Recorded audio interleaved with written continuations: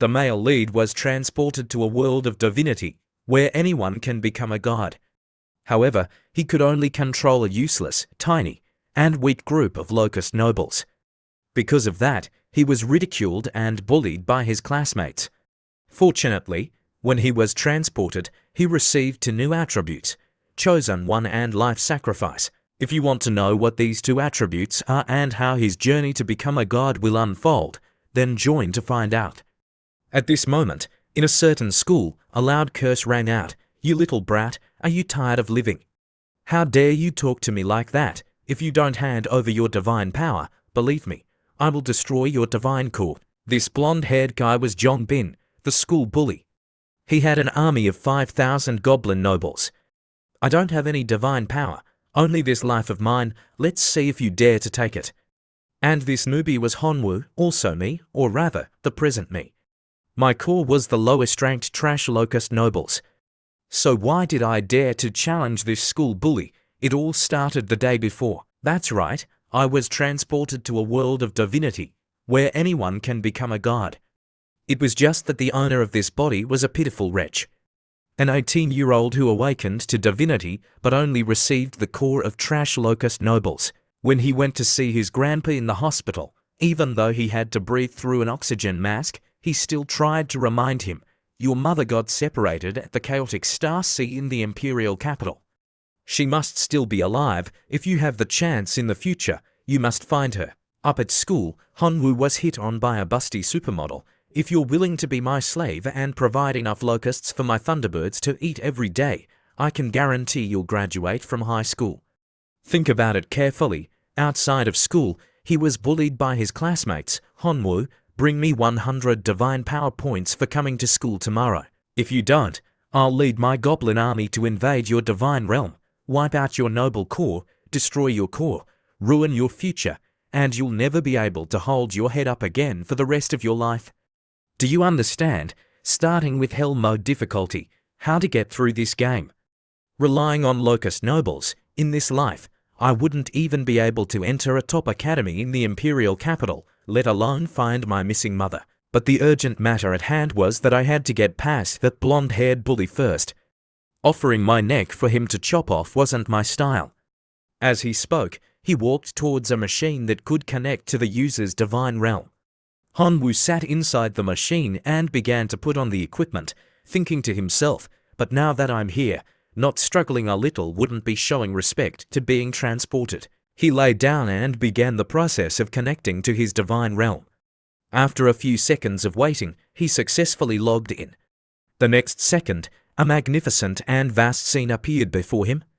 Honwoo was stunned by the sight and stood there speechless. A few seconds ago, what a wonderful sight. But despite being lost in the scenery, he quickly regained his composure and looked at the locusts jumping and dancing in the lush green grass in front of him. This was his noble core, a swarm of locusts leisurely wandering in a green meadow. After looking around, he opened his information panel to check his status. Name: Honwoo, divine being level, divine being, demigod, true god, Lord God, God King. Divine talent: Chosen One unique, divine ability, accelerated growth. Life sacrifice unique, divinity, 1 point. Faith power, 200,000, core level 1 no relic added, noble core, locusts. Number of nobles, 800,000 adults, 6 million larvae, 20 million eggs. After reading through the information, Honwoo was quite surprised. According to his previous life's memory, there seemed to be no such things as Chosen One and life sacrifice. Could it be a cheat? He asked the system to explain the information. System: explain Chosen One and life sacrifice. System: Chosen One, the lucky one chosen by heaven. Each level up grants a unique attribute ability. Life sacrifice: can sacrifice the life of a creature in exchange for a product of equivalent value. The sacrificial process will produce random products, can only be used once a day.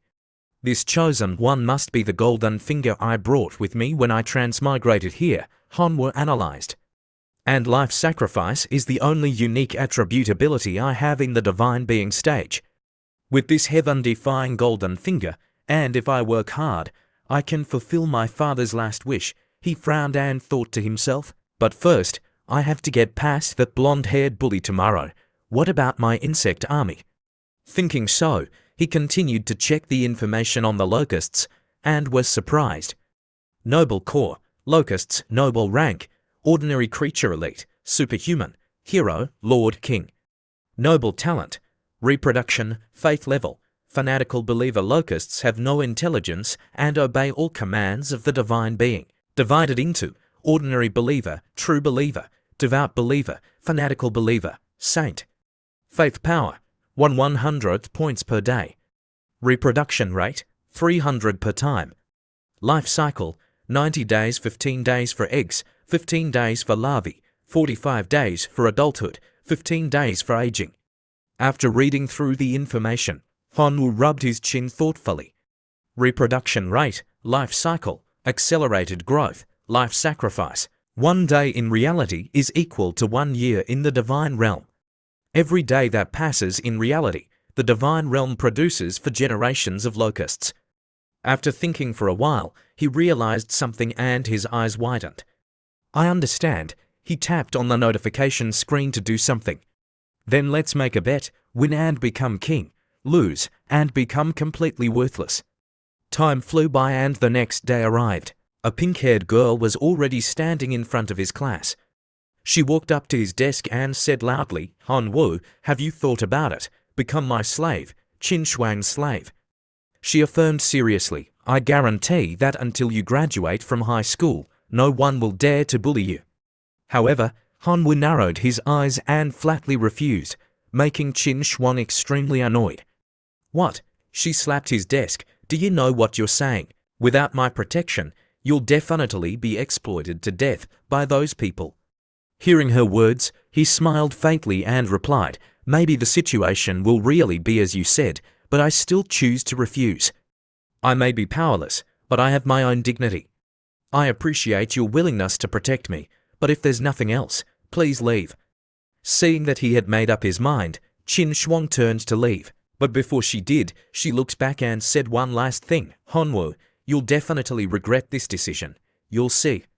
Seeing that she had left, Hanwoo breathed a sigh of relief. Soon, the bullies came to him. Jongbin spoke first. "Hanwoo, I told you to prepare 100 divine power points. Did you bring them?" The one on the left added, "Hurry up and hand them over. Don't make us resort to force." Jongbin's lackey on the right crossed his arms and glared at him threateningly. "Hurry up and hand them over, or we'll crush your divine core and make sure you can never hold your head up again." "You got that?" As he spoke, Jongbin put his hand on Hanwoo's shoulder as if they were close friends. But now Hanwoo wasn't going to be pushed around. He shrugged off his hand and snapped, "Don't touch me." Being shouted at in front of everyone, Jongbin's face darkened and he forced out a cruel smile. "You dare to talk to me like that? If you don't hand over the divine power, believe it or not, I will crush your divine core." Being challenged, Hanwoo looked at him with disdain, "Then give it a try."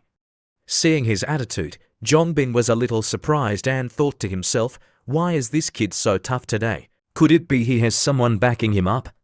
Thinking so, he turned to look at Qin Shuang, but saw that she didn't care about what he was doing at all, so he secretly guessed, "It seems like it's not Qin Shuang." The surrounding students, seeing his attitude, immediately cheered, "Fight, fight, fight." "I've never seen a core get crushed before. I wonder what it'll be like." Locust nobles, it really have dragged down the average strength of our class. Hurry up and finish him off so he can drop out of school already. I heard that Jongbin's goblin army can rank in the top 60 of the school, so I really want to see how powerful they are. Seeing that the crowd was so riled up, Jongbin didn't disappoint them. He pulled out a red card from his pocket and said with a confident smile, "Hanwoo, since you want to die so badly, then don't blame me for not giving you a chance. To deal with trash like you, 10 divine power points is already a high assessment of you. This is an invasion card worth 10 divine power points. After locking onto the target, it will create a spatial gate in the target's divine realm, allowing for invasion between divine realms." Hanwoo saw himself being sucked into some kind of space and his eyes widened in shock. In the blink of an eye, he was transported to some kind of hole, unable to turn back, and automatically propelled forward. Soon, he was pushed out of the hole into a strange place. But he landed on the ground still confident and cool. Until he saw a giant door appear in front of him. He was so shocked that he sat down on the ground. What is that? At this moment, the massive door began to slowly open, and inside, pairs of scarlet eyes stared out. A moment later, muscular goblins with fierce eyes were revealed. When the giant door opened wide enough for light to enter, the image of Jongbin appeared above it. He gave his order triumphantly, "In the name of the goblin god, I command you guys, my goblin legion, go and destroy that weak and useless swarm of locusts, and destroy this divine realm for me." The goblins, after hearing the order, raised a hand and roared in unison. At the same time, outside, the classmates were buzzing with excitement. Jongbin's goblin legion has increased by at least 1,000 goblins. With this strength, they can squeeze into the top 50 of the school, right? Top 50? What nonsense! Didn't you see that every goblin in the army is equipped with an iron weapon? With this strength, they are at least in the top 30 of the school. Just then, a student noticed something unusual and exclaimed, "Look! The leader of the goblin army is an elite creature." The crowd was astonished. He already has an elite creature. Hanwoo is definitely finished. Hearing that there was an elite creature, Qin Shuang, although not very interested, walked behind the crowd and crossed her arms to observe. Seeing that the opponent had made their move, Hanwoo didn't show any weakness and immediately ordered his self-destructing locusts to charge forward. The onlookers, seeing the tiny red creatures inside, wondered, "Look, what are those red-winged insects?" At this time, someone who knew what they were exclaimed, "Those are self-destructing locusts, elite creatures. Isn't Hanwu's noble core just ordinary locusts? How could there be elite self-destructing locusts? And there are so many of them." But another student, who still didn't know the power of these locusts, scoffed, "So what if they are elite creatures? The fighting power of an elite locust is not even comparable to an ordinary goblin. Trash is still trash, even in larger numbers." Back inside, in the battle between Hanwoo and Jongbin, both sides' nobles had charged at each other like moths to a flame. Just a few seconds later, earth-shattering explosion erupted where the nobles clashed. Seeing the scene before him, Hanwoo couldn't help but smile with satisfaction, flashback to a day ago. After Hanwoo had thoroughly researched what was called life sacrifice, he began the ritual, creating a massive magic circle under his feet. After the preparations were complete, he smiled, "Let's make a bet. I'll keep 10 million adults to maintain the survival of the species, and the remaining to point for 9 billion locusts will all be sacrificed." As he spoke, his dreamy purple magic circle released a large amount of spiritual energy, sucking in a massive number of locusts to begin the life sacrifice process. After it had absorbed enough, a notification appeared before him. Option 1. 10,000 elite goblin warriors. Option 2. The fountains of life can continuously flow with life-giving spring water to nurture life and improve the surrounding environment. Option 3. Level 1 relic. Heart of explosion. After being absorbed into the divine core, there is a chance to produce a noble core containing explosive power. Seeing the notification, he rubbed his chin and analyzed. Option 1, with 10,000 goblin warriors, although it can solve the immediate crisis, is only a one-time use. After overcoming this danger, how will I deal with the next one? Option 2, Fountains of Life, is a long-term investment and also Hanwu's current urgent need, but it can't help me deal with tomorrow's oppression. Option 3 is about investing in the noble core, which can have a long-term impact on my noble core. For now, I can only choose this one. Thinking so, he clicked on the third option. A moment later, a blue and red crystal appeared before him. Without hesitation, he crushed it into pieces with his hand. As the crystal shattered, it released two streams of blue and red light that intertwined. Soon, from the two beams of light, a new type of locust emerged. Name: Self-Destructing Locust. Noble. Rank: Elite Creature. Noble Talent: Self-Destruction. Faith level: Fanatic locusts have no intelligence and obey all commands of the Divine Being. Faith power: 1/10 points per day. Reproduction rate: 30 per time. Life cycle: 180 days. After reading its information, He picked it up and commanded, "Self-destruct." As he spoke, he threw the locust forward. A few seconds later, the locust received his command and detonated with a loud boom. Even though it was just one, seeing the scene before him, he smiled with satisfaction. With this kind of power, it definitely can't kill an ordinary goblin, but if the quantity is increased, then let's do it a few more times. Back to the present after the explosion, all that remained was a cloud of smoke. The bystanders, seeing only smoke, wondered, what's the battle situation now? A moment later, the smoke gradually cleared, revealing that all the goblins were lying motionless. However, the elite goblin was still alive, though covered in wounds. As for Han Wu's nobles, there were still many left, so he continued to summon another wave. Qin Shuang, seeing the scene unfolding inside, found it somewhat interesting.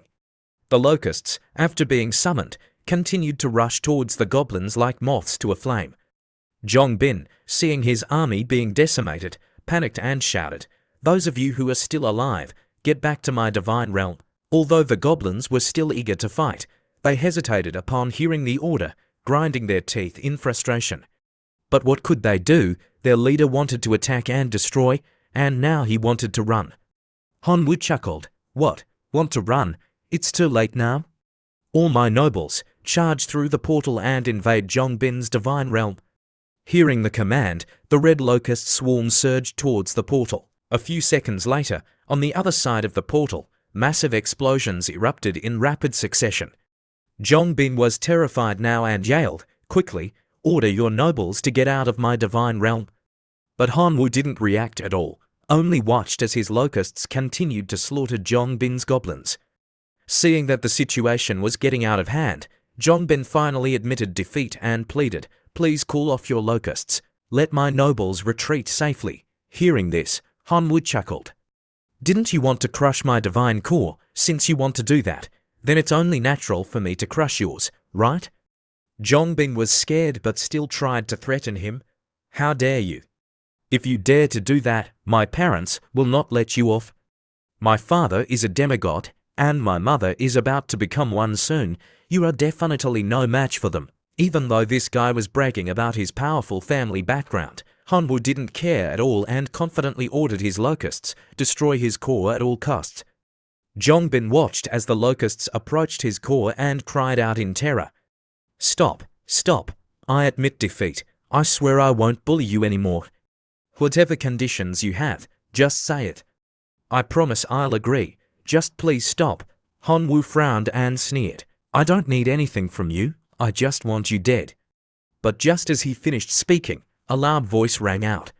"That's enough, Han Wu. Stop right there." It turned out to be their homeroom teacher, Teacher Liu. He was floating in midair and tried to persuade Han Wu, "Student Han Wu, stop it. You've already won. There's no need to be so ruthless, is there?" Seeing someone coming to his rescue, Zhong Bin felt a bit relieved and arrogantly yelled, "Teacher Liu, quickly stop that madman, my parents." However, while he was still boasting, Han Wu's locusts were still flying straight towards his divine core. When the locusts reached it, they all slammed into it one after another. Just moments later, cracks began to appear all over Zhong Bin's divine core. His image became increasingly faint. Seeing this, he begged desperately, "No, Teacher Liu, save me." Teacher Liu turned to Han Wu with an irritated expression. "Student Han Wu, didn't you hear me?" Han Wu turned to look at him and asked, "Teacher Liu, I want to ask you something. Why are you here?" Teacher Liu frowned and confidently replied, as a homeroom teacher, "Of course, I can sense the situation of everyone in the class." Hearing this answer, Han Wu clicked his tongue in dissatisfaction. "Then let me ask you this. When I was being beaten, robbed, and bullied by Zhong Bin, where were you? Why didn't you show up to help me?" Teacher Liu thought to himself, "He has demigod parents. Why should I offend the Zhong family for a nobody like you with no status or money?" However, he still had to soothe him gently. "Stop it first. I will explain everything clearly to you." Seeing the teacher's unsatisfactory response, Han Wu's face showed disgust. "All right, I'll ask you one last question. If I was the one whose divine core was being attacked today, would you stand up to stop it?" This question hit a nerve with Teacher Liu. He could only remain silent, unable to utter a word. Seeing that the teacher couldn't answer, Hanwoo closed his eyes and said softly, "All right, seeing you like this, I already know the answer." Just like that, huge explosions continuously erupted from Zongbin's divine core, shattering it into pieces. At this time, the portal that connected the two divine realms began to collapse, along with the image of Zongbin, who gradually disappeared. "My divine realm," he screamed. Hanwoo didn't bother with him anymore and said directly to your teacher, "Teacher Liu, please leave my divine realm." The next second, the screen displaying the battle between Zongbin and Hanwoo disappeared, much to the astonishment of the students present. Zongbin, after being transported back to the real world, collapsed onto the floor, his legs giving way. He groaned in despair, "It's all gone, I've become a cripple." At this time, Teacher Liu stormed into the classroom and yelled, "Hanwoo, get out here right now." Seeing no response, he roared furiously, "Where is he?" The student sitting at the front desk was a little scared, but still replied, He probably went home, teacher." Hearing this, Teacher Liu was so angry that he gritted his teeth. This kind of student must be expelled immediately. Scene change, inside Hanwoo's divine realm. Hanwoo was looking at his remaining locusts and said, "Report the battle situation." System: 18,090 self-destructing locusts remaining. 4,050,643 ordinary locusts remaining. Seeing these numbers, he thought to himself, "It seems that in the future, I need to cultivate more self-destructing locusts." This time, I managed to obtain a fragment of Zongbin's divine realm. I can use it to expand my own divine realm. As he spoke, he took out the divine realm fragment. He then raised it high and shouted, "Fuse!" The fragment flew up and emitted a red light. Soon, the entire surrounding landscape began to change rapidly. System announcement: Divine realm area, 260 square kilometers, 160 square kilometers equals 420 square kilometers. Resources: 100 square kilometers plain, 20 square kilometers mine, 40 square kilometers forest, 60 square kilometers desert, 40 square kilometers ordinary mountain range. Obtained level to divine core, level 1 relic, 820 iron-equipped goblins. After reading the notification, Hanwoo's mood brightened considerably. This harvest seems pretty good. These things should be enough for me to use until graduation. Just as he thought of this, the image of Zongbin's furious face appeared in his mind. "You dare to crush my divine core. My demigod parents will not let you off, just you wait."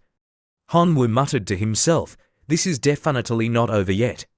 If Zongbin's parents come to seek revenge, depending on Liu Lishan's attitude, the school might not be able to protect me. It seems I still need to work harder to develop." Thinking of this, he put the goblin's iron ore up for sale online. "Let's see if anyone has anything good to trade with me." To his surprise, just a few minutes after he posted it, someone contacted him, someone already. That was fast. System: the other party requests to trade an item. Magma Fire Crystal. Accept or decline. He remembered, Magma Fire Crystal can increase the endurance of fire-type nobles and enhance their destructive power. Without hesitation, he immediately clicked accept. With it, his self-destructing locusts could evolve again. Once he received what he needed, he immediately used it. A while later, the self-destructing locusts were upgraded to a new level. Name: Magma Fire Self-Destructing Locust. Noble rank, Elite creature. Noble talent, Magma Self-Destruction. Faith level, Fanatic faith power, 1/5 points per day. Reproduction rate, 20 per time. Life cycle, 250 days. Seeing that the upgrade was complete, he sat down and gently picked up a nearby locust. Then, just like before, he threw it forward with a flick of his wrist. Detonate, earth-shattering explosion erupted in front of him. After witnessing the scene firsthand, Hanwoo was quite surprised. The destructive power of the Magma Fire self-destructing locust is almost equivalent to a grenade. Moreover, when it explodes, it also creates magma fragments that fly everywhere, causing additional area damage. So, I now have a bunch of grenades, at the same time, in the school's education office. My son's divine core is now shattered and beyond repair. Shouldn't the school give me an explanation? A man roared angrily. The woman in the office, hearing this, waved her hands placatingly. As we understand it, this invasion was initiated by your son, Jongbin, and, what do you mean? The man interrupted, his eyes wide with rage. Are you saying that my son's divine core was shattered because of his own doing? And the school bears no responsibility, and of course, teachers bear no responsibility either, right? Jongbin's mother, standing beside him, added coldly, we don't care about anything else. We just want to know that the student who crushed our son's divine core must be punished. He must be expelled. Back in Han Wu's divine realm, he stood with his arms crossed, thinking to himself, now, I should use accelerated growth to produce another batch of self-destructing locusts. Just as he was about to do so, he received a call from Principal Su. Seeing the caller ID, he knew what was coming had finally arrived. Despite knowing this, he still answered the call. Principal Su, upon seeing that he had picked up, introduced herself briefly. Student Han Wu, I'm Principal Su. I have something to discuss with you. She then went straight to the point. Student Jongbin's parents have come to the school demanding punishment for you. Principal Su proceeded to recount the entire story. Jongbin's mother had been furious, demanding his expulsion. However, Principal Su stood firm. We have a clear understanding of the situation. Student Jongbin initiated the invasion into Han Wu's divine realm. In this confrontation, Student Han Wu relied on his own abilities and did not cheat.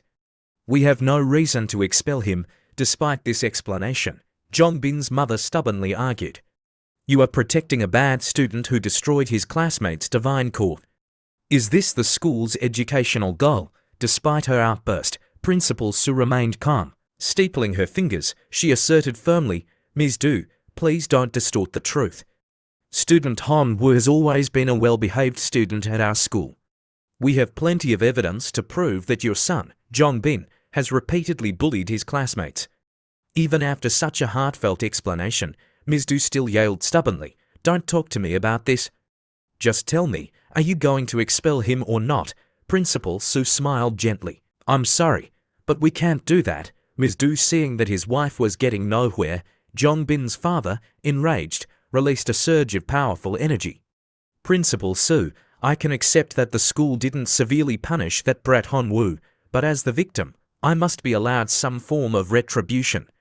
If even this small request cannot be granted, then I won't bother maintaining any semblance of respect for this school. Returning to the present, Principal Su continued, in the end, Jongbin's father proposed to send a squad of 1,000 people to invade your divine realm. Regardless of the outcome, they will not pursue the matter further. This is the maximum level of protection the school can provide. However, a squad of 1,000 demigods is enough to fight against 50,000 ordinary students. Han Wu, do you think you can withstand it? Seeing that she had tried her best to help him, Han Wu first thanked Principal Su for her assistance. Then, he said, I will come to school tomorrow to face this challenge. After that, Principal Su hung up the phone. Han Wu muttered to himself, it seems it's time to quickly increase my strength. I need to activate the second life sacrifice now. With that said, he raised his hand, initiating a sacrifice of billions of lives. A magic circle appeared in his hand, sucking in a large number of self-destructing locusts. Moments later, where he stood, it was like a giant volcano erupting, magma spewing into the sky. Soon, a notification appeared before him. Option 1. Level 1 Relic, Bloodshot Demon Eyes. After being absorbed into the divine core, there is a certain probability of producing a noble core with bloodshot eyes. Bloodshot eyes can enhance the user's dynamic vision and enter a primary berserk state when seeing blood. Option 2. Level 1 Skill Crystal, Fireball. After being absorbed into the divine core, it can allow the noble core to master primary fire magic. It can also be given to a hero-level creature for learning. The highest level of mastery can reach the level of Forbidden's fire magic. Option 3. Slashing Iron Swordwind, hero-level creature of the Swordwind race. After browsing through the options, he felt that spending 4.8 billion locusts to exchange for this treasure was definitely worth it. After a few seconds of deliberation, he decided to choose the third option. All right, I choose this one.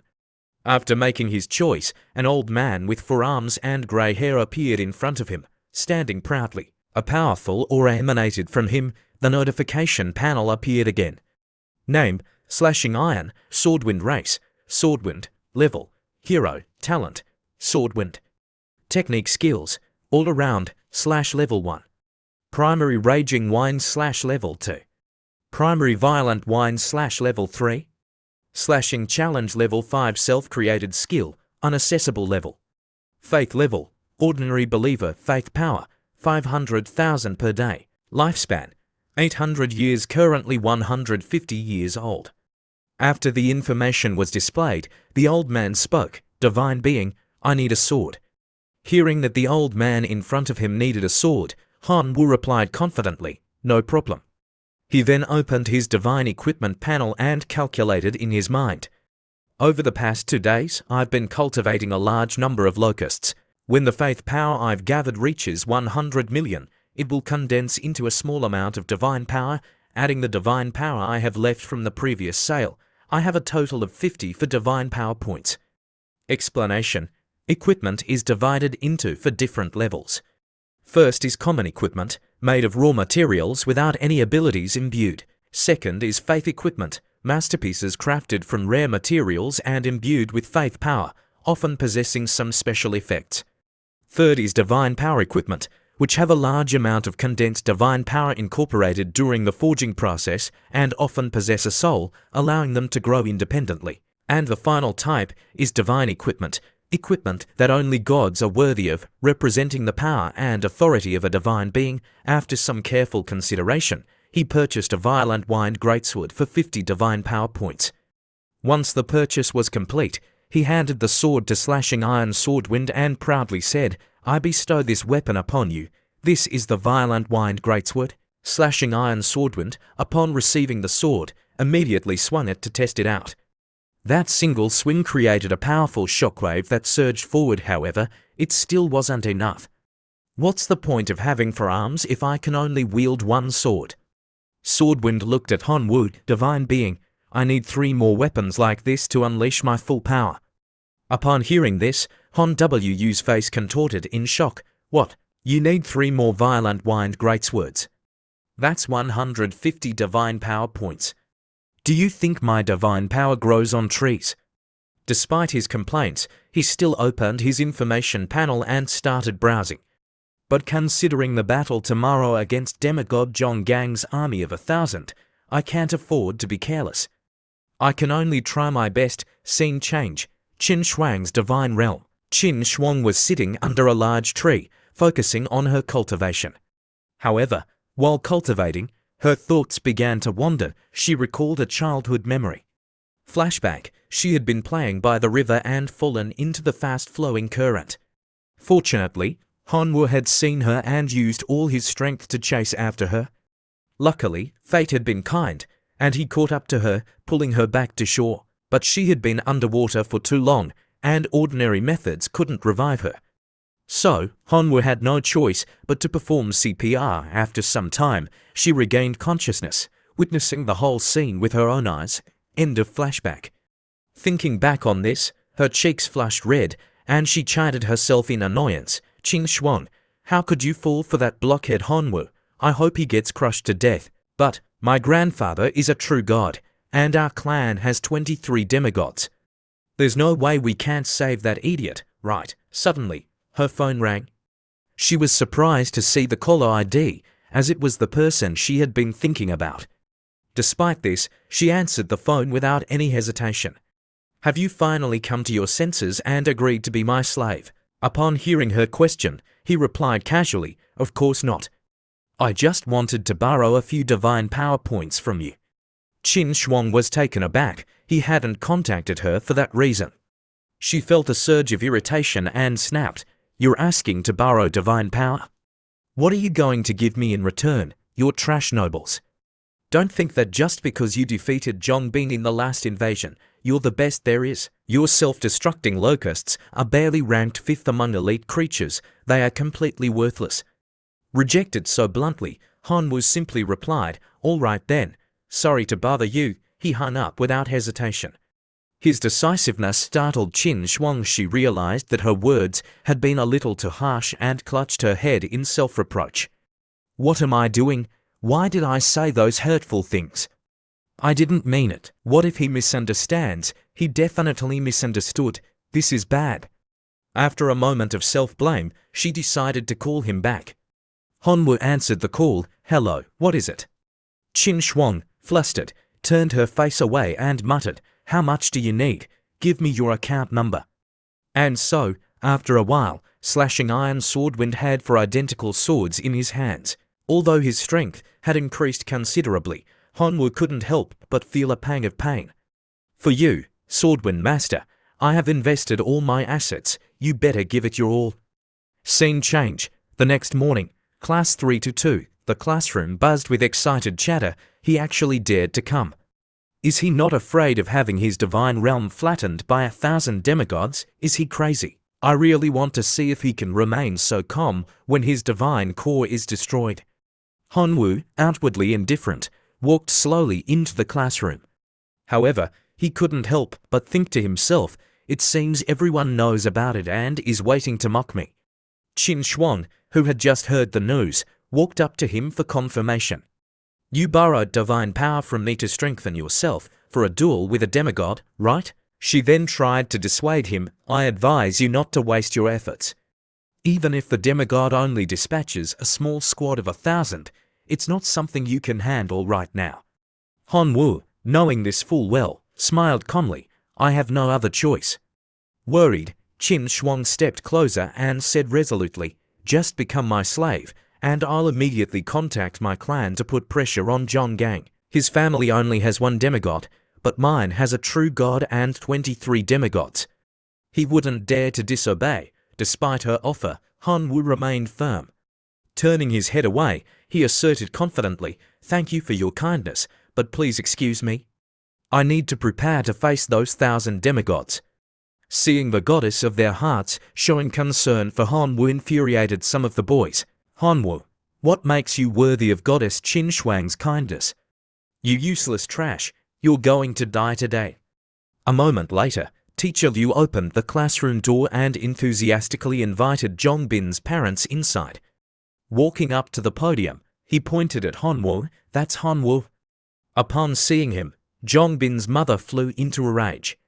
"You little beast, you dared to destroy my son's divine core.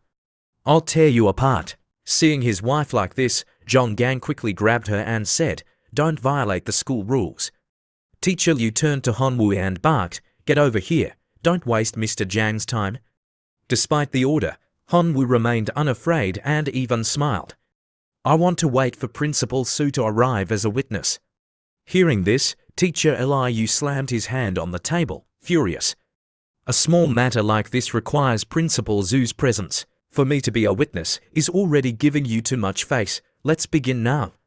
Don't blame me for being ruthless if you don't cooperate." Just as he finished speaking, a familiar voice echoed through the classroom.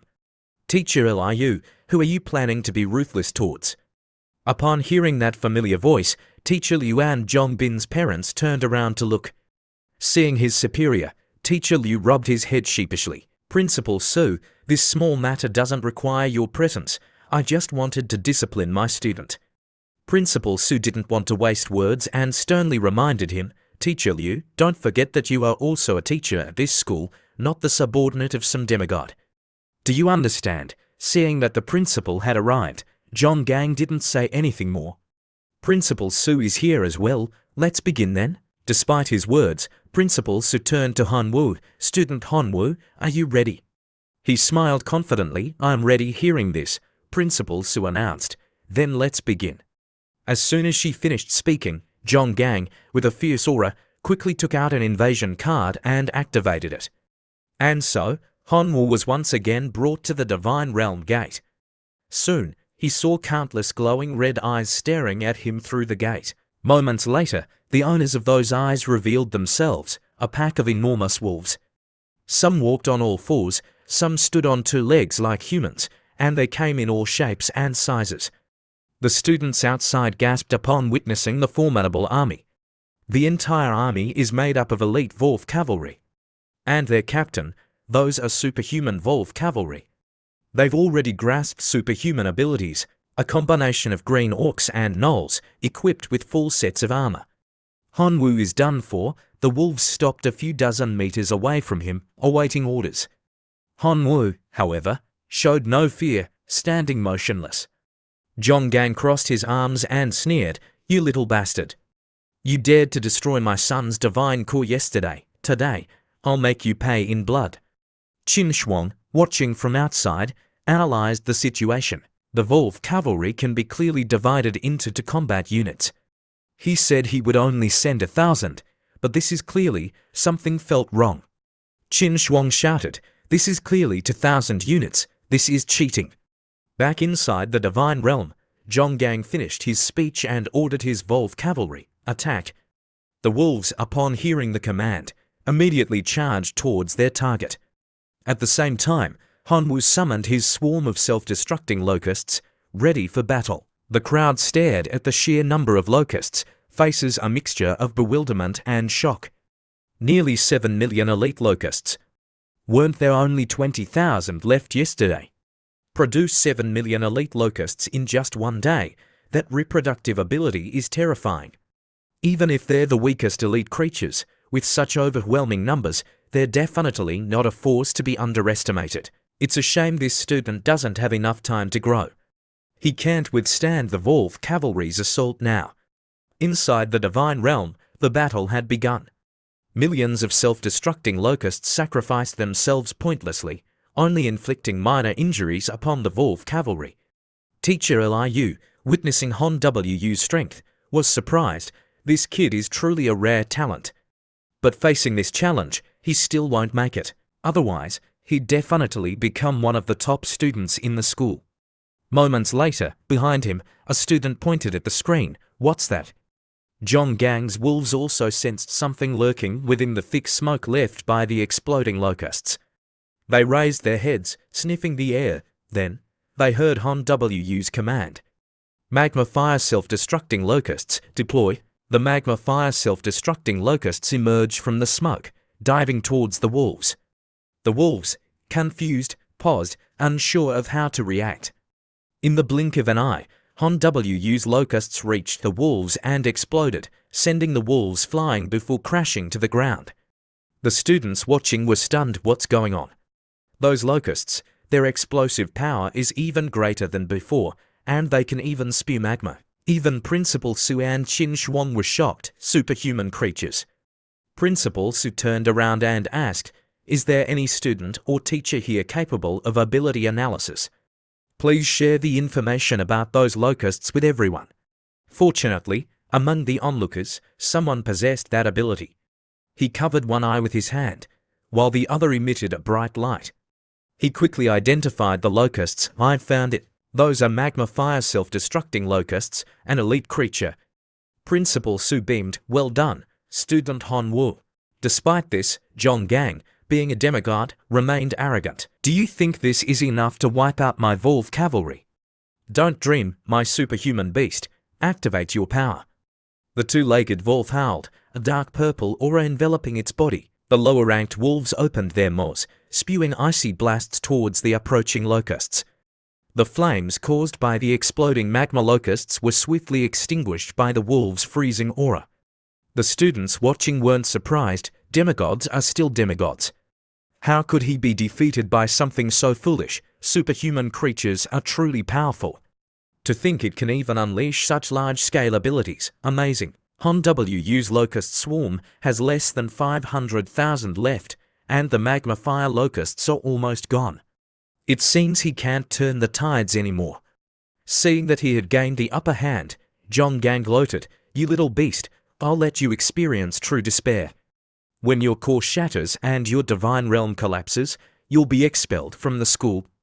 And then, your worthless life will be mine to decide." He then commanded his wolves to destroy Han Wu's core. They ignored him entirely, charging straight towards the core. Principal Su, witnessing this, could only close her eyes sadly. "It's over, isn't it?" Qin Shuang, thinking the same, couldn't bear to watch anymore and turned away. But at that moment, a student suddenly yelled, "Look, what's that in front of Han Wu's core?" Jolted back to attention, Qin Shuang opened her eyes and stared at the screen. There, a familiar figure with 4 arms stood protectively in front of the core. In each hand, a sword gleamed, ready to defend the divine realm at all costs. It was none other than Slashing Iron Swordwind. His expression was grim, his stance unwavering as he awaited the enemy's charge. A student recognized the swords in Swordwind's hands. Those are violent wind greatswords, the ones that cost 50 divine power points each. Another student gasped, 50 divine power points each. With 4 swords, that's 200 divine power points. Han Wu isn't an orphan, is he? How can he be so rich? And what kind of creature is that? Principal Zhu's face brightened, and she explained with a smile, "That's a swordwind." Swordwinds are born as superhuman creatures. The teacher beside her was confused. Even if it's a superhuman creature, so what? Doesn't demigod Zhonggang also have a superhuman creature, the Wolf Cavalry Captain? Let the Wolf Cavalry Captain handle the swordwind while the rest of the Wolf Cavalry crush Han Wu's core. Although that made sense, Principal Su felt that something wasn't quite right. Looking at its aura, that swordwind isn't just a superhuman creature, it's a true hero-level creature. Zhonggang also realized this, envy and anger twisting his features.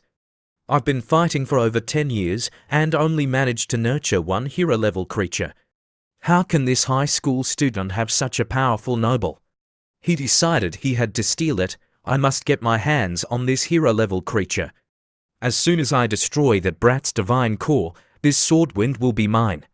Slashing Iron Swordwind, sensing the approaching enemies, his eyes flashed. Slashing Iron Swordwind's 4 arms brandished his swords, ready to engage. As the enemies came within striking distance, Swordwind, without hesitation, unleashed his level 3 skill, Primary Violent Wind Slash, cleaving several wolves in half. He followed up immediately with another attack, the level 1 skill Primary All-Around Slash, launching the remaining wolves into the air. One of the knolls opened its maw wide, spewing a wave of freezing air towards Swordwind. The frigid blast quickly encased both of Swordwind's legs in ice. Seeing this, Zhonggang's wolves and knolls howled triumphantly and charged again. But it wouldn't be that easy. Swordwind calmly raised his 4 swords towards the heavens. Powerful energy surged from the blades, converging into a glowing sphere above his head. This was Slashing Challenge. With a mighty roar, Swordwind unleashed the energy in a devastating arc, obliterating everything in its path. The students, watching, were awestruck. "Holy crap, that's insane. How can it be so powerful?" Needless to say, after that attack, the wolves lay scattered across the battlefield like fallen leaves. Zhonggang, witnessing his nobles being slaughtered, was enraged. "Damn it, Captain of the Wolf Cavalry, crush this brat's divine realm for me." The Wolf Cavalry Captain, upon hearing the order, took a step forward. His eyes blazed crimson, and a terrifying aura erupted from his body as he prepared to unleash his full might. But before he could act, a voice rang out. "Demigod, are you planning to break your promise?" Zhonggang spun around, startled. Recognizing the speaker, he stammered, "Principal, no, I wouldn't dare." He quickly turned to his wolves and commanded, "Wolf Cavalry, retreat." With Zhonggang dealt with, the principal fixed a cold gaze on Slashing Iron Swordwind and Han Wu, silently assessing them. After a moment, he simply uttered 2 words, "Not bad," before turning and leaving. Back in the classroom, Principal Su praised Han Wu, "Well done." Student Han Wu, however, she also cautioned him, "But don't get complacent just because you have a hero-level creature. Hero-level creatures are not invincible. With your current strength, it'll be difficult to even make it into the top 3 of our grade level." Han Wu, however, wasn't concerned about that right now. He addressed Principal Su seriously. "Principal Su, I have a favor to ask." "What is your request?" she asked. "I want to transfer classes." Teacher Liu's jaw dropped. His face shifting through a range of emotions, he hastily began making promises. "Student Han Wu, I admit that I haven't paid much attention to you before. I promise I will guide you better in the future, and you will receive more teaching resources." Please give me a chance to make amends. He had said that, but his mind was racing. Everyone can see this kid's potential. If he develops steadily, he's guaranteed to get into a top school, maybe even compete for the #1 spot. The rewards I'll receive then will be immense. I can't let him leave. However, Hanwoo saw right through him and stated firmly, I want to transfer classes. Teacher Liu was furious, but could do nothing. Hanwoo had indeed become much stronger, but Principal Su still couldn't let him transfer so easily. Student Hanwoo, transferring classes isn't something you can just decide on a whim. The school has rules. If you truly wish to transfer, you must pass a test arranged by the school. Only then can I approve your transfer. Hearing Principal Su's words, Hanwoo clenched his fists, determined. If that's the case, I would like to take the test. Seeing her crush wanting to transfer classes, Qin Shuang immediately jumped up and declared, Principal Su, I want to take the test too. Teacher Liu's jaw almost hit the floor. Hanwoo wanting to transfer was one thing, but even Qin Shuang, one of his star pupils and someone he had been trying so hard to please, also wanted to leave his class. He could only force a smile. Student Qin Shuang, if you have any dissatisfaction with my teaching, please tell me directly. I will definitely improve. There's no need to go so far as to transfer classes, is there? But Qin Shuang wasn't interested in his excuses. She simply wanted to be in the same class as her crush. Otherwise, she would have been in a better class from the start. I have no dissatisfaction with your teaching, teacher. I just don't want to stay in this class anymore. Saying this, another student stood up and raised his hand. Principal Su, I want to take the test too. Teacher Liu could take it no more. He snapped, Zhong Xiaolong, you are the class president. Why are you joining in the fun? Zhong Xiaolong smiled calmly. Thank you, teacher, for your concern and guidance, but I can no longer stay in this class. He then snuck a loving glance at Qin Shuang. Wait me, Qin Shuang, I won't let anyone else have you. With no one else voicing their opinions, Principal Su turned to leave, saying, I will prepare the test for you tomorrow. Teacher Liu, come with me. Scene change. 6 p.m. that evening, outside the school gates. As soon as school was dismissed, Qin Shuang chased after Hanwoo and demanded, Hanwoo, tell me, what's the deal with that hero-level creature of yours? He turned to her, what does that have to do with you? Qin Shuang clenched her fists. Of course, it concerns me. You owe me 150 divine power points. If you can't pay me back, you'll have to be my slave to work off the debt. Therefore, I have the right to know where your hero-level creature came from. Hanwoo, however, remained firm. I can pay you the interest of 150 divine power points now. But as for the origin of my hero-level creature, I can't tell you that. He then opened the portal and stepped inside, returning to his divine realm, leaving angry Qin Shuang behind. That jerk. Scene change. Inside Hanwoo's divine realm, Hanwoo called up his system. Report on the current number of locusts. System. 1 billion ordinary locusts. 1 million self-destructing locusts. 30,000 magma fire self-destructing locusts. Looking at the remaining numbers, he concluded, with these numbers, tomorrow's test will be very difficult.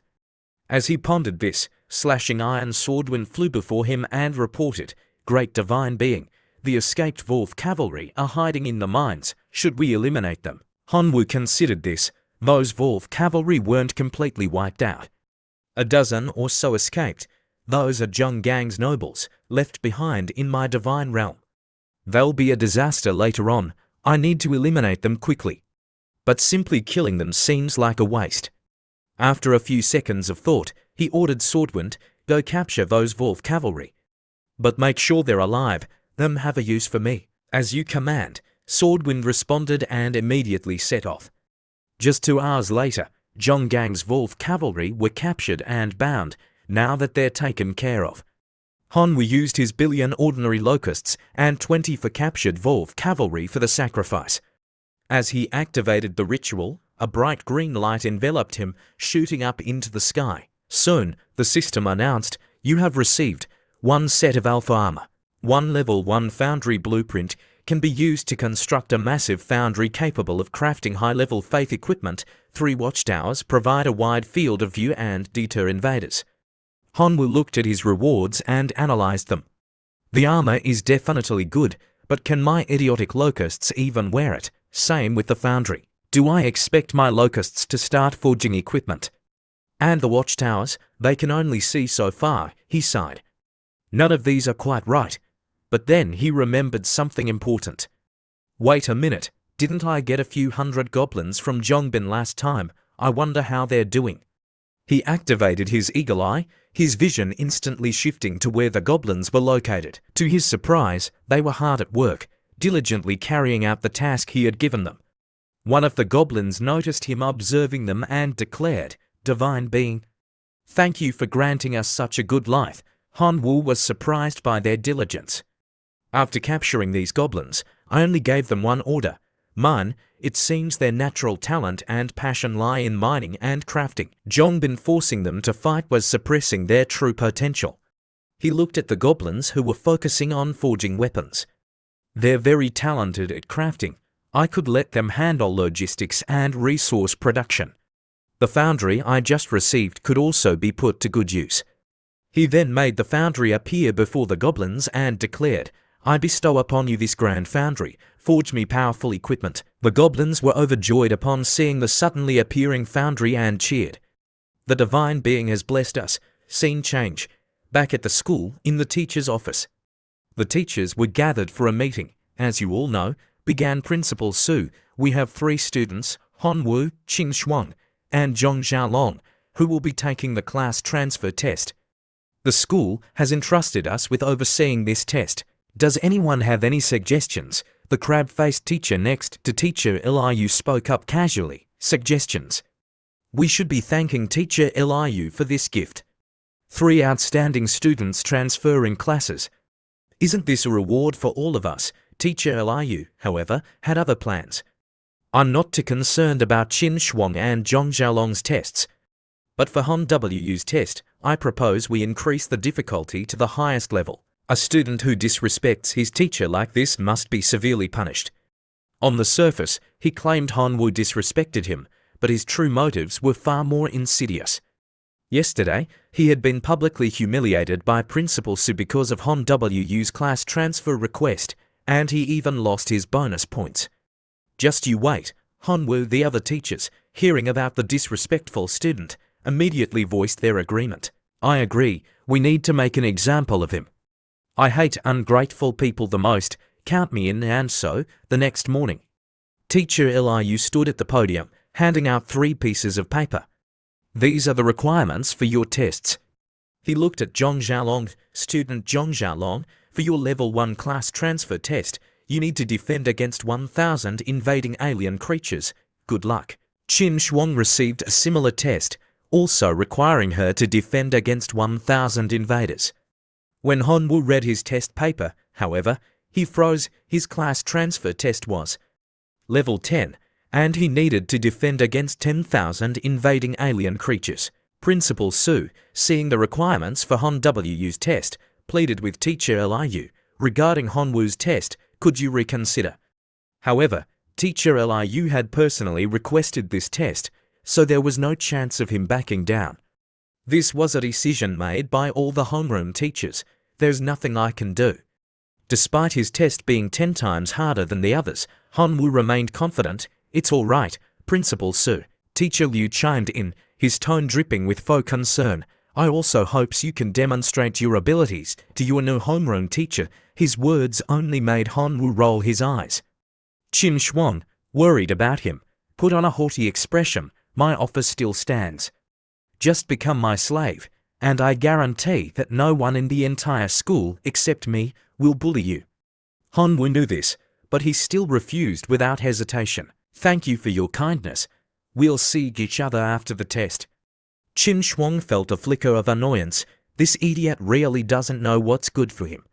Zhong Xiaolong, standing behind them, overheard their conversation and smirked. Hanwoo, get ready to become the laughingstock of the entire class. After some preparation, the test began. Countless crimson goblins with sharp teeth appeared, swarming towards the challenger's divine cause. The onlookers whispered amongst themselves, I heard Han Wu's test is the hardest. Yeah, who told him to provoke teacher Liu. Now we have a good show to watch. Hanwoo, seeing the sheer number of red goblins, felt a cold sweat break out. What the hell, Liu Lishan? You're not human. There are so many red goblins. Liu Lishan, seeing the tension on Hanwoo's face, smirked smugly. Hanwoo, you can only blame yourself for rejecting my kindness. An army of 10,000 red goblins is enough to pierce through your divine realm. The other teachers standing beside him laughed and congratulated him. Congratulations, Teacher Liu, on your successful revenge. Liu Lishan, however, put on a facade of noble righteousness. Oh, come on, there's no animosity between teachers and students. After this test, student Hanwoo will surely understand our dedication as teachers. Principal Su, seeing this, could only silently cheer for Hanwoo. Hang in there, student Hanwoo. I believe you can do it, back in the divine realm. Hanwoo commanded his locust army to attack. The red goblins, seeing the approaching enemies, responded by conjuring flaming projectiles in their hands. They hurled the fireballs towards Hanwoo's locusts. Explosions erupted as the fireballs collided with the locusts. The ordinary locusts can't inflict any damage, Hanwoo realized. He ordered his self-destructing locusts to engage. The red goblins, seeing this, flinched and retreated. However, due to their sheer numbers, only the ones at the front could react in time. The rest continued to surge forward. The exploding locusts slammed into the red goblins, detonating with resounding booms. Hanwoo managed to eliminate 400 of them.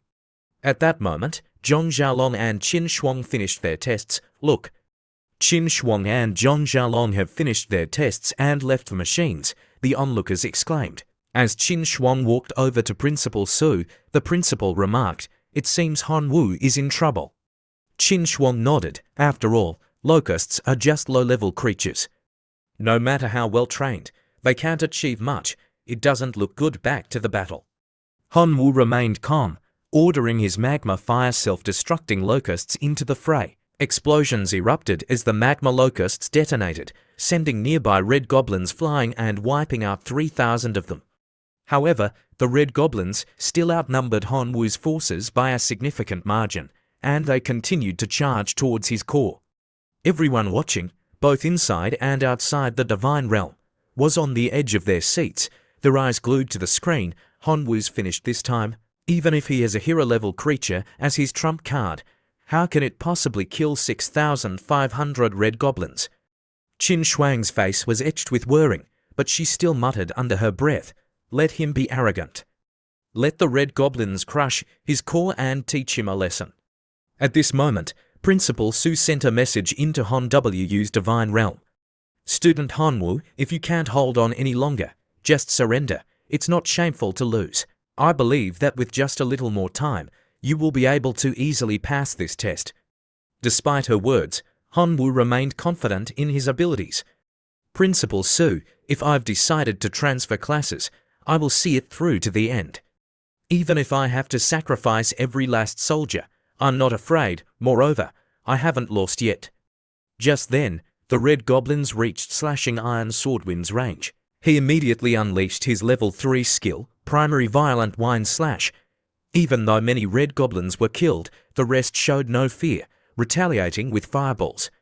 Explosions erupted all around Slashing Iron Swordwind as he was bombarded with attacks. He was severely injured from taking so much damage. The onlookers outside grew even more concerned. Hanwoo's hero-level creature seems to be seriously injured. He's finished this time. Liu Lishan, watching this, was delighted. He sneered and said, "Student Hanwoo, this is the final lesson I want to teach you. Make sure you learn it well." But his joy was short-lived, as a student suddenly exclaimed in shock, interrupting his gloating. "Look, what's that?" After a few seconds of observation, everyone realized what it was and gasped. "It's a goblin army." The leader of the goblin army raised his axe high and roared, "Protect our divine being." The goblins behind him marched forward, their expressions resolute. The red goblins, seeing Hanwoo's goblins, were visibly shaken, but there was no time for them to panic. Hanwoo's goblins, armed with weapons he had provided, charged towards the red goblins, unleashing a merciless assault. The onlookers gasped in astonishment. Isn't that Zhong Bin's former noble corps? What a genius! With this kind of ability, he's sure to make it into the top 10 of the school. Han Wu's well-equipped goblins made short work of the red goblins, crushing them with ease. Han Wu, seeing this, jumped up and cheered in delight. Principal Su was also ecstatic. Excellent. Qin Xuan, despite having cursed him just moments before, couldn't help but feel happy for him upon seeing his victory. Only Liu Lishan, seeing Han Wu successfully pass the test, was left fuming with frustration. After Han Wu completed his test, the teachers swarmed the 3 students, vying to recruit them. Student Qin Xuan, come to my class. I have resources perfectly suited for your Thunderbirds. They can help you quickly upgrade your nobles.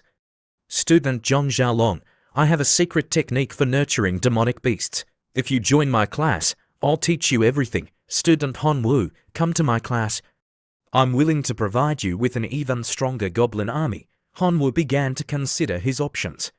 Qin Shuang's choice was obvious. Wherever her crush went, she would follow. Zhong Xiaolong looked at her expectantly. Qin Xuan, wherever you go, I'll go too. After a moment of hesitation, Han Wu asked Principal Su seriously, Principal Su, may I ask why my test was so much more difficult than the others? Principal Su crossed her arms and replied calmly, the difficulty of the individual tests is determined by all the homeroom teachers together. Hearing this, Han Wu smiled, I want to see their votes. Seeing his request, Principal Su showed him the compiled voting results for the class transfer assessment without hesitation. The teachers who had sided with Liu Lishan earlier, seeing that they had just lost a super talented student and all the potential rewards that came with him, started to turn on each other. I knew I shouldn't have helped Liu Lishan, that bastard. Liu Lishan, despite hearing everything, pretended not to notice and remained silent. Han Wu, after reviewing the voting results, approached 2 of the teachers who had voted against him. Thank you for voting against the increased difficulty. If I join your classes, what can you offer me? The bald teacher smiled gently and spoke first. Student Han Wu, in today's test, I saw that you have a good talent for nurturing goblins. If you join my class, I can provide you with a goblin army of no less than 10,000. With this army, you are sure to enter the top 10 of our grade level. Getting into a top school in the future is not a far-fetched dream. Then, the tall and handsome teacher beside him added, nurturing your noble core is the most important. I have some resources that are very beneficial for insect nobles. If you join my class, I will help you complete the evolution of your entire locust race. After listening to the benefits the 2 teachers could provide, Han Wu considered for a moment before making his decision. Teacher Chair Wen, I choose to join your class. Qin Xuan, without hesitation, followed suit. Teacher Chair Wen, I choose to join your class too. Of course, Zhong Xiaolong wouldn't be left behind. Teacher Chair Wen, please allow me to join your class as well. Teacher Chair Wen, seeing that he had suddenly gained 3 outstanding students, beamed with joy. With this, I'm sure to win the Outstanding Teacher Award this year. He then welcomed them. Of course, you are all welcome to join my class. He took out 3 cards and said, these are welcome gifts for joining my class. The card Han Wu received was a level to construction card. Insect nest occupies 1 square kilometer, can hatch 1 million insects per year, perfectly amplifies the effects of relics embedded in it. Han Wu smiled. This is clearly designed for my insect race. He rubbed his chin, thinking, after building the insect nest in my divine realm, I can embed 2 relics in it, the Heart of Explosion and the level 1 magma fire crystal. The insect nest will perfectly amplify their effects on the insects hatched there. That means I'll be able to get 1 million magma fire self-destructing locusts each year. He bowed deeply before Teacher Chair Wen. Thank you, teacher. Teacher Chair Wen smiled warmly. There's no need for thanks. Your achieving good results is the best way to thank me. Seeing that everything was settled, Principal Su reminded the teachers today's test was just a small, unimportant challenge. The comprehensive exam organized by the school in 7 days is what truly matters. It will affect the allocation of resources for your classes later on. I don't need to emphasize its importance any further. Scene change. Han Wu's Divine Realm. Hanwoo checked the number of his nobles again. System: 20 million for 100,000 ordinary locusts, 5,000 self-destructing locusts, 300 magma fire self-destructing locusts, 50 to red goblins, hero-level creature, slashing iron swordwind. Looking at his remaining nobles, he felt dejected. With this level of strength, participating in the comprehensive exam in 7 days, my results will probably be at the bottom of the entire student body. I need to increase my numbers. First, I need to nurture more locusts. He then noticed something else that surprised him. His goblins had changed their name to red goblins. I need to check it. He flew towards the red goblins. As he looked at one, a notification panel appeared. Red Goblin Noble Information. Elite race evolved from ordinary goblins after experiencing a desperate, bloody battle. Rank: Elite Creature Talent, Flame Blood Gene. Faith Level: True Believer Faith Power, 20,000 per day. Reproduction Rate: 1 litter every 5 years. Lifespan: 85 years 5 years child, 15 years adolescent, 55 years adult, 15 years elder. Talent Effects: Enhanced comprehension in forging for the host. Flame Blood significantly enhances resistance to high temperatures, making it easier for the host to master fire attribute skills. He was astonished. They evolved into a naturally born elite creature. If only they were my core noble race. I can only accelerate their growth further and restore my noble population to its former scale. For days later, Hanwoo pressed his palms together, preparing to perform the ritual. All right, the number of locusts has reached 7.3 billion. Please, God, let me get something good this time. The better, the better. After finishing his prayer, he initiated the life sacrifice. As before, a massive vortex appeared, sucking in a vast swarm of locusts. Just a few seconds later, what Hanwoo desired arrived. The system panel displayed, Option 1, Level to Relic, Corrupted Law of Gluttony. After being integrated into the Divine Core, the core race will gain the Gluttony ability. The total energy consumed from food will exceed its own energy by 1,000 times, enabling it to complete its own evolution. The relic is partially corrupted and only effective on ordinary creatures. Option 2, Hero Template. Bestow upon a superhuman creature to promote it to a hero-level creature. Option 3, a small amount of divinity equivalent to 1 billion faith power, or 100 million divine power. After reading the 3 options, Han Wu's eyes sparkled with joy. Oh my God, this is too amazing. It's so hard to choose. He rubbed his chin thoughtfully, analyzing the choices. The law of gluttony could turn all my ordinary locusts into elite locusts, but I probably wouldn't be able to feed them all. The hero template can help a superhuman creature evolve into a hero-level creature. Divinity. This is equivalent to 1 billion faith power, or 100 million divine power. Isn't that like winning the lottery? Right now, I definitely can't afford to feed billions of elite locusts. I can only use it on the insect nest and start nurturing millions of gluttonous locusts first.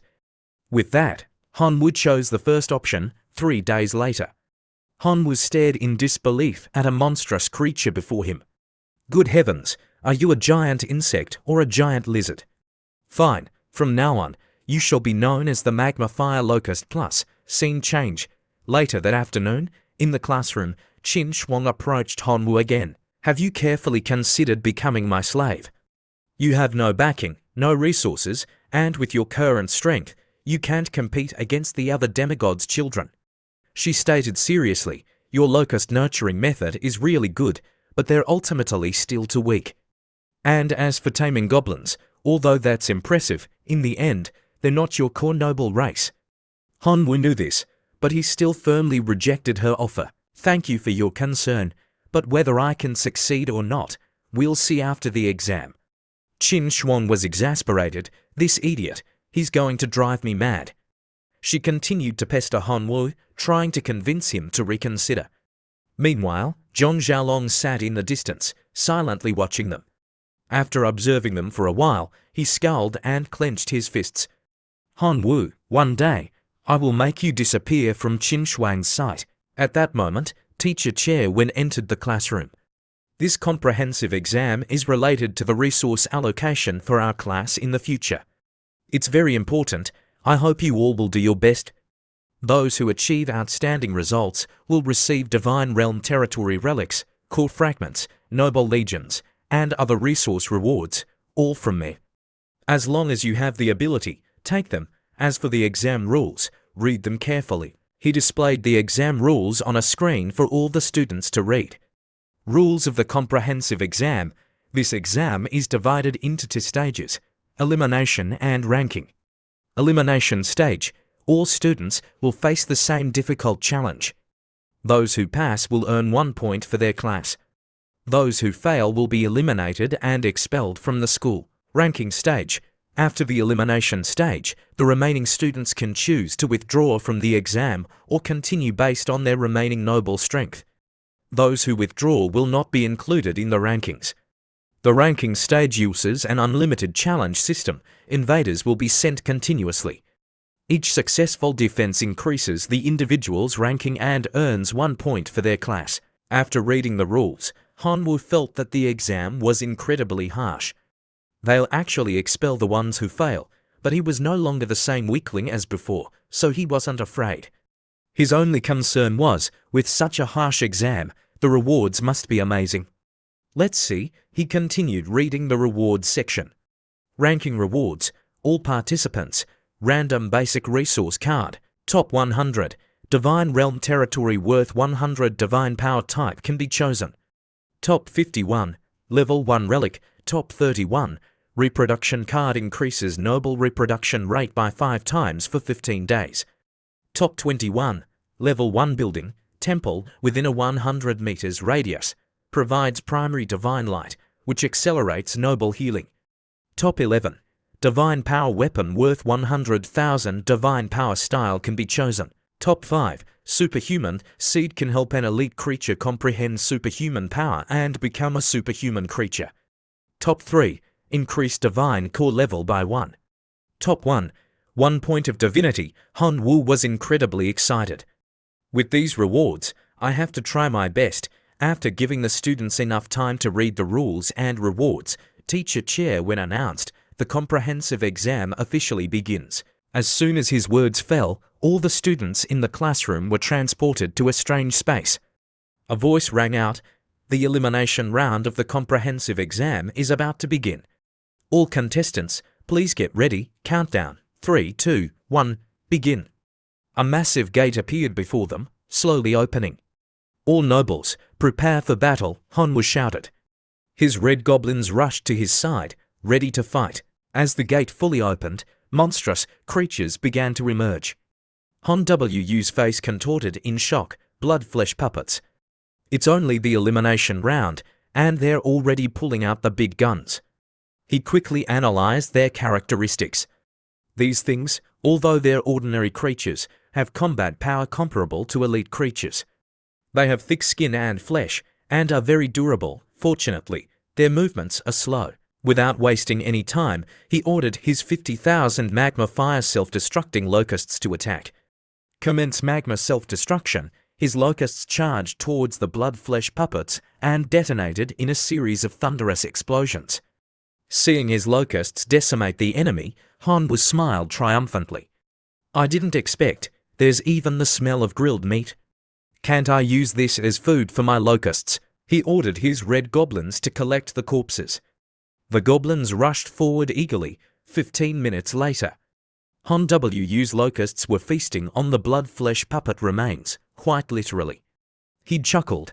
"What a sumptuous feast. I understand now. This isn't an exam, it's clearly a food delivery service. If all future exams are like this, bring it on." Meanwhile, in the student observation room, Teacher Liu Lishan sighed. "Another student eliminated. I was quite optimistic about him at first." Teacher Chairwen replied, "My class has lost 20 students. A third of our numbers are gone." The bald teacher chimed in, "That's nothing. My class is even worse. Half of my students are gone." Is the difficulty of this comprehensive exam exceeding the curriculum? Principal Su spoke up. The principal and the 3 vice principals are fighting for control with the abyssal civilization on the front lines. There must be a reason why they chose blood flesh puppets for the elimination round. Demigods like us shouldn't overthink it. Teacher Chair Wen, looking at the screen, saw Hanwoo feeding his locusts with blood-flesh puppet meat. He was impressed. This kid is quite something. Blood-flesh puppets, which others consider a nightmare, have become food for nurturing his nobles. This tactic is incredible. Moreover, he has a noble race that can resist the latent toxins within the blood-flesh puppet's flesh. A teacher in a white coat was surprised. Locusts can ignore the toxins of blood-flesh puppets. This is a new discovery. It's worth researching. Seeing them praise Hanwoo, Liu Lishan scoffed. Humph, it's just a fluke. If we're talking about true strength, that brat's locusts are nothing but trash. Teacher Chairwen retorted. Luck is also a form of strength, don't you know? I think the strength of those locusts Hanwoo nurtured is not as weak as you say. He pointed at a large locust. That's a superhuman creature. Although it's probably the weakest of all superhuman creatures, it has at least crossed the superhuman threshold. Liu Lishan disagreed. A superhuman locust is still just a locust. Its overall combat power is only comparable to an ordinary goblin. In other aspects, it's even worse than a goblin. Teacher Chair Wen calmly replied, Teacher Liu, your perspective is too narrow. You can't always compare the shortcomings of locusts with the strengths of other races. I'll ask you this, can goblins increase their numbers 100 or 1,000 times in a year like locusts can? Seeing that he was losing the argument, Liu Lishan crossed his arms. Fine, I don't want to argue with you about this anymore, let's just wait and see the results. I have a student named Liu Mo whose noble race is goblins. I bet you that Liu Mo's final score will be better than Han Wu's. Do you dare to take the bet? Teacher Chairwen, confident in Hanwoo's abilities, immediately agreed. What's there to be afraid of? I bet that student Hanwoo will outperform your Liu Mo. Liu Lishan raised his voice, calling for everyone present to be their witnesses. Everyone here, please bear witness. Let's bet 5 points of divinity. How about that? Teacher Chairwen agreed without hesitation. Seeing his prey take the bait, Liu Lishan smirked inwardly. Teacher Chairwen, you've already lost. Liu Mo is my nephew. Would you be willing to give that Hanwoo kid the same amount of resources I've given my nephew? Not long after, a notification appeared before the teachers. Elimination round concluded. 430 contestants have passed the test. 300 contestants will participate in the ranking stage. Liu Lishan, seeing the statistics, grumbled. Why are there 130 people who gave up? A bunch of cowards with no future. The teachers nearby defended the students. Don't blame them. This exam is truly difficult. It's normal for some to give up. Those who were lucky enough to overcome this challenge are the ones we should focus on nurturing in the future. After a short break, the ranking stage officially began. Skeletons began pouring out from the gate, flooding the contestants' divine realms. The teachers were surprised by the relatively low difficulty of this wave compared to the first one. Isn't this practically giving away points? Even Hanwoo, seeing the skeletons, felt disappointed. I have over 1 billion hungry locusts here. Skeletons, are you serious? He sighed. I can only fight them. What else can I do? He immediately ordered his 1 billion locusts. Eat them all. A massive swarm of locusts descended upon the skeletons. The skeletons, sensing the attack, their eyes glowed crimson as they entered combat mode. 2 hours later, Hanwoo sat on the ground, yawning. Such weaklings, how boring. Just as he finished speaking, the second wave of skeletons arrived. This time, he commanded his self-destructing locusts to attack, supported by the magma fire self-destructing locusts. The skeletons were quickly blown to pieces. Then, he had an idea. If the lava keeps rising, the skeletons won't be able to swim across. The higher the temperature, the better. He immediately ordered his red goblins, pour the molten liquid from the foundry into the lava on the ground. The red goblins grabbed buckets and poured out the molten liquid. Seeing his plan come to fruition, Hanwoo smirked. Now, as soon as the skeletons step out of the portal, they'll be sent straight to hell. I'm a genius. A teacher, witnessing this, exclaimed in surprise, this student's thinking is truly unique. Teacher Chairwen, seeing his student being praised, feigned ignorance. Let's see, whose adorable student is that? Liu Lishan, however, dismissed it. It's nothing special. He's only passed the 7th wave. My Liu Mo has already passed the 7th wave 2, scene change, Liu Mo's Divine Realm. 13 level 1 arrow towers, 9 level 1 ballista towers, 2 level 1 fireball towers, and countless other structures. A teacher wondered, do these students' families own gold mines or something? Liu Lishan smiled smugly, thinking to himself, who among you can be better than me? With so much investment, the number 1 spot in this comprehensive exam is definitely going to be Liu Mo's. But his smugness didn't last long, as another teacher suddenly exclaimed, look at Qin Shuang's Divine Realm. Liu Lishan, curious, turned to look. Inside Qin Shuang's Divine Realm, 100 frost towers, 300,000 thunderbirds a naturally born elite creature, 100 giant treants ordinary creatures. The teachers, seeing the sheer power within her divine realm, were stunned. She truly is the Qin family's golden girl. This is on another level. Others have a house on a mine, but Qin Shuang's family lives inside the mine, unbelievably wealthy. Even a demigod like me doesn't have this many trump cards. I heard before that Qin Shuang was in the top 3 of our grade level, but now it seems even the top spot isn't out of reach for her. Liu Lishan, seeing that he had lost a talented student and the potential rewards he could have gained, gritted his teeth in frustration. Han Wu, it's all your fault. I will make you pay. At that moment, a loud announcement rang out. The 10th wave has ended. 18 contestants remain. Warning, the 11th wave is about to begin. The difficulty will be significantly increased. Students, please be prepared. Hearing this, not only did Han Wu and Qin Shuang's expressions turn serious, but the other contestants also felt the pressure. Suddenly, the spatial gate turned crimson, and a shadowy, black figure slowly emerged. One of the teachers, seeing the figure, cried out in alarm, "Oh my God, isn't that a hero-level creature?" The black figure was a skeleton controller.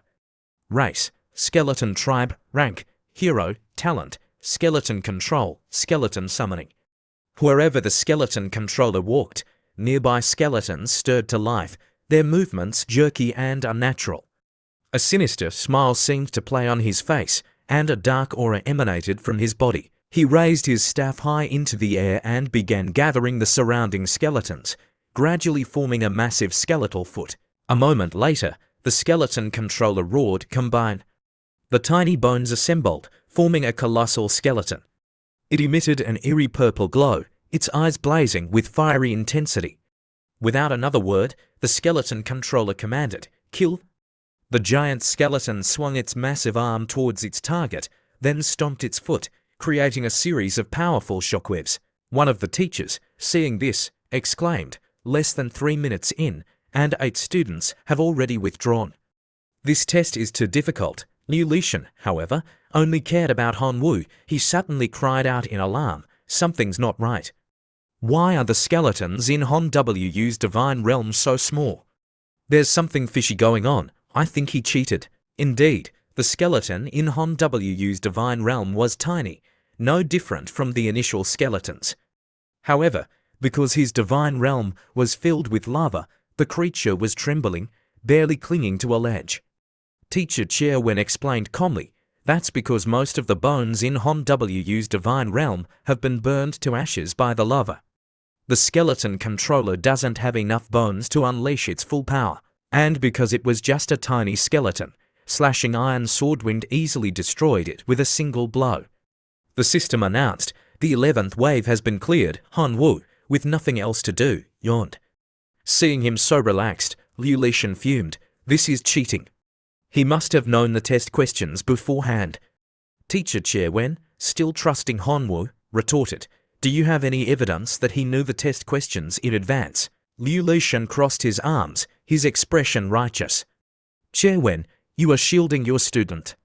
Be careful, or I'll report you to the Ministry of Education." Despite his aggressive tone, he continued to argue his point, "We are all discerning individuals. Who doesn't see Han Wu's unusual actions when facing the skeletons? Ask yourself, who would automatically clean up the battlefield after defeating skeletons? Unless he knew beforehand that a skeleton controller would appear, cleaning up the bones on the battlefield would weaken the skeleton controller's power. Teacher Chia Wen, however, still believed in Hanwu. Teacher Liu, don't spout nonsense. But Liu Lishan cut him off. I seriously suspect that Hanwu knew the test questions in advance. This is a serious act of cheating. The school must investigate thoroughly. Fortunately, Principal Su intervened. The content of this comprehensive exam was personally arranged by the principal before he left. Even I didn't know the specific content until the exam began. If Hanwu knew the content beforehand, it could only be because the principal leaked it. Teacher Liu, do you think the principal would do something so foolish? Hearing Principal Zhu's words, Liu Lishan scratched his head, feigning remorse. Perhaps I was overthinking it. Hanwu defeated the skeleton controller due to his own luck. Even if he didn't cheat, his results were heavily influenced by external factors. It's unfair to the other students. Principal Su continued to rebuke him. As a demigod, do you know how ridiculous your words are? The divine civilization has always cultivated seeds of strength, not fairness, survival of the fittest. It doesn't matter how student Hanwu achieved his good results, as long as he didn't cheat. These achievements belong to him. As for the fairness you mentioned, do you think it's fair to other students that you use your authority to secretly favor your nephew, Yu Mo? Is it fair to other students that Qin Shuang's family donated 10 million divine power? Teacher Chia Wen clenched his fists, enraged. Damn it, so Yu Mo is your nephew. No wonder you wanted to bet with me. You've just shot yourself in the foot. My student Hanwu has passed the 11th wave, while your nephew Yu Mo, I think it's harder for him to pass the 11th wave than to climb to heaven. Meanwhile, in Liu Mo's divine realm, the giant skeleton had already killed many of his goblins and destroyed all the arrow towers and ballista towers that Teacher Liu had painstakingly gathered for him. Trapped in a desperate situation, Yu Mo could only lament, "It seems this is it for me. I can't fight anymore." He looked up at the sky and chose to withdraw from the exam. Teacher Chia Wen, seeing Liu Mo withdraw, said to Liu Lishan, "The results of our bet are in. My student, Hanwu, passed the 11th wave, while your nephew, Yu Mo, did not. Teacher Liu, all the teachers here are witnesses to our 5 divinity points bet. You're not going to welch on me, are you?" Liu Lishan, with no way to deny it, reluctantly handed over a card containing 5 divinity points to Teacher Chia Wen. However, he was still unconvinced. "Teacher Chia, hold on to those 5 divinity points carefully. One day, I will take them back." An hour later, the notification board displayed the latest information for the teachers. The 13th wave has concluded. 3 contestants remain: Hanwu, Qin Shuang, and Huang Fei. A teacher remarked, "The top 3 have emerged. Now it's just a matter of who can secure first place." Soon, the 14th wave arrived. Huang Fei surrendered. In the 16th wave, Qin Shuang could no longer hold on and also surrendered. Principal Su cheered, "Excellent. Hanwu is in first place." Scene change. Hanwu's divine realm. Hanwu had reached the 20th wave and was commanding his self-destructing locusts to attack. Suddenly, a massive explosion erupted near the gate. The skeleton controller, struggling to absorb the remaining bone fragments in Hanwu's divine realm, was quickly dispatched by slashing iron swordwind. Just 15 minutes later, Hanwu's divine realm was peaceful once again. System. The 20th wave has concluded. The 21st wave is about to begin. Difficulty will be significantly increased. Contestants, be prepared. Hearing the announcement, Hanwu grinned with excitement. The real challenge is finally coming, huh? As his words fell, the gate before him creaked open. Unlike previous waves, however, arcs of electricity crackled around the gate. When he finally saw what was inside, he was taken aback. What is that? Inside the gate, a headed beast sat upon a stone throne. Its body emanated a black, ethereal aura. The teachers, witnessing the next wave's monster, cried out in alarm, It's a skeleton lord." Hanwu, seeing the beast, knew he stood no chance. Time to end this. At the lord level, all my assets wouldn't even be enough to fill its teeth. He raised his hand and declared, "I forfeit. I withdraw from the competition." The skeleton lord, hearing his surrender, lost its cool demeanor and abruptly stood up. What? As soon as Hanwu spoke the words, the beast was dragged back through the gate. It roared in protest, desperately clinging to the closing portal. Knowing she couldn't resist for long, she threw something long and white towards Honwoo. The projectile flew so fast that Honwoo could only stare in shock, frozen in place. Luckily, it missed him, whizzing past his ear. A massive explosion erupted behind him. He was still in shock. What just happened? The gate slammed shut, restoring peace to his divine realm. He was pulled back to the teleportation platform. The rankings were displayed, with his name at the very top. I got first place, the notification board continued. Teacher Chairwen's class has achieved a total score of 252 points, ranking first, 20 points ahead of the second place class, making it the best class among the top 3. Liu Lishan's class has achieved a total score of 192 points, ranking 8th. Liu Lishan, seeing the rankings, gritted his teeth. Damn it, first place should have been mine. This is terrible. Teacher Chairwen, on the other hand, was overjoyed to learn that his class ranked first. Of course, with joy, there was also sadness. The students who failed the first round were now crying their hearts out. Mum, I don't want to be expelled. Han Wu's situation was the complete opposite. A banner was hung up, congratulating him on his first place victory. The school even showered him with confetti. Seeing the treatment he was receiving, he crossed his arms and smirked. What's mine will always be mine. An hour later, numerous reward cards appeared on the system board for the victors. 1 unit of iron ore, divine realm territory worth 100 divine power can be exchanged for a level 1 relic, 1 level 1 temple. 1 divine power weapon worth less than 100,000 divine power, 1 superhuman seed, divine core level increased by 1. 1 point of divinity used for noble reproduction. The other students looked at the rewards with envy. Wow, so many rewards. I wish I could get some too. I knew these people would suddenly become rich. Honwoo, however, rubbed his chin thoughtfully. Which rewards should I choose? This requires careful consideration. Teacher Chairwen, seeing him pondering, sent him a private message. If you're unsure what to choose, I can help you select the most suitable rewards. Honwoo smiled. Teacher Chairwen is truly reliable. Scene change. Han Wu's Divine Realm. He began using his reward cards. Divine Realm territory card exchanged successfully. 20 square kilometers of forest terrain acquired. Level 1 relic exchange successful. Level 1 toxic bone relic acquired. Divine core level increased to level 2. Level 1 temple construction complete. He then opened the weapon shop and looked at the violent wind greatsword. He rubbed his chin. I can only exchange for 1 sword. But slashing iron swordwind needs 4, giving him 1 would be useless. If that's the case, should I get a hammer for the goblins? He switched to the warhammer selection. Purgatory hammer, 99,999 divine power, forged from the core of the 9-headed serpent from hell, a lord-level creature. Contains immense fire energy minimum requirement, hero-level fire creature. Seeing the requirement, he scratched his head. It seems I can't use this yet. I'll have to wait until I have a fire-type hero among my red goblins. Oh well, it's free anyway. An hour later, back at the school. Teacher Chairwen stood before his class, praising them. The comprehensive exam is a milestone in your high school careers. Those who made it to the end are all outstanding individuals.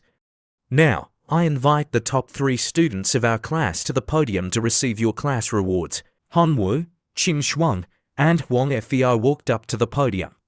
Teacher Chairwen pointed at Honwoo and announced to the class, Student Honwoo, in this comprehensive exam, you shone brightly, achieving outstanding results and ranking first.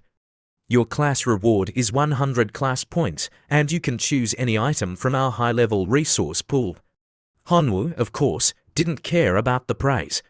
He was more interested in the contents of the resource pool. A list appeared before him. Giant's Fist, Fountain of Life, Black Iron Mine Core, Level to Skill, Ice Rocket, Level to Building. Goblin Nest, Superhuman Creature, Tiger Master. After a moment of hesitation, he chose the Fountain of Life. Explanation. The Fountain of Life can continuously spray water containing life energy, nurturing life and improving the surrounding environment. Seeing his choice, Teacher Chair Wen looked at him with admiration. This child is truly remarkable. He doesn't blindly pursue brute strength, but recognizes his own advantages and utilizes them. His future is bright. After receiving his reward, Hanwoo returned to his seat. Suddenly, a student approached him. "Congratulations, newly rich guy," he cut straight to the point. "Hanwoo, can you sell me the divinity point you earned in the comprehensive exam? I'll give you 105 million divine power in exchange. We can trade right now." Hanwoo was a little annoyed. He didn't know this kid, yet here he was, acting all familiar and giving him orders. "Who do you think you are? And 105 million divine power? Is your family really that rich? Something's definitely fishy." He eyed the student suspiciously. "Why do you want to buy it?" The student smiled but didn't reveal his true motive. "Why do I need a reason? As long as you agree, 105 million divine power is yours. With this amount, you can buy an evolutionary path for your locusts and change your destiny." Seeing that the student wouldn't tell him, Hanwoo flatly refused. The student, seeing his firm refusal, clasped his hands together and switched to a pleading tone. "Hanwoo, actually, my grandfather is about to ascend to true God, and he needs a lot of divinity. Please, sell it to me. Besides, in addition to the divine power, consider this a favor owed to you." Hearing his explanation, Hanwoo's suspicions lessened. 105 million divine power is definitely a huge sum. If I can get this amount, I can completely increase the number of locusts my divine realm can hold by 10 times. By then, I can easily earn back this divinity point. Just as he was about to speak, a notification interrupted him. It was a message from Qin Shuang. She was offering to buy his divinity point for 150 million divine power. Hanwoo stared at the offer, dumbfounded. "What? 150 million? Hanwoo messaged Qin Shuang back. 150 million divine power. "You really have a lot of money, huh?" Qin Shuang immediately replied. "Isn't one divinity point worth 100 million divine power?" Sensing his confusion, she continued, "Don't tell me you don't even know this basic information. One divinity point can indeed be condensed from 100 million divine power, but the prerequisite is that the divine being must produce and consume it themselves, meaning using the faith power generated by their own nobles to condense divine power, then using that divine power to condense divinity.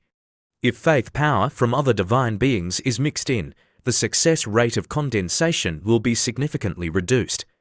Currently, the market price for divinity is 145 million divine power, and even with money, it's hard to find."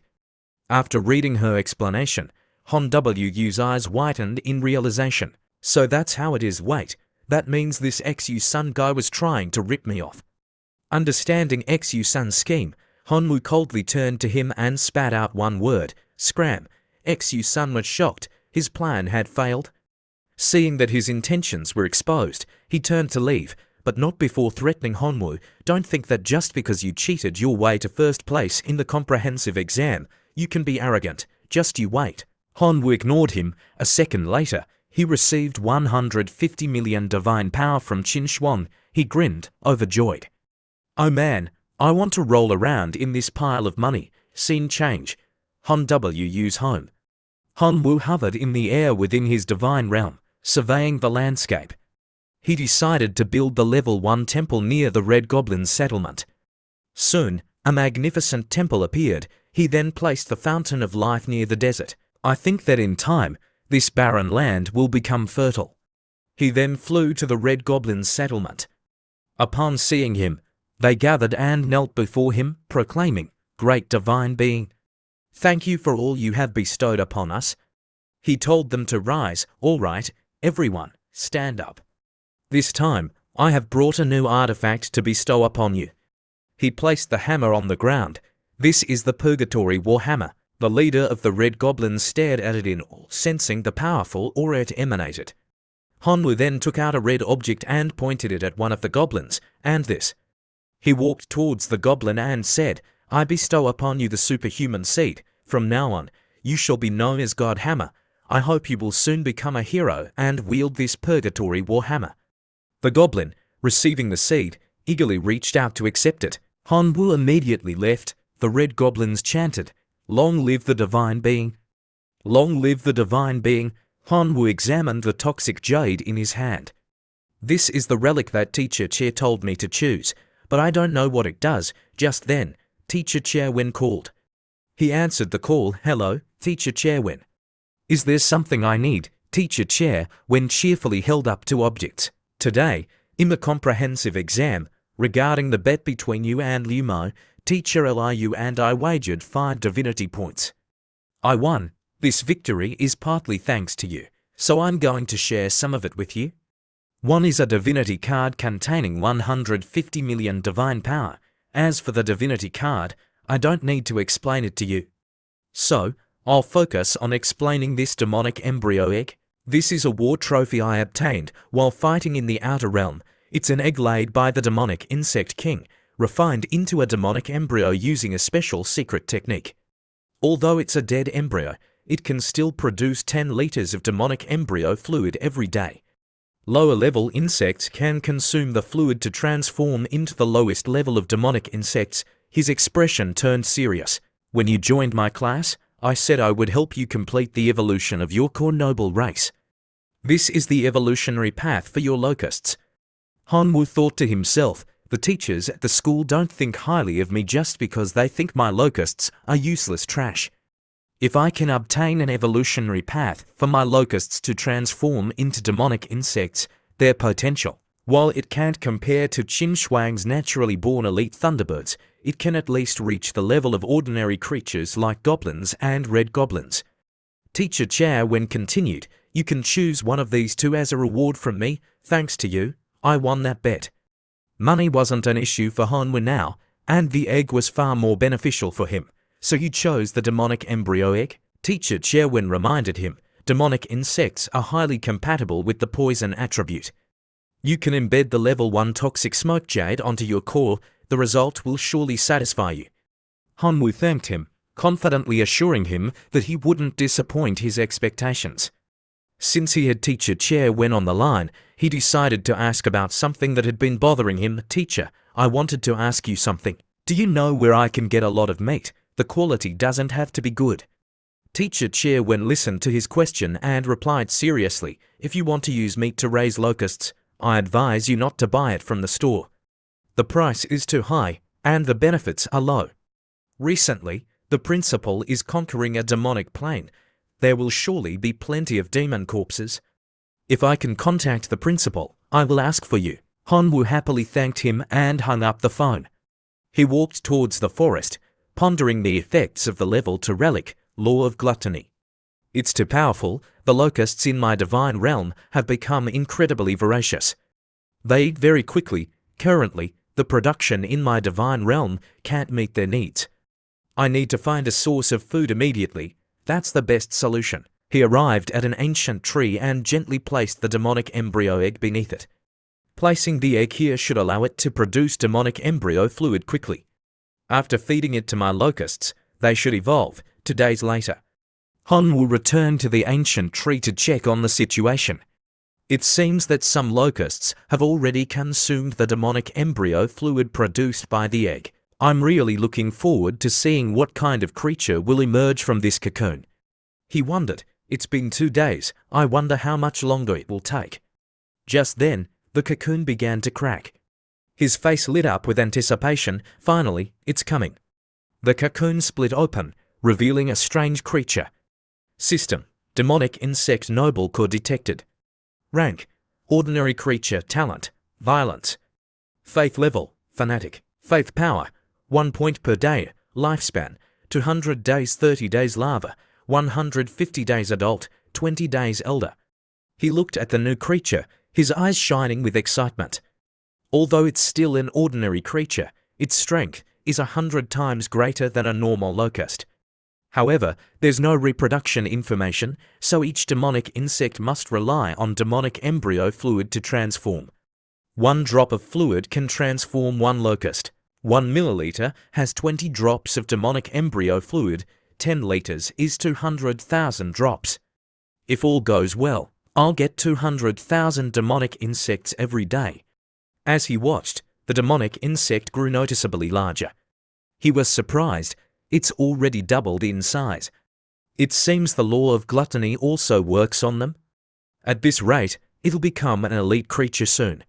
He took out the level 1 toxic smoke jade. Level 1 toxic smoke jade relic integrated into the divine core.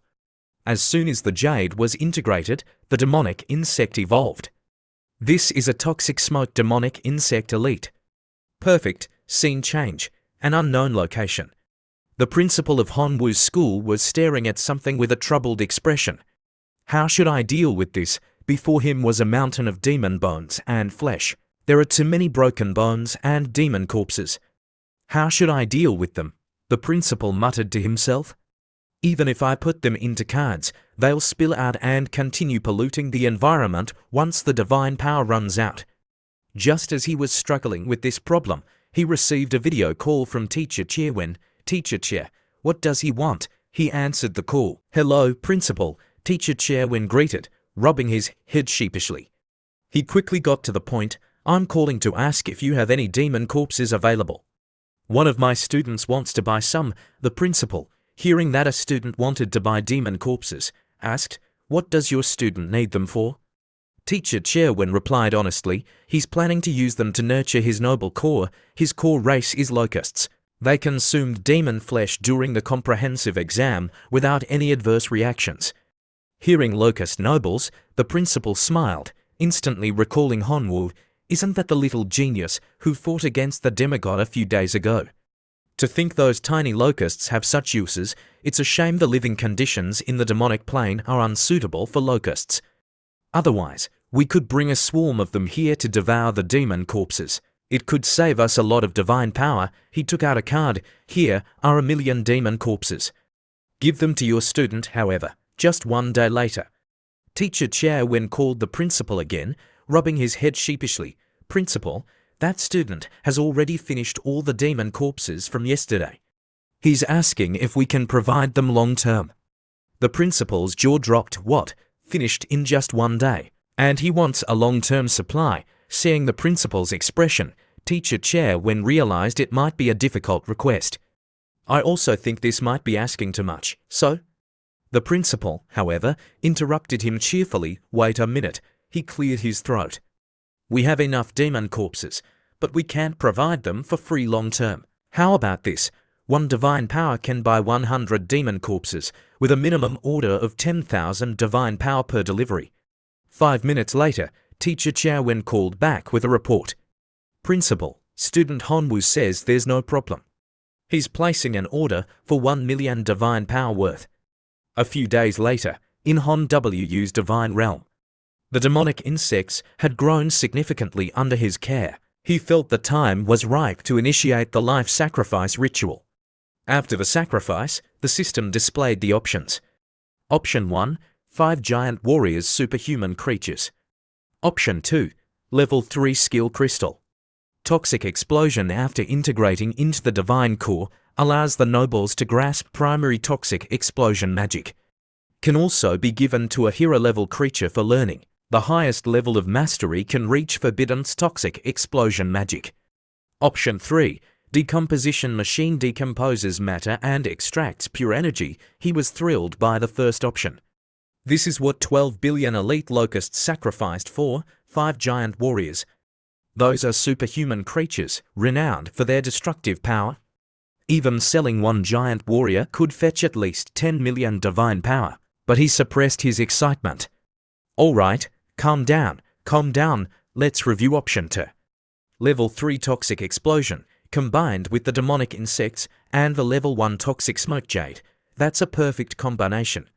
But my divine core is currently only level 3.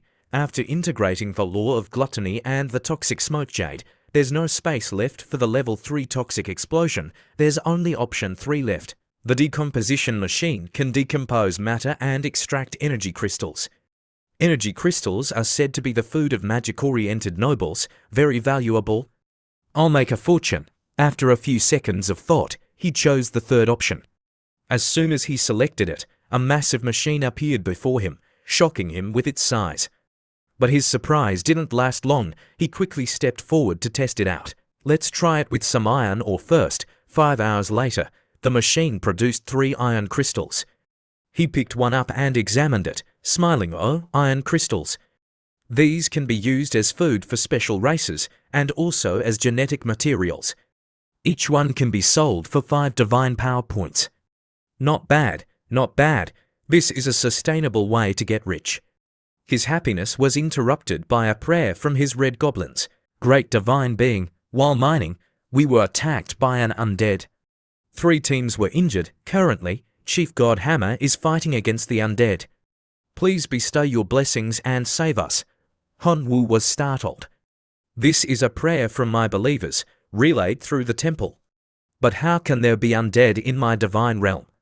He immediately used his eagle eye to observe the situation. The image of the red goblin's chief battling an undead creature appeared before him, clear as day. After observing for a while, he felt that the aura emanating from the skeleton was somewhat similar to the skeleton lord he encountered before. The 2 sides were locked in a fierce battle, neither gaining an advantage. He was impressed, so strong, he asked the system, "Analyze the information of that skeleton for me." But the system responded, unable to search, "The skeleton is not your believer.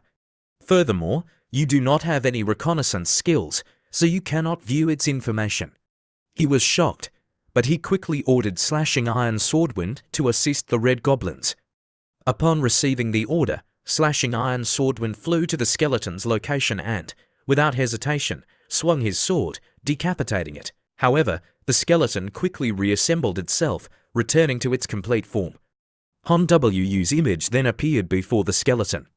"Follow me, believe in me, and you will have a new life." The skeleton, seemingly insulted, charged at him, attacking with a powerful blow. But Honwu remained unscathed. "My divine realm is intact. My divine avatar can exist eternally." He then ordered his nobles, "Attack it until it submits." The red goblin chief and Slashing Iron Swordwind's bodies emanated a strange black aura as they continued their assault. 3 days later, the skeleton knelt before him, its voice raspy. I am willing to submit to the divine being." Honwu approached it, pleased. "Excellent, excellent. Now I can finally see your information." He touched the skeleton's head and began the subjugation process. The system announced, "Skeleton tribe noble detected. Rank, weakened lord level undead sealed incomplete. Talent, crystal bone, resurrection, faith level, ordinary believer. Faith power, 1 million per day. Scene change. Back in the classroom, students, are you ready for a new challenge? Teacher Chair Wen's voice boomed through the classroom. The upcoming exam, he continued, will truly create a gap between you. It will even affect which universities you can get into in the future. Hearing this, Honwu recalled what Teacher Chair Wen had told him before: university entrance exams. My father's wish was to go to the Chaotic Star Sea Academy in the Imperial Capital to search for my missing mother. And the academy in the Imperial Capital is one of the top universities in the Divine Civilization. Teacher Chair Wen continued, you will be transported to the demonic plane, designated C-793,826. The specific exam content will be sent to you via email after you arrive. You will have 1 hour to prepare. The students, hearing their exam location, began to murmur amongst themselves. The demonic plane, I heard that place is shrouded in demonic energy year-round. Nobles who enter have a high chance of being corrupted by the demonic energy, transforming into mindless demonic creatures. Only demons and undead can survive there normally. Anyone with demon nobles, let me hug your thighs. And I also heard that undead natural disasters often occur there. Those undead frantically attack any living creature who can withstand that. Zhong Xiaolong, however, smiled inwardly upon hearing the location. Isn't this perfect for me? My time has finally come. Honwu, let's see how long you can remain arrogant. As he was rejoicing, he received a call from an unknown number. He decided to answer it. Xiaolong, it's me, the voice on the other end said. He instantly recognized the voice. Teacher Liu, what is it? He stepped outside the classroom to take the call. Seeing that they were alone, Liu Lishan spoke. I need you to deal with someone. Zhong Xiaolong knew exactly who he was talking about. Honwu, right? I was going to deal with him anyway. Liu Lishan smiled, as expected of the student I value. Help me with this, and I won't treat you unfairly. He held out a card. Here are some resources I've prepared for you, take them. They'll be helpful for your exam. It was a demon wormling card. Zhong Xiaolong's eyes widened. This is a superhuman demon wormling. That's a powerful race, with strength comparable to a hero-level creature. Soon, the exam began. The students were transported to demonic plane C793,826. The exam requirements appeared. 1. Each contestant has one opportunity to summon a noble avatar. If the avatar dies, the contestant will return to their real body. Death of the real body means actual death. Each contestant can summon their nobles once per day. Each summon is limited to 100 nobles. Exam rankings are based on accumulated mission points. Complete missions to earn points and corresponding rewards. Mission list. Mission 1. Destroy the skeleton camp. Description: there is a large-scale skeleton camp in the Valley of the Undead. Destroy over 90% of the skeletons and their banner. Hint: this camp has 8,000 to 10,000 skeletons. The lowest rank is Ordinary Undead, and the highest rank is Superhuman Undead. Reward: 60 exam points, 1 random level 1 relic. Mission 2. After reading through the requirements, the system prompted him to choose an avatar. Choose your avatar. 1 Locust Avatar, Red Goblin Avatar, Swordwind Avatar. Weakened Skeleton Lord Avatar sealed, incomplete. Hanwoo considered his options. The Skeleton Lord Avatar is undead, so it can avoid the demonic energy corruption in the demonic plane. Let's try it. He chose the 4th option. Black energy surged around him, enveloping his body. Soon, he transformed into a skeleton. He stared at his new form, surprised. The demonic plane is truly a paradise for demons and undead. I was right. It didn't take long for him to get used to his skeletal body. 100 gluttonous locusts, deploy. However, as soon as the locusts flew into the black demonic energy, they started dropping like flies, as if poisoned. He wasn't fazed. He had anticipated this. Just as I thought, demonic energy is the bane of most nobles, either get corrupted or die. There's no other way. He summoned his demonic insects. Number 1, number 2, number 3, I'm counting on you. After wandering around the demonic plane for a while, he found bone fruits growing on a twisted tree. Harvest those fruits, he commanded his demonic insects, pointing at the tree. The 3 demonic insects flew up to the tree. But moments later, he sensed something approaching and turned around, startled. Giant demons were lumbering towards him, growling menacingly. He stared at them, surprised, but he also felt excited. Perfect. Let's test the offensive and defensive capabilities of this little skeleton. 10 minutes later, the giant demons lay slain, piled up in a small mountain. He scoffed, they're too weak. He then sighed, looking at his demonic insects. After all that effort, harvesting 10 bone fruits only earned me 20 exam points. But the 100-point mission requires fighting a demigod, which I definitely can't do, so I guess I'll just rely on quantity. Gather all the bone fruits you can find, he ordered. 1 day later, Hanwoo held a stack of bone fruit cards, a triumphant grin on his face. All the bone fruits here are mine, and exam points can only be exchanged once. He sent a message to the class group chat. Anyone need 100 bone fruits for mission 49? Open to trades as well. He then chuckled to himself, feeling smug. I'm a business genius. The students in the class immediately jumped into the discussion. Can you even do that? Isn't that cheating? It's clearly cheating. What do you know? This is called resource integration. Hanwoo, I need a portion of bone fruits. I offer 50 divine power. Me too. I also need a portion. 50 divine power. Teacher Chair when intervened, reminding the students, only resources obtained during this exam are allowed for trading. Violators will receive a warning. 3 warnings will result in disqualification. With the teacher's warning, Hanwoo leaned back, a smug smile on his face. I'm a business prodigy. Now I have all the resources I need. However, every advantage has its disadvantages. Someone, seeing his message, smiled wickedly. I was wondering how to find you, and you just revealed your location. This time, let's see how you die." Although his face wasn't visible, his long, flowing robes were a dead giveaway. It was none other than Zhong Xiaolong, accompanied by his wolf pack. Hours passed, and Han Wu's ranking began to plummet. "My nobles are too weak. It's really hard to earn exam points. If I don't complete some high-level missions, I'll be overtaken soon. What should I do?" Just as he was racking his brains for a solution, he heard movement behind him. He glanced back to investigate. The approaching skeletons were startled to find that he had vanished, but their confusion quickly turned to terror as they sensed a powerful, ominous presence closing in behind them.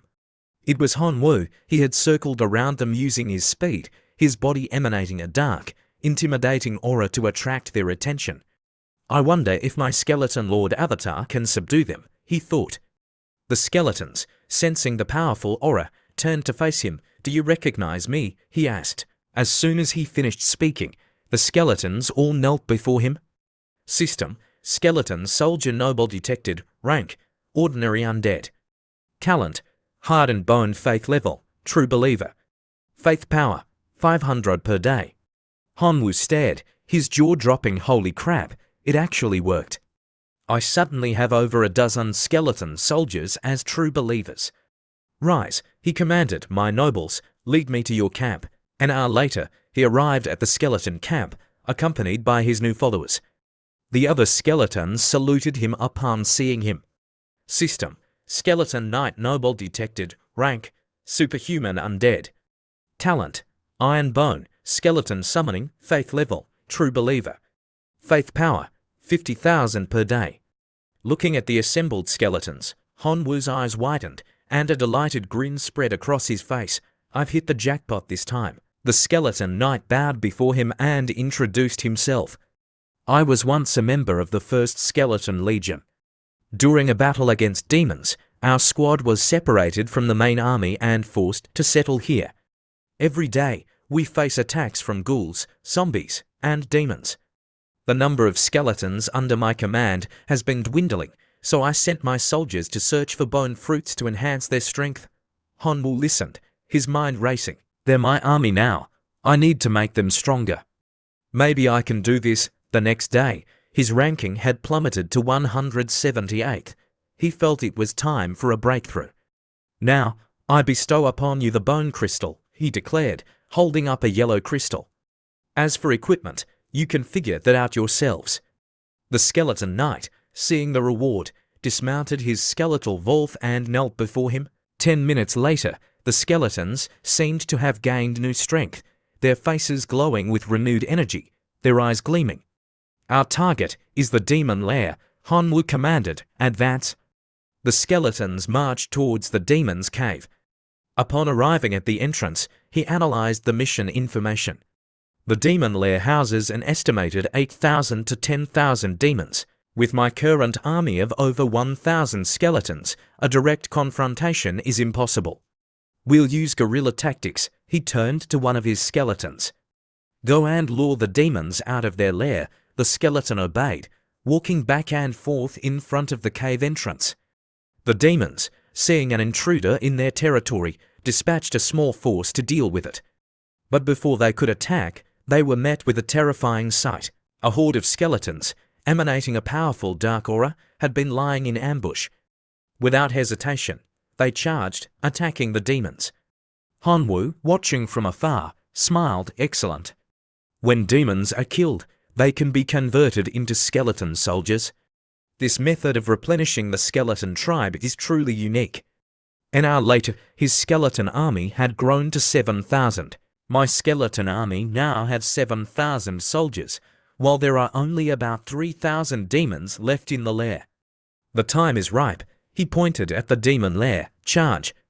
Attack. 3 hours later, the skeletons had wiped out the demons. The skeleton knight approached him, holding up a red crystal. Han Wu took it. "Done. Complete the mission." System: Exam points increased by 60. His ranking jumped to 108th. Scene change: Zhong Xiaolong's location. "Damn it, Han Wu, where has that brat gone?" Zhong Xiaolong cursed, standing near a patch of bone fruit trees. Unable to find Han Wu, he opened the ranking list. After a few seconds, he saw that Han Wu's score had increased by 60 points. He guessed, it seems that Han Wu has captured the demon lair. Han Wu, you truly exceed my expectations, but your luck ends here. Get ready to die. Zhong Xiaolong immediately headed towards the nearest demon lair. He soon encountered Han Wu's skeleton army. Rage filled him. Damn you, Han Wu, I can't believe you secretly nurtured a skeleton tribe. You want to use this to achieve a good score in the exam. Don't you dare dream. He commanded his hellhounds to attack. The dogs charged, barking ferociously. Moments later, Han Wu heard growls and approaching footsteps. He turned around. Despite seeing the approaching enemies, Han Wu remained motionless. His skeletons, however, reacted instantly, leaping towards the enemies with fierce cries of "Protect our master." The two armies clashed, a chaotic melee of bones and fangs. Zhong Xiaolong, observing Han Wu's forces, was surprised. It's only the second day in the demonic plane, and Han Wu has already assembled such a powerful army. If we give him a few more days, who will be able to stop him? Today, I must eliminate him. With a roar, Zhong Xiaolong transformed into a colossal golden dragon. He swooped down, his massive jaws crushing the skeleton knight, who screamed in agony. Zhong Xiaolong, Han Wu exclaimed. We have no quarrel. Why are you attacking my nobles? The dragon roared in his face. I simply don't like you, die. He unleashed a barrage of golden energy slashes. Han Wu, caught off guard, was struck directly in the chest. The skeletons, seeing their master fall, roared in fury, their eyes blazing with a thirst for revenge. Zhong Xiaolong, satisfied, turned and flew away, calling to his followers, they're just a disorganized mob. No need to waste time killing them all, let's go. The skeletons, helpless to stop their retreating enemies, roared in frustration. Moments later, however, Han Wu's body regenerated, his bones knitting back together. He sat up, clutching his chest, and sighed. Phew, good thing the skeleton lord avatar can resurrect. He quickly regained his composure and ordered his skeletons, don't just stand there. Gather all the soldiers and leave this place immediately. His entire body radiated a dark aura as he growled, Zhong Xiaolong, the next time we meet will be your last. Meanwhile, at another location, Zhong Xiaolong was checking the list of contestants who had withdrawn from the exam. He rubbed his chin, confused. Why isn't Han Wu's name on the withdrawal list? He then checked the ranking list and his eyes widened in shock. Han Wu's name was still there, at 163rd place. Damn it, that Han Wu faked his death. This time, even if it means wasting time, I will wipe you all out. With a powerful beat of his wings, he took off, searching for Han Wu. He and his followers arrived at the cave where the battle had taken place. But Han Wu and his army had long since departed. Find them, he ordered his wolves. Within 100 miles, don't miss a single bone. Scene change.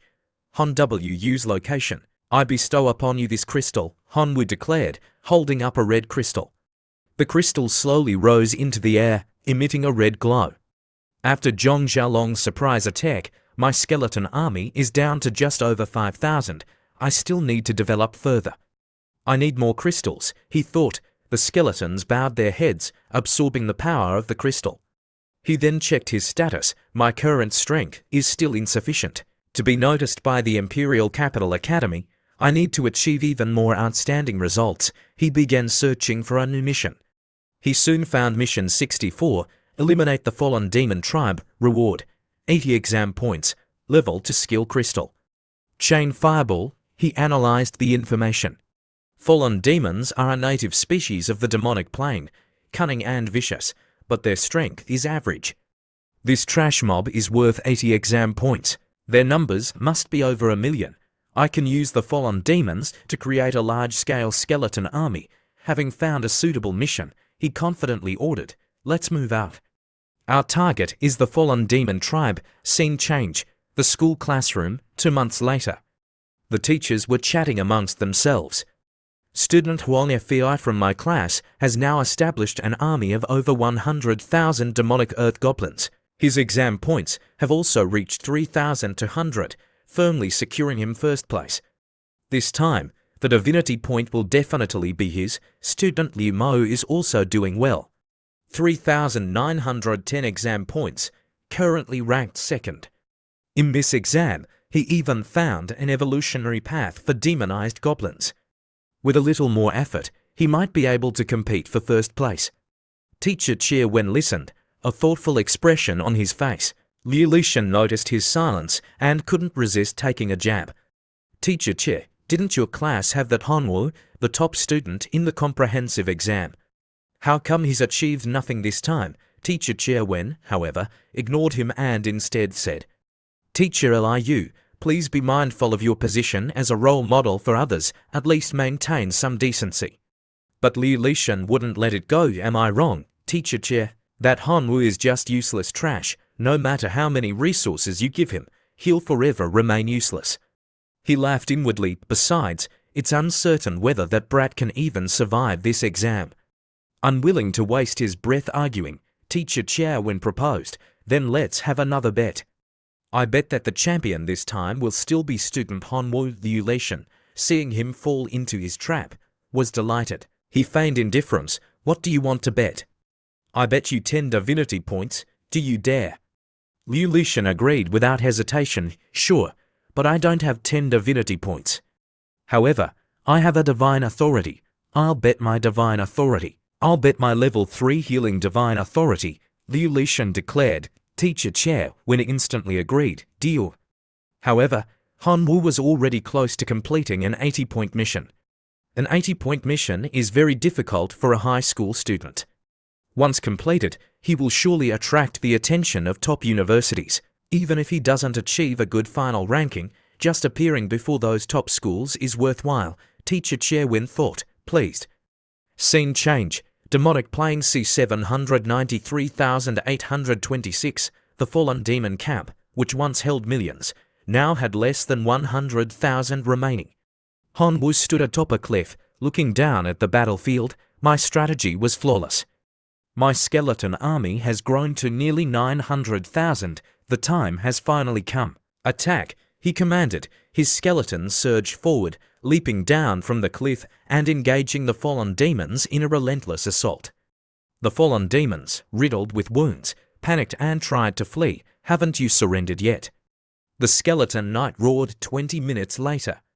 Han Wu's skull banner was planted firmly in the ground. We are victorious, he cheered. He then ordered his skeleton mages, use your skills to transform those fallen demons into members of our skeleton army.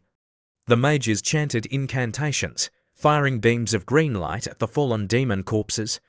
The flesh quickly melted away, leaving only skeletons behind. Then, they stirred to life.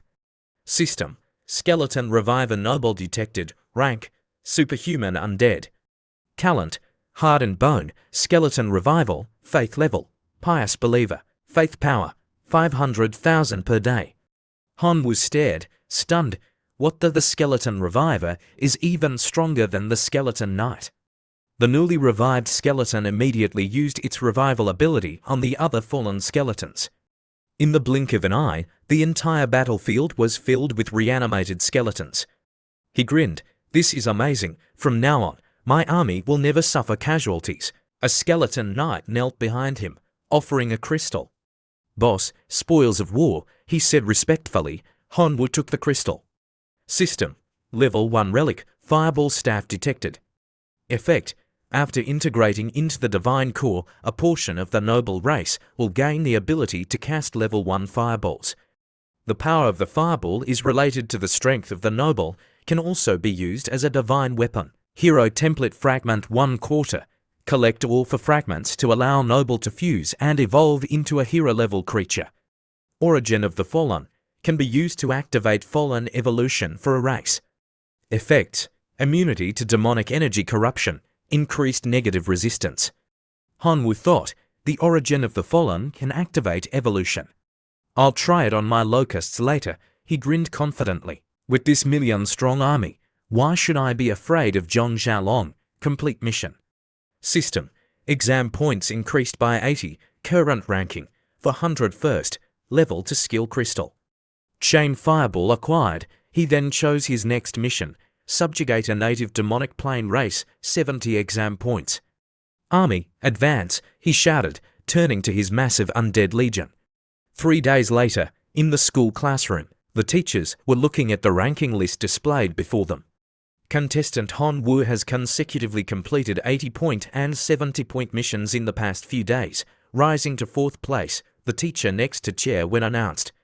Even teacher Chair Wen was surprised. In just 3 days, Han Wu has climbed from the bottom of the ranking to 4th place in the entire grade. Teacher Chair, your student is a true gem. Liu Lishan, seeing this, felt a pang of annoyance. He forced himself to appear calm.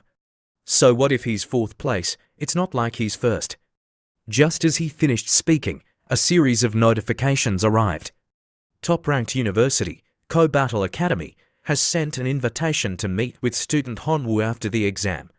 Top-ranked university, Hidden Dragon Academy, has sent an invitation to meet with student Han Wu after the exam. Second-tier university, Green Mountain Academy, has announced that student Han Wu can be directly admitted without taking the entrance exam.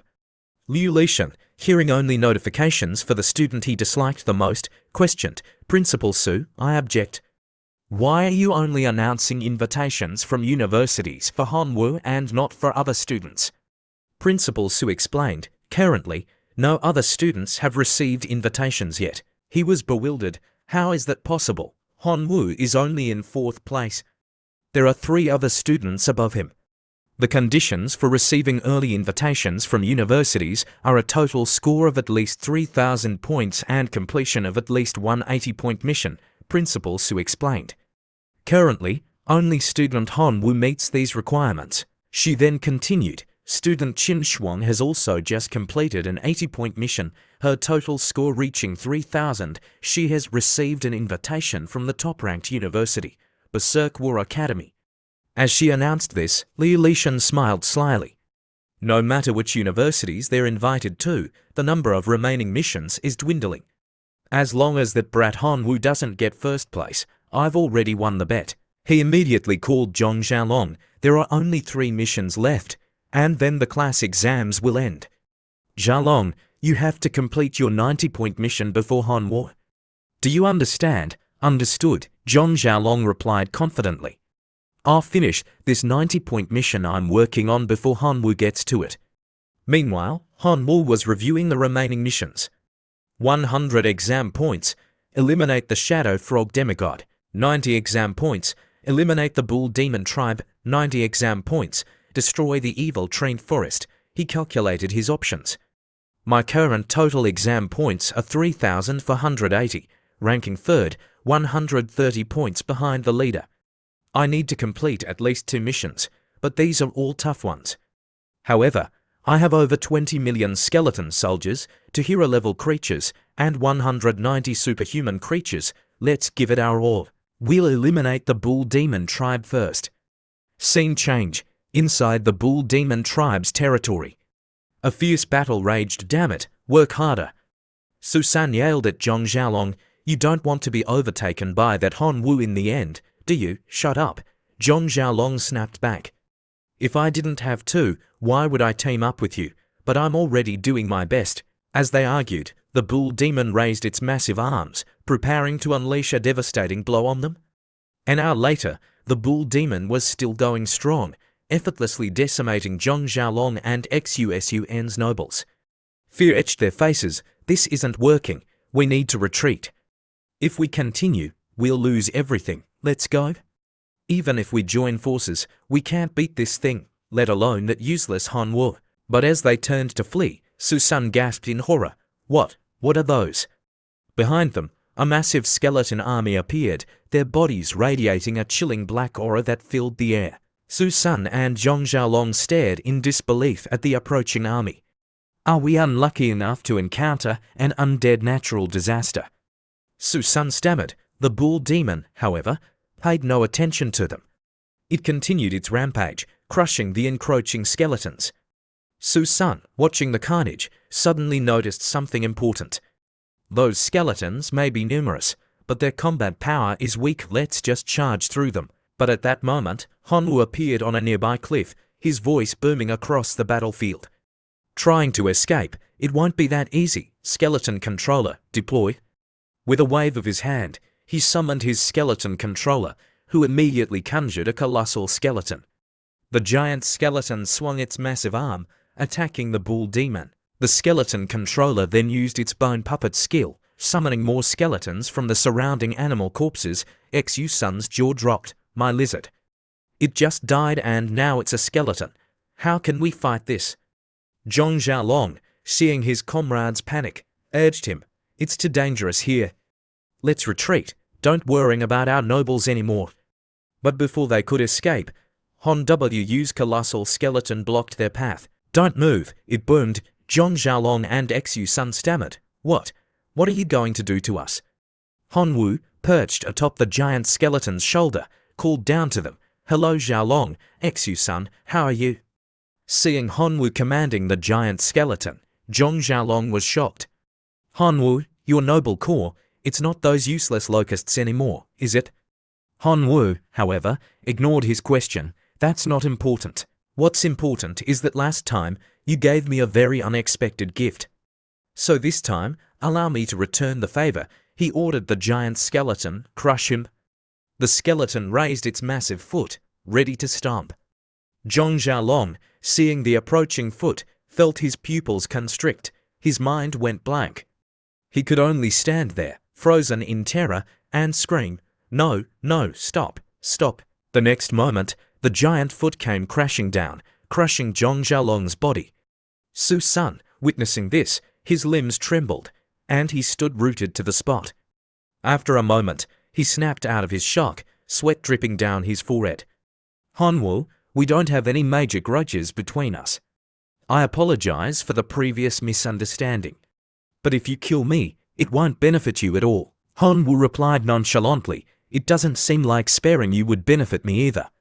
Seeing his indifference, Xu-sun was terrified, tears welled up in his eyes. I'll split all the treasures I've collected in this demonic plane with you. Just please, spare my life. Seeing a chance for profit, Han Wu relented.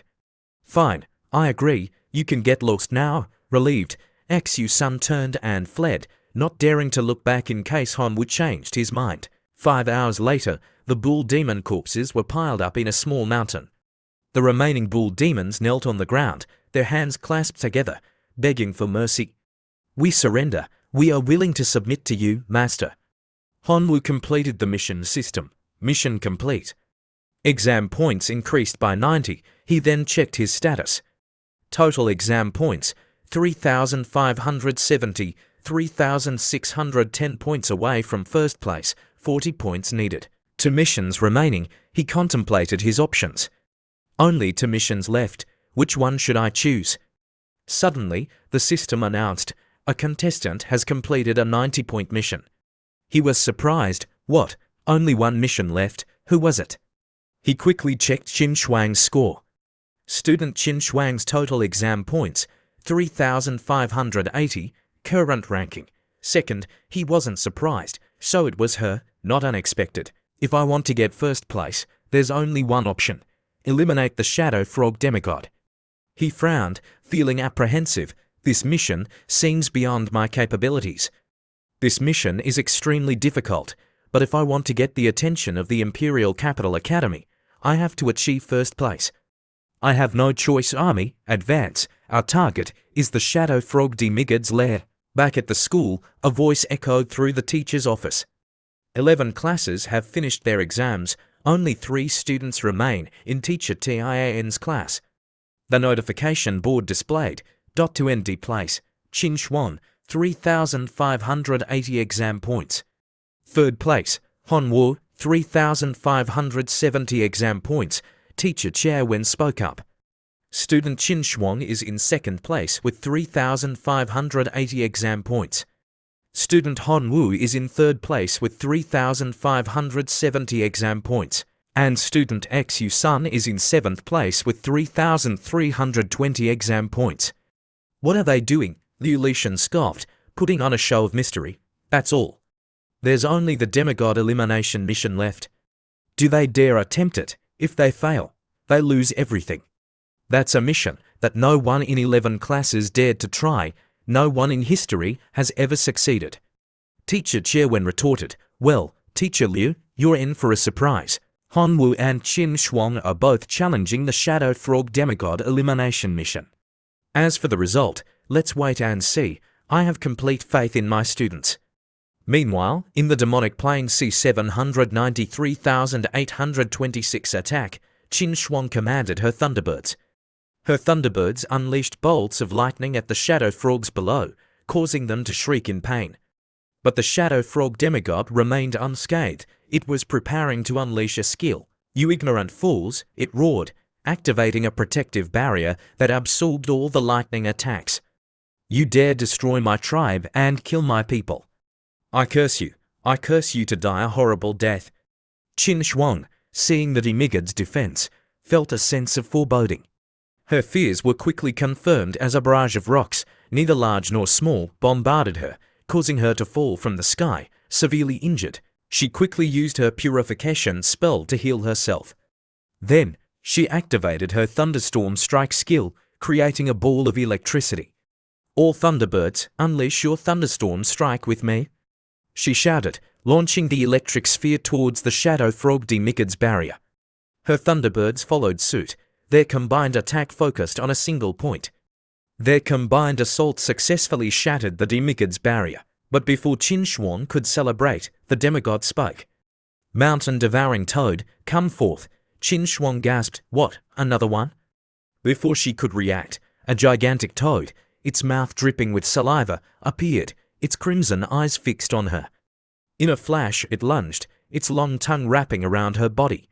Qin Shuang was caught and dragged towards the mountain-devouring toad's gaping maw. She struggled, unleashing her lightning to attack from inside its stomach.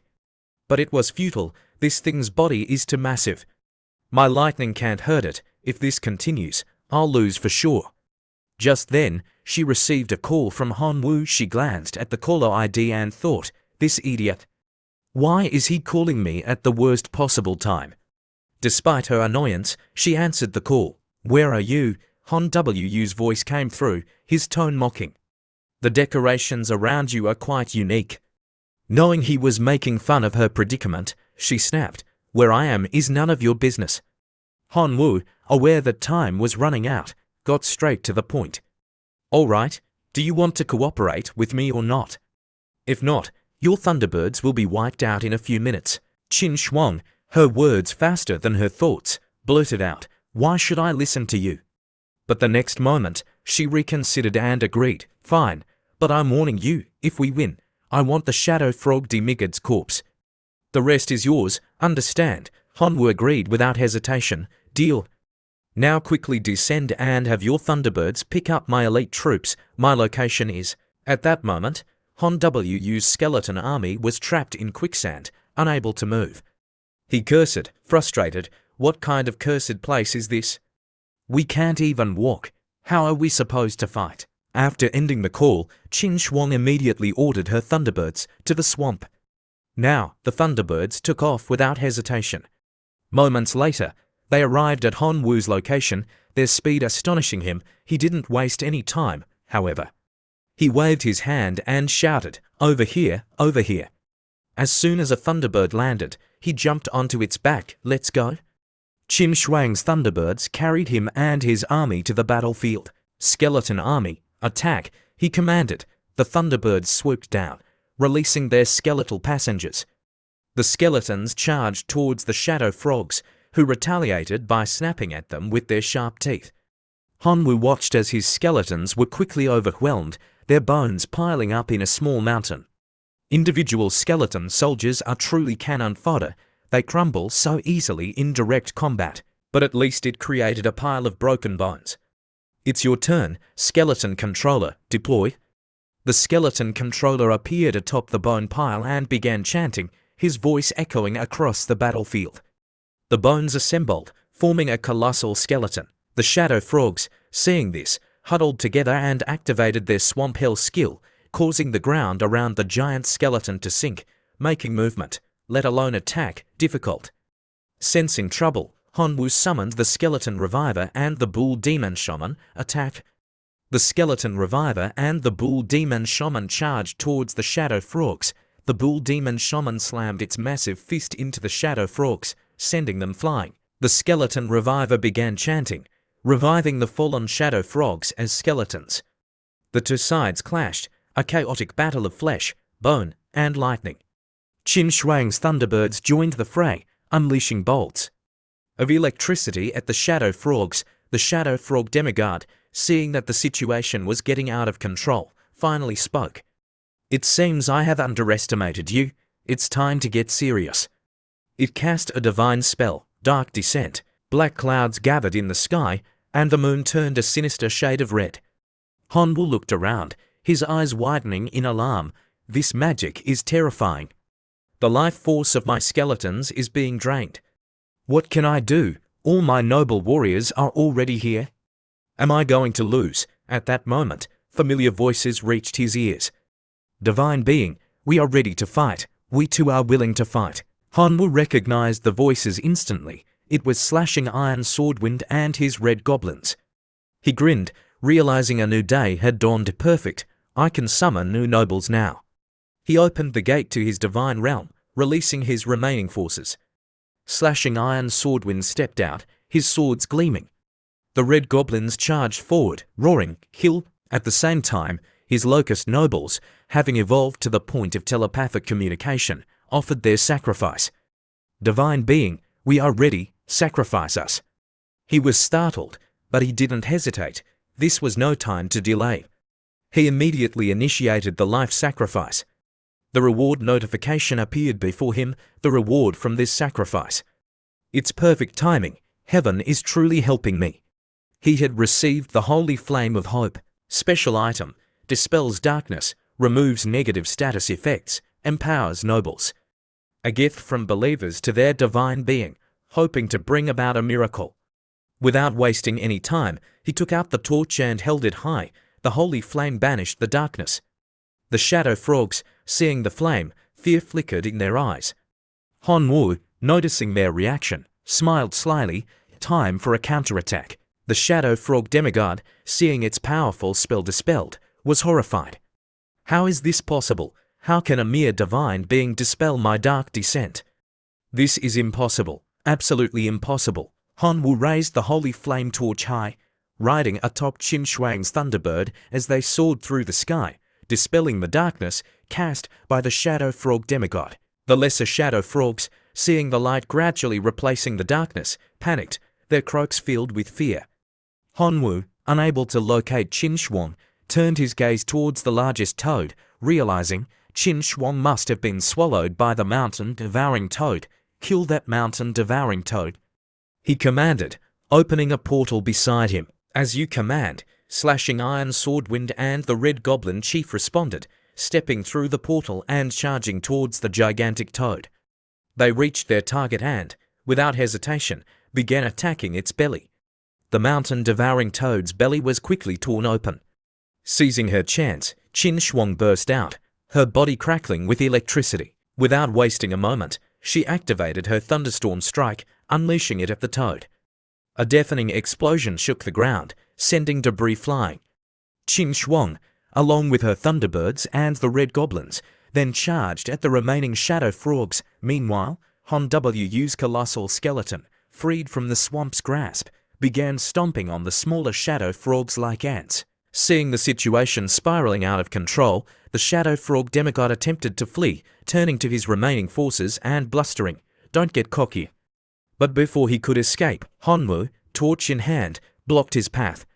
The demigod turned, surprised to find Hanwoo standing before him. How had he gotten there so quickly?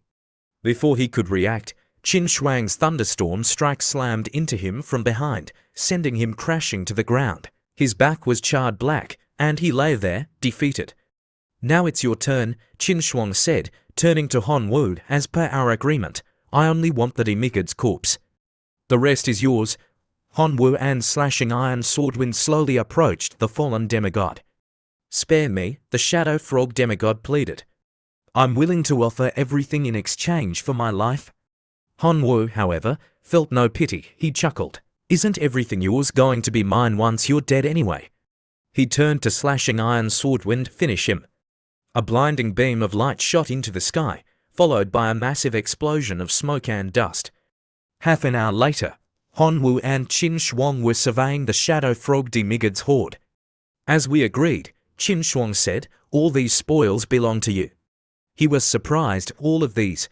You don't want even 1 or 2 items. We had an agreement, she replied nonchalantly. Everything but the Demigod's corpse is yours. As she spoke, he scanned the treasures, searching for something specific. When she finished, he had found it. He picked it up and placed it on her head. Then consider this the interest on my debt to you? Qin Shuang, secretly delighted to receive a gift from her crush, feigned indifference. If you insist, I'll reluctantly accept it. Before they could chat further, Teacher Chow Wen contacted them. Student Hanwoo, you did well. The school leaders and the recruitment staff from top universities want to meet you. I'll keep these skeletons for you. Return quickly, back at the school. Teacher Chow Wen ushered Hanwoo and Qin Shuang towards the meeting room. Follow me, he said, his voice serious. Don't speak carelessly. The teachers in there are all true gods. He opened the door to a room where several teachers from different universities were waiting. Hanwoo felt a wave of nervousness. I wonder if these recruitment teachers can see my unique divine talent and life sacrifice ability. Teacher Chow Wen led them into the room. The bald teacher, his brow furrowed, spoke first. Let's start with student Qin Shuang. Your family is a true god clan, your resources are abundant, and in this exam, you obtained a demigod corpse. You're planning to use it to create a lord-level creature, correct? How many divinity points do you have now? The teacher in the blue suit was shocked. Qin Shuang hasn't even become a demigod yet, and she's already preparing to nurture a lord-level creature. The chances of success are quite high. Even those of us who have been demigods for many years haven't been able to nurture a lord-level creature. Qin Shuang replied without hesitation, that's right. I have for divinity points. Hanwoo, hearing her answer, was stunned. This Qin Shuang, she secretly accumulated for divinity points. That's at least 450 million divine power invested. She's unbelievably rich. The bald teacher, impressed, outlined the offers from the 3 top universities. Student Qin Shuang, your qualifications fully meet the admission criteria for all 3 of our universities. Once you complete the nurturing of your lord-level creature, you can apply to any of our schools. We will complete the pre-enrollment procedures, and you can experience university life early. Qin Shuang, pleased, thanked the teachers for their consideration. The bald teacher's expression then turned serious as he addressed Hanwoo. As for student Hanwoo, the bald teacher began, we've reviewed your file. Your core race is locusts, correct? Hanwoo quickly replied, that's right. The teacher marked an X next to core race under Hanwoo's name. And your current divinity value is 1 point, correct? Yes, Hanwoo replied calmly. Another X was marked next to divinity value. The teacher then asked, his tone serious, one last question. We are very curious about how you acquired a hero-level swordwind and a weakened skeleton lord avatar during the entrance exam. Hanwoo realized that these teachers seemed unaware of his abilities. There's no need to tell them, then. May I refuse to answer that question? He asked. The bald teacher, seeing his reluctance, didn't press him further regarding your evaluation. I'm sorry, student Hanwoo, although you performed exceptionally well in this exam, you still haven't met some of our requirements in other aspects. If you truly wish to apply to one of our 3 universities, please continue to excel and see us again during the next university entrance exam. Principal Su, seeing Hanwoo being rejected, felt a twinge of sadness for him. They haven't seen Hanwoo's true potential. What a shame. Despite being rejected by his desired universities, Hanwoo remained optimistic. He smiled confidently, I understand, then I'll do my best. See you at the next university entrance exam. The teacher waved his hand dismissively, very well. I wish you success in fulfilling your aspirations.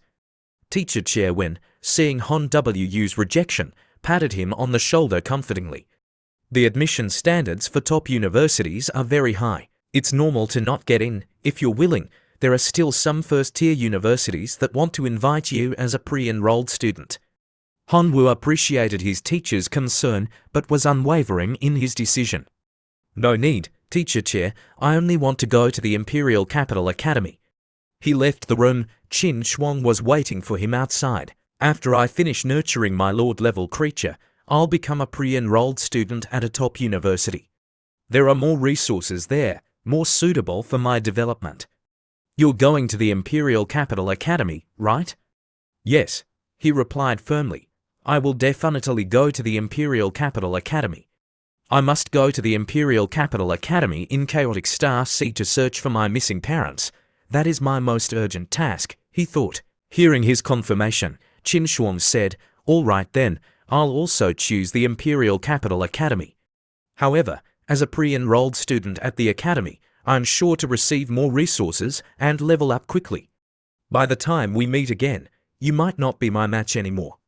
So, while I'm not a pre-enrolled student yet, you should reconsider becoming my slave. It's not too late. He turned away, rejecting her offer as he had done countless times before. I've earned quite a bit myself. Why would I need to be your slave?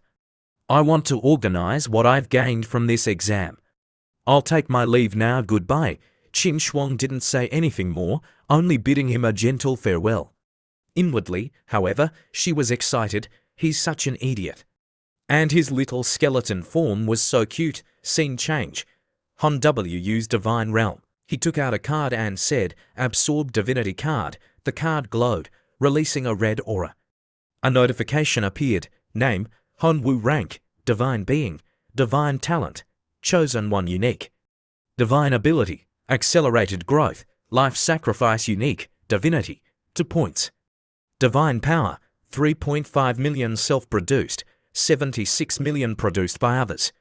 Faith Power, 79,030,000, Core Level, Level 3. Relic, Corrupted Law of Gluttony Level 2, Toxic Smoke Jade Level 1, Core Race, Locusts. Superhuman Creatures, 219, Elite Creatures, 49,800,000, Ordinary Creatures, 2.38 billion. Subordinate Races, Swordwind, Slashing Iron Swordwind Hero.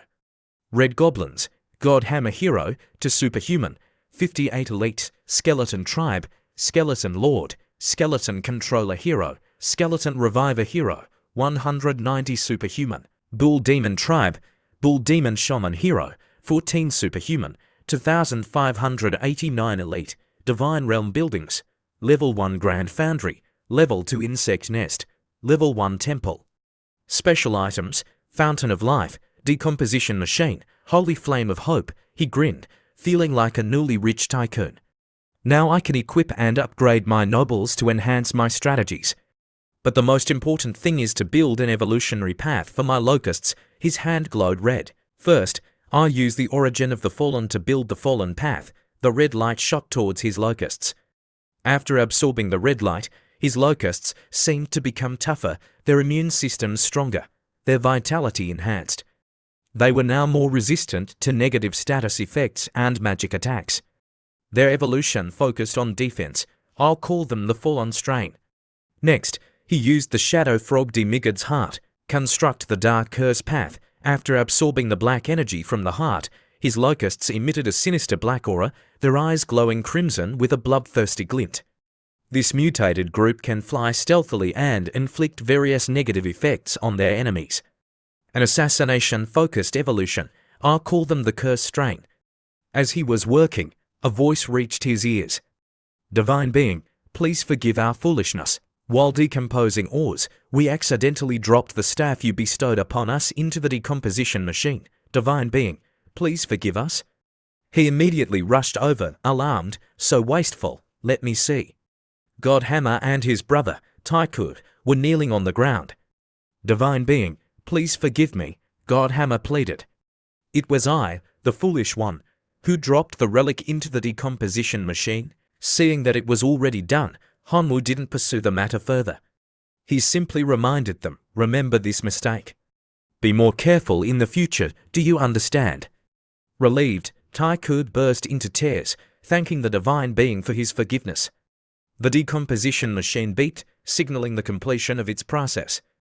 System: to fire crystals and 1 golden crystal acquired. Origin of a relic: the origin from which a relic is formed can be used to upgrade or repair relics. He stared at the information, stunned. Repair relics. My law of gluttony is corrupted. Could it actually be repaired? He took out his corrupted law of gluttony and tried using the origin of a relic on it. Moments later, the system provided updated information. Ordinary creatures, after consuming food exceeding 999 times their own energy, can evolve into elite creatures. He was astounded. It was 1,000 times before, and now the requirement has been reduced. If I have enough origins of relics, could I completely repair the law of gluttony? The only problem is, origins of relics need to be extracted from relics. Where am I going to find that many relics? He decided to search online for information, seeing what others were saying about this matter. He found a post from someone seeking help. Help! I have a weapon that is both a divine weapon and a relic, but it was damaged during a battle in the outer realm. Without it, my combat strength has plummeted. I am searching for skilled individuals within the divine civilization to help me repair it. As long as you can fix it, any amount of divine power is yours. Several people had already commented, give up, it's impossible. I've tried to repair it, but there's no way. Hanwoo wondered, repairing a weapon that's both a divine weapon and a relic, maybe the origin of a relic can help.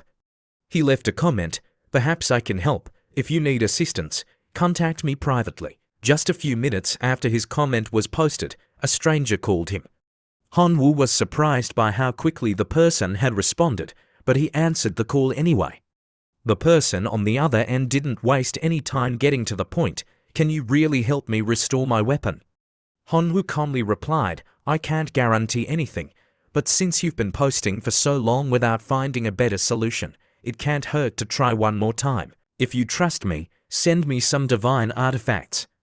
The person on the other end exclaimed, I've already downloaded the Divine Realm Anti-Scam Center app. Don't try to fool me. Tell me, what level of divine artifacts do you need? I can send you anything below level 4 right now. It will take some time to get anything above level 4. Hanwoo was surprised that the person could provide him with divine artifacts up to level 4. A sly grin spread across his face as he said, level 1 is fine.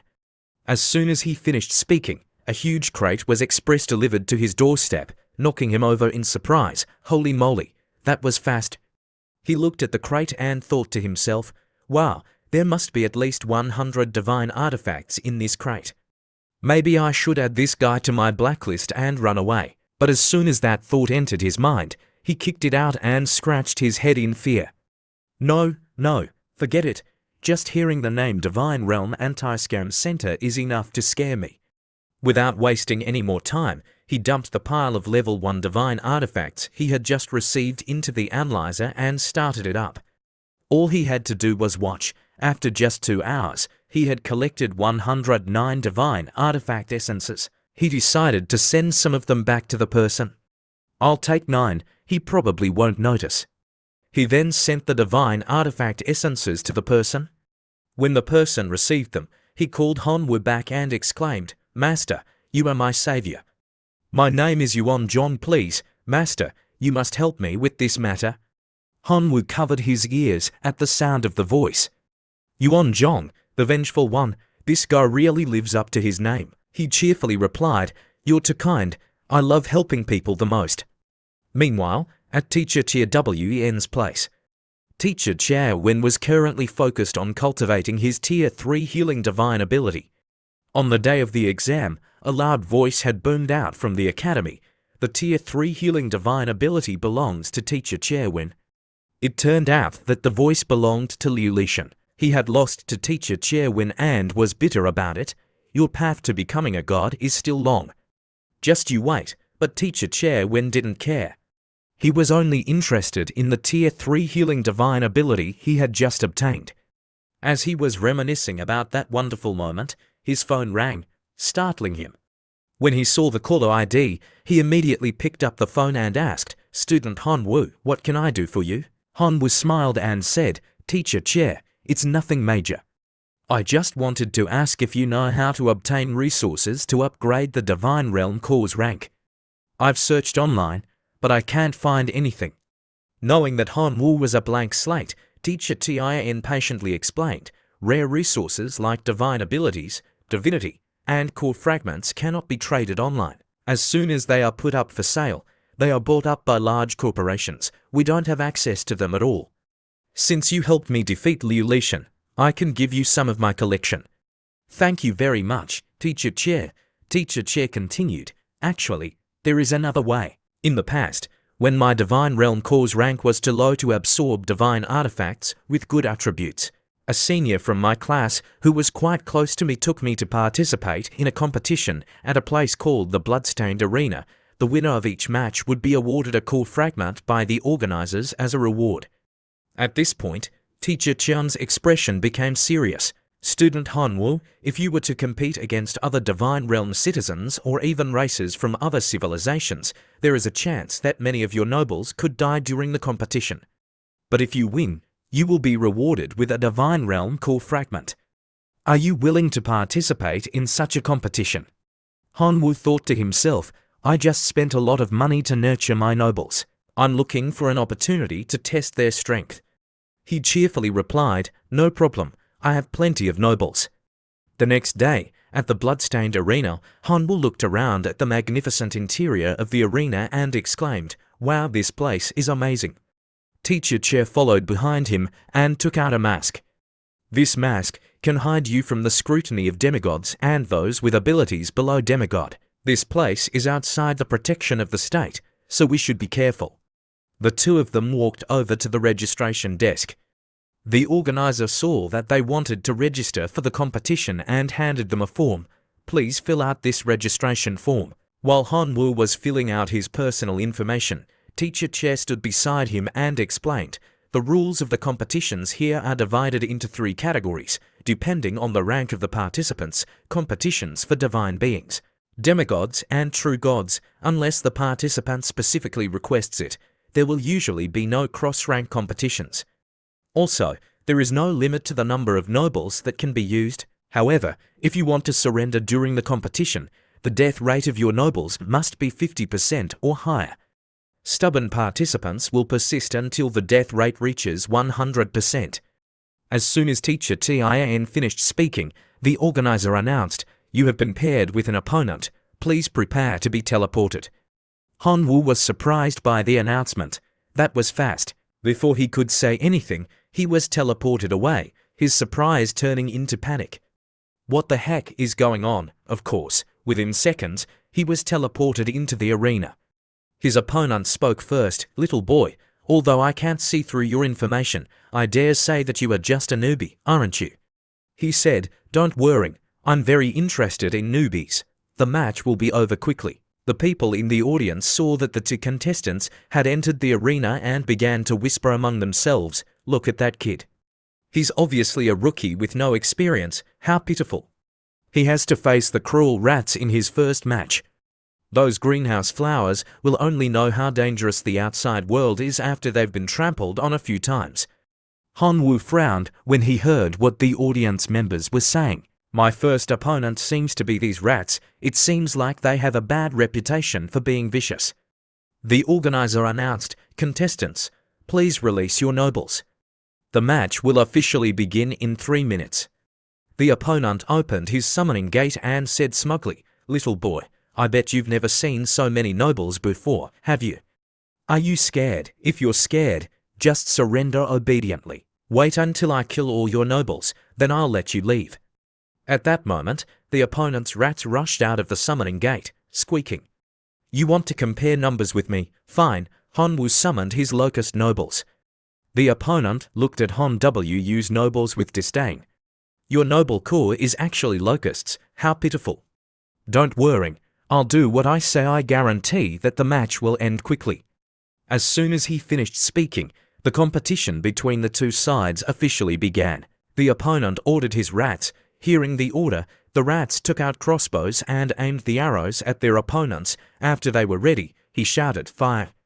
The rats fired their arrows at their enemies. However, Hanwoo was not flustered. He immediately shouted, fallen insects, defend. Hearing the order, the fallen insects lined up in a row and formed shields to block the arrows. The arrows of the rats were blocked and even broken in half.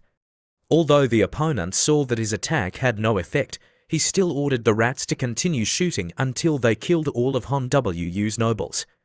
The rats continued to attack, while Han Wu quietly ordered his cursed insects to sneak behind the rats and ambush them. Hearing the order, the cursed insects moved behind the rats and emitted an extremely uncomfortable light, making it impossible for the rats to do anything but close their eyes to block the light.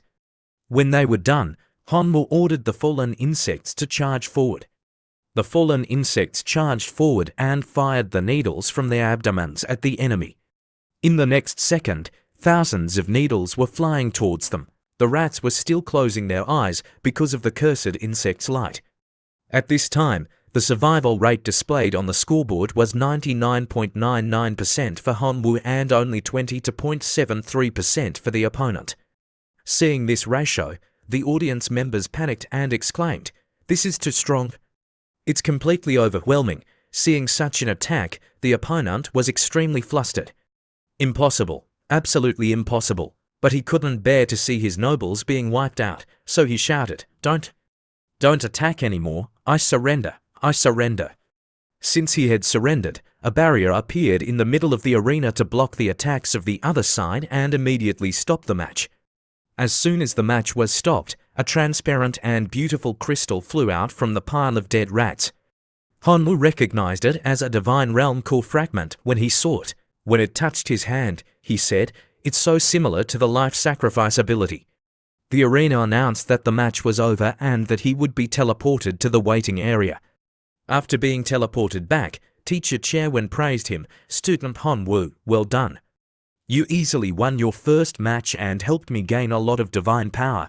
Han Wu was proud of the compliment and flicked the mask he was wearing. After the compliment, Teacher Chairwen asked, "Your nobles don't seem to be too badly damaged. Do you want to continue to the second round? If you win consecutively, the number of Divine Realm core fragments you receive will increase by 10% compared to this time." Han Wu smiled confidently, "Then let's continue. My nobles are still lacking in training 32 days later." Han Wu looked at the pile of Divine Realm core fragments he had earned. "I've finally won 100 million self-destructing heavenly demon insects." But the number of Divine Realm core fragments he had received after 89 consecutive victories was astonishing. The Divine Realm core could be upgraded to level 7 now. He then switched to thinking mode. "If I want to become stronger, it will be more and more difficult. The number of fragments needed to upgrade to level 8 is more than the total number of cores I've earned before." At this time, Teacher Chairwen, who was standing beside him, suggested, "Actually, with your current noble force, you can challenge a demigod." Han Wu was puzzled by the suggestion. "If I challenge a demigod, will the reward increase significantly?" Teacher Chairwen calmly replied, "It will increase by 10 times compared to winning ordinary matches. For example, if you defeat a demigod in the next match, you will receive benefits equal to 10 by 90 consecutive victories, which is 90 times the number of Divine Realm core fragments you would normally receive." After listening to Teacher Chairwen's explanation, Han Wu lowered his head and pondered. After thinking it over carefully, he filled out his registration form for the cross-level challenge. After receiving the registration form, the staff member confirmed with him again, "Have you really thought it over carefully? This is a challenge to a higher level." But Han Wu was still very confident. "Yes, I'm sure." After Han Wu confirmed the information with the staff member, the guys inside the arena heard about it and began to spread the news.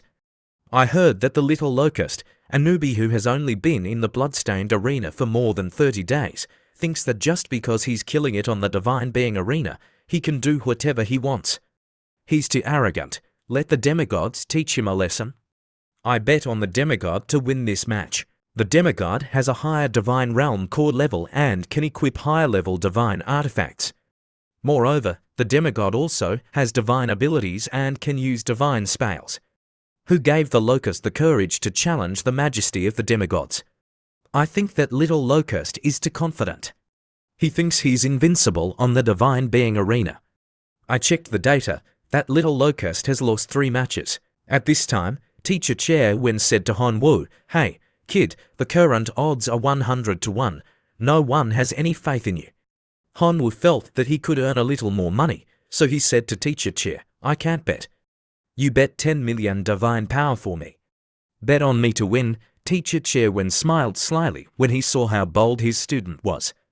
"You're quite a gambler. I'll also bet 5 million divine power on you. All my hopes are pinned on you. You must win. When you win, I'll buy a divine artifact to reward myself." Han Wu was speechless when he saw that beaming face, but he still thanked Teacher Chair Wen. After Teacher Chair Wen left, Han Wu whispered, "This Teacher Chair Wen, what does buying a divine artifact to reward himself have to do with me? How annoying." He then entered his divine realm and thought to himself, "My divine realm has been upgraded, but I still don't have any new divine artifacts. What should I add?" He stood on a mountain top and looked down. The law of gluttony and the poison smoke seemed to be a bit weak. While he was talking to himself, Yuan Zhong called, "Master, have you refined the divine artifact essence today?" But Han Wu didn't answer. Instead, he asked, "Didn't you say before that you could find all divine artifacts below level 4? Is that right?" Yuan Zhong answered honestly, "Master, I have many divine artifacts below level 4 in my divine realm.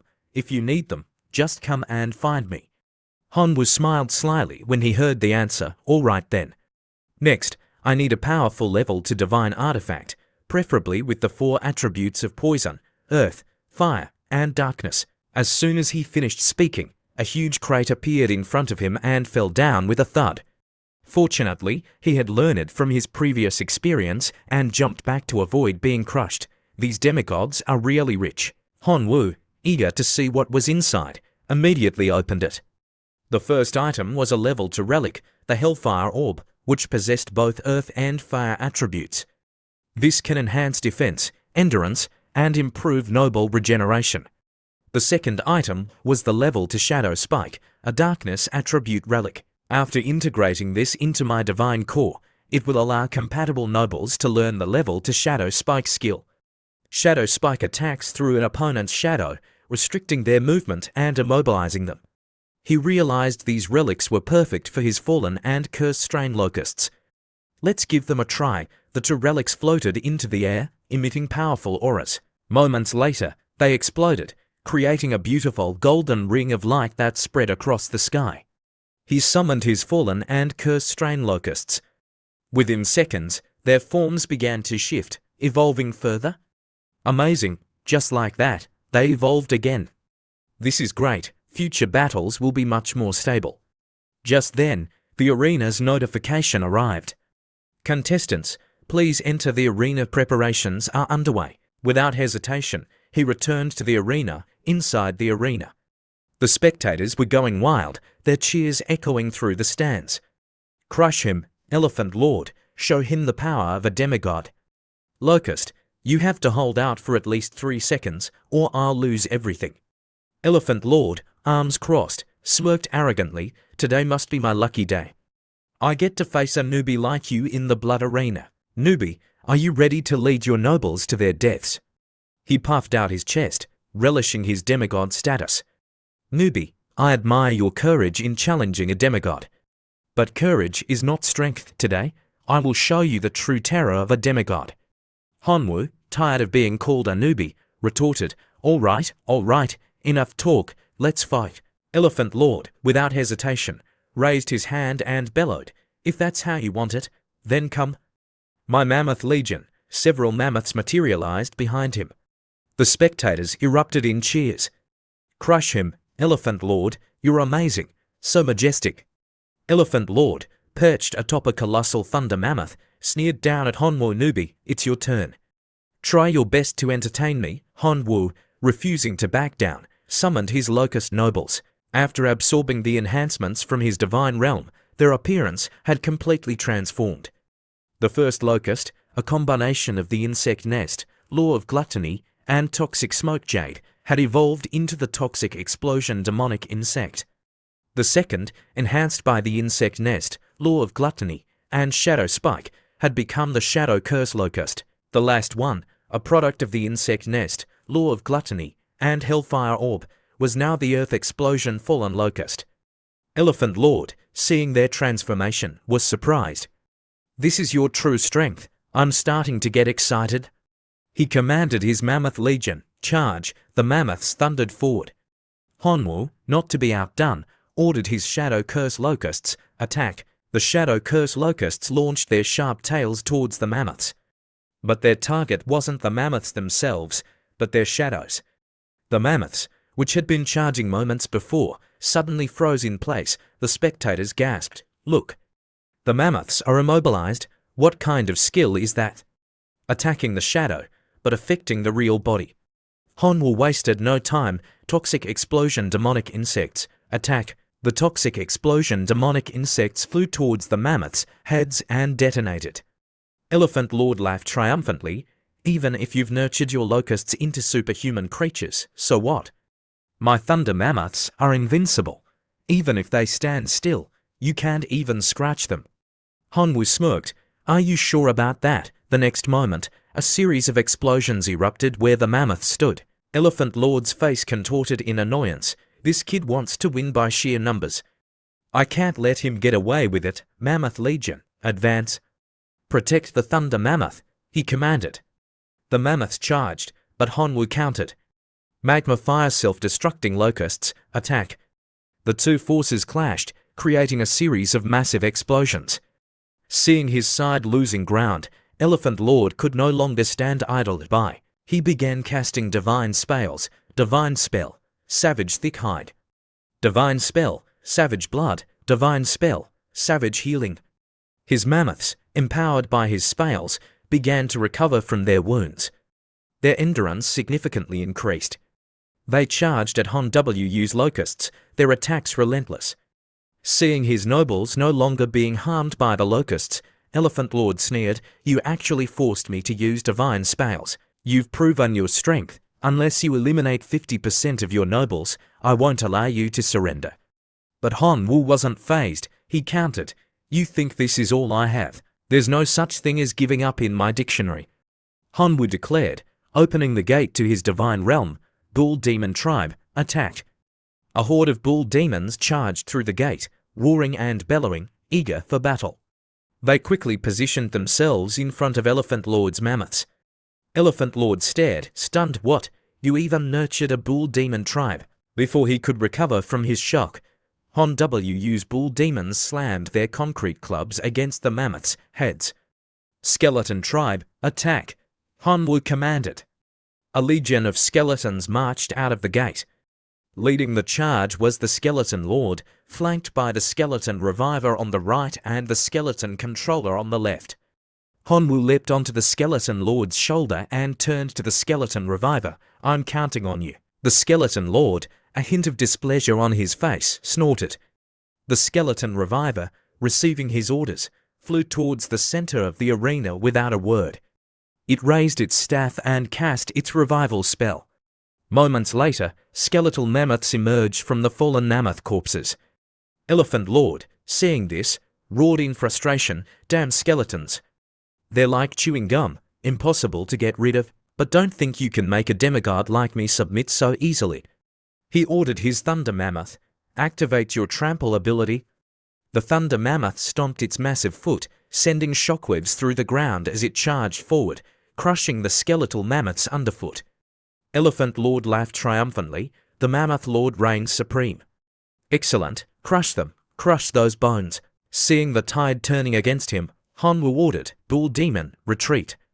Skeleton Controller, deploy. The Skeleton Controller flew forward, landing amidst the bone pile. It raised its hands and cast its bone puppet skill. The scattered bones on the arena floor rose into the air, coalescing into a colossal skeleton. As soon as it formed, it stomped on several mammoths, crushing them effortlessly. Elephant Lord gaped at the towering skeleton, his jaw slack with awe. But he quickly recovered in power. He roared, pointing at his Thunder Mammoth. The mammoth began to grow, its size increasing rapidly. When it reached the same size as the colossal skeleton, it charged, its tusks aimed at its opponent.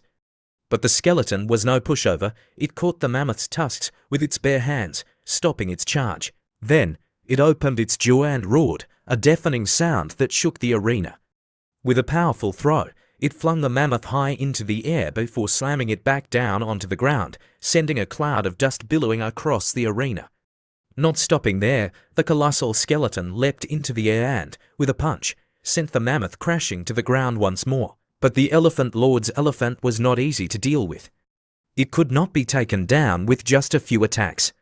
So, it used its trunk to block the skeleton warrior's attack and immediately used its trunk to knock the skeleton warrior to the ground.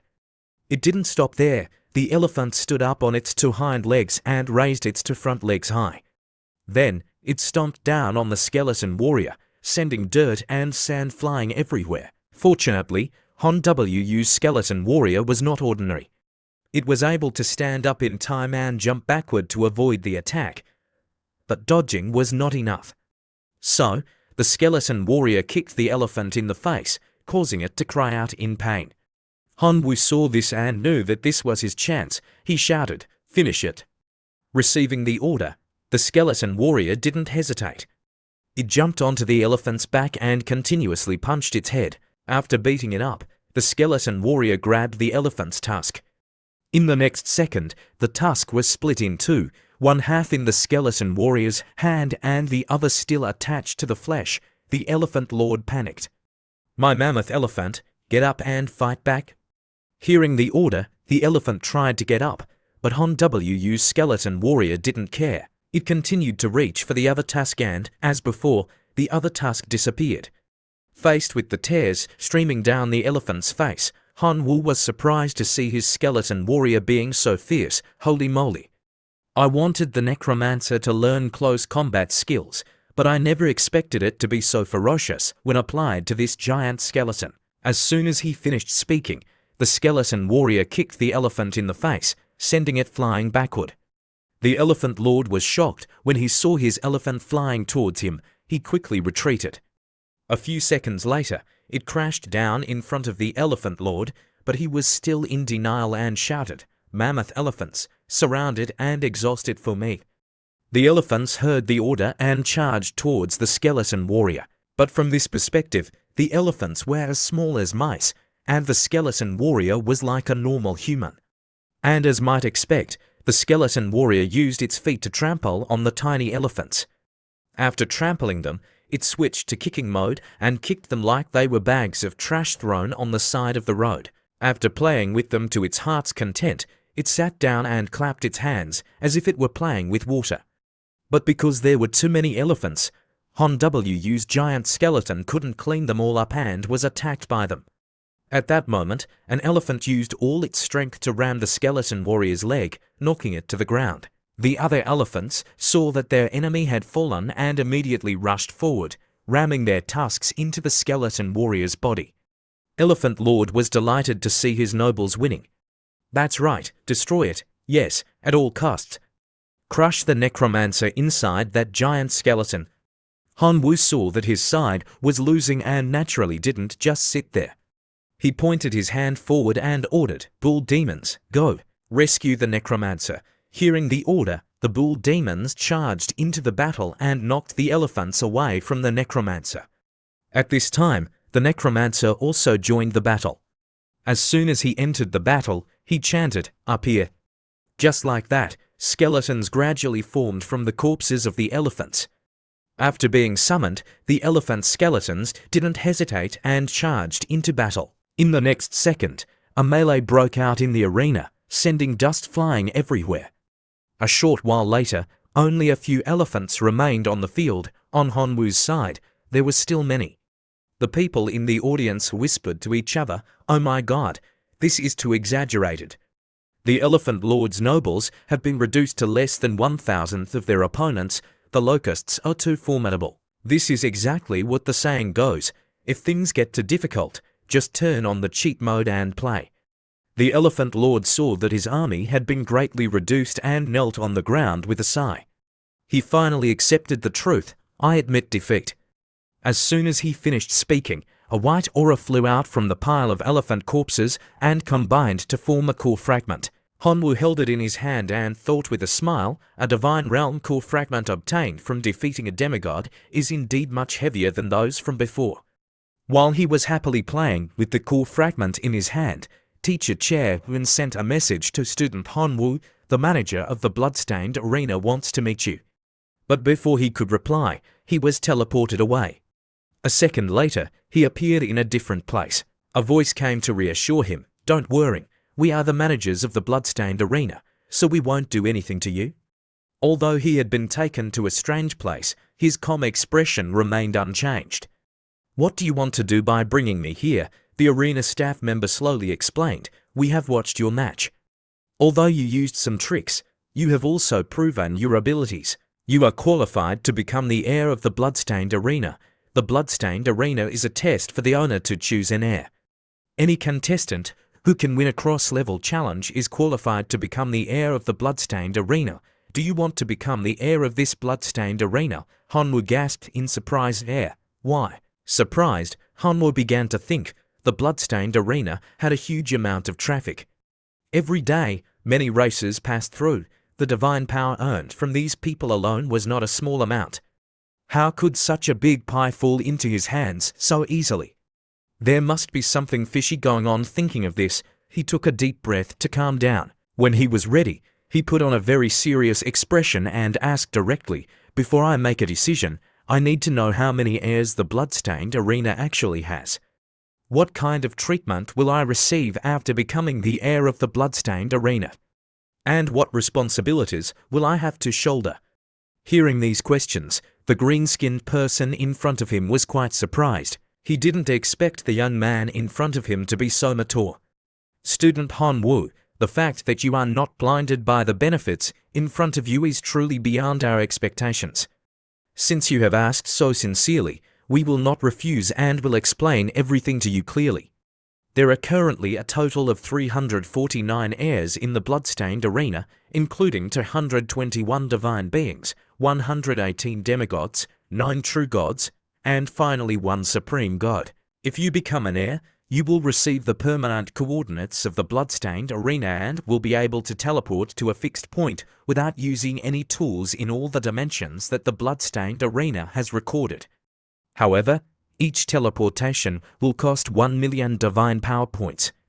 In addition, you will be granted the right to establish a special bloodstained arena in your divine realm to train your nobles. As for the responsibilities, when the number of heirs reaches 500, the bloodstained arena will hold another inheritance ceremony. The most outstanding person from those 500 heirs will be chosen to become the next owner of the bloodstained arena. Of course, you are obligated to participate." After listening to these words, Hanwoo began to analyze. Judging from the nature of the bloodstained arena, the inheritance ceremony was definitely not just a simple ceremony for fun. It was probably a way for the 500 heirs to kill each other, leaving only the last person to become the owner. But at the moment, he was only the 350th heir. It was still a long way from reaching 500. By that time, he might have already become a divine king. While he was still hesitating, the staff member of the arena asked, "So, do you agree to become a candidate for the heir?" With that confident thought in his mind, Hanwoo immediately agreed. As soon as he finished speaking, the system announced, "Congratulations! You have become the 350th heir of the bloodstained arena." After the system announcement, a red light flew straight into Hanwoo's body, surprising him. He didn't know what it was, but he didn't panic for long. In the next second, he was teleported back to Teacher Chair Wen. Teacher Chair Wen was overjoyed to see him and immediately ran over to him with a smile. "Student Hanwoo, you are my lucky star. We've made a fortune this time." Hanwoo was confused by the teacher's sudden excitement. After he finished speaking, Teacher Chair Wen hurriedly put the phone in his hand and told him to take it. Hanwoo didn't rush. Instead, he put on his mask to hide his information first. When he saw the super long number on the phone, his eyes widened in surprise. So many zeros. 1 billion.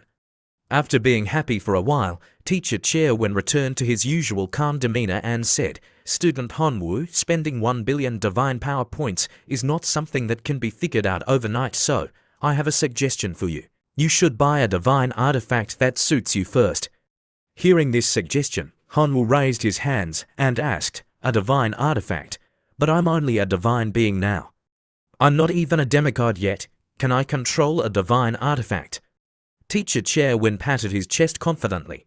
"No problem at all. How could I harm you? I happen to know a divine artifact shop that can definitely help you find a divine artifact that suits you." Hanwoo didn't say anything when he heard those words, but he was overjoyed in his heart. This was really the right person at the right time, as expected. It was a coincidence. Just as he was talking to the teacher, Elephant Lord ran over from behind him with all his might and shouted, "Locust, I finally found you."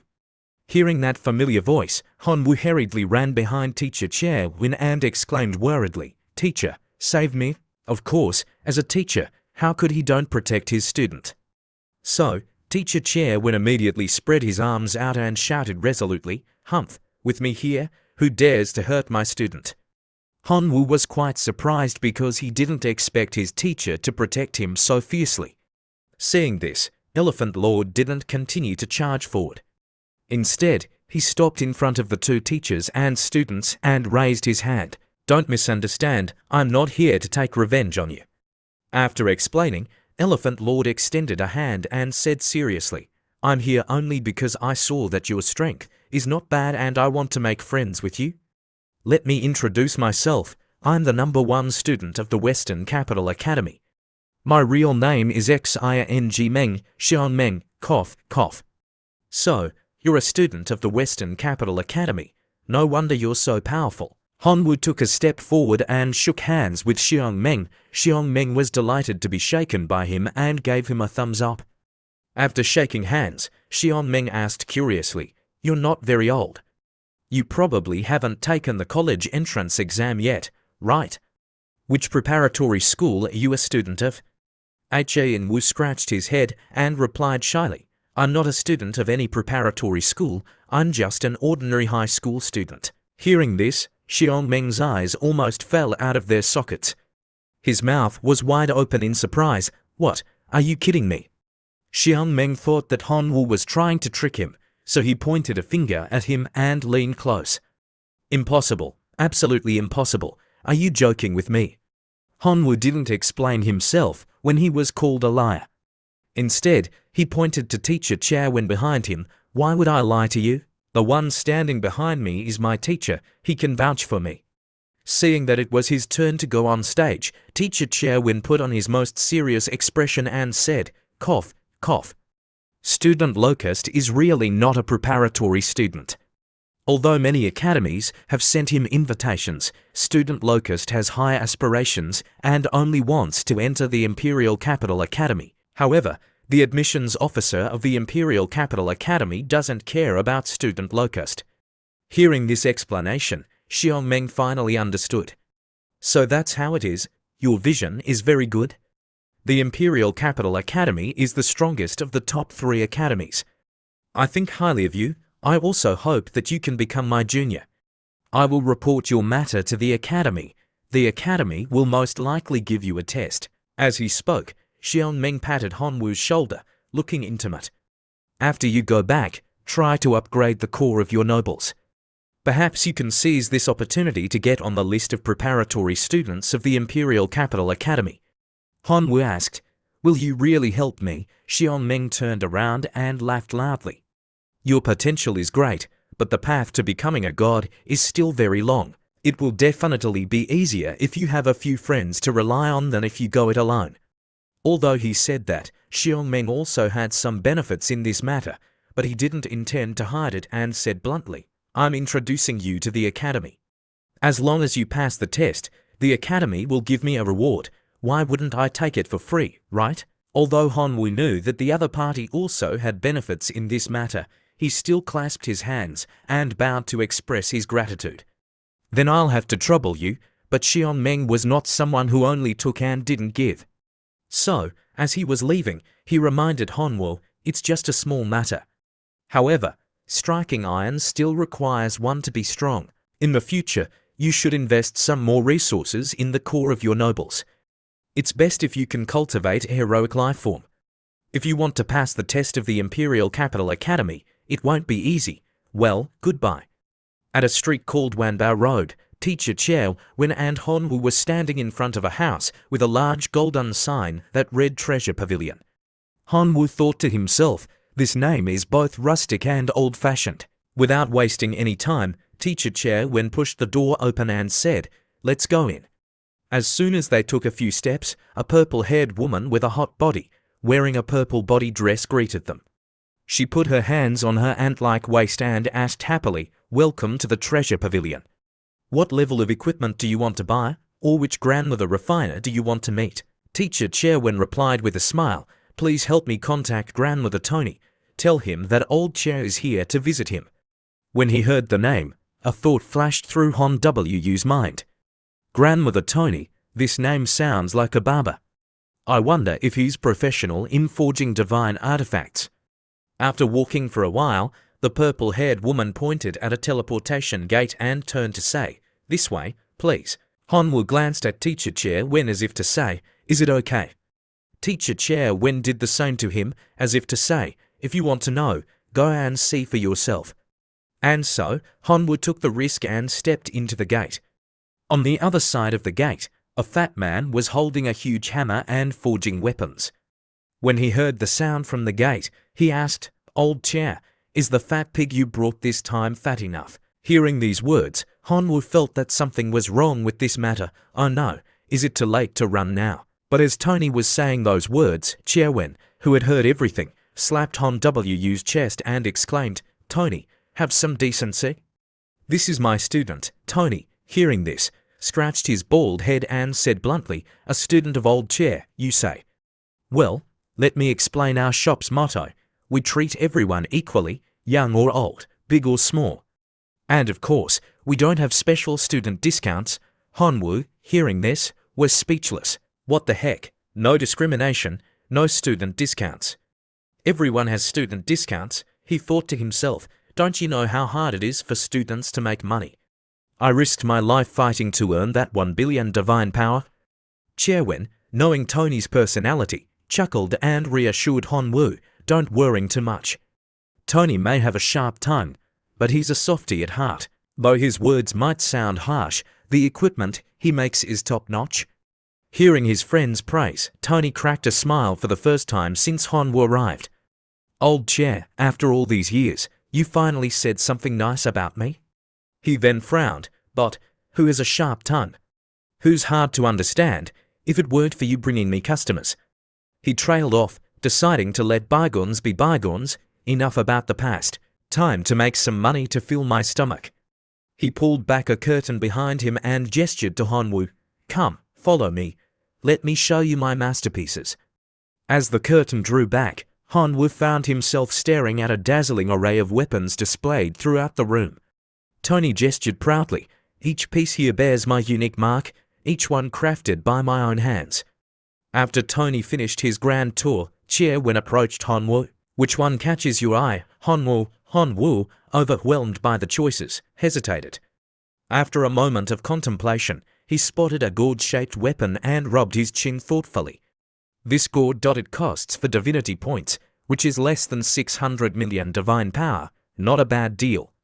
He considered his options, especially his upcoming test for the Imperial Capital Academy. Finally, he declared, "I want the 2-star divine weapon, Ancient Gourd."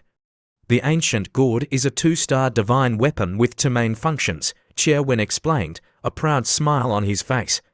One is Gu refinement. The gourd contains a space that can hold up to 100,000 insects. These insects are then pitted against each other in a deadly battle.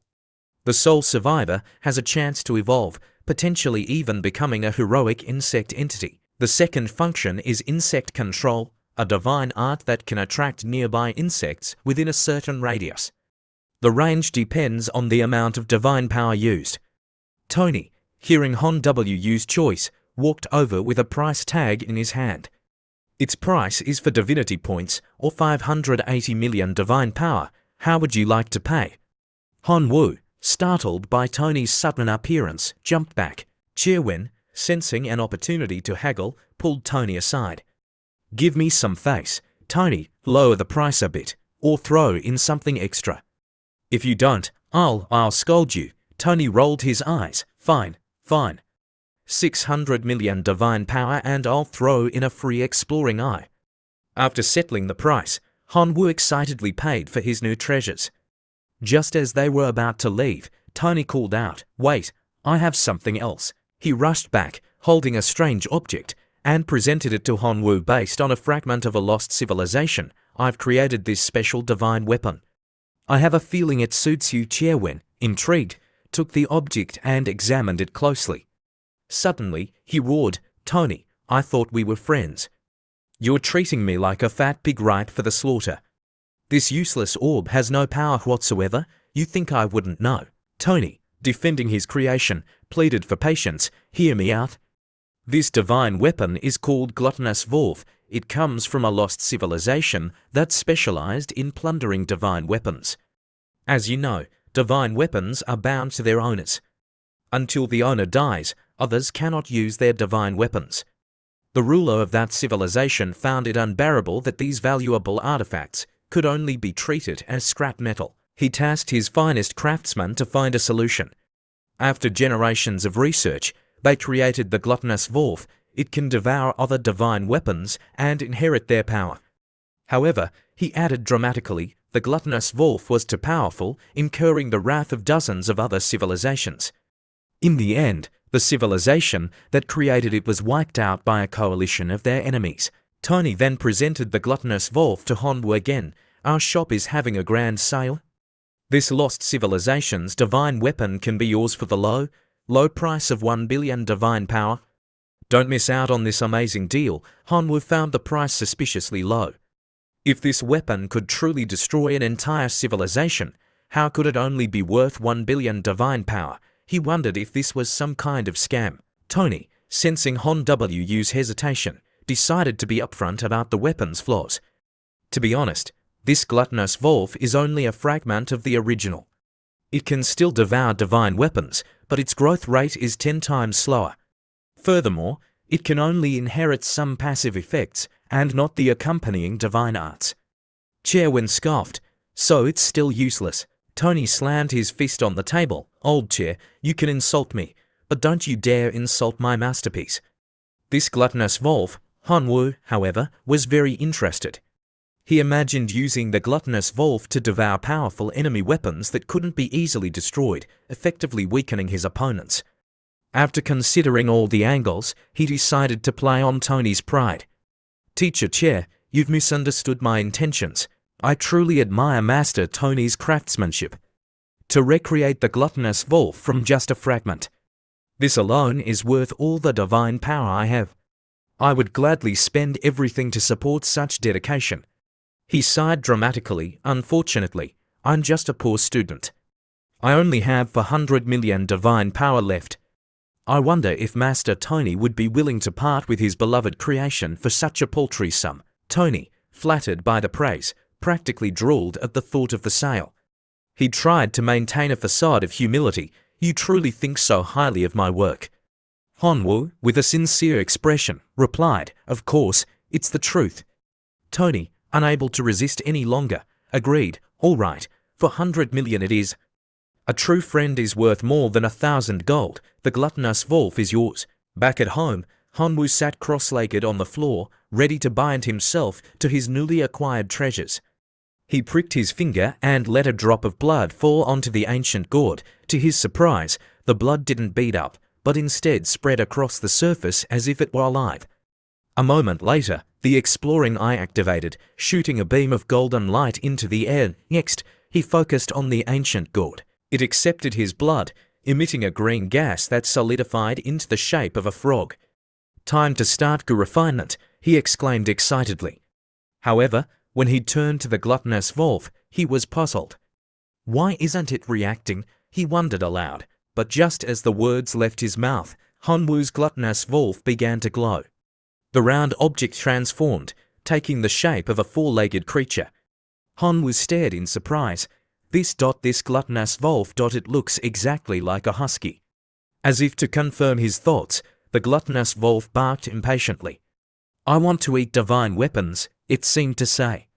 Hanwoo, understanding its intent, rubbed his chin. This little guy has already been influenced by the law of gluttony. But little buddy, I'm so broke right now, I could barely afford dirt for dinner. Where am I supposed to find you a divine weapon? Despite his predicament, he couldn't bear to see it starve.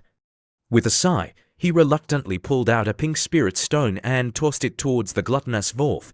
The gluttonous Wolf, eyes gleaming, immediately turned to face the treat. Like any dog worth, it chased after the flying stone, leaping gracefully into the air to catch it in its mouth. Satisfied, it settled down to enjoy its meal. Meanwhile, Hanwoo wondered what his other nobles were up to. He activated his observation skill to check on them.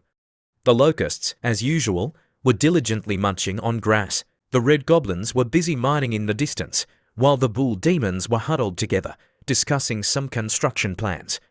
They've all come so far, Hanwoo thought proudly. Meanwhile, Steel-Edged Sword Saint was deep in meditation, honing his skills, and the skeletons were happily gnawing on colourful stones they had dug up. After surveying his domain, Hanwoo rubbed his chin. With the sacred objects obtained from the own tribe, I've finally managed to repair and upgrade the law of gluttony to level 3. And its effects are truly incredible. Now, simply by eating, my nobles can easily evolve into elite life forms. With further upgrades, even ordinary life forms could become superhumans.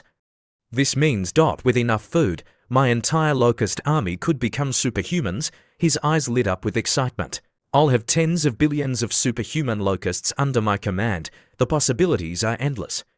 A week later, Hanwoo's locust army had multiplied exponentially. The sky was now perpetually dark with their swarms. He knew it was time for another round of life sacrifices. He raised his hand. 13 billion locusts, I offer thee as sacrifice. As if summoned by a vortex, the locusts were sucked into his outstretched hand. Moments later, the post-sacrifice reward list materialized before him. These are the rewards for sacrificing 13 billion lives, he thought incredulously. It's even better than before. Reward options. 1 10-Tusk Hunters Night Demon Tribe, superhuman life forms. To 3-star Divine Weapon, Splitting Steel Axe. Function 1, Divine Weapon, Sacred Object Duality, can be used as a level 3 sacred object, granting nobles the ability to summon steel blades as weapons. Function 2, increases damage against beasts by 15%. Function 3, accompanied by the Divine Art, Tyrant's Body. 3, level to sacred object, Petrification Stone. Upon absorption by the Divine Realm Core, there is a chance that the Divine Realm's nobles will undergo petrification, gaining a humanoid form. Applicable only to non-humanoid and non-demonic races. Hanwoo was particularly interested in the third option. A humanoid form? That's crazy. I have to see this. He immediately selected the Petrification Stone. A glowing orb appeared in his hand. Without hesitation, he crushed it. A strange light erupted from the shattered fragments, enveloping the swarming locusts. To Hanwoo's astonishment, their forms began to shift, becoming larger and more humanoid. New noble. Name: Mantis Men. Rank: superhuman life form. Racial talent: flight, low intelligence, humanoid body, faith level, fanatical believer, over 50,000 faith points per day. Reproductive ability: 5 births per cycle, producing high-quality offspring. Lifespan: 10 years. Special ability: Venom Spit, summon elven shortbow.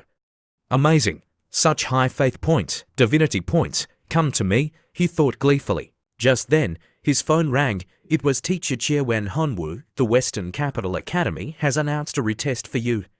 Their admissions teacher will be at your school tomorrow to assess you. Be prepared. Hanwoo, trying to contain his excitement, replied calmly, okay. The next day at school, Susan approached Hanwoo and slung an arm around his shoulders. How's your divine realm coming along? If you're short on resources, let me know. I might be able to help you get your hands on some rare ones you can't find online. After all, my family has quite a few demigods. We have our ways. Hanwoo decided to test. Can your family get their hands on Divine Realm core fragments? I need one to upgrade from level 7 to level 10. Susan's face turned serious. We might be able to find one, but it'll be expensive. Even with our connection, it wouldn't be cheap. I'm guessing around 400 million divine power, Hanwoo sighed internally. As expected, poverty is the greatest obstacle to my growth. Su-sun, misinterpreting his silence, offered an alternative. However, my family did say that if you're willing to sell us 1,000 superhuman skeleton knights, they'd be willing to waive the cost of the divine realm core fragment. Han Wu's ears perked up. Superhuman skeleton knights, you say, deal. Su-sun was surprised by how quickly Hanwoo agreed. I should have asked for superhuman skeleton controllers instead, he thought regretfully. Just then, Teacher Chair Wen entered the classroom. Hanwoo, the Western Capital Academy's admissions teacher is here. He's waiting for you in the faculty room. Hanwoo entered the room and was surprised to see the bald teacher who had previously failed him. How did he get here? He wondered. The teacher was just as surprised. How did you get here? He thought incredulously. There's no way this kid passed the general admissions test. Did he get in through some backdoor deal? But even then, the Western Capital Academy's retest is far more difficult than the high school exams. Plus, to prevent cheating, only core nobles can participate. And what's his core noble? Locust, the lowest of the low. After a moment of silently judging Hanwoo, he said, Student Hanwoo, I will be administering your retest on behalf of the Western Capital Academy. Do you have any questions? Hanwoo shook his head. This test requires you to enter a virtual world simulating a border town of a major civilization called Dragon City. This civilization has a complex system of classes and professions. Upon entering the simulation, you and your core noble will be identified as hostile entities. Your objective is to survive and successfully eliminate at least one of Dragon City's guardian heroes. How many troops and heroes are there in Dragon City? Hanwoo inquired. Although it's a border town, Dragon City has a population of tens of millions. Over 10% of its residents have combat professions. As for heroes, there are 5 in total. You'll have to discover any further information yourself. You have 1 day to prepare. Hanwoo immediately went to Teacher Chair Wen. Teacher, I want to use my accumulated class points to exchange for 3 level 1 sacred objects. Of course, choose whichever ones you need, and good luck. Back in his divine realm, Hanwoo approached his core with a spirit stone. Divine realm core has absorbed the spirit stone and leveled up to level 10. Space has been expanded. He then proceeded to absorb the 3 sacred objects. Level 1 sacred object, toxic gland. Upon absorption by the divine realm core, there is a chance that nobles will develop poisonous attributes and venomous glands. Level 1 sacred object, earth essence. Upon absorption by the divine realm core, there is a chance that nobles will gain earth attributes and increase defense. Level 1 sacred object, elven shortbow. This dual-purpose item functions as both a sacred object and a divine power weapon. Upon absorption by the divine realm core, there is a chance that nobles will gain the ability to summon elven shortbows. The divine being also gains the ability to summon a physical elven shortbow. 3 brilliant beams of light shot up from the core, illuminating the entire divine realm. Most of my mantis men now possess venomous glands. Half of my locusts have increased defense, and nearly all of them can fight with elven shortbows.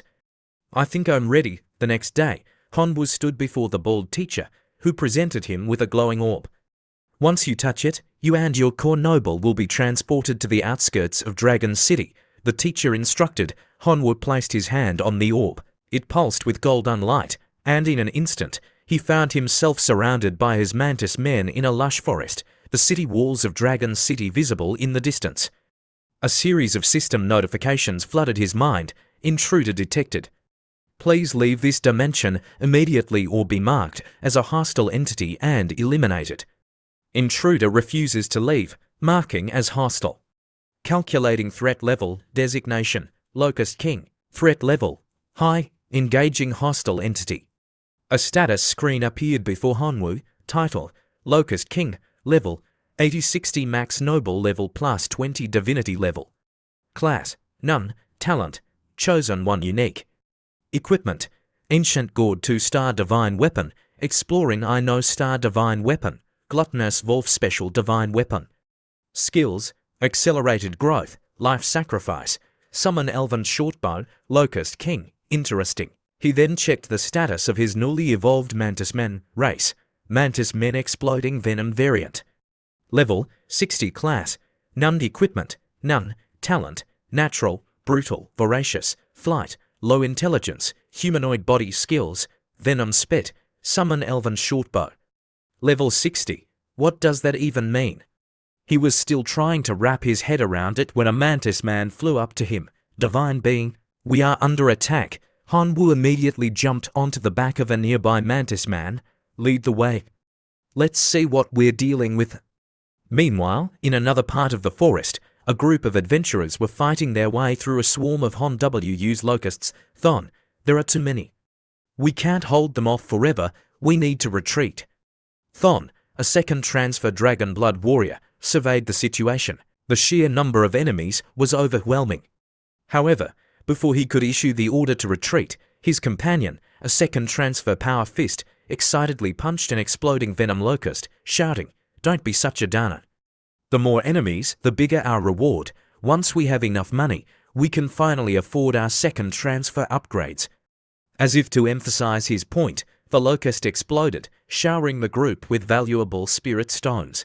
A small, water nymph-like creature scooped up the stones and presented them to a young woman. "Thank you, Aqua," the young woman said gratefully. She was a first transfer water healer. Meanwhile, a young girl bombarded the swarm with fireballs from her staff. "Foolish locusts, you are no match for me," she shouted. "No matter how many of you there are, I'll burn you all." "Lily, be careful," Thon warned. "Support each other. Don't get separated. High above them." Hanwoo observed the battle, a smirk growing on his face. He summoned his exploring eye to gather information on his opponents. Name, Thon, level 37, class, second transfer Dragon Blood warrior.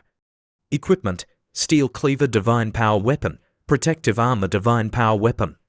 Talent, Sword Intent, Dragon Blood, Skills, Cleave, Shattering Strike, Dragon Force. He noticed that all four adventurers wore matching badges. Thon's badge was silver, while the other three were bronze. "So he's the leader," Hanwoo muttered to himself. Down below, Thon was starting to panic. "There are too many. We can't kill them all. We need to retreat." Hanwoo, sensing their fear, decided to test their strength. "Go, see what they're made of." A nearby Mantis Man swooped down, landing in front of the retreating adventurers. "You're not going anywhere," it screeched. Thon paled. "That's a third transfer monster. Run!" Thon, panicking, turned back to his companions. "Split up and run. I'll hold it off as long as I can." He then turned back to face the approaching Mantis Man, gathering his strength for a final, desperate attack. Dragon Force, Cleave, he poured everything he had into the blow, but it only left a small scratch on the Mantis Man's exoskeleton. Thon stared in disbelief, his heart sinking. It's too strong. I don't stand a chance." Before he could react, the Mantis Man delivered a swift kick to his chest, sending him flying. The Mantis Man then turned its attention to the remaining adventurers, who were frozen in terror. "Don't run," it roared, chasing after them. They scattered, running for their lives, but it was no use. The Mantis Man was too fast. It quickly caught up to them, binding them with its powerful limbs before tossing them aside like rag dolls. Hanwoo, who had been observing the fight from afar, leisurely made his way over to the captured adventurers. In their eyes, he was a terrifying monster. "Don't come any closer, you ugly beast." The Power Fist shouted defiantly, "Get away from us." Hanwoo stopped, feigning offense. "Ugly, you say? For your information, I happen to be quite handsome." He folded his arms, striking a pose. "Now then, if you want to leave this place alive, answer my questions truthfully in your eyes. What do I look like?" "Like I'd ever answer the question of a monster like you," the Power Fist spat.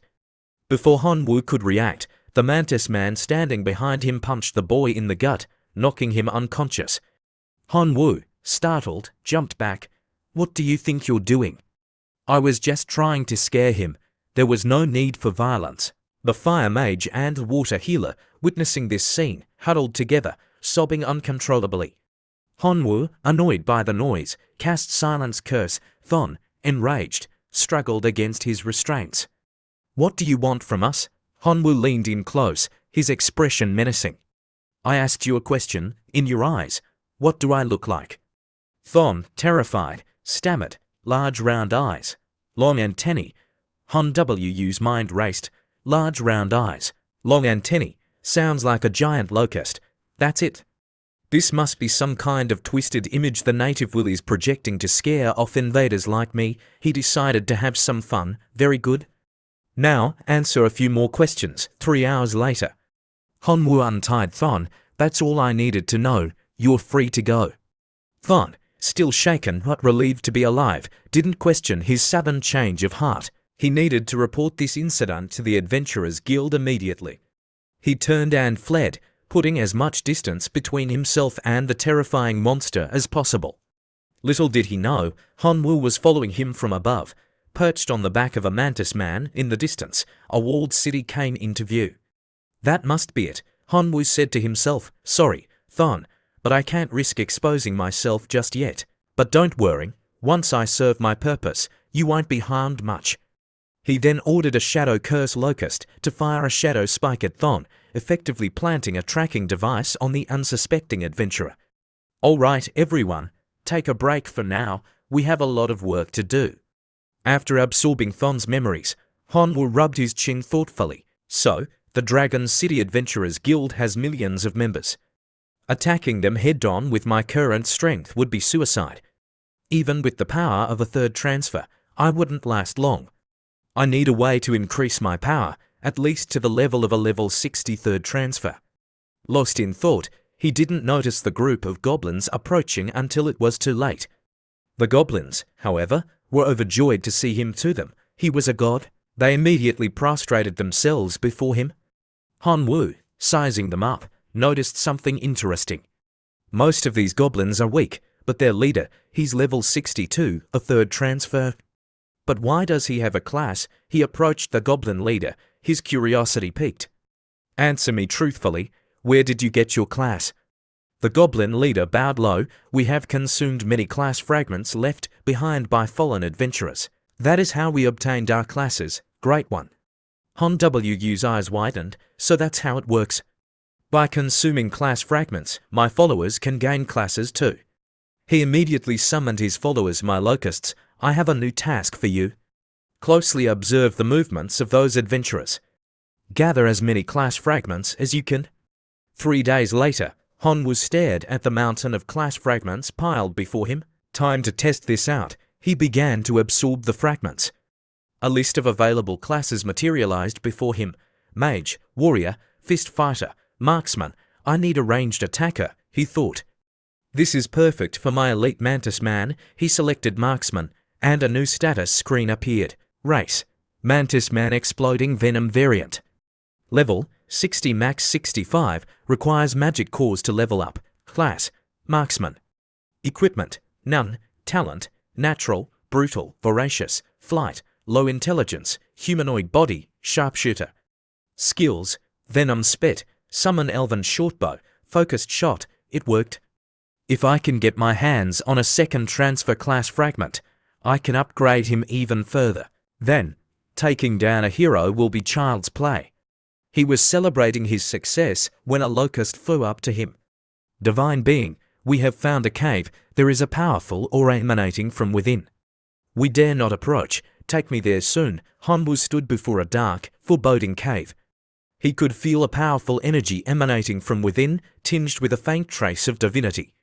This place, it feels familiar somehow, worth investigating. He cautiously entered the cave, his two mantis man bodyguards close behind. The cave opened into a massive cavern. In the center, chained to the ground, lay a gigantic dragon, sound asleep. He smiled. Back when I was studying, my teacher mentioned that some extraterrestrial civilizations would seal away enemies they couldn't easily kill. It seems this black dragon in front of me is a pitiful creature sealed here by some powerful being. He then activated his goblin scouting eye. Soon, a panel with information appeared. Name, Black Dragon Elise, level, 103 sealed. Original level, 149. Profession, rebel race, special. Equipment, unknown divinity, unknown.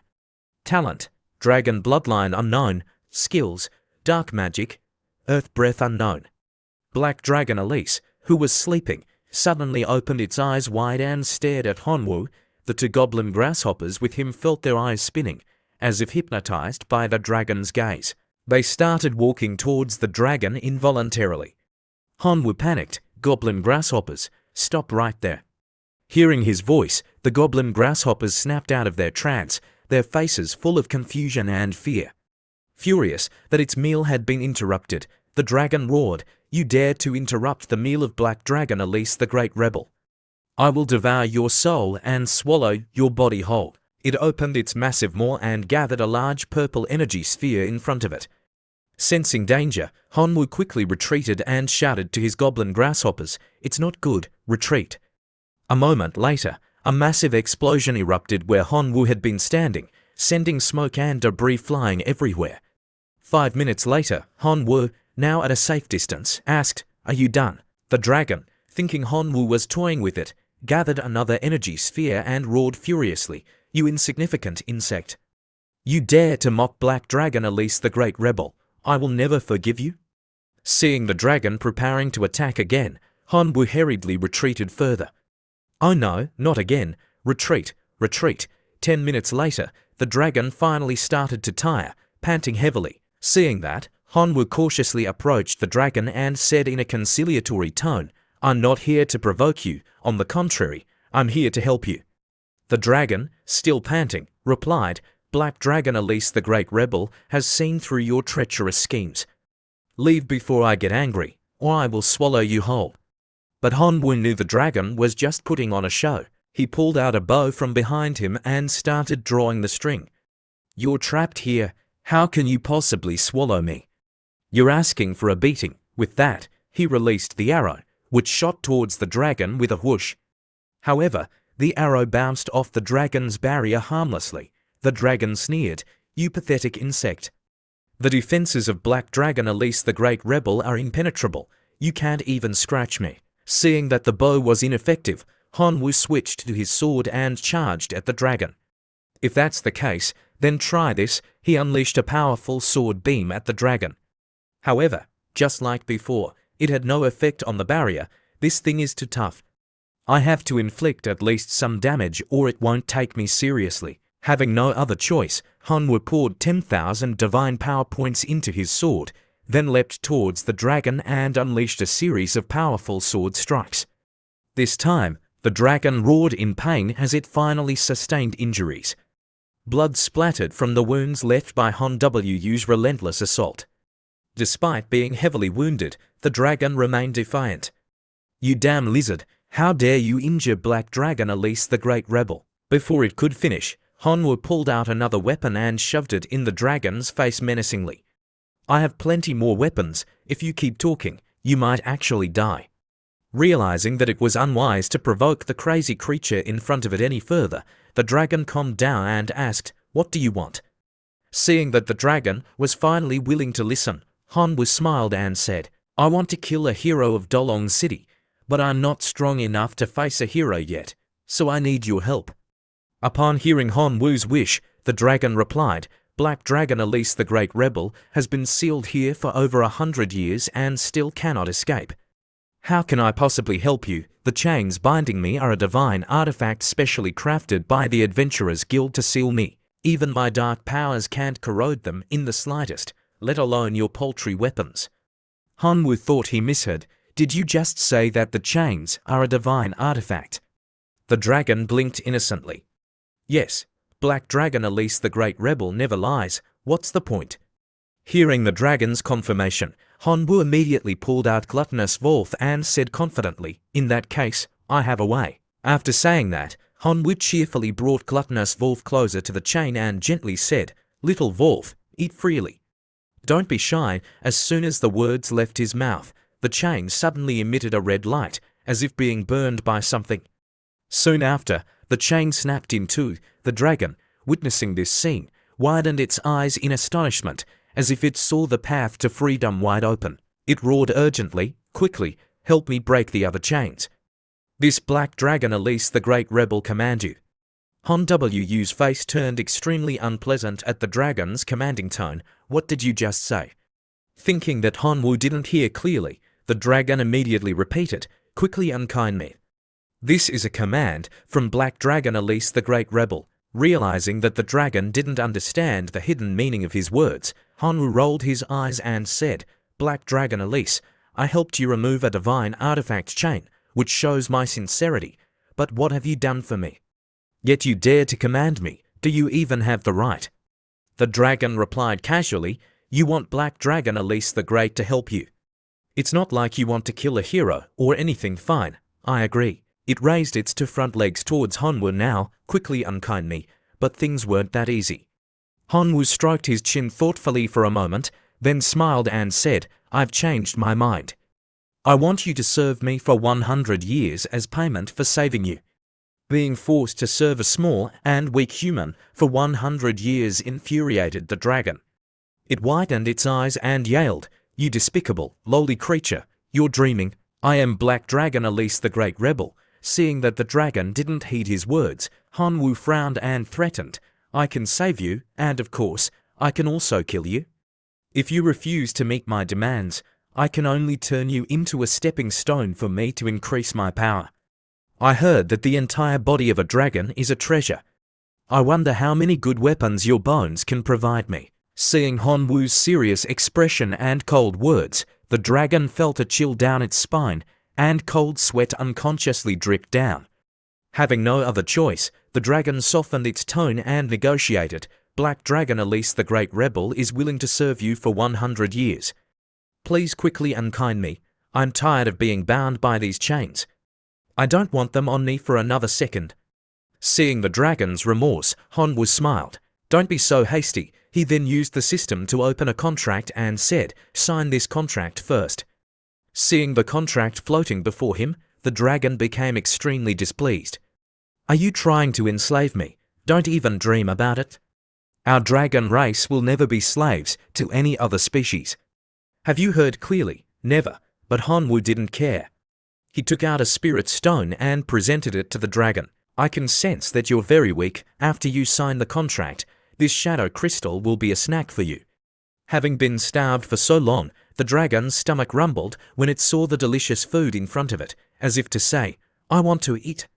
I want to eat." Black Dragon couldn't resist but stare at the dazzling light of the shadow crystal. But in the end, food still triumphed. It placed its paw on the contract, completing the signing process. After the contract was successfully signed, Hanwoo summoned Gluttonous Wolf. "Little Wolf, eat all these chains. You can eat freely." The wolf's eyes lit up as it dashed towards the delicious meal before it. The chains were quickly devoured by Gluttonous Wolf. Soon, a terrifying beam of light erupted from the cave, soaring straight into the sky, piercing through the layers of clouds. The rocks and debris in its path were flung far away, dust and smoke billowing everywhere. At the same time, a roar echoed throughout the land. "Black Dragon Elise the Great Rebel, I am finally free." The scene shifted to the Adventurers Guild building in Dolong City. The building was grand and exuded an air of valor. Inside, a group of people gathered to discuss the matter. A man in a black coat spoke up first. "That black dragon has just escaped its seal. It must still be in a weakened state. The 5 of us should join forces to eliminate it." This man was the hero, Extreme Martial Saint. Hearing his words, the Holy Maiden, another hero, spoke. "Black Dragon will definitely find a secret place to hide and recover its strength after escaping its seal. The area outside the city is vast. If we want to find it, we need the help of all the adventurers in Dolong City." A man in white added, "The dark energy emanating from Black Dragon will strengthen many monsters."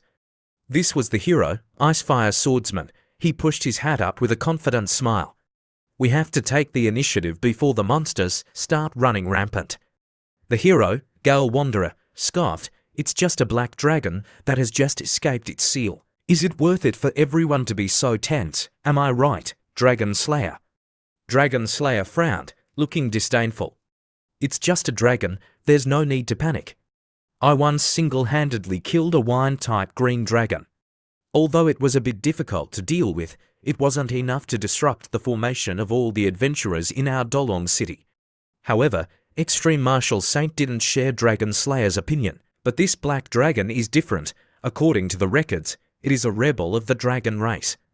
so we absolutely cannot underestimate it. Seeing his abilities being questioned, Dragon Slayer clenched his teeth and glared at Extreme Martial Saint. Are you doubting my strength? I am a 4th transformation Dragon Slayer. My destiny is to slay dragons, do you even know that? Extreme Martial Saint was slightly apprehensive seeing Dragon Slayer's expression. Feeling that the others were too troublesome, Dragon Slayer suggested, leave the black dragon that escaped to me. You guys just focus on protecting Dolong City. Hearing the plan, Gale Wanderer smiled and raised his hand in agreement. Dragon Slayer, I support you. After the discussion, Dragon Slayer immediately left. Gale Wanderer hurriedly followed. I'll go with you. At that moment, the monsters in the surrounding area sensed Black Dragon's release and swarmed towards it, bowing their heads in submission to its overwhelming power. Black Dragon Elise stood on a high rock, looking down at the tiny creatures below and roaring loudly, displaying its immense might. Hanwoo, seeing that the monsters in the area had almost all gathered, raised his hands and began to preach. Do you still want to continue living under the slaughter of adventurers? Black Dragon Elise the Great Rebel calls for the unification of all monsters. Form the Monster Alliance, confront the Adventurers Guild head-on. Make hunting adventurers the ideal of the Alliance. The monsters were taken aback by Han Wu's words and looked up in astonishment. Hunt adventurers, but can we even do that with our current strength? It's impossible. As the monsters voiced their concerns, Hanwoo thought to himself, the strength of my goblin race is limited after all. If we want to win for sure, we have to use these guys as bait to lure the enemy. He took out a glowing spirit stone and said, I can help you increase your strength. The Monster Alliance uses energy crystals as rewards. All monster races can exchange energy crystals with me for equipment and job fragments obtained from killing adventurers. A few days later, Black Dragon Elise was using its own blood to give Hanwoo a bath, while shamelessly trying to bargain with him. My dragon blood can help you break through to the 3rd transformation. I'm feeling dizzy from blood loss, so 500 shadow crystals isn't too much to ask, right? Hanwoo, finding the smell of dragon blood a bit pungent, pinched his nose and turned his head away. Stop pretending to be weak, 500 shadow crystals. You think that's cheap, remember, you're paying me back, got it? Soon, the system announced, ding, your 2nd transformation profession has been upgraded to 3rd transformation. Black Dragon Warrior, you have obtained the Black Dragon Blood talent. Black Dragon Blood increases physical strength by 50%, resistance to all elements by 50%, greatly enhances strength, and provides compatibility with the darkness element. Active skill, Black Dragon Transformation. Upon hearing the notification, Hanwoo stood up and activated Black Dragon Transformation. A mystical pinkish-purple light enveloped his body, a pair of wings sprouted from his back, followed by a pair of colossal horns on his head. His nails grew long and turned pitch black. Finally, a dragon's tail emerged. Name, Demon King, level 125, Goblin Race level 85, Divine Beast level 20, Profession level 20. Profession, 3rd transformation Black Dragon Warrior. Talent, Heaven's Chosen, Darkness Affinity, Black Dragon Blood. Equipment, Ancient Lake Divine Artifact 2-star, Gluttonous Vault Divine Artifact 1-star, Scouting Eye Divine Artifact 0-star. Skills, Accelerated Growth, Life Sacrifice, Summon Goblin Archer, Mighty Cleave, Dark Slash, Dragon Slash, Black Dragon Transformation. After the transformation, Hanwoo felt his current strength and was quite astonished. I didn't expect to become so much stronger. While he was deep in thought, Black Dragon Elise suddenly looked up and let out a deafening roar. Noticing the dragon's strange behavior, Hanwoo turned around and asked, "What's wrong with you?" Before the dragon could answer, Hanwoo sensed a formidable aura approaching from behind him. He quickly turned around with a cold expression. In the blink of an eye, the 2 streaks of light landed on the ground. They were none other than Gale Wanderer and Dragon Slayer. Dragon Slayer looked at Black Dragon Elise with a delighted smile. As expected of a pure-blooded black dragon, by slaying you, my Dragon Slayer profession will surely advance to the next level. He then glanced back and said, block off the surroundings. Don't let any other monsters interfere while I'm working. "Don't worry, Dragon Slayer," Gale Wanderer said with a grin. "I won't let any monster disturb you." After accepting the order, Gale Wanderer stood up and used his storm barrier, creating a transparent barrier around the mountain, preventing any other monsters from approaching. "Demon King, level 125, Gale Wanderer exclaimed in surprise. To think there's such a powerful monster outside Dolong City, he put on a confident expression. "But I won't let you interfere with Dragon Slayer's battle." Hanwoo, seeing the two heroes come to him, thought, "I was originally planning to practice my skills until they were perfect before going to Dolong City to kill a hero. I didn't expect them to deliver themselves to my doorstep." He then used his scouting eye to check his enemy's information. Name, Gale Smith. Level, 131. Profession, 4th Transformation Gale Wanderer. Equipment, Wind God Divine Artifact 1 star, Green Forest Divine Bow 1 star. Talent, Agile, Wind Affinity, Light Body, Storm Embodiment. Skills, Hero's Aura, Storm Barrier, Sneak Attack, Wind Blade, Severing Wind. Gale Smith then used his weapon transformation skill to change his bow into a dagger. Having obtained his opponent's information, Hanwoo took out two swords, threw them straight at his enemy, and shouted, "Take this." However, Gale Smith was no ordinary opponent. He easily jumped into the air to dodge the swords. He then used his skills to appear behind Hanwoo. Hanwoo couldn't dodge in time due to Gale Smith's speed and was hit, crying out in pain. But as he turned around, Gale Smith appeared in front of him again and launched another attack. Realizing that he couldn't continue like this, Hanwoo immediately ordered his goblins, goblin grasshoppers, "Break that barrier for me." Back to Dragon Slayer, he knelt on one knee and used his hero's aura, Dragon Slayer Domain, to summon a group of dragon souls behind him. The summoned dragons roared loudly, displaying their might. They then charged towards Black Dragon Elise, unleashing a barrage of attacks, from breathing fire to ice. Although Black Dragon Elise was large, it was agile enough to dodge all the attacks. However, at that moment, it felt a strong killing intent behind it.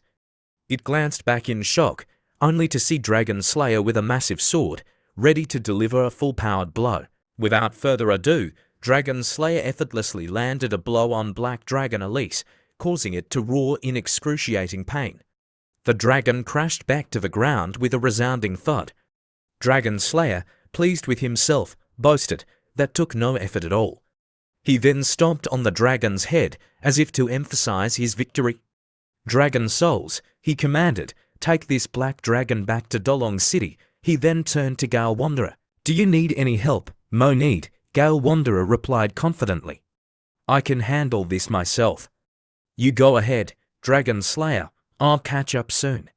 As he spoke, Gale Wanderer used his abilities to open a small passage in the barrier. Dragon Slayer nodded and, without another word, departed with his dragon souls. Seeing the situation escalating, Hanwoo shouted, "Goblin grasshoppers, break through that storm barrier at all costs." Receiving the order, the goblin grasshoppers charged at the barrier relentlessly, trying to break through. Soon, cracks began to appear on the barrier's surface. Unable to withstand the onslaught, the barrier shattered. Gale Wanderer was shocked. The barrier is broken. Despite this setback, he remained confident, "I'll just keep cutting them down." However, no matter how many goblin grasshoppers he killed, their numbers didn't seem to decrease. His face contorted in frustration as he realized the gravity of the situation. "At this rate, I'll be exhausted. I have to get out of here." He turned to flee, slashing at the goblin grasshoppers as he ran. "Die! Die! All of you must die!" But the sheer number of goblin grasshoppers was overwhelming. They swarmed him, leaving him with no room to fight back. He could only scream as the goblin grasshoppers covered his body completely. Silence fell. Gale Wanderer's hand went limp, dropping his weapon. Moments later, his body, reduced to a withered husk, fell to the cold ground. The goblin grasshoppers, having picked his bones clean, dispersed. As Hanwoo completed his mission, Bald Teacher contacted him. "Student Hanwoo, congratulations on completing your mission. I will now open a portal to bring you back." However, Hanwoo wasn't happy. "Wait, I can't go back yet." "What?" Bald Teacher asked in surprise. Don't tell me you want to rescue that captured black dragon. Yes, I have to save it, Hanwoo declared resolutely. It's my contracted partner, bald teacher sighed. Student Hanwoo, you need to think this through carefully. If you go to rescue that black dragon, you'll be facing not just one Gale Wanderer, but for heroes stronger than him, plus millions of professional adventurers and tens of millions of civilians who can become armed soldiers at any moment. Even a demigod would have a high chance of failure against such a force, let alone a fledgling divine beast like you, Hanwoo replied confidently. I know. That's why I'm formally requesting permission to release all my goblin races in the divine realm to fight alongside me. In exchange, I volunteer to increase the difficulty of the mission, to conquer the entire Dolong City. Bald teacher was taken aback. You want to challenge the entire Dolong City? You're certainly bold. Very well, I grant your request. But let me give you one piece of advice. You're risking your life here. Don't throw it away. As soon as he finished speaking, a teleportation portal opened, and all of Hanwoo's goblin races were transported before him. Leading the charge was the Swordmaster Goblin, a level 140 hero-ranked monster. Next came the Red Goblin Goblin, a level 113 hero-ranked monster wielding a massive mace. Then came the Minotaur Goblin, a level 135 hero-ranked monster with incredible strength. Finally, there was the Skeleton Army, consisting of the Skeleton Lord, a level 130 to sealed defective Lord rank monster, the Skeleton Controller, a level 75 hero rank monster, and the Skeleton Reviver, a level 86 hero rank monster. Looking at his assembled goblin army, Hanwoo stroked his chin and analyzed the situation. There are too many adventurers in Dolong City. My goblin race is strong, but our numbers are too small. We need help to hold back those low-level adventurers. It seems the Monster Alliance should come in handy. After a moment of contemplation, he issued his orders. Goblin Grasshoppers, send word to all members of the Monster Alliance. The Goblin Grasshoppers immediately set off. Swordmaster Goblin, Minotaur Goblin, follow me to the forest. The scene shifted to a forest where a wolfman was busy instigating a group of goblins. That black dragon has been defeated. What's the point of the Monster Alliance existing anymore? Are we just going to wait here and let the adventurers wipe us out? The wolfman laughed mockingly. That little goblin grasshopper servant of the black dragon even came to us, asking for help to raid the city and rescue that dragon. I say we kill him and take his energy crystals for ourselves. Before he could finish his sentence, his head was severed from his body, falling to the ground with a thud. The goblins gasped in horror, trembling in fear. Hanwoo stood before them, his eyes filled with disdain. You spineless insects. Not only do you lack loyalty, but you even dare to betray your allies. His anger flared. You're truly courting death.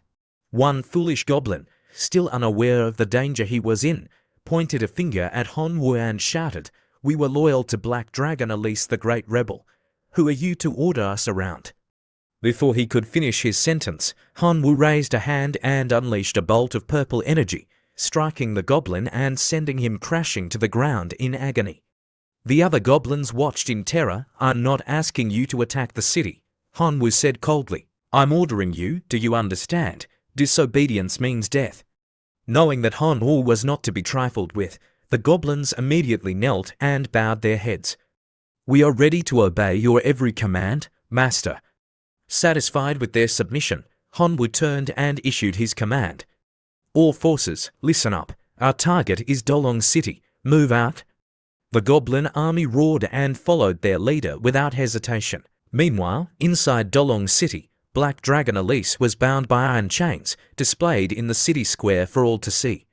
After a considerable time had passed, allowing the citizens of Dolong City to gawk at the captured dragon, a man approached Dragon Slayer, who was enjoying a glass of wine. Excuse me, Dragon Slayer, the man said in a low voice.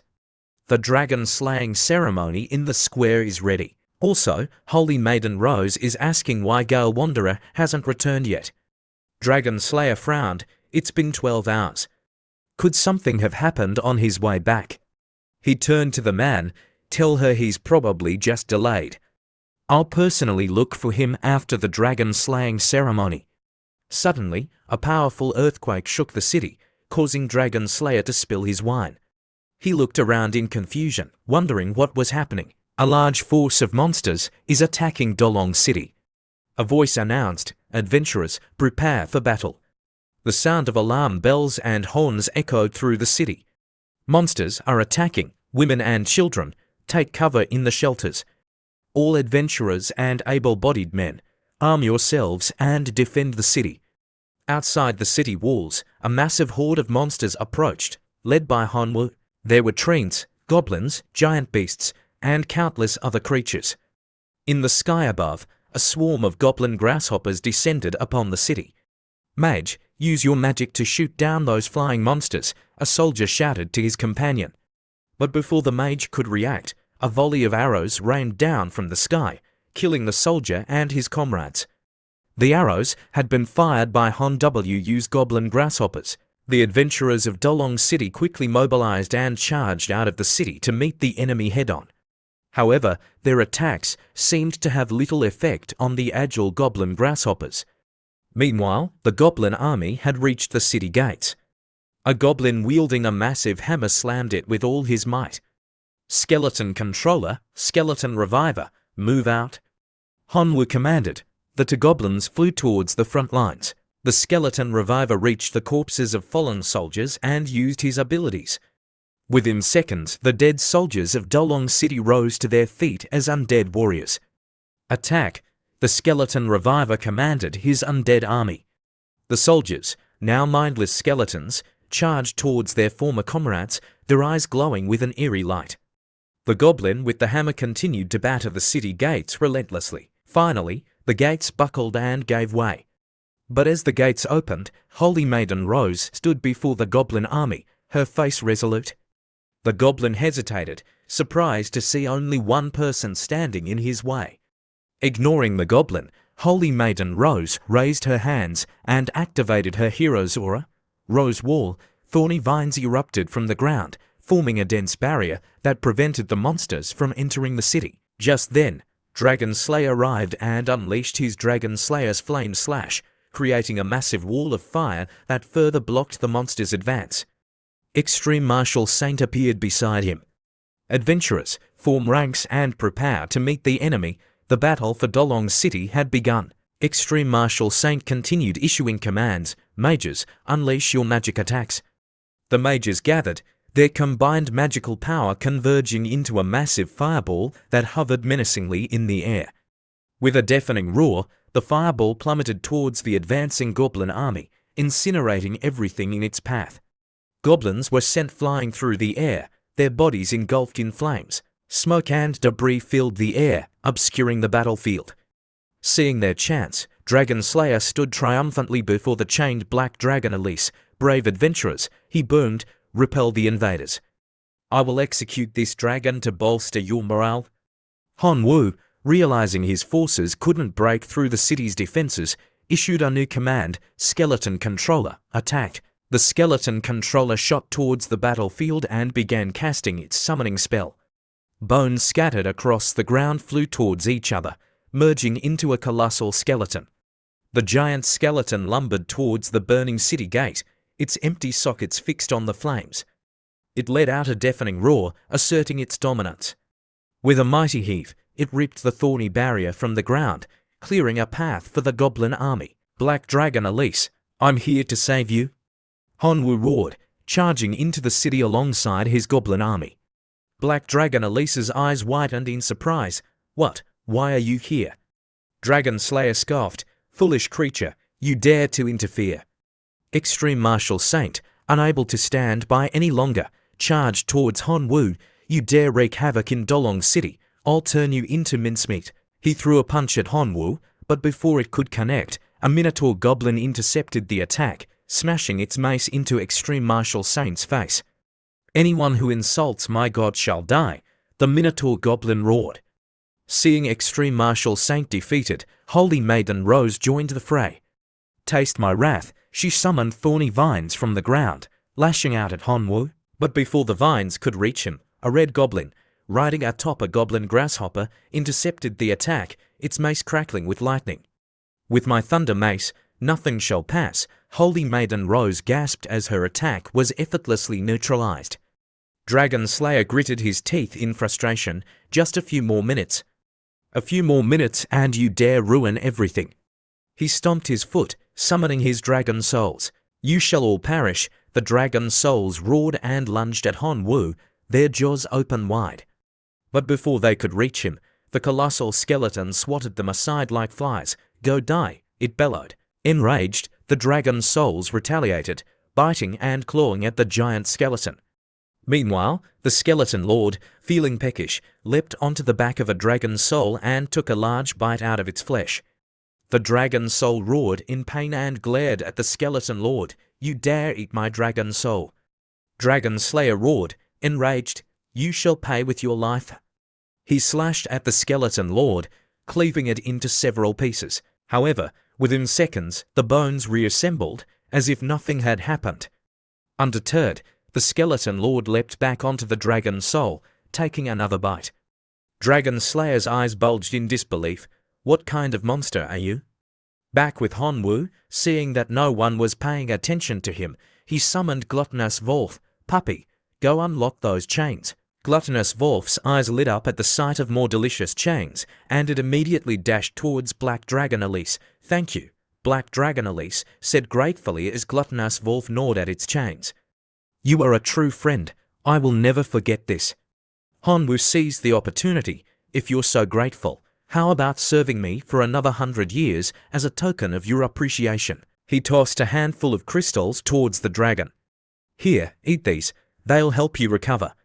The dragon eagerly devoured the crystals, readily agreeing to Han Wu's request.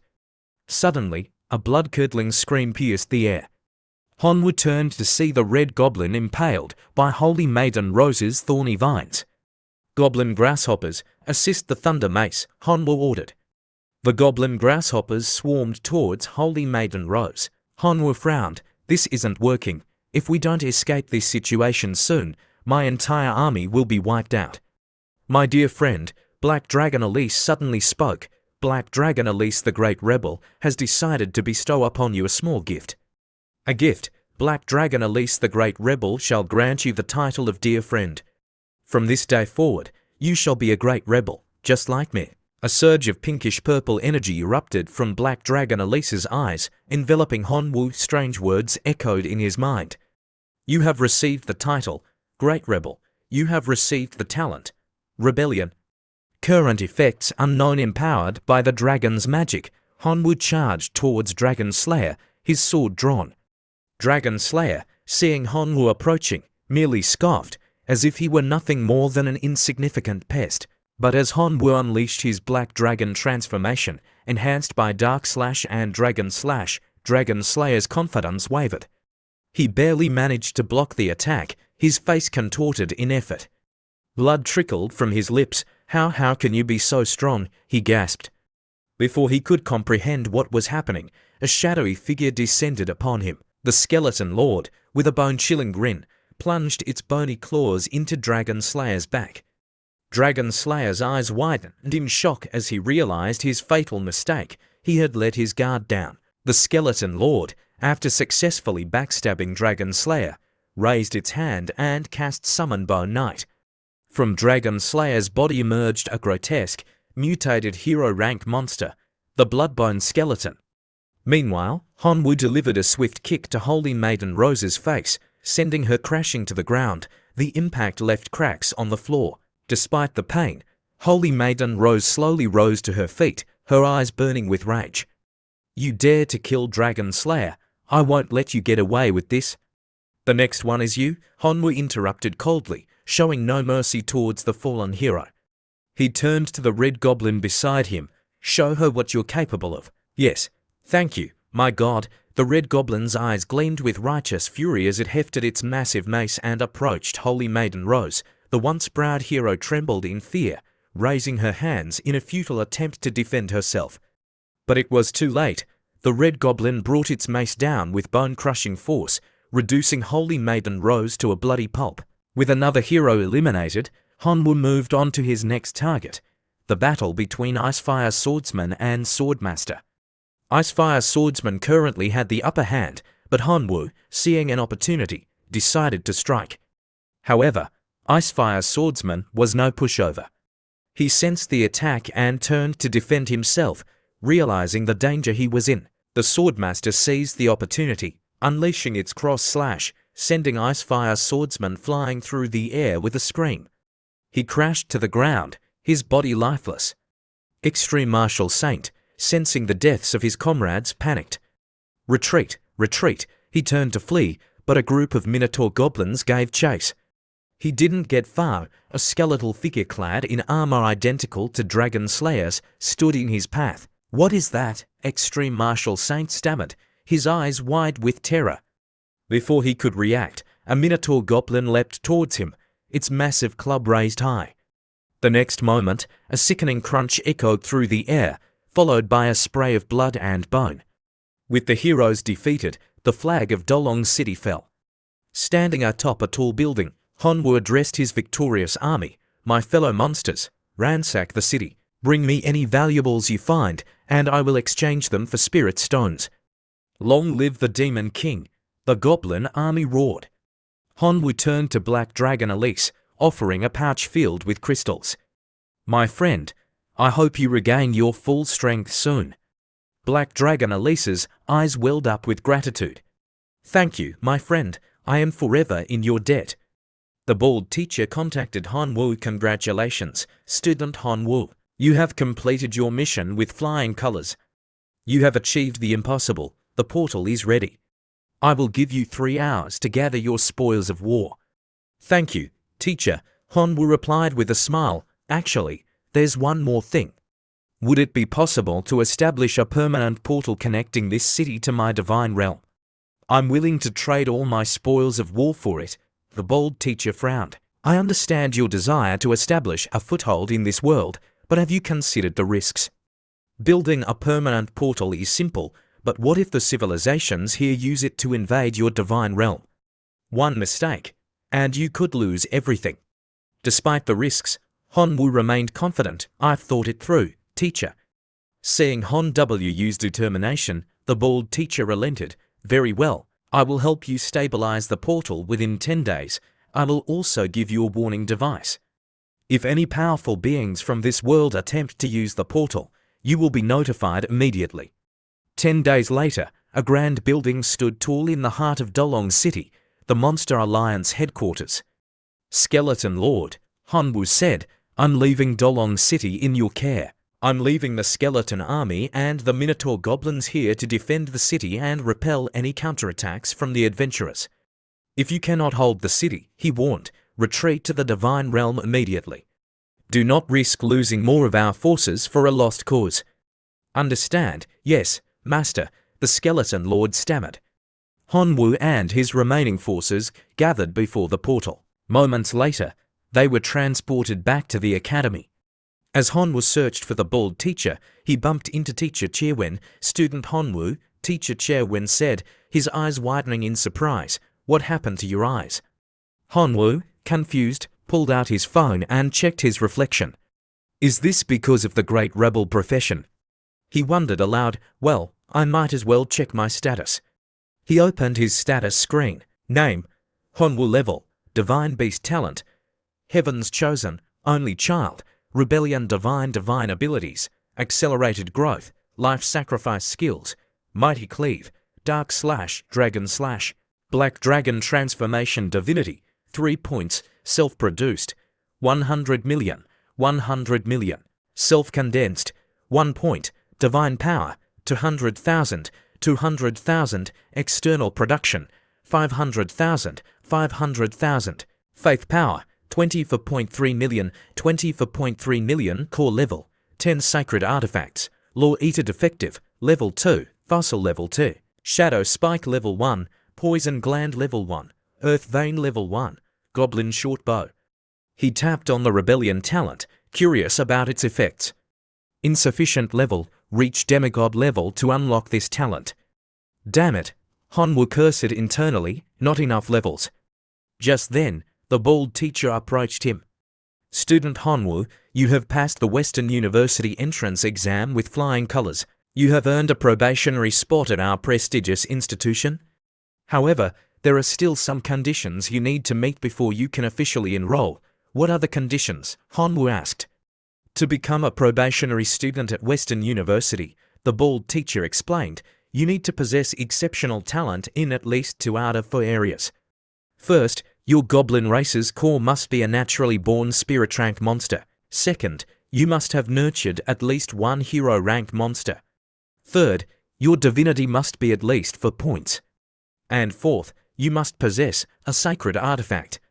He frowned and pointed at Hanwoo. Currently, you only meet the second condition. You need to fulfill 1 more before you can enter Western University as a probationary student. Hanwoo sighed. This is going to be difficult. The bald teacher encouragingly, don't give up. The doors of Western University are open to those who are willing to work hard. With that, he turned and left. Hanwoo, left with no other choice, decided to seek help from his homeroom teacher. Teacher, is there any way I can quickly gain 1 divinity point? Teacher Chair Wen with a troubled expression on his face, I'm afraid you're a day late. If you had asked me yesterday, I could have spared you 1 divinity point, but I've already used it all up. However, he added, our school will be holding a competition in 28 days. The prize, 1 divinity point. Hanwoo eyed his teacher suspiciously. Is he planning to use the divinity point to impress some girl? Sensing his student's gaze, Teacher Chair Wen broke out in a cold sweat. Student Hanwoo, please stop looking at me like that. I'm telling the truth, I swear. The scene shifted to Hanwoo's divine realm. I might as well give it a shot, he thought. Clenching his fists, he slammed his fist into the ground. A powerful surge of energy erupted, signifying the activation of life sacrifice. He was hoping that luck would be on his side, and he would gain a divinity point.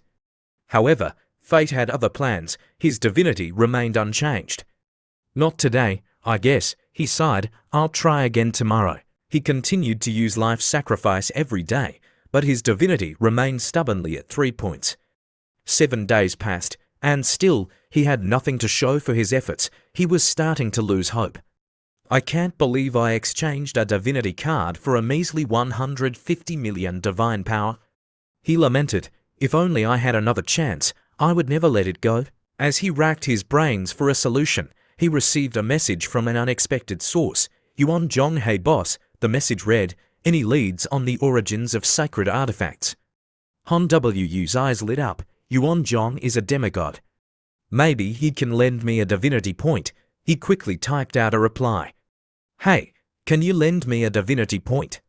Yuan Zhong, upon reading the message, stroked his chin thoughtfully. A divinity point. This boss must be at least a demigod, if not a seasoned true god, and they're asking to borrow a single divinity point. Are they planning to stiff me? But I can't afford to offend them either. Sure, I can do that, he replied, sending Hanwoo a divinity point. Hanwoo received the notification and grinned. That was fast, as expected of someone wealthy. But as he opened the message, his jaw dropped. It wasn't a divinity point. It was something called a divine river ruin. What is this? He quickly went online to do some research. Divine River Ruins, an abandoned project from the Divine River civilization. Due to excessive research, the dimensional structure of this ruin has been altered, resulting in a certain level of radiation. Over 90% of living beings within the ruin have been mutated by the radiation, becoming monsters with chaotic genes. To survive, these monsters can only consume more radioactive minerals to enhance their mutations. Consuming excessive amounts of radioactive minerals will form stones within the mutated monsters' bodies, which can trigger further mutations in a predetermined direction. These stones are also known as gene stones. Gene stones have special effects and are incredibly effective in nurturing goblins. Even the lowest level gene stone is comparable to a level 3 sacred artifact, with a value of millions of divine power. They are highly sought after by demigods and true gods alike. Hanwoo was speechless. Yuan Zhong, you think too highly of me. You're asking a divine like me to compete with demigods and true gods for gene stones. I wonder how much I can sell this ticket for. As he was browsing the web for potential buyers, he stumbled upon a shocking piece of news. Breaking news. A god king has gone bankrupt after purchasing low-quality radioactive minerals for his artificial mutated monster farm, resulting in billions of divine power in losses. An artificial mutated monster farm. Suddenly, a thought struck him. That's right. I have the decomposition machine. Even low-quality radioactive minerals can be refined into high-quality ones. And if mutated monsters eat those, they'll mutate faster and produce even more powerful gene stones. I need to check this place out myself.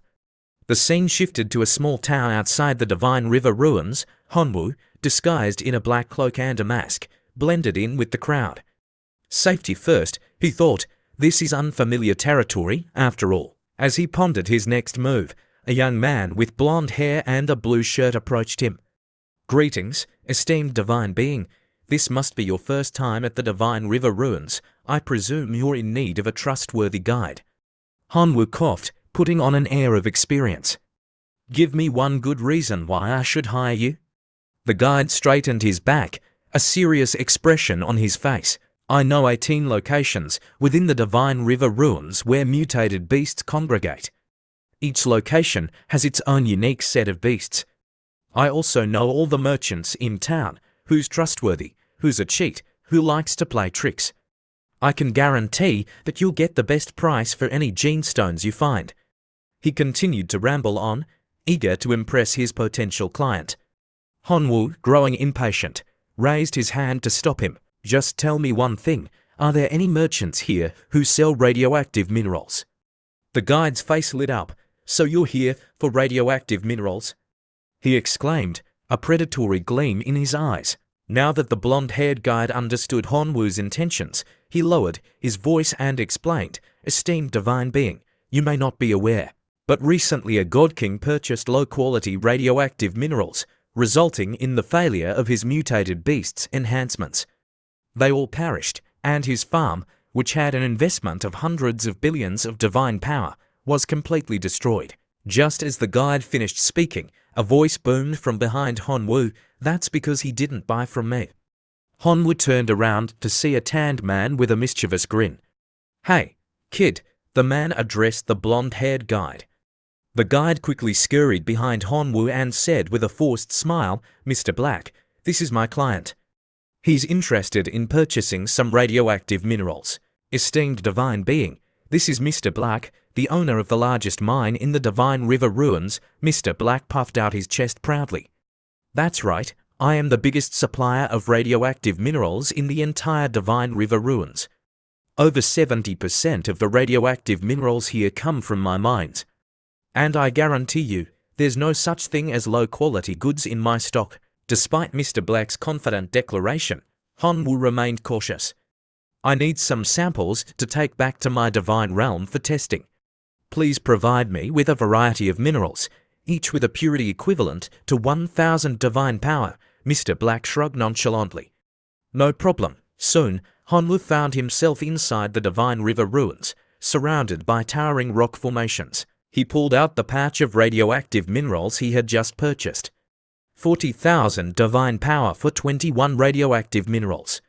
The exchange rate isn't bad, but I need to test their effectiveness here in the Divine River ruins. He had barely ventured into the ruins when he encountered a level 1 mutated wolf. This must be an ordinary wild wolf that mutated due to genetic instability, he thought. Its lifespan is only 20 days. To survive, it needs to consume more radioactive minerals to enhance its mutations.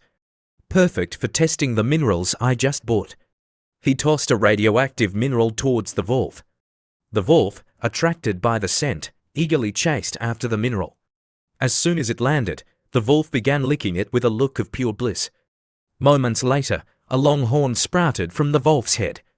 Its body surged with power, crackling with electricity. Its size increased, its fangs grew longer, its fur thickened, and its claws sharpened.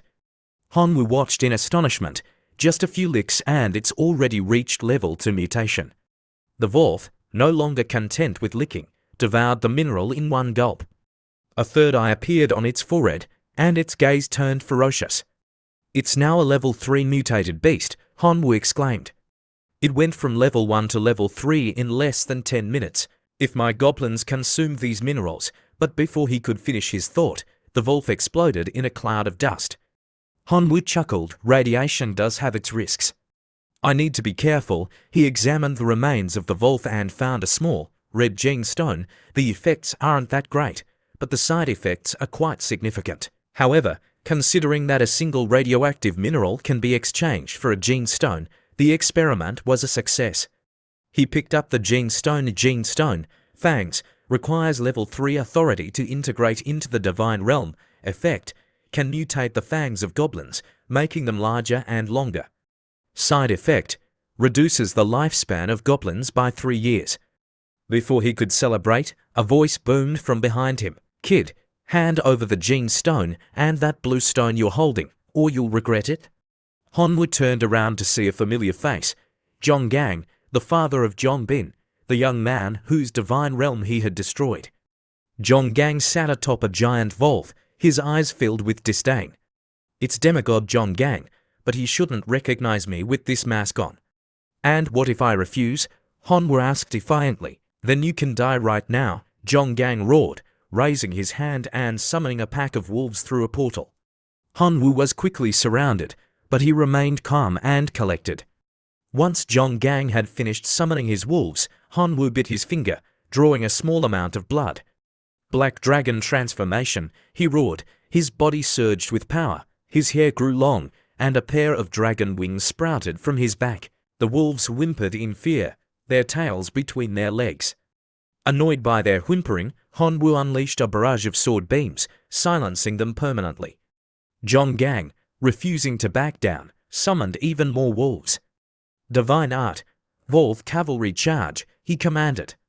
The wolves' bodies glowed, their eyes burning with ferocity. They charged towards Hanwoo, but Hanwoo, instead of engaging them head-on, leapt into the air. The wolves looked up in confusion, their jaws hanging open, trying to wear me down. Hanwoo chuckled. That's the same tactic I used in the beginning, you fools. I can fly. Zhong Gang, seeing Hanwoo soaring through the air, sneered. You dare show off in front of me? Get down here. He raised his hand and activated a divine art, flight prohibition. A wave of blue energy washed over Hanwoo, causing him to lose control of his wings. He plummeted to the ground, landing with a thud. Demigods sure have a lot of tricks up their sleeves, he muttered, struggling to his feet.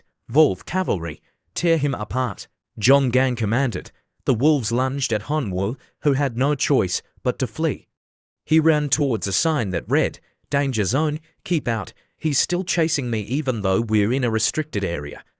Hanwoo wondered. Wolf cavalry, stay on him. Zhong Gang roared. Hanwoo continued running until he came across a clearing. 3 monstrous creatures stood before him, a black, muscular dog, a 3-headed, 6-eyed bird, and a giant yellow rabbit. Their eyes glowed with malice. Without hesitation, they charged towards Hanwoo, intending to devour him whole. Oh no, these guys don't look friendly. Hanwoo turned and fled, using all his strength to put as much distance between himself and the monsters as possible. 36 strategies. Running is the best. The monsters were about to give chase when they heard the sound of approaching footsteps. They turned to see Zhong Gang's wolves charging towards them. Seeing more prey, the monsters abandoned their pursuit of Hanwoo and attacked the wolves instead. Zhong Gang arrived moments later and punched one of the monstrous dogs in the face. Get lost, he roared. The monsters, intimidated by Zhong Gang's power, fled. Zhong Gang stomped on the fallen dog, his eyes scanning the surroundings. Where did that kid go? He muttered. Suddenly, he felt a chill run down his spine. The air here feels strange. A thick fog rolled in, obscuring his vision. I should retreat for now. Meanwhile, Hanwoo had escaped and was resting by a riverbank. I almost died, he exclaimed, scooping up a handful of water and drinking it. A strange fish with long, slender legs swam towards him.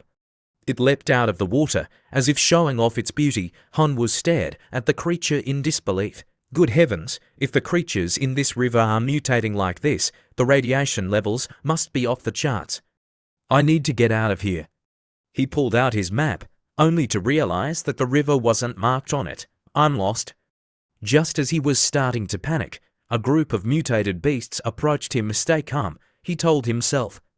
I might as well make the most of this situation and collect some more gene stones. He tossed a few spirit stones towards the beasts. Here's a reward for you. The beasts, just like before, mutated rapidly and then exploded, leaving behind gene stones. This isn't so bad after all, Hanwoo thought, collecting the gene stones. Hours passed, and the moon rose high in the sky. I need to find shelter for the night, Hanwoo thought. It's not safe to stay out in the open. He scanned the surrounding area and spotted a beam of light shooting into the sky. There's a building over there. The Divine River ruins are an abandoned project of the Divine River civilization. That building must be a relic of that civilization. It's better to rest inside than to worrying about wild beasts out here. He transformed into his black dragon form and flew towards the light. As he approached, he saw a massive, ancient castle. It looks like an abandoned castle. He landed and cautiously surveyed the surroundings. There doesn't seem to be anyone here, but I should still be careful. Suddenly, he noticed pieces of paper. There's paper here. He sensed a fluctuation of energy and cautiously approached the source. A group of people dressed in black robes were performing a strange ritual, their bodies glowing with green and pink light. Hanwoo hid behind a pillar, observing them. What are they doing? He wondered. The mysterious figures in black robes whispered amongst themselves. Despite the investment's failure, the God King spent hundreds of billions of divine power to create this opportunity for us to conduct the ritual. We cannot afford to fail. One of them held up a glowing blue stone. The time is almost upon us. Let us begin the ritual. They waited until the moon reached its zenith, then tossed their blue stones into a circular formation, activating it. The formation pulsed with light, and a beam shot skyward, expanding into another formation high above. Success! We have successfully accessed the seal left by the Divine River civilization. Hanwoo, hidden behind a pillar, watched with a serious expression. The internet mentioned that the research project in the Divine River ruins was abandoned and sealed due to its high risk. It seems that the God King was secretly researching the unsealing ritual under the guise of creating a mutated beast farm. Fortunately, the Divine River ruins have a restriction. Only beings with divinity below a certain level can enter. He tiptoed towards the group. If that God King can't enter, this is my chance. Suddenly, a message echoed throughout the ruins, reaching both monsters and humans alike. The Divine River civilization's source of mutation project is being unsealed. The monsters looked up at the sky, while the humans cheered, "It's happening, it's happening." But their joy was short-lived. Warning messages appeared. The unsealer is not a super warrior of the Divine River civilization. Intruder detected. Unsealing process paused. Activating defense mode, releasing level 6 mutated beast, Gomorrah. The monsters clutched their heads in pain, unable to understand the sudden agony. The robed figures suffered the same fate. Activation error. Source of mutation forcibly breaking free from the seal. Blood streamed from the eyes and mouths of the robed figures as they screamed in agony. Hanwoo, however, only stumbled slightly before regaining his composure. What's going on? A giant, green maw with rows of sharp teeth materialized in the air. Greetings, dear players of the Divine Realm, a voice boomed. I am the source of mutation. As a token of gratitude for weakening the seal and freeing me from my prison, I have decided to bestow upon you a gift, the opportunity to become my vessel. However, only one of you can have this honor. So, I'm not sure who among you will be the lucky winner. The robed figures panicked. Who are you? The voice ignored their question. Let's play a little game, shall we? In an instant, Hanwoo and the robed figures were transported to a strange, empty space. A single point of green light pulsed in the distance. A grotesque figure emerged from the light, its body a swirling mass of liquid with sharp teeth and cold, calculating eyes. The rules of this little game are simple, the source of mutation announced. Nurture a mutated beast capable of defeating the level 6 mutated beast Gomorrah. Each of you is limited to 10,000 units of high-purity radioactive minerals. Use your nobles as test subjects. The first one to succeed will become my vessel. One of the robed figures protested. I have no interest in becoming your vessel. If you don't release me this instant, I'll unleash my nobles and raze this place to the ground. But nothing happened, the figure's face paled, and his hands trembled. What's going on? Why can't I connect to my divine realm? The first to give up has appeared, the source of mutation announced. A colossal mutated beast emerged from the water, its jaws wide open. It was Gomorrah. Gomorrah swallowed the protesting figure whole, crushing him with its teeth. Hanwoo raised his hand. I can't connect to my divine realm either. I can't summon my nobles. The other figures stared at Hanwoo in shock. Who is he? How did he get here? The source of mutation chuckled. Don't worry, I won't disappoint you. A green portal appeared behind Hanwoo. He can control everything in this space. Hanwoo cursed internally. I'm trapped. 3 hours passed. This isn't good, one of the robed figures said dejectedly. My nobles are dying after consuming the pure radioactive minerals. Only 1/10 of them have shown any signs of improvement. How about you? Less than 2/10 of my nobles are still alive, another replied. Me too. Hanwoo, however, was having a different experience. The decomposition machine is a lifesaver. It can refine 6,000 units of pure radioactive minerals. It only cost me 100 million goblin grasshoppers to create this masterpiece. His goblin grasshopper had reached level 3 mutation and was still going strong, devouring the refined minerals with its enhanced regenerative abilities. I'm counting on you, buddy. He tossed more minerals towards the goblin grasshopper. Don't be shy, eat up. 3 months passed. The robed figures gasped in astonishment. He did it. What kind of monster is that? Hanwoo stood proudly beside his colossal level 6 mutated goblin grasshopper. Gomorrah, go test him, the source of mutation commanded. The giant beast lumbered towards the robed figures, its shadow looming over them. They turned to flee, but it was too late. Gomorrah's jaws snapped shut, devouring their nobles. Losers don't deserve to live, the source of mutation said coldly. Gomorrah continued to feast on the robed figures, their screams fading into silence. Now it's your turn, the source of mutation said, turning to Hanwoo. At that moment, Hanwoo's goblin grasshopper completed its evolution. To enhance my buddy's strength, I fed him all the gene stones, Hanwoo said with a proud smile. He's now overmutated, his expression turned somber. But his lifespan has been shortened to 1 day. What a price to pay. He shook off his sadness and pointed at Gomorrah. Go, show them your worth. The goblin grasshopper roared and charged towards Gomorrah. You excite me, vessel, the source of mutation chuckled. This should be an interesting fight. Gomorrah, attack. The 2 mutated beasts clashed, their roars shaking the very foundation of the space. The goblin grasshopper, using its wings to gain an advantage, unleashed a barrage of air slashes at Gomorrah. Caught off guard, Gomorrah took a direct hit, but the battle had just begun. Gomorrah, enraged, charged at the goblin grasshopper, headbutting it and biting off one of its legs. Blood sprayed from the wound, but the goblin grasshopper quickly flew out of reach, using its wings to avoid further attacks.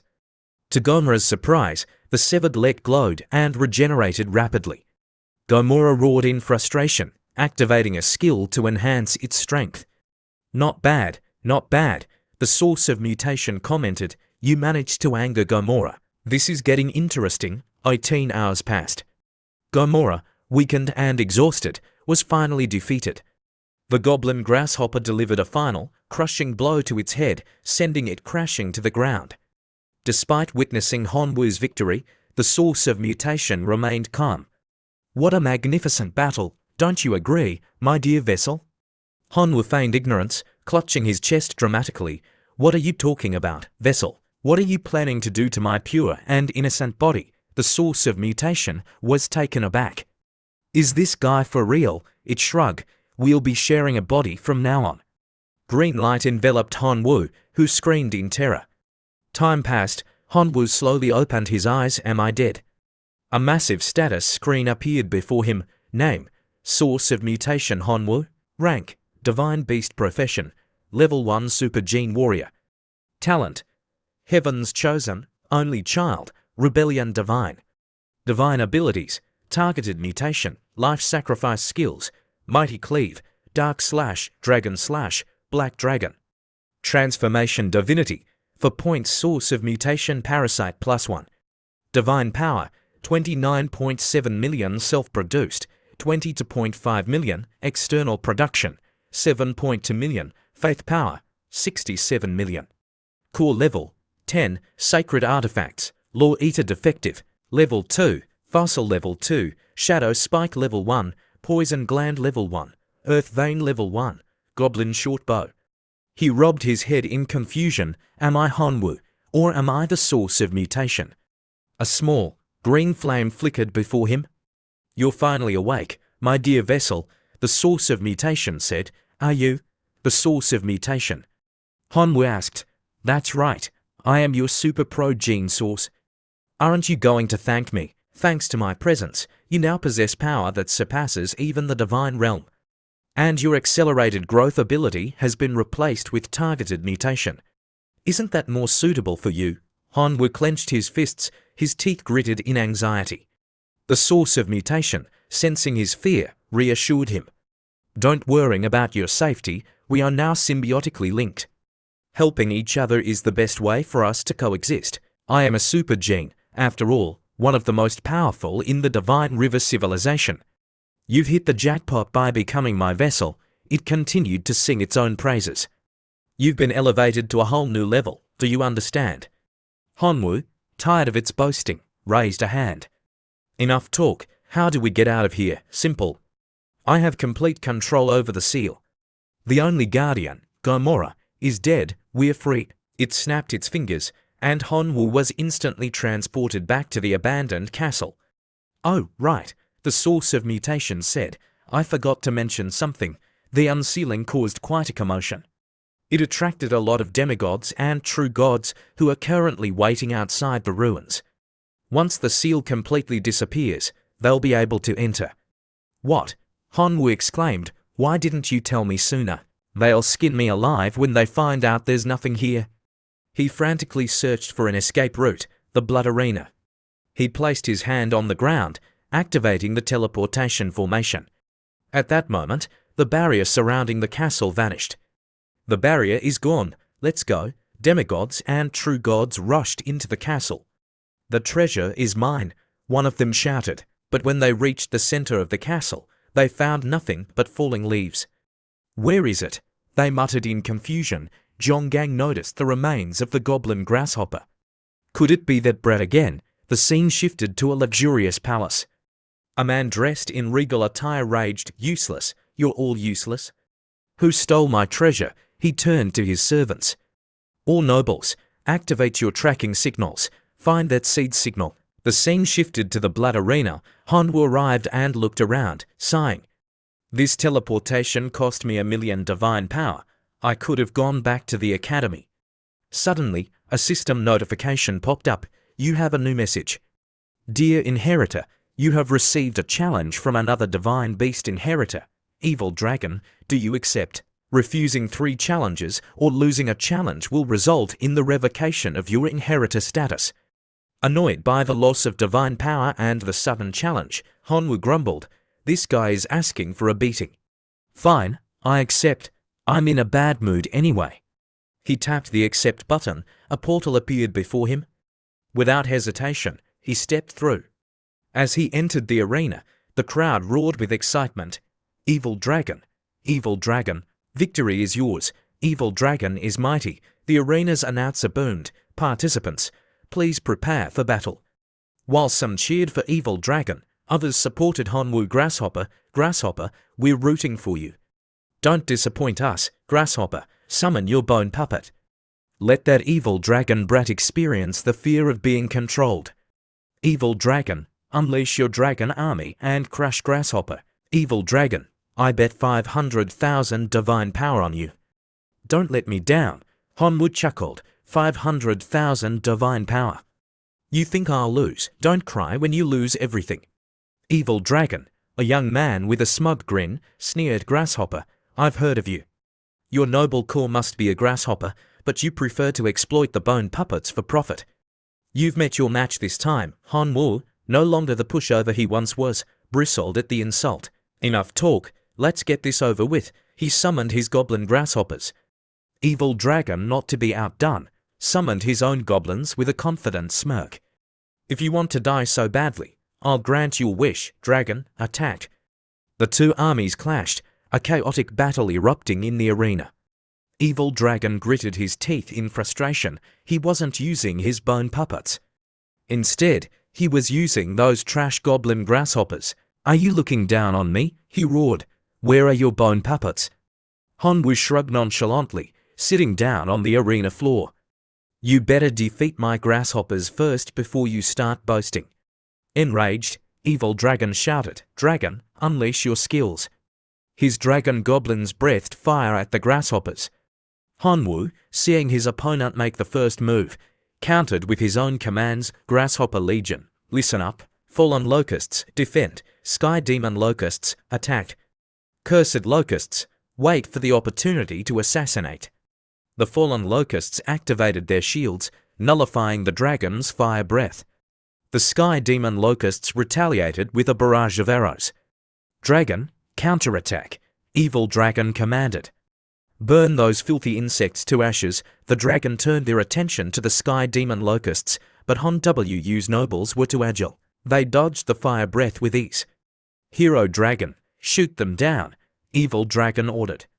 A dragon hidden in the shadows fired a volley of arrows, taking down several of Hanwoo's grasshoppers.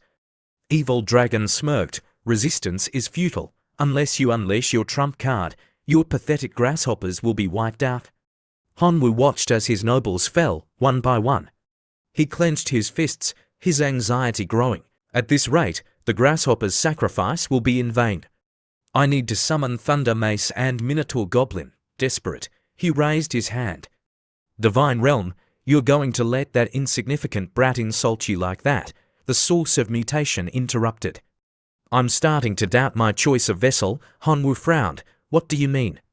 I mean, we're going to use the goblin grasshoppers to teach those arrogant dragon a lesson. But the grasshoppers are no match for the dragon, Hanwoo protested. Weak, you forget who devoured the level 6 Gomorrah. With me, the source of mutation, there's no such thing as a weak race. There are only races that willingly submit to mediocrity. Now, use the targeted mutation ability I bestowed upon you and wipe out those arrogant dragon. Hanwoo summoned a goblin grasshopper onto his finger. I'm not doing this because you told me to.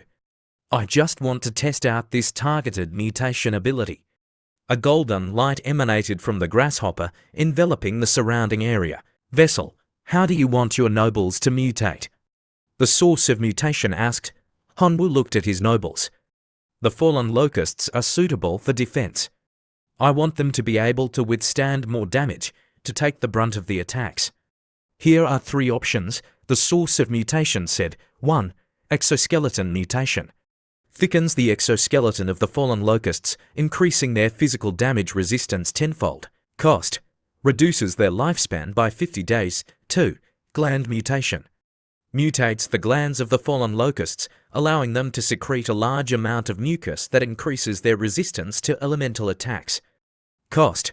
Reduces their lifespan by 90 days. 3. Full mutation. Mutates the fallen locusts completely, increasing their size and overall strength. Cost. Reduces their lifespan to 24 hours. Hanwoo analyzed the dragon's attacks. They were relentless, and his grasshoppers were dying rapidly. I have to take a gamble. Option 3. The goblin grasshopper on his finger grew larger, towering over him. Without waiting for his command, the giant grasshopper charged towards the dragon, slamming its head into one of them, sending it flying. Good job, Hanwoo exclaimed. Fallen locusts, accept the targeted mutation. Embrace your ultimate defense. The fallen locusts rushed forward, their bodies glowing with golden light. Hanwoo continued to empower his other grasshoppers. Sky Demon Locusts, Cursed Locusts, accept the targeted mutation. The grasshoppers were enveloped in a purple light. The Cursed Locusts, now empowered, attacked the dragon with their shadow spikes, catching them off guard. The Sky Demon Locusts followed up with their savage collision skill, headbutting the dragon. Evil Dragon watched in horror as his dragon were overwhelmed. What the hell, man? What's going on? Referee, do something. Hanwoo smirked, enjoying his opponent's panic. Targeted mutation complete. His goblin grasshoppers, now mutated and powerful, stood before Evil Dragon, their eyes glowing with menace. "Little dragon," Hanwoo said, "you better watch out." They raised their bows and fired a volley of arrows, forcing the dragon to retreat. Even the hero dragon, terrified, turned to flee. But Hanwoo wasn't going to let him escape so easily. Mutated grasshoppers eliminate that hero dragon. The grasshoppers gave chase. Evil Dragon, seeing his hero dragon being hunted down, fell to his knees and cried, "No, I surrender. I give up." The man who had bet on Evil Dragon roared in anger, "My 500,000 divine power." "Evil Dragon, you useless dog," Hanwoo laughed triumphantly. This is a perfect opportunity to film an anti-gambling. He received his reward, a Divine Realm fragment and a Blood Arena mark. The scene shifted to Hanwoo's Divine Realm. He had placed a miniature version of the Blood Arena inside. Special building. Blood Arena allows nobles to train their skills. Victors have a chance to level up and a small chance to bypass the hero template, allowing super nobles to directly evolve into hero nobles. Defeating an inheritor reduced the extremely small chance to a small chance. What a pleasant surprise. He walked towards his Divine Realm core and noticed the corpse of a dragon noble. Holy moly, now this is a surprise. Vessel, the source of mutation, said from behind him, "A small reward has already bought your loyalty." "I'm starting to question my judgment," Hanwoo jumped, startled by the sudden voice. "Compared to true value, this is just the tip of the iceberg," the source of mutation continued. Hanwoo, still reliant on the source of mutation's abilities, quickly placated it. "You're absolutely right. I'm just a humble servant, ready to serve my master. When I become stronger, I will kill you sooner or later," he thought. Hanwoo activated life sacrifice. A massive vortex appeared in his Divine Realm, sucking in a swarm of goblin grasshoppers. The options for the sacrifice appeared. Level for Sacred Artifact. Storm Armor. Integrating it into the Divine Realm core will grant nobles the ability to summon the power of the Storm Armor. Level 3 Building. Observation Tower. Constructing it in the Divine Realm will allow you to clearly observe the situation within a radius of 10,000 kilometers. Flesh Puppet Creation Manual uses the corpses and flesh of powerful creatures to create flesh puppets that possess the characteristics of those creatures. The strength and abilities of flesh puppets are fixed and cannot be upgraded. Flesh puppets. So I can create puppets of Gomorrah and Little Strong. He chose the Flesh Puppet Creation Manual. A purple aura enveloped him.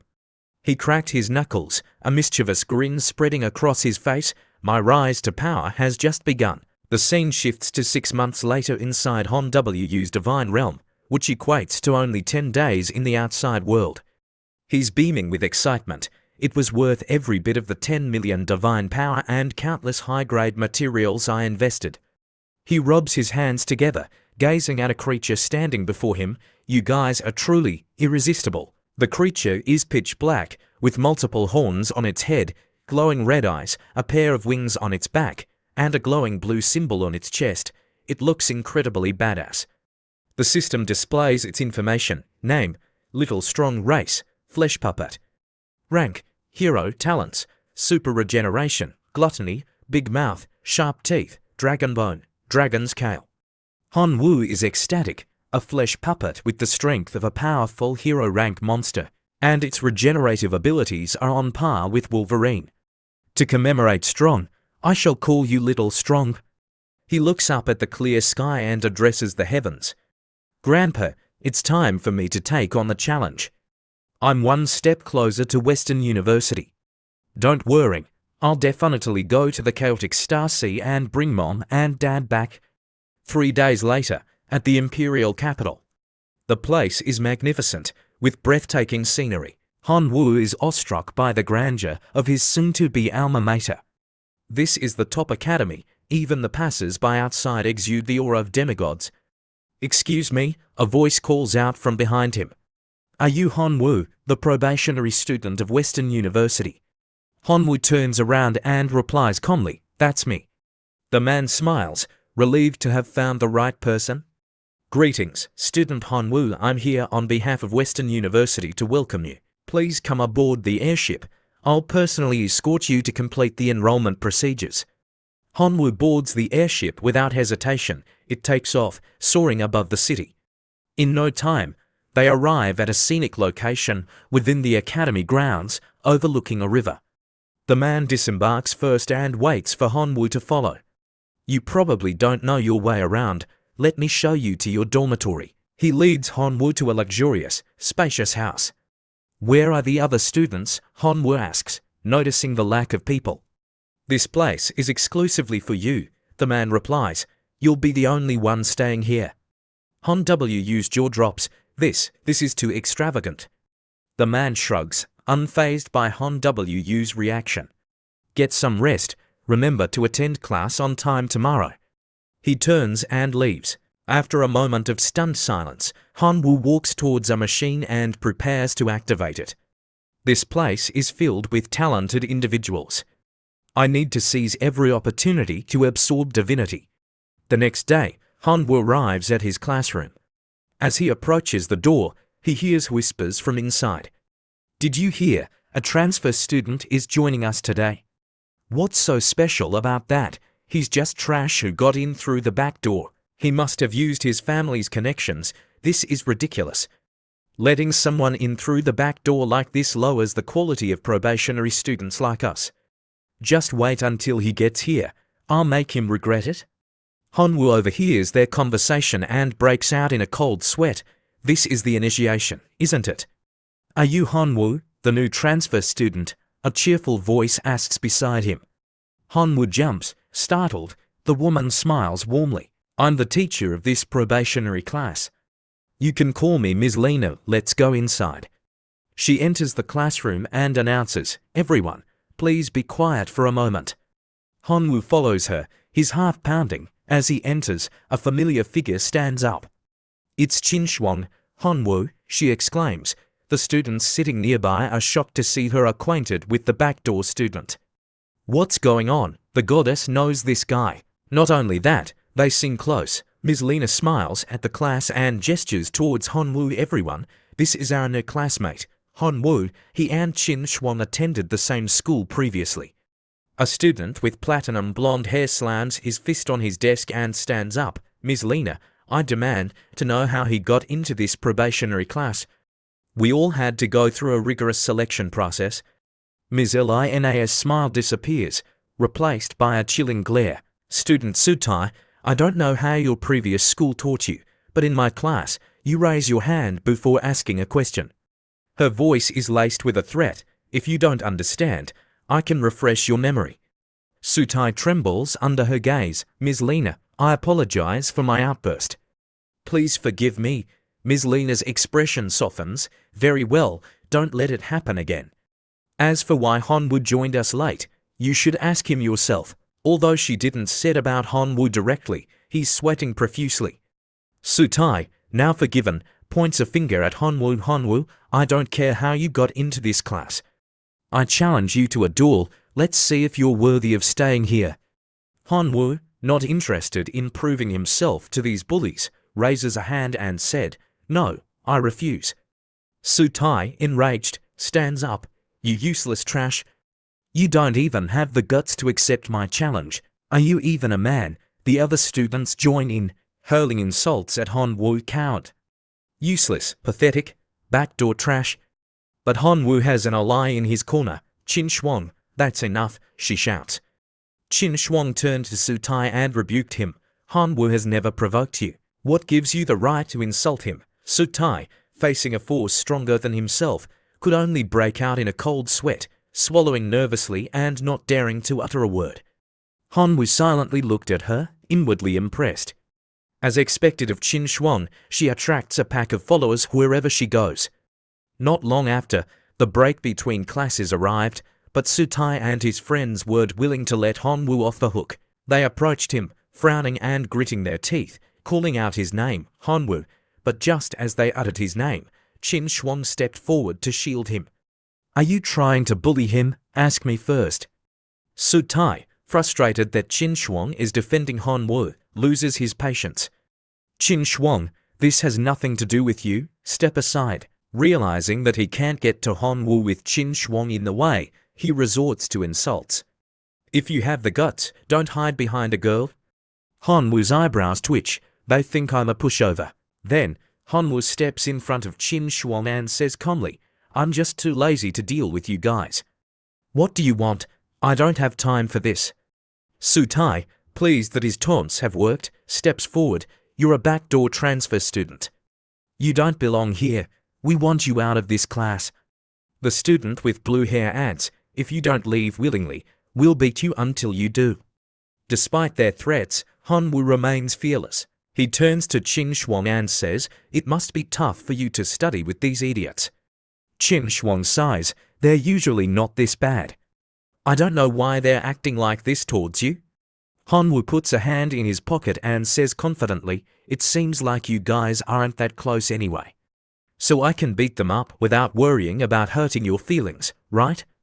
Qin Shuang steps beside him, a serious expression on her face. Don't underestimate Su Tai. His noble core is an Iron Man, a rare and powerful natural-born spirit-ranked monster. Even my Thunder Sparrow might not be a match for him. Hanwoo turns to her. If you're worried about me hurting them, then forget it. Qin Shuang is speechless. He's the one who's going to get hurt, not them. Fine, do whatever you want, she says, throwing her hands up in exasperation. Hurt us, Su Tai scoffs. You're delusional. My nobles are enough to make you regret ever being born. Stop talking big. He turns and walks away. Let's go to the training grounds. Hanwoo follows him without hesitation. Qin Shuang watches them go, worrying etched on her face. Hanwoo, why are you so stubborn? How am I going to help him without hurting his pride? At the training grounds, the system announces, please select a battle mode. 6 options appear: Hero Battle, Super Battle, Elite Battle, 5v5 Legion Battle, 10v10 Legion Battle, and 100v100 Legion Battle. So many options for a simple fight, Hanwoo thinks. 10v10 Legion Battle it is. It's the perfect opportunity to test out my 10 little strongs. Once the battle mode is selected, only Hanwoo and Su Tai remain on the field. A blue aura surrounds Su Tai, his face darkening. He chuckles menacingly. I don't know whether to call you naive or arrogant. You chose 10v10 instead of a Legion Battle. You think your nobles are that strong. Before he can finish his sentence, Hanwoo summons a group of flesh puppets. Su Tai stares in disbelief. What the hell? These are hero-ranked monsters. And they're exuding such a strange aura. I need to take this seriously.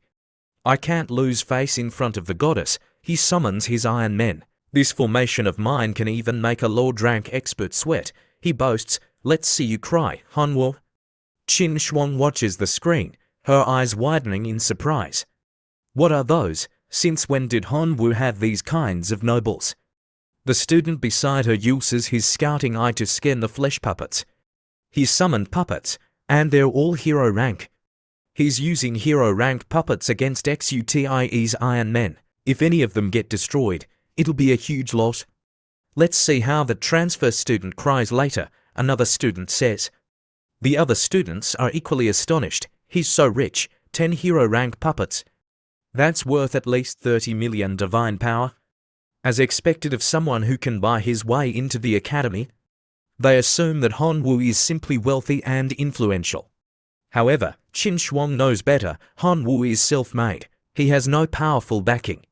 How did he acquire such wealth? What is he hiding? But that's not important right now. Let's just watch. Back in the arena, Su Tai points at Hanwoo's puppets and commands, Iron Men, crush them. The Iron Men charge forward. Hanwoo, however, doesn't order his puppets to dodge or attack. He simply lets them stand there. The Iron Men unleash their full strength on the puppets, their metal fists colliding with flesh and bone. You'll be begging for mercy soon, Su Tai shouts, spreading his arms wide and closing his eyes in anticipation. But after a while, he hears no screams of pain or sounds of destruction. He opens his eyes in confusion. Are you guys asleep? Or are you too scared to watch? His Iron Men are still punching and kicking the puppets, but they're not inflicting any damage. What's going on? He exclaims. What did you do to them? It's showtime, Hanwoo says with a grin. My little strongs, counterattack. The flesh puppets spring into action, unleashing a flurry of punches and kicks on the Iron Man. The students watching the battle are stunned. What kind of monsters are those? They can withstand the Iron Man's attacks. Not only that, they're using the Iron Man's own strength against them. They're monsters. Qin Shuang was surprised too. Hanwoo, he's become this strong. Still want to continue? Hanwoo asks mockingly. Or are you just going to stand there and be my punching bag? Sutai, humiliated, roars in anger. Hanwoo, don't get cocky. I haven't even used my ultimate move yet. He raises his hand and activates his skill, Iron Man Fusion. Hanwoo scoffed. Fusion? You've been watching too many superhero movies. The Iron Men, obeying their master's command, charged towards each other, engaging in a chaotic brawl. Hanwoo covered his eyes. Oh my god, that's too violent. I can't watch. A massive explosion erupted from the pile of Iron Men, but the flames quickly subsided, revealing a larger, more imposing Iron Man. A golden aura surrounded its body. Sutai smirked triumphantly. Scared now, aren't you? The fusion Iron Man's attack power is 10 times that of a regular Iron Man. Prepare to die. Transfer student. The fusion Iron Man, without waiting for further instructions, charged towards Hanwoo's puppets. It threw a punch, and this time, it's sending one of the little strongs flying. Sutai, seeing his advantage, pointed a finger at Hanwoo mockingly. With just these weaklings, you dare to come to the Western University's probationary class. Today, I'll show you the true power of a proper probationary student. Hanwoo let out a dramatic gasp, feigning weakness. Oh my god, it's so strong. Sutai, believing Hanwoo's act, puffed out his chest proudly. Hanwoo, if you surrender now and beg for mercy, I'll spare your remaining nobles. This offer is valid for 10 seconds. He began counting down. 10, 9. Hanwoo, ignoring him completely, struck a cool pose and counted along. 8, 7, 6. Don't worry about me, he said nonchalantly. Keep going, don't stop. Sutai, enraged by Hanwoo's dismissive attitude, shouted, You asked for it? Don't blame me. But before he could finish his sentence, his eyes widened in horror. The flesh puppets, moments ago beaten and battered, were now glowing with a green light. They stood up, completely unharmed. What the hell? Sutai stammered. They regenerated. Before he could recover from his shock, the puppets leapt towards the fusion Iron Man. Little strongs, tear that Iron Man apart. Hanwoo commanded.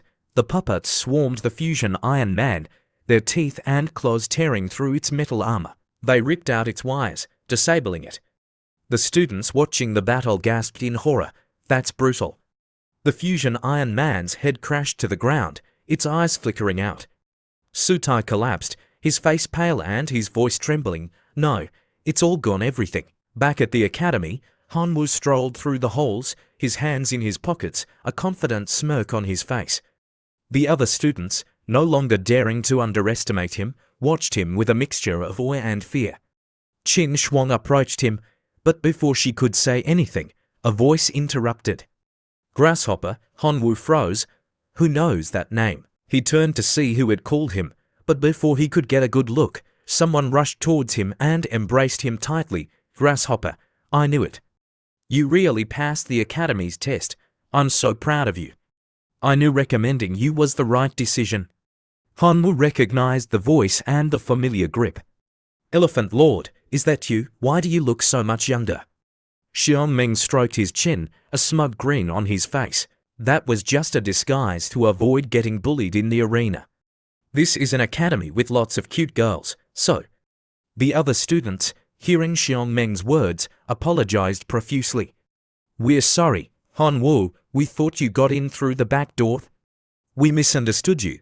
Hanwoo waved his hand dismissively. It's fine, Xiongmeng put an arm around Hanwoo's shoulders and announced proudly, This is Hanwoo, my brother. I'm Xiongmeng, the #1 male student at the Western University. Anyone who messes with him messes with me. Got it? Hanwoo chuckled inwardly. He's acting like he's protecting me, but I already beat him in the arena. Let's go, Xiongmeng said, dragging Hanwoo out of the classroom. I'll introduce you to my friends. Hanwoo, confused but intrigued, followed him. Friends? Since when did we become friends? They arrived at a secluded spot where Xiong Meng's friends were waiting. Xia Yi Ling, I brought the kid, Xiong Meng announced. I'm Xia, the #1 male student at Jingdu Academy, the man standing against the wall said coldly. Welcome, Junior. Yi Ling, a beautiful young woman, smiled at Han Wu. You're the one who defeated Xiong Meng in the blood arena. Han Wu, unsure how to respond, greeted them first. Hello, Senior Xia, Senior Yi, I'm Han Wu, a new probationary student. He then addressed Yi Ling's question. As for defeating Senior Xian, it was just luck. Yi Ling chuckled, knowing he was being modest. Luck is also a form of strength. We heard that the next probationary class will be going to Zombie Town, a low-level secret realm owned by the Western University, for an extraterrestrial survival simulation. We need your help to bring something out. Han Wu was confused. You're all demigod. Why do you need a newbie like me to help you? Yi Ling glanced at Xiong Meng and chuckled. Junior Han Wu, don't be so modest. If you were truly a newbie, Xiong Meng wouldn't. Xiong Meng coughed, interrupting her. Enough with the jokes. Yi Ling stepped forward and explained, Zombie Town is a low-level secret realm owned by the Academy. According to the rules, it's only used for probationary student simulations. We can't enter. He flexed his biceps, a confident grin on his face. That's right.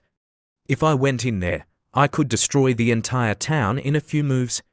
Han Wu rolled his eyes. Yi Ling sighed. Yes, you're the strongest. No one can compare. She turned to Han Wu, her expression serious. There's a rare resource in this secret realm called the Wisdom Fruit. It can enhance the intelligence of non-humanoid nobles. We're willing to pay 1 divinity point per fruit. Han Wu's eyes widened. 1 divinity point. That's a fortune. And I desperately need divinity points. He tried to maintain a neutral expression, but his voice betrayed his excitement. All right, I agree. Yi Ling smiled and handed him a golden seed. Here, take this seed. It will be useful for your next class. Han Wu accepted the seed without question. Back in his dormitory, Han Wu lay on his bed, browsing his tablet. I thought I could prepare for the demigod ascension ritual once I reach 6 divinity points. But according to Ms. Lena, there's still a long way to go. He recalled Ms. Lina's words. It's true that you can prepare for the demigod ascension ritual once you reach 6 divinity points. However, demigods who ascend with only 6 divinity points are considered catalysts with limited potential. They can only fuse with the lowest level 1 divine authority. Students of the Western University wouldn't waste their potential like that. They usually continue to accumulate divinity. She turned and wrote on the board. After 6 divinity points, the amount of divinity required for each additional point increases. The 7th point requires 2 divinity points, the 8th point requires 3, and so on. The maximum you can accumulate is 10 divinity points.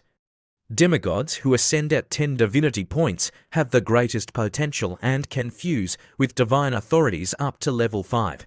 And divine authority is the foundation for demigods and even true gods. Han Wu's heart pounded with excitement. Ms. Lena has high hopes for me. I have to do well in this mission and earn more divinity points. A few days later, in the classroom, a student approached Han Wu. Han Wu, did you hear? Our next test will be an extraterrestrial survival simulation. We're going to Zombie Town, a low-level secret realm owned by the Academy. I heard some seniors are buying resources from Zombie Town at high prices. Sutai and the others were called out to discuss it. Just then, Sutai walked in, a scowl on his face. Han Wu, do you dare to make a bet with me for this field test? What kind of bet? Han Wu asked. Sutai glared at him. A bet on our performance. If I perform better than you, you can't go near Qin Shuang anymore. If you perform better than me, I'll give up on Qin Shuang. What do you say? Han Wu sighed. Do you even know the principal? With your IQ, how did you even get into this academy? Whether you have feelings for Qin Shuang or not makes no difference. She doesn't even care about you. But Sutai was blinded by his obsession. I don't care. As long as I can keep you away from Qin Shuang, I'm willing to pay any price. Qin Shuang, overhearing their conversation, stepped forward. Sutai, are you saying that if Han Wu performs better than you, you'll leave me alone? Sutai turned to face her, his eyes filled with longing. I truly like you. Why won't you accept my confession? Qin Shuang ignored his plea. Just answer my question. Sutai pointed at Hanwoo. Yes, if he performs better than me, I'll never bother you again. Qin Shuang turned to Hanwoo. Agree to his bet. Do it for me. Despite being asked by a beautiful and wealthy girl, Hanwoo hesitated. The probationary students here are all geniuses. Right, if I lose, promise you won't hit me. Qin Shuang clenched her fists, a determined look on her face. I believe in you. You'll definitely win. Ms. Lena, after giving the students time to prepare, asked, Is everyone ready? Seeing no objections, she continued, I believe you've all heard about the details of this test. It's an extraterrestrial survival simulation. We've tried to make it as realistic as possible, so the difficulty will be higher than previous tests. All right, let's begin. She snapped her fingers. The scene shifted to the extraterrestrial survival simulation zone. Extraterrestrial survival simulation initiated. To prevent detection by extraterrestrial consciousness, all divine realm and divine being related services will be blocked. Divine beings will be affected by extraterrestrial energy, and their physical abilities will be reduced to that of ordinary humans. Scoreboard activated. Scenario introduction.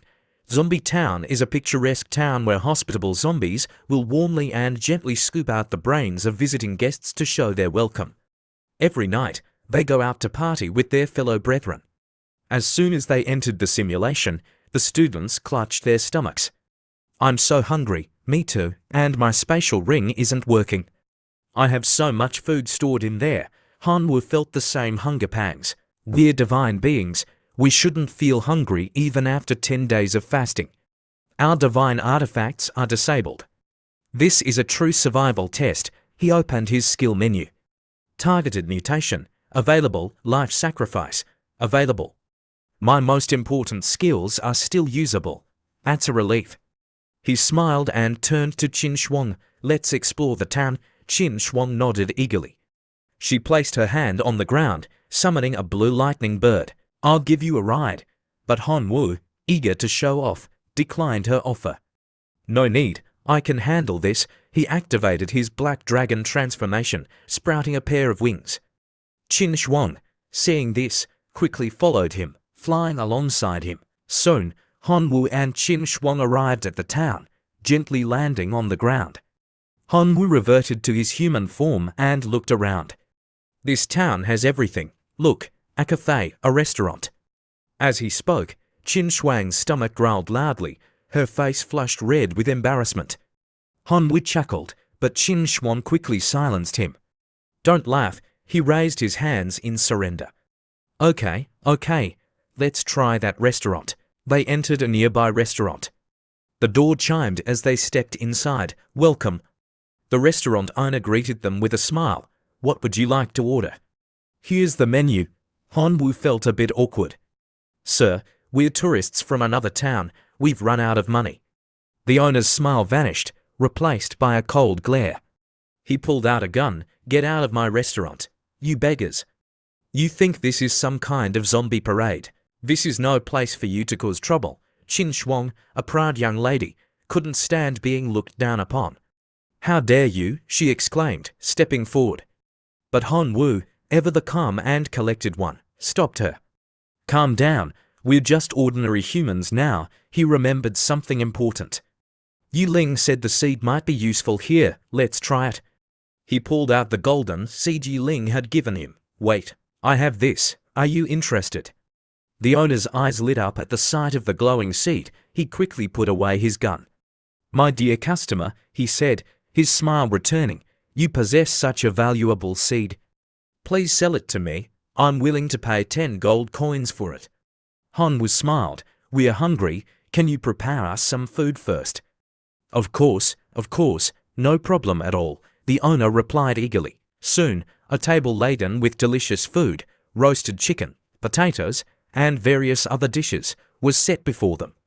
So much delicious food, Qin Shuang exclaimed, her eyes sparkling. As they ate, Hanwoo questioned the owner about the current situation in the town. Sir, can you tell us more about this place? The owner shrugged. No problem. This is a very unique place, he began to explain. In Zombie Town, humans and zombies coexist. Humans hunt zombies for money and resources, while zombies gain strength by eating human brains. Every night, countless zombies roam the streets, attacking any living creature they encounter. They even invade human homes. The only weapons humans have against them, besides swords, guns, and traps, are special plants. These plants can spray a green liquid that can kill zombies. The seed you have is a rare level 3 plant seed. You should definitely sell it to me. Hanwoo held up the seed, deep in thought. This setting sounds familiar. It's like those zombie games I used to play. It seems that level 1 plants are equivalent to ordinary nobles. So a level 3 plant must have the strength of at least a super noble. While Hanwoo was lost in thought, Qin Shuang continued to eat until she was full. How can we get more seeds? She asked, rubbing her belly. The owner looked at her in confusion. Don't you already have one? You can buy more seeds from the shops in town, but they're quite expensive. Of course, strong individuals can also obtain them from the corpses of the zombies they kill. Hanwoo and Qin Shuang exchanged glances. It's too dangerous to be outside at night. We need to find a safe place to stay. The owner, sensing their concern, said, if you want to settle down in town, you can meet the mayor to purchase real estate and become official residents of Zombie Town, or you can find an inn to stay at. He emphasized, remember, never go outside at night. After finishing their meal, Hanwoo sold the seed to the owner and left with Qin Shuang. Let's go buy a house first, he said. The owner, delighted with his purchase, waved goodbye. Moments later, a young man stumbled into the restaurant, his face pale and his voice weak.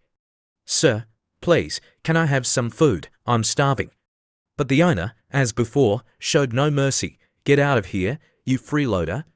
He fired his gun, hitting the young man in the arm. Oh, my arm, my arm. Probationary student Wei Wei, points deducted by 500. Qin Shuang turned around in shock. He actually shot him. Good thing you pulled me back earlier.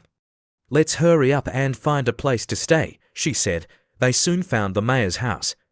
The seeds you brought are worth 1,320 gold coins and 11,160 gold coins respectively, the mayor, a burly man named Schwarzenegger, said cheerfully. The cheapest property in our town is 1,200 gold coins. Qin Shuang frowned. I don't have enough money. Hanwoo, ever the gentleman, said, I have enough. I'll cover you. Schwarzenegger pulled out a book containing information on all the houses in town. You can also consider buying a house together. I have a very nice house with a large swimming pool. The price is 2,350 gold coins. He showed them a picture of the house. Wow, they exclaimed in unison. It's beautiful, we'll take it, they said simultaneously. Schwarzenegger beamed, excellent. However, to purchase property together, you must be married. Would you like to get married right now? Hanwoo blushed, speechless. Qin Shuang's eyes widened in shock. What, get married? Schwarzenegger asked, his smile fading. Then you can't buy the house together. Our town has a strict tradition against premarital cohabitation. Qin Shuang fidgeted with her fingers, embarrassed. We don't, we're not. But they both loved the house. How about we? Hanwoo began. Qin Shuang, eager to secure the house, quickly agreed. Okay, we agree, Hanwoo declared. Qin Shuang took the opportunity to hug him gently. Schwarzenegger gave them a thumbs up. That's the spirit. You two are a perfect match. He handed them a form. Now, fill out this form, and you'll be legally married. He then gave them a set of keys and a bag of seeds. Here are your keys and a gift, 130 pea shooter seeds and 50 sunflower seeds. As Hanwoo filled out the form, Schwarzenegger said, Congratulations, may your marriage be filled with happiness. They left the mayor's house, Qin Shuang feigning reluctance. I only agreed to this because I had no choice, she said coldly. Don't take it seriously, Hanwoo chuckled, I understand. I won't take it seriously, Qin Shuang glared at him. I told you not to take it seriously, but you didn't. Are you a good listener? Congratulations on becoming official residents of Zombie Town, plus 1,000 points. Scoreboard, first place. Hanwoo and Qin Shuang 1,000 points, second place. unknown. Third place, unknown. They arrived at their new house. This house is amazing, Hanwoo exclaimed, his eyes sparkling. Qin Shuang, however, was unimpressed. As a wealthy young lady, this was nothing special to her. You've never seen the world, have you? She said, rolling her eyes. Hanwoo eagerly explored the house, while Qin Shuang went to her room. I'm exhausted. I'm going to take a shower and get some sleep. Do whatever you want, she said. Hanwoo, left alone, pulled out the bag of seeds, a serious expression on his face. Time for the main event, 130 pea shooter seeds and 50 sunflower seeds. Let's see what special abilities they have. Later that evening, Hanwoo grew impatient waiting for Qin Shuang to come out of her room. She's been in there for almost an hour, he grumbled, walking towards her room. Hey, the pea shooter seeds are waiting. He flung open the door, only to see Qin Shuang changing clothes. His eyes widened in shock. Get out, get out, she shouted, covering herself. I'm sorry, I didn't mean to. He stammered, backing out of the room. He went outside to check on the plants he had planted earlier. Plant name, sunflower. Level 1. Plant ability, produces coins. Every time it absorbs 1 unit of energy from the air, it produces 1 copper coin. 100 copper coins equals 1 silver coin. 10 silver coins equals 1 gold coin. 1,000 gold coins equals 1 diamond. Lifespan, 1 year. Plant name, pea shooter. Level 1. Plant ability, shoots peas at a rate of 1 per second. Peas deal damage to undead creatures. Lifespan, 1 year. They grow so fast, I wonder how strong they are. Qin Shuang came out of her room and saw Hanwoo muttering to himself. What are you mumbling about? She asked. Hanwoo, startled, quickly replied, nothing. He realized she was there and blushed. Qin Shuang raised an eyebrow. Why is your face red? Are you thinking about it? He quickly denied, no, but in his mind, the image of her changing clothes replayed vividly. Qin Shuang didn't believe him. I'm warning you, stop thinking about it. You didn't see anything. As she finished speaking, they heard growls and moans approaching. They turned towards the sound. What is that? Qin Shuang asked. She raised her hand and cast light spell, illuminating the surroundings. A horde of zombies was shambling towards them, their mouths agape, revealing rows of sharp teeth. Hanwoo crossed his arms, a smirk on his face. Right on time. Let's see what you've got. As the zombies got closer, the pea shooters he had planted began firing peas at them. I thought they would be tougher than this. Their fighting spirit is pathetic. But he noticed that the peas were barely doing any damage. He pulled out a glowing blue stone. Pea shooters, darkness enhancement. The pea shooters absorbed the stone's power, their forms changing. Their leaves withered, their flowers wilted, and their bodies turned a dark shade of green. They had become shadow pea shooters. Their attack power increased significantly. Zombies exploded in a shower of blood with every hit. Eliminated ordinary zombie level 1, plus 1 point. Eliminated flag zombie level 1, plus 1 point. Eliminated conehead zombie level 1, plus 1 point. Despite their increased power, the sheer number of zombies was overwhelming. Hanwoo stroked his chin thoughtfully. Using darkness enhancement consumes too much stamina. At this rate, we'll be surrounded. What should I do? Qin Shuang clenched her fists, whirring etched on her face. This is bad. Sutai probably bought a house too. His score is already 1,300 points. At this rate, we'll lose. Hanwoo, hearing her concern, looked at his pea shooters and thought, I need to find a way to increase the zombie killing speed. He focused on one of the pea shooters. Special plants are considered living beings. They must have genes, which means they can mutate, right? He raised his hand, targeted mutation, activate. A red aura flowed from his hand into the pea shooter. A mutation selection panel appeared. Option 1. Range mutation extends the pea shooter's range. Cost. Each doubling of range reduces lifespan by 1 month. Maximum range increase, 13 times, remaining lifespan, 12 hours. Option 2. Firing speed mutation increases the pea shooter's firing speed. Cost. Each doubling of firing speed reduces lifespan by 2 months. Maximum firing speed increase, 7 times, remaining lifespan, 12 hours. Option 3. Multi-head mutation increases the number of shooting heads on the pea shooter. Cost. Each additional shooting head reduces lifespan by 3 months. Maximum number of shooting heads, 5. Remaining lifespan, 12 hours. Option 4. Root mutation increases the size of the pea shooter's roots. Cost. Each doubling of root size reduces lifespan by 6 months. Maximum size increase, 3 times. Remaining lifespan, 12 hours. Hanwoo decided to try all the options. The pea shooters transformed, their faces contorted into grotesque grins, revealing sharp teeth, a golden aura surrounded their bodies. Their firepower increased dramatically, unleashing a torrent of peas at the approaching zombies. Eliminated office zombie level 1, plus 1 point. Eliminated punk zombie level 1, plus 1 point, dropped a bottle of hair dye. Eliminated ordinary zombie level 2, plus 2 points. In the distance, a group of larger, more muscular zombies approached, their footsteps heavy and their bodies radiating a menacing aura. The lead zombie, carrying a flag, hurled it towards Hanwoo's pea shooters. The flag landed with a thud, sending dirt and debris flying, but it missed its target. The zombie was confused. I always hit my target, why did I miss? The pea shooters, not giving him time to ponder, unleashed a volley of peas, pushing him back. Hanwoo picked up the fallen flag, examining it with interest. This is made of refined steel, what a waste. I'm confiscating this. He suddenly remembered something important. The sunflowers, I almost forgot about them.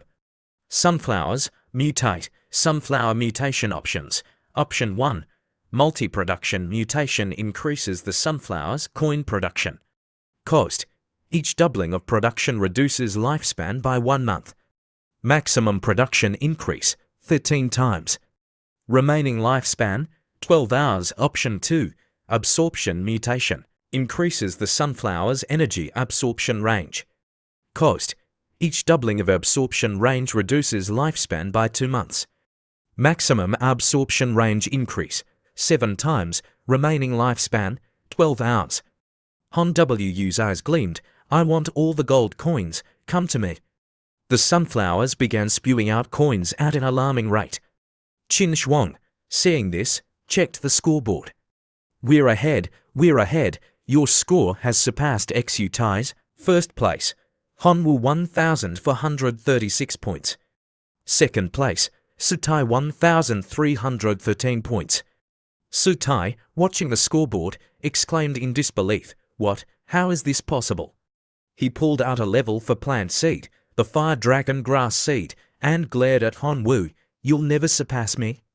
I won't let you. 2 hours later, his seed had sprouted into a massive dragon. It breathed fire at the approaching zombies, incinerating them. First place, Xutai 1,610 points. Second place, Hanwoo 1,586 points. Sutai's score continued to climb rapidly. He sneered, Hanwoo, I've investigated you. You're just an orphan with no parents. How dare you challenge me, a descendant of a true god? I'll crush you. As he boasted about his lineage, the sky began to lighten. The sun rose, casting its rays upon Zombie Town. The zombies, exposed to sunlight, shrieked in agony as their bodies turned to dust. Back with Hanwoo, Qin Shuang was counting the gold coins she had earned. The first night is finally over. Thank goodness our plans were so powerful. She turned to Hanwoo. How did you do it? Hanwoo, still reveling in his newfound wealth, explained, I have this ability called targeted mutation. It can make living beings evolve. Qin Shuang smiled. That's an amazing ability. She checked the scoreboard again. But we're still far behind first place. Sutai 201,000 points. Second place, Hanwoo 128,000 points. Third place, unknown. Fourth place, unknown. Fifth place, Qin Shuang 23,000 points. Don't worry, Hanwoo said confidently, this is just the beginning. Let's focus on exchanging these resources for better seeds. As night fell, Hanwoo's plants were even stronger. He stood behind them, arms crossed, a proud smile on his face. I now have level 2 and level 3 plants. I won't lose this time. We might be in trouble, Qin Shuang said, her voice laced with whirring. "These zombies look different from the ones we encountered before." She was looking through her binoculars. In the distance, she saw a zombie wearing a red coat and a group of zombies riding horses. "It's a level 3 zombie knight and a level for disco zombie," she exclaimed. Han Wu's eyes widened. "A level for disco zombie. How are we supposed to deal with that?" The disco zombie's body pulsed with a menacing red aura. What do we do?" Qin Shuang asked, her voice trembling. "Turn off the lights. Zombies are attracted to light and sound. Let's turn off the lights and hope the level for zombie doesn't see us." Qin Shuang quickly turned off all the lights in the house. "They hid in a corner. How is it?" she whispered. "They're heading towards the neighbor's house," Han Wu said, peeking out the window.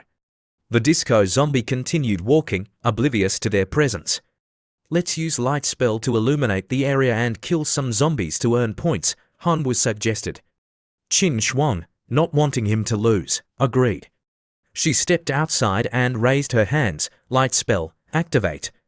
A bright, yellow orb appeared before her, illuminating the surroundings. The zombies, attracted by the light, turned and shambled towards Qin Shuang, their moans echoing through the night. Han Wu's pea shooters opened fire, but their attacks seemed to have little effect on the zombie. A zombie knight charged towards Qin Shuang, its weapon raised. Qin Shuang, caught off guard, raised her arms to defend herself. But just in time, a boxing glove plant punched the zombie knight in the face, sending it flying. Han Wu checked the scoreboard. First place, Xu Tai 230 to 1,000 points.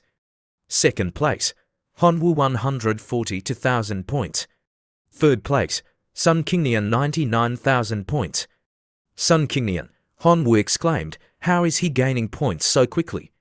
"Scared by my speed, newbie," a voice boomed. Han Wu turned to see Sun Qingnian massaging the shoulders of an older woman. "Damn it, he's a sugar baby." A group of zombies used a pole vault to jump over Han Wu's potato mines and into Sun Qingnian's house. "Sniper Oak, attack," Sun Qingnian commanded. The Sniper Oak fired its acorns at the zombies. More, Sun Qingnian shouted gleefully.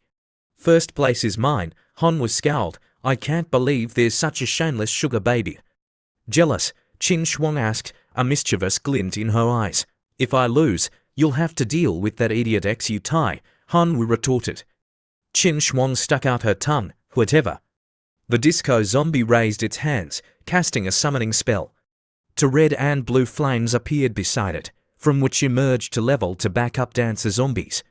Finally, the level for zombie has broken through that sugar baby's defenses. Han Wu exclaimed, a gleeful smile on his face. The disco zombie stepped on a spring bean trap and was launched into the air. "It's a spring bean," Han Wu exclaimed. To his horror, the disco zombie landed in his yard. "Oh shit," he cursed. "Pea shooters, focus fire. Take down the disco zombie." The pea shooters unleashed a barrage of peas, but they bounced harmlessly off the disco zombie's body. The disco zombie, unfazed, struck a pose and grinned. "Maybe we should retreat," Qin Shuang suggested nervously. "Our plans can't stop a level for zombie." "No," Han Wu said firmly. "If we retreat now, we'll lose for sure. I'll handle this." He transformed into his black dragon form and charged towards the disco zombie. He punched it in the face with all his might, but it only left a small scorch mark. Han Wu stared in disbelief. "How is it not affected? I need to get serious." Han Wu clenched his fists, a purple aura surrounding his body. "I'll let you taste my signature move, the idol fanboy punch." He unleashed a barrage of punches on the disco zombie's neck. The zombie's head snapped back with each blow, and soon, its neck couldn't withstand the force any longer. It broke with a sickening crack, and the zombie collapsed to the ground. Disco zombie level for defeated, plus 500 points. Dropped a level for seed, a pair of crocodile leather shoes, and a tap dance guide. The items appeared before him, but Han Wu ignored them, focusing on his aching hand. "That level for disco zombie was tough. My hand is about to fall off, and I only got 500 points for it." Meanwhile, a pair of binoculars observed his every move. "That kid is quite interesting," Yu Ling commented, impressed by Han Wu's strength. "It's a shame we can't see the scoreboard. Let me see. Let me see." Xiong Meng pleaded. eager to know the standings. Yiling sighed and handed him the binoculars. Xiongmeng grinned. We chose the right person this time. And he's partnered with the goddess of the probationary class. He's got good taste, just like me. Don't get ahead of yourself, Ziyechia said coldly. The question is, can our Genya find the wisdom fruit for us? That depends on his progress in exploring Zombie Town, Yiling replied. If he thinks this is just about planting plants and killing zombies for points, he'll never find high-level resources like the wisdom fruit, she smirked. But I'm curious to see if he can take first place. Or maybe we should let Ms. Lena beat up Xiongmeng in exchange for viewing privileges. As if summoned by her words, Ms. Lena appeared behind them, her face dark. So, in your eyes, I'm that violent. Yiling, startled, turned around, her face pale. Ms. Lena, who did you bet on?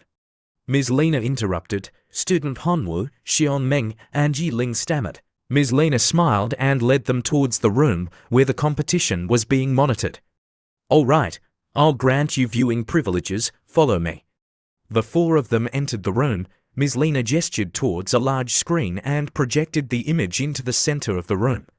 Now you can watch to your heart's content. Back in the simulation, Hanwu was relentlessly battling zombies. Pea shooters, focus fire, take down that target. The pea shooters unleashed a barrage of peas, and Hanwu flew into the air to dodge the incoming projectiles, allowing them to hit the zombie he was fighting. Yiling analyzed Hanwu's pea shooters. His pea shooters are almost as strong as level to plants. Xiongmeng, you didn't lose unfairly. She noticed something strange. Wait a minute. Why is a level 3 zombie attacking his territory? His setup shouldn't attract zombies above level 2. Meanwhile, in Sun Kingnian's territory, zombies were being launched back by spring beans, landing in Han Wu's yard. That's shameless. He's clearly bullying him, Yiling exclaimed. But who's sponsoring this probationary student? Why is he so strong? That probationary student is Sun Kingnian. Ms. Lena replied. He's not being sponsored by anyone. Impossible, Xiongmeng said. How can he be that strong? On the screen, Sun Kingnian was kissing the older woman on the cheek, making her giggle. Yiling gritted her teeth. He's just a sugar baby. This year's probationary class is full of weirdos. They're willing to sacrifice their dignity for points. The scoreboard updated. First place, Exutai 314,000 points. Second place, Sun Kingnian 313,000 points. Third place, Hanwu 198,000 points. The person in first place is Sutai. Yiling asked, who is he? Why is his score so much higher than Sun Kingnian and Hanwu? I want to see his setup. The screen showed Exutai and his fire dragon grass, which was incinerating zombies with its fiery breath. Sutai laughed triumphantly. Hanwu, let's see how you're going to beat me. Yiling crossed her arms. Fire dragon grass, it seems Sutai is being sponsored by our nemesis, Huang Shengzhen. Xiongmeng clenched his fists, his face contorted in anger. Huang Shengzhen, that bastard caused chaos in Zombie Town last time and looted a lot of valuable resources. He's probably trying to profit from the probationary students again. That's correct, Ms. Lena confirmed. Sutai and Huang Shengzhen have made a private agreement. Huang Shengzhen is sponsoring Sutai, and in return, Sutai will give him 70% of the profits he earns from Zombie Town. Despicable. Xiongmeng, Yiling, and Ziyechia exclaimed in unison. Just then, a young man with red hair swaggered into the room, a smug grin on his face. Who are you calling despicable? He asked. Xiongmeng turned around. Huang Shengzhen approached them and smirked. So you're here to watch the probationary students you're sponsoring. Interested in a bet? Let's see whose sponsored student will rank higher. You think we're stupid, Xiongmeng said coldly. We already know you're sponsoring Sutai. Huang Shengzhen chuckled and leaned closer to Xiongmeng, his voice dripping with mockery. So you don't even have the guts to compete. You're truly useless. You managed to get into one of the top universities in the Divine Realm, the Western University, but you still need to huddle together for warmth, forming a pathetic little club for entertainment. Being classmates with you is truly embarrassing.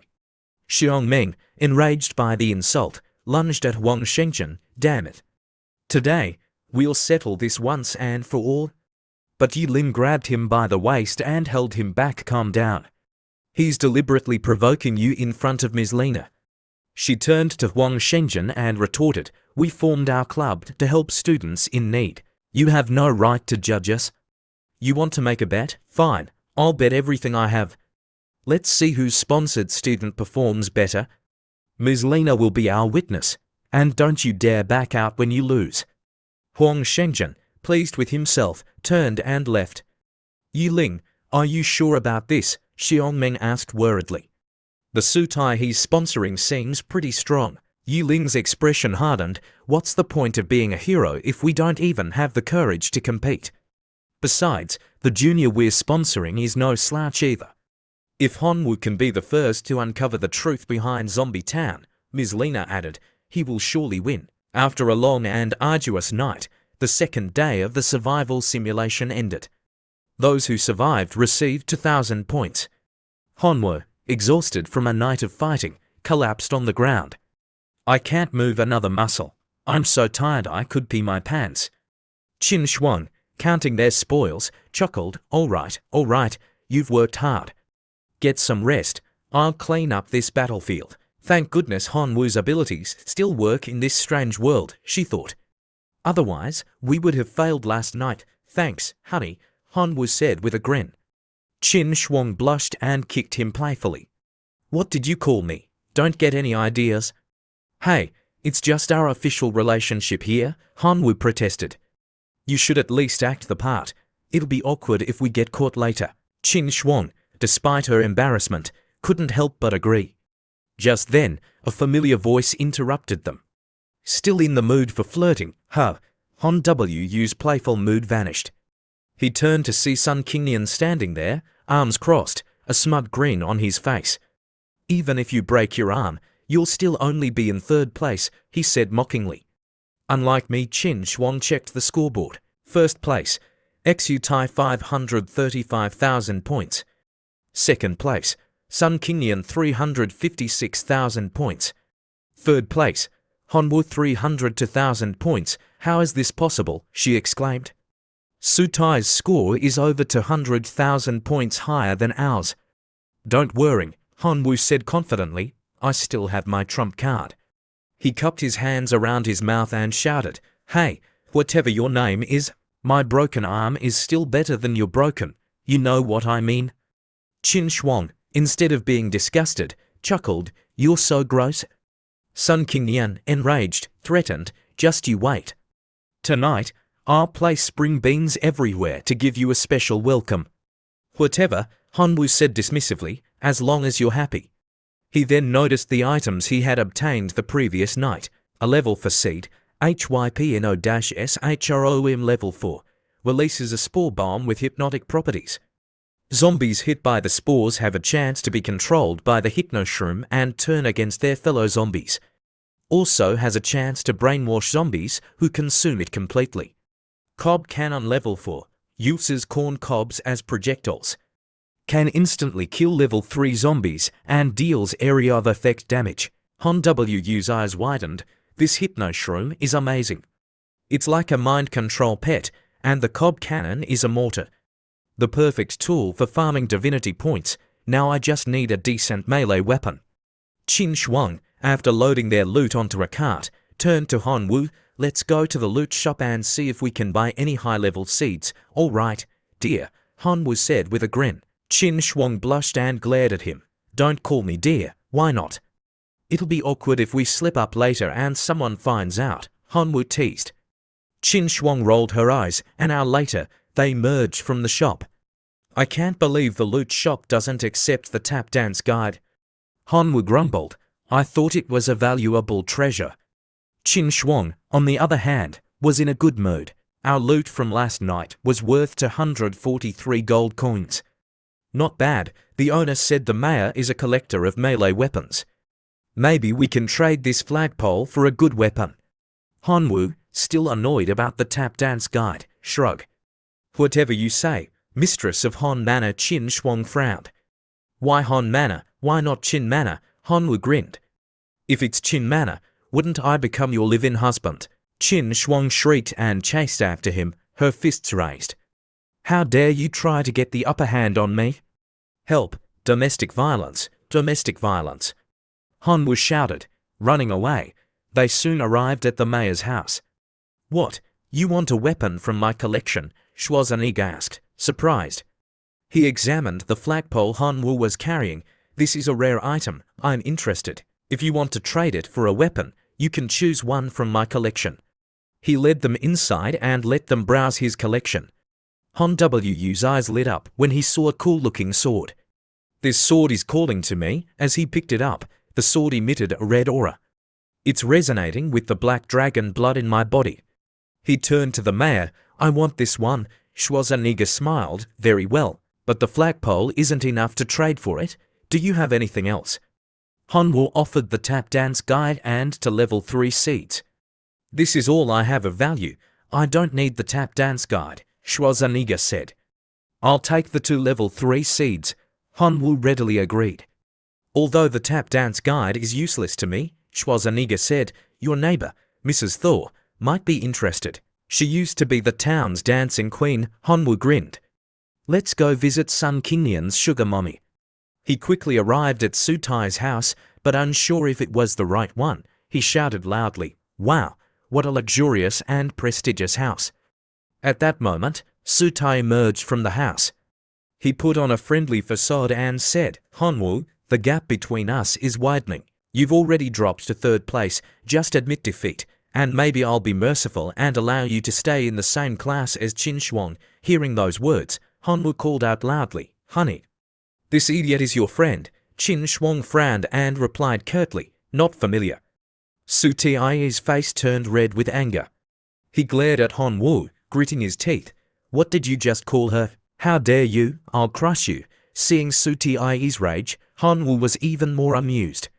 He grabbed Qin Shuang's hand and said cheerfully, don't mind him.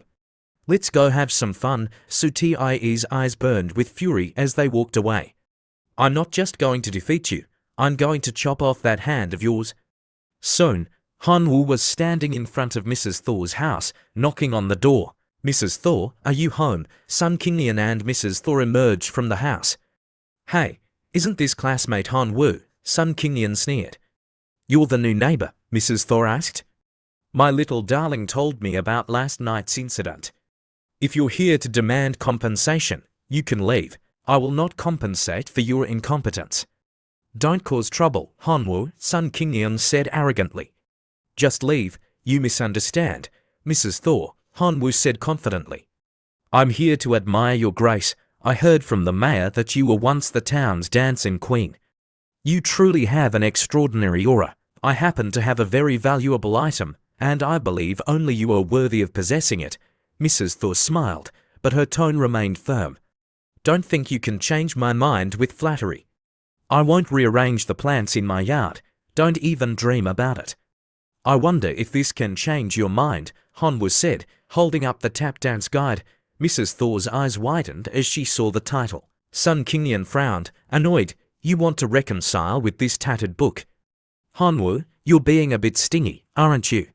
But he didn't notice Mrs. Thor staring at the book with intense longing. She exclaimed excitedly, this is the lost dance of the Disco King. Name your price, I'll give you everything I have for it. Sun Kingnyeon's jaw dropped in shock. What if Hanwoo asks her to kick me out? I'll be ruined.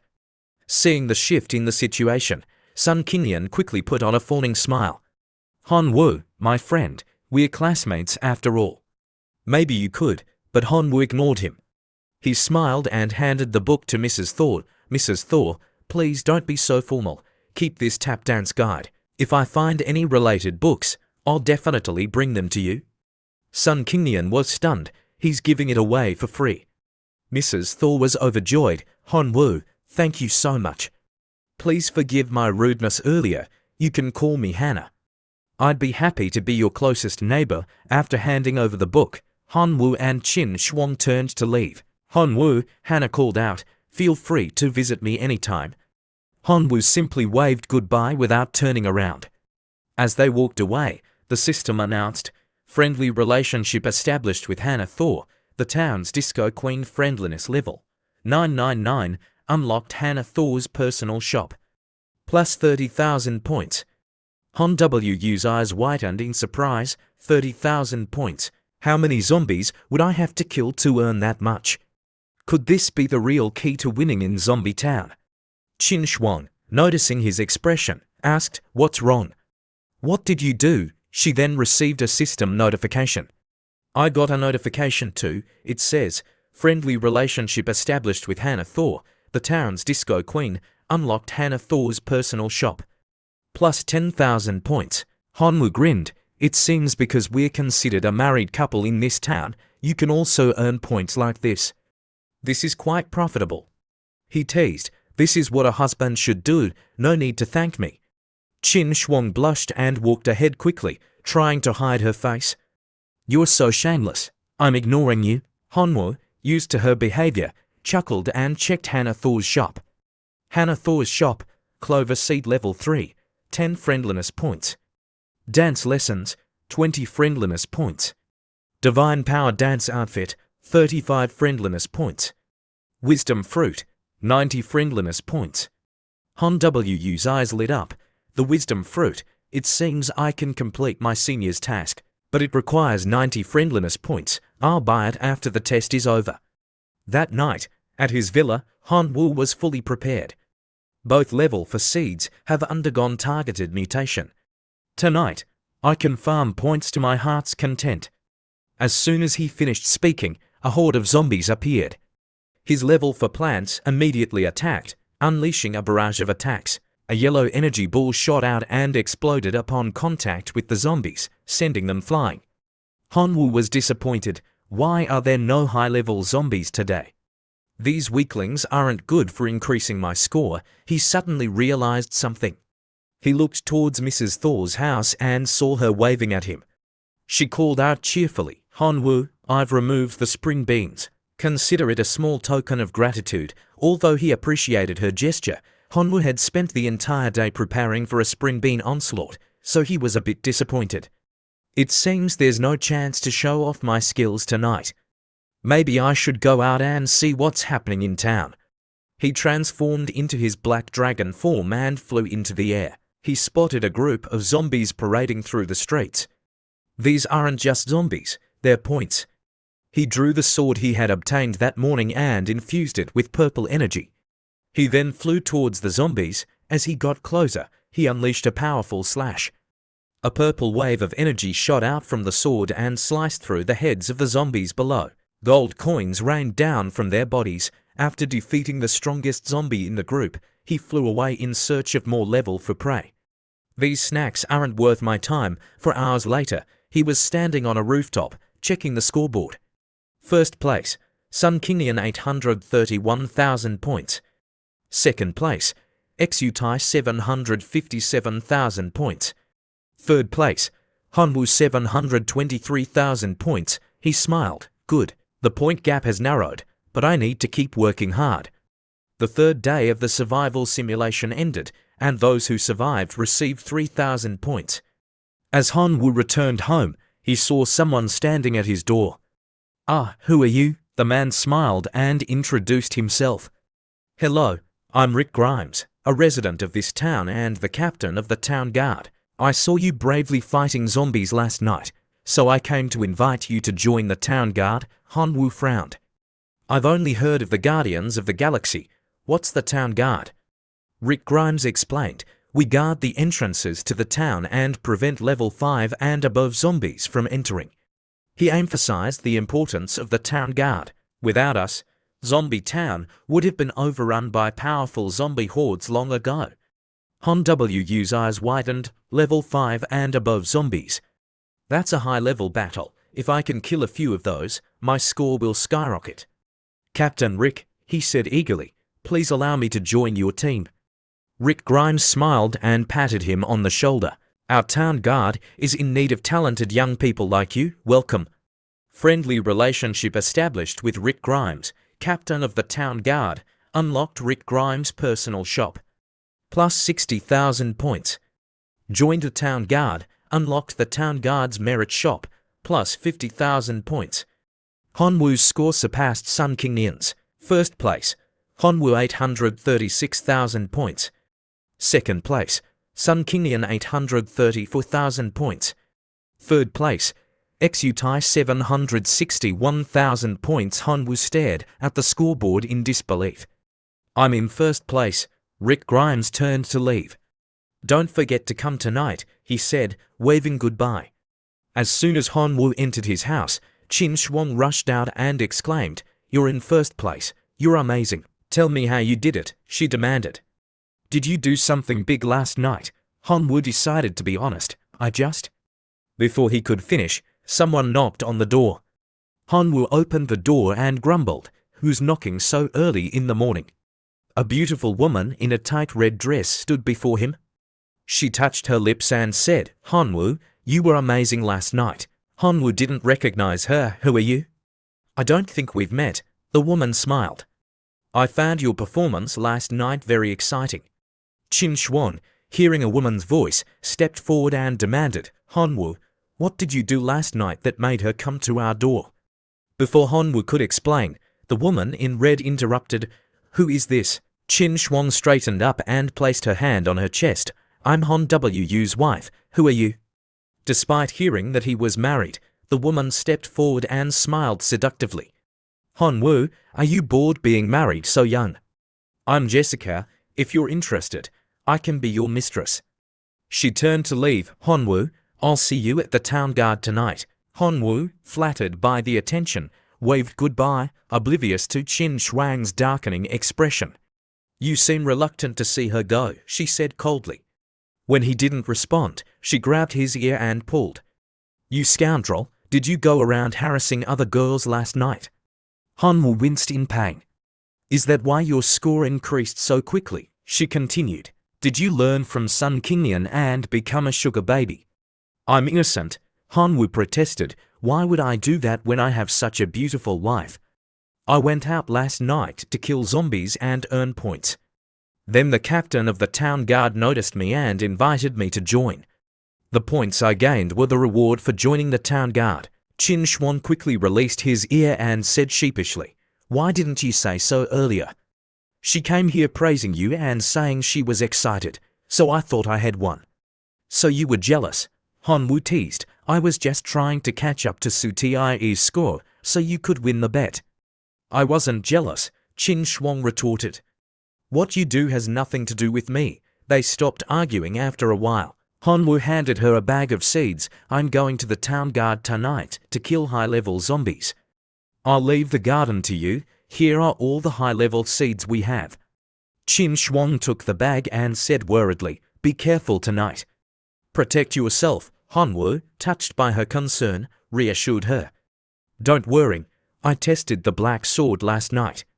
It can instantly kill even level for zombies. I'll be fine." He turned to leave. "That's not what I meant," Qin Shuang called out. "I meant, don't let those vixens out there seduce you." That night, in the city, Hanwoo arrived at the meeting point. "Hanwoo, you're finally here," Rick Grimes greeted him. Jessica immediately rushed over and wrapped her ample bosom around his arm. "Hanwoo, I've missed you. How have you been?" A tall, muscular man with two large hammers frowned. "Jessica, stop it. Hanwoo is a married man." He introduced himself. "Hanwoo, I'm Sledgehammer Johnson." A blonde man asked, "Hanwoo, what's your fighting style?" Hanwoo immediately transformed into his black dragon form and leapt into the air. "I can freely transform my body to adapt to any combat situation." Jessica's eyes lit up as she admired his muscular physique. "Amazing, just my type." She turned to Rick Grimes. "Captain, why don't you let me lead him? I like working with handsome men." Since this was Han Wu's first mission, and Jessica was a capable fighter despite her flirtatious nature, Rick Grimes agreed. "All right, Jessica will guide Hanwoo tonight. Hanwoo, fighting zombies is dangerous. You must follow Jessica's instructions." Jessica drew two guns and said seriously, "Prepare for battle." Han Wu's eyes widened in surprise. "They're level 5 plants. One shoots fire, and the other shoots ice." Sledgehammer Johnson transformed, his muscles bulging. "Giant walnut level 5, unite."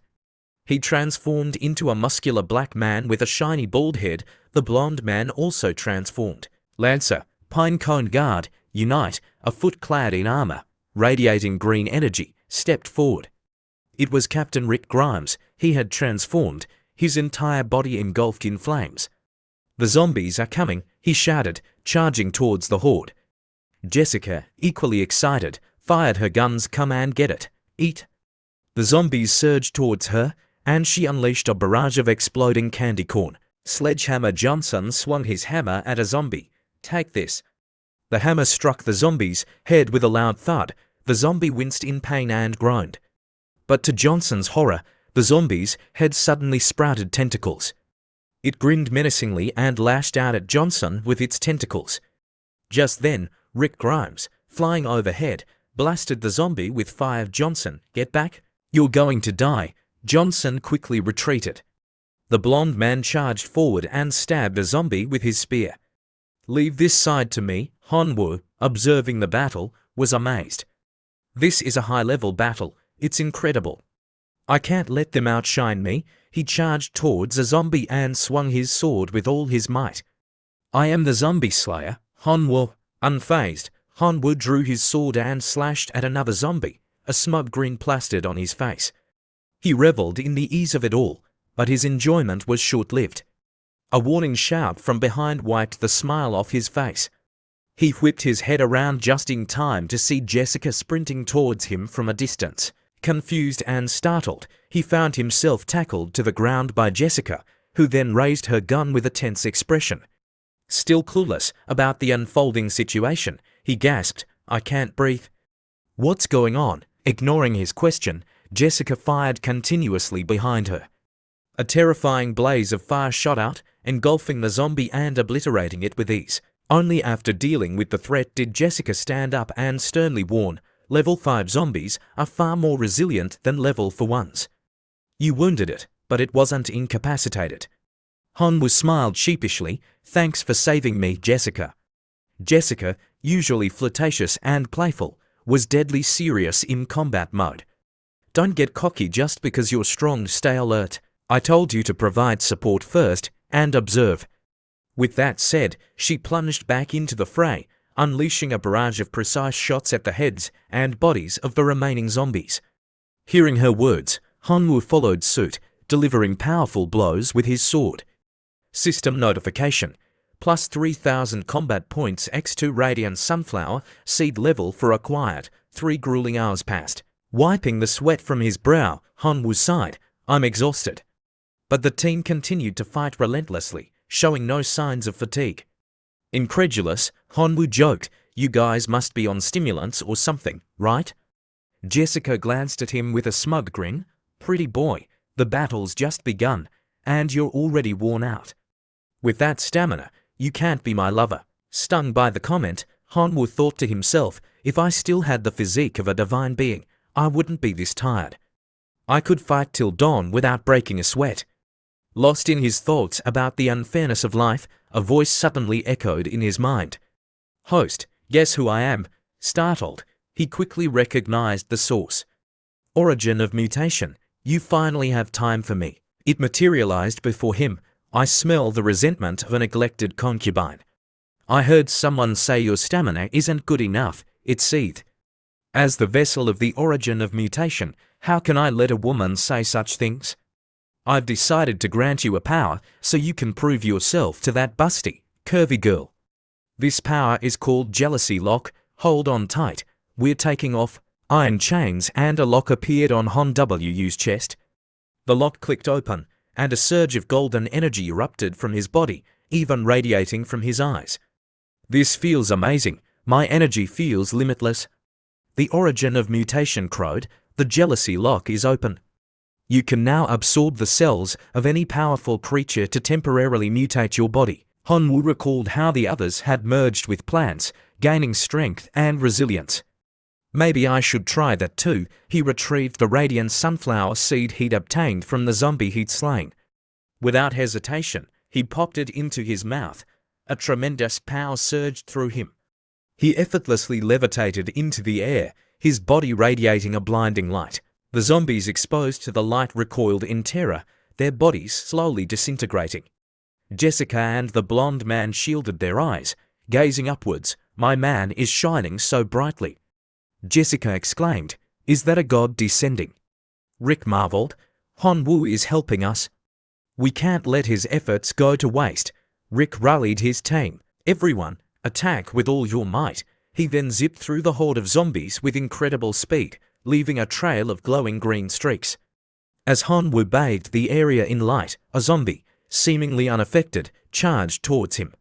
"Protect Hanwoo, stop it," Rick yelled. Johnson rushed to intercept the massive zombie, but the creature, sensing his approach, spun around and delivered a powerful blow, sending Johnson flying. "It's too strong, not good," Rick exclaimed. "It's a level 6 zombie. Its attack and defense are overwhelming." He shouted to Hanwoo, "Run, get out of here." The zombie turned its attention to Hanwoo, launching a devastating punch. Fortunately, the lights surrounding Hanwoo momentarily repelled the attack. His eyes glowed with reflected light. He smirked. He spread his arms wide, unleashing a blinding wave of energy. The level 6 zombie roared in pain, its body slowly burning away. Moments later, it vanished completely. Hanwoo's power depleted, and he gently floated back to the ground. The team erupted in cheers. "We won! We did it! Hanwoo, you're amazing!" They rushed forward, hoisting him onto their shoulders in celebration. System announcement. Friendly relationship established with Jessica, Town Guard member. Jessica's personal shop unlocked, plus 50,000 points. Friendly relationship established with Johnson, Town Guard member. Johnson's personal shop unlocked, plus 50,000 points. Friendly relationship established with David, Town Guard member. David's personal shop unlocked, plus 50,000 points. Level 6 zombie slain, plus 23,000 combat points. Amidst the jubilation, the origin of mutation piped up. "Host, how did you like unlocking the jealousy lock?" Hanwoo grinned. "It was great, amazing, good. Now for the bad news." Hanwoo's face fell. "Bad news? What are you planning?" "I have nothing left to give you. My divinity is all." "Who needs your stuff, you stingy miser?" The origin of mutation interrupted. "The bad news is that the jealousy lock has a slight side effect." Hanwoo breathed a sigh of relief. "Just a side effect. As long as it doesn't cripple me." But then he remembered that every upgrade seemed to come with a catch, usually involving premature death. His face paled. "Wait, there's a side effect. Why didn't you tell me sooner? What happens? Will I be crippled?"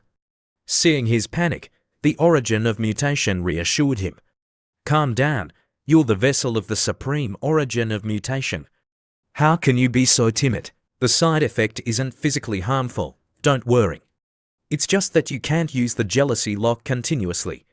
You need a cooldown period." Hanwoo frowned. "You know a lot, don't you? A cooldown period isn't so bad, but how long is it? And what happens if I don't respect the cooldown? With your current weak body, you can only use the jealousy lock once every 10 days. Frequent use will cause genetic disorder, and the temporary mutation will become permanent." It finished explaining and then taunted. "So, host, feeling brave enough to try it out?" Hanwoo shook his head. "No way, I don't want to become a giant, round light bulb for the rest of my life." Rick, though elated by Hanwoo's victory, was concerned. "Hanwoo, are you feeling all right?" Hanwoo, touched by their concern, smiled reassuringly. "I'm fine, don't worry." Jessica seized the opportunity, lift his chin up. "Pretty boy, you've completely won me over. Now, are you ready to spend a wonderful night with me?" Flustered by her advances, Hanwoo stammered. "What?" "Don't bother him, Jessica," Johnson called out. "He's exhausted, and you want to drain him dry." "Hanwoo, go rest. I can handle the remaining level 5 zombies myself." Jessica stuck her tongue out at Johnson. Hanwoo smiled gratefully. "I am a bit tired. I'll leave the rest to you guys. I'll go rest for a bit." He walked away, thinking, "I can't use the jealousy lock for the next 10 days. I need to improve my base combat strength." "Oh right, the personal shops are open. Time for some shopping. From now on, call me Little Overlord," he declared. The item shop appeared before him. After half an hour of browsing, he finally finished his shopping spree. Perfect, plant fusion technique, just what I need while the jealousy lock is on cooldown. You're satisfied with this garbage? The origin of mutation scoffed, plant fusion technique. It's just a crude method of grafting organisms. Annoyed by its criticism, Hanwoo retorted, this cost me 70 friendship points with David. You calling it useless, it's all because of your jealousy lock's long cooldown. Isn't it because your body is too weak, it countered. I can improve this plant fusion technique to a whole new level with just a minor tweak, just to divinity points. What do you say? Despite the tempting offer, Hanwoo remained impassive. I'm broke, go play somewhere else, don't let the door hit you on the way out. You're so stingy, how about 1 divinity point? That's my final offer. Secretly pleased with his bargaining skills, Hanwoo replied flatly, fine, since you're showing some sincerity, I'll agree. With a snap of its fingers, fireworks exploded in Hanwoo's mind. 3 cards appeared before him. Whoa, after the upgrade, I can fuse 3 plants at once. And there's a slot for a level 6 seed, awesome. Remember, you still owe me 1 divinity point, the origin of mutation reminded him. Yeah, I won't forget, Hanwoo replied nonchalantly. He slotted the first card into his attribute slot, darkness. First slot goes to the level 5 Death Bloom. The 4th day of survival passed, and he earned another 4,000 points. He checked the leaderboard. My score is rising. Qin Shuang is climbing too. It won't be long before I surpass Xu-Tide leaderboard. 1. Hanwoo minus 14 million points. Sun Qingnian 12 million points. Suti 860,000 points. Qin Shuang 736,000 points. The scene shifted to the villa he shared with Qin Shuang. He found her organizing supplies. Hey, are you busy? He greeted cheerfully. She turned, her expression annoyed. Seems like you're in a good mood. Having fun with that pretty girl, huh? He stammered. It was all right, I guess. She tossed him a pile of items. Here's your share, go sell them. He held them up, smiling. I don't need these anymore, you keep them. Besides, we're practically married. No need to be so formal. Her face flushed, and she lightly smacked him on the head. I'll rip your mouth off one of these days. We agreed to split everything equally. I'm not someone who takes advantage of others. And I don't need your pity. He raised his hands in surrender. All right, I'll do whatever you say. She turned to leave, but not before telling him where she was going. I'm going to dance class with Mrs. Thord, you rest up. Knowing her schedule, Hanwoo didn't stop her. Come home early. He thought to himself, Qin Shuang is really smart. Gaining points by befriending townspeople. She truly has the right to be proud. 9 days passed. Hanwoo arrived at the meeting point with the town guard, greeting them with a smile. Hey everyone, I'm here. Jessica's response was unusually subdued. Hi, pretty boy. Surprised by her lack of enthusiasm, Hanwoo tilted his head. What's wrong? Everyone seems worried. Jessica adopted a serious tone. Pretty boy, tonight is the monthly lunar eclipse. The zombies become much more aggressive during the eclipse. During the last eclipse, Sister Molly, a member of the town guard, was lost forever. Rick solemnly accepted responsibility. Molly's death is my fault. I'm Rick. I swear that as long as I'm alive tonight, I won't let any of you die before me. The team members cried out, Captain Rick. Jessica took Hanwoo's hand, pressing it against her ample bosom. Tonight, I might not be able to protect you like I promised. Promise me, if you're in danger, run, okay? Sensing their genuine concern, Hanwoo thought, I'm the weakest in the town guard. If things get dangerous, I'll probably be the first to go. That's why she's so worried. He smiled, laying on the charm, I'm a man. Let me protect you. Jessica's face softened, a blush creeping up her cheeks despite the grim situation. Don't be silly, just promise me you'll take care of yourself. Knowing the impending danger, Hanwoo opened the shop interface. Times like these call for some serious upgrades. Combat shop, divine armor to 12,000 combat points. Night vision fruit minus 2,000 combat points. Power daisy to 1,500 combat points. Physique grass minus 1,000 combat points. Level 5 golden dragon grass, 12,000 combat points. Man-eating flower minus 5,000 combat points. Current combat points, 95,000. Without hesitation, he spent all his points equipping the level 5 Golden Dragon Grass and the plant fusion technique skill. Golden Dragon Grass has dragon genes. Something dark began to spread across his face, drawing out the black dragon's blood. He rapidly transformed into his black dragon form, but with altered colors and increased power. The moon began to darken as the eclipse approached. Rick looked up, his voice tense. It's starting. At that moment, the moon was completely engulfed by the eclipse, casting an eerie glow. The zombies below, sensing the total eclipse beginning, roared as their clothes ripped, revealing muscular, well-built bodies. Rick, airborne, warned his team, the zombies have mutated. Their levels have increased, prepare for a fierce battle. Jessica raised her weapon with a grin. Yes, Captain. Johnson and David also transformed, weapons at the ready. Yes, Captain, echoed Hanwoo, joining the chorus. Yes, Captain. The mutated zombies charged at the humans with terrifying speed. Rick, wielding a glowing green energy sphere, ordered, intercept them. He slammed into the zombies, slowing their advance. Jessica fired relentlessly. Eat this, Johnson charged, holding back the horde. Captain, Jessica, focus on ranged attacks. I'll hold them off. Seeing everyone engaged, Hanwoo flew towards the largest zombie, unleashing a devastating tyrant dragon slash. He then dispatched the smaller zombies with his lightning flash kick. Nice kick, Hanwoo. Rick praised from above, encouraged. Hanwoo continued the fight. An hour passed, and the ground was littered with zombie corpses. Seeing their chance, Rick called out, Jessica, find Mayor Schwarzenegger. Tell him to send reinforcements, hold the line. Jessica shouted as she sped off to find the mayor. Distracted by Jessica's departure, David was struck in the shoulder by a large zombie, crying out in pain. Johnson rushed to his aid, but David yelled, Don't worry about me. Rick provided cover fire. I'm here. Hang in there. Thanks, Captain, Johnson shouted. After emptying his weapon, Rick rammed into the zombie with frightening force. Just as the situation grew dire, Hanwoo's system announced, 10-day cooldown complete. Relieved, Hanwoo flew to his teammates. Captain Rick, let me buy you some time. Hanwoo, don't push yourself. Retreat if you have to, Rick warned. Hanwoo smiled. I'm a member of the town guard. I have to do my part to protect the people. He activated a vine ability in his system. A green light enveloped him, growing brighter and stronger. Long vines erupted from his body, lashing out at the surrounding zombies. Johnson and Rick stared in awe. This power is incredible.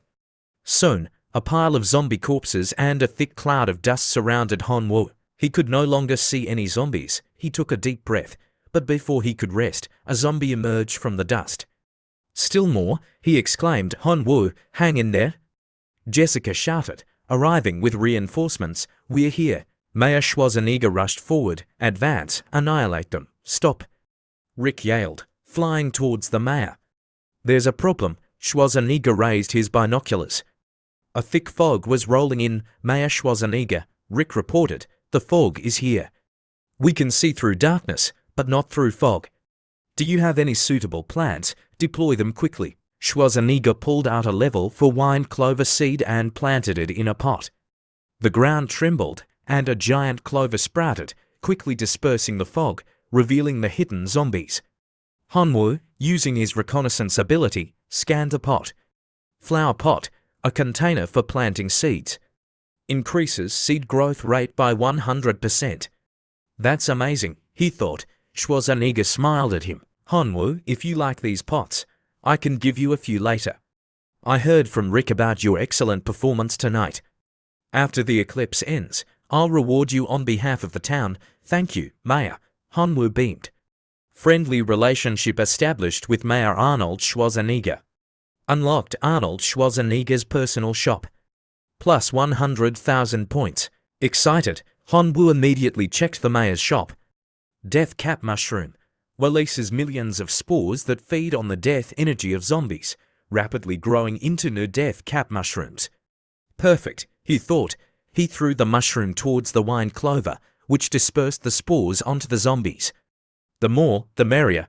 I can try a new strategy. He waited a few seconds and then flew up to observe. The death cap mushrooms were spreading rapidly. My death cap mushrooms, begin the life sacrifice. A golden light emanated from him, engulfing the zombies below. A series of explosions rocked the area. Choose one reward. 1. Wisdom tree seed level 9. Can be planted in the divine realm and stabilize it, extending the lifespan of the clan. Produces wisdom fruits upon maturity age, 1,000 years. Growth cycle, 100,000 years. Golden flower pot. Special plants planted within become immortal. Plant museum level 4. Built in the divine realm. Produces a random special plant seed every 24 hours. Probability. Level 1 50%, level 2 40%, level 3 9%, level 4 0.9%, level 9 0.009%. Ajn was sweated, staring at the three choices. This is so hard, which one do I pick? After a moment of deliberation, he made his decision, the golden flower pot. With my targeted mutation, I can make plants immortal. The possibilities are endless. I can even get level 9 seeds eventually. Meanwhile, Rick and the others were surrounded by a growing horde of zombies. Not good. They're back, Rick warned, his voice tense. Hanwoo glanced back, a bead of sweat trickling down his forehead. The death cap mushrooms aren't powerful enough. I need to enhance them. He activated targeted mutation. Beneficial mutations available. Significantly increase spore production. Increase spore activity. Increase spore growth rate. Without hesitation, he selected all three. Activate all mutations simultaneously. A purple light emanated from his hand as he touched a death cap mushroom. He then rushed to the giant wine clover, using it to fan the spores far and wide. The spores spread rapidly, reaching a vast number of zombies.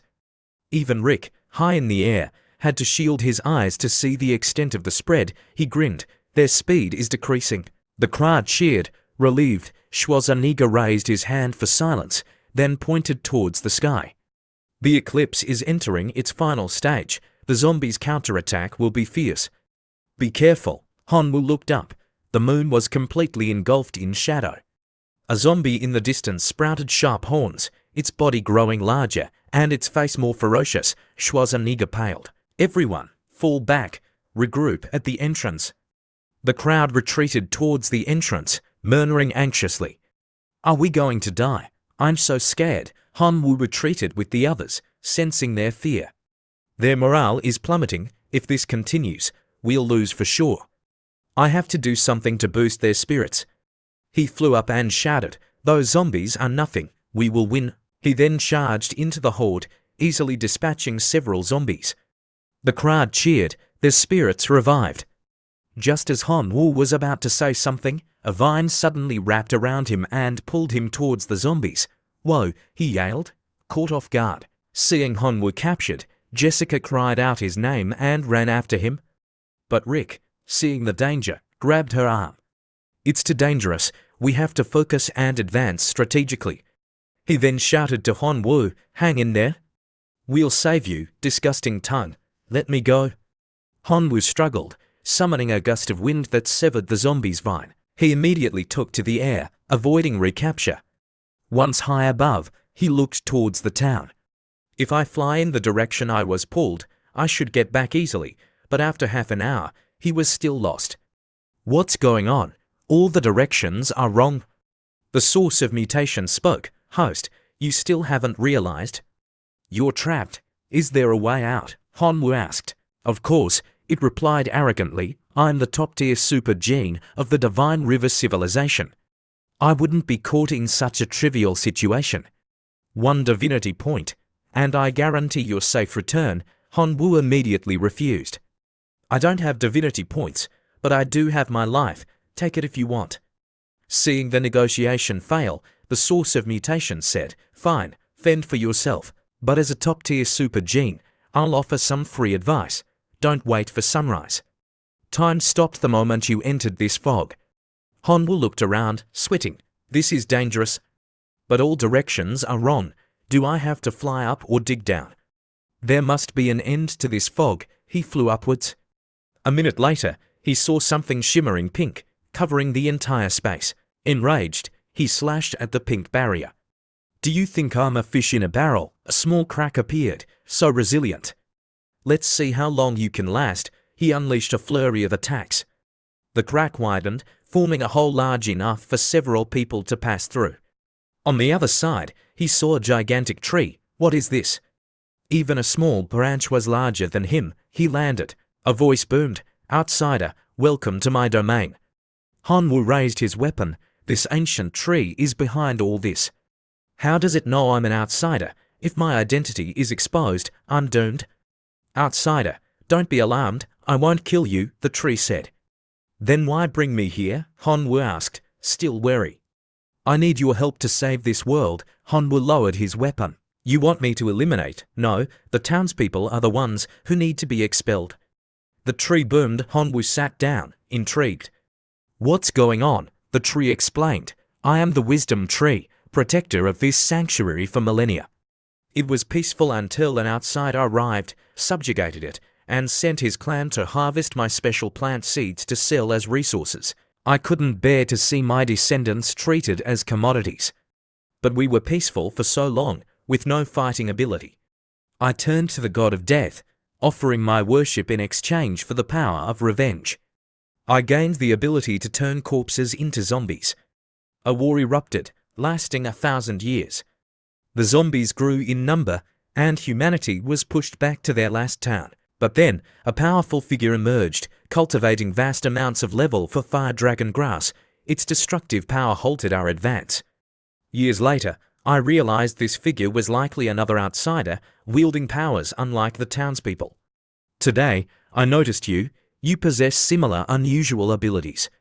So you want me to betray the town and help you? Hanwoo asked. I offer you 10 wisdom fruits, the tree said. Hanwoo considered. 10 wisdom fruits are 10 divinity points. Seeing his silence, the tree continued, and 3 divine corpses. Though dead for millennia, their bodies retain divinity. Hanwoo's eyes widened. This is too generous. He turned away to wipe his drool. He said, even if I could drive out the humans, this zombie town is the treasure trove of the Western University, likely backed by high-ranking officials. Angering them would be disastrous. Please forgive me. I can't. But the tree interrupted. I can recommend you to the great Death God Prince. The Death God Prince, Hanwoo thought. Isn't that a chance to obtain the powerful level 5 Death Godhood? I would be revered by all gods. Yes, the tree confirmed. Will you help me now? The offer was too tempting. I'll try, but I have a request. I need access to the divine realm to bring my noble here. I can't do this alone, the tree considered. Not impossible, but you must swear an oath to the Death God Prince. If you break it, your clan will be cursed with death until extinction. Hanwoo understood. They fear I'll become like the previous outsiders. You underestimate the allure of the level 5 Death Godhood. He raised 3 fingers, smiling. I agree to swear the oath. A glowing purple mark appeared on his hand, a seal to bind the agreement. A vine materialized, weaving itself soon. His locusts swarmed through. Feeling the familiar aura of the divine realm, Hanwoo reveled in it. I've reached the life level of a lord. Outsider, the wisdom tree said, I hope you fulfill our agreement. Now go. It flung him back to the other world. Poof, he yelled, landing roughly. That old tree has no manners. Not even a cup of coffee, he sighed. Now, how do I drive out the townspeople? He flew back towards town. It's Hanwoo, he's back, Rick shouted. Jessica turned, her face lighting up. As he landed, she rushed forward and hugged him.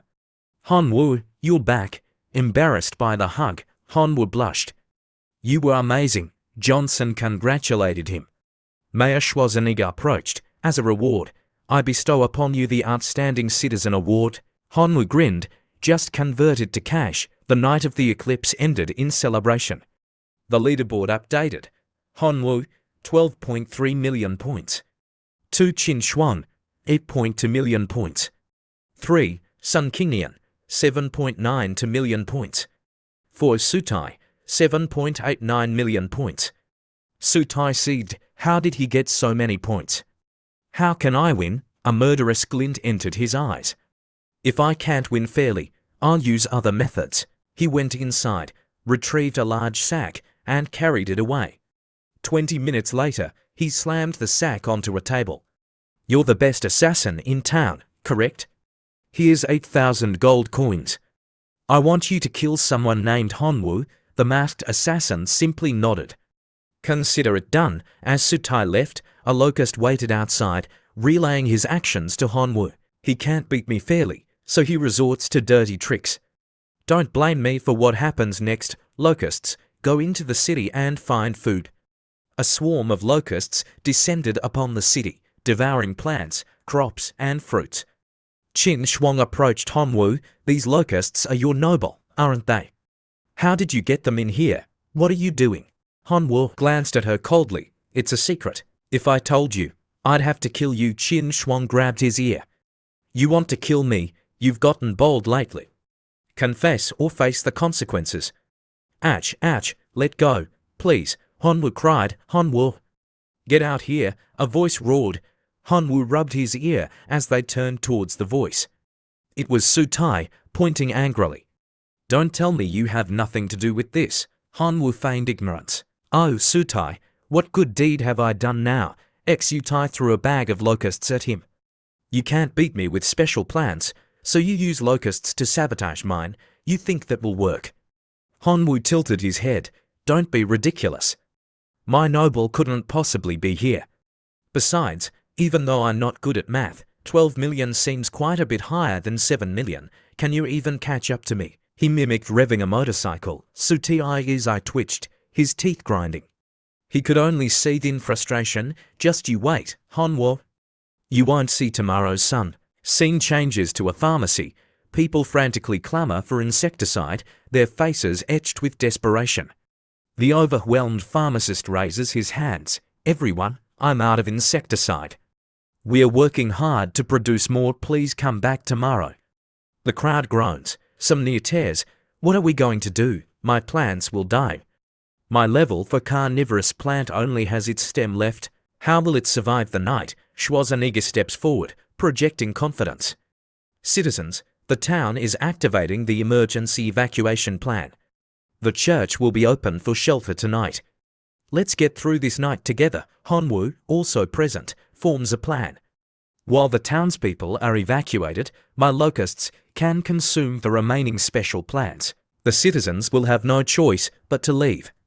Later that evening, Honwoo arrives at the meeting point for the town's defense team.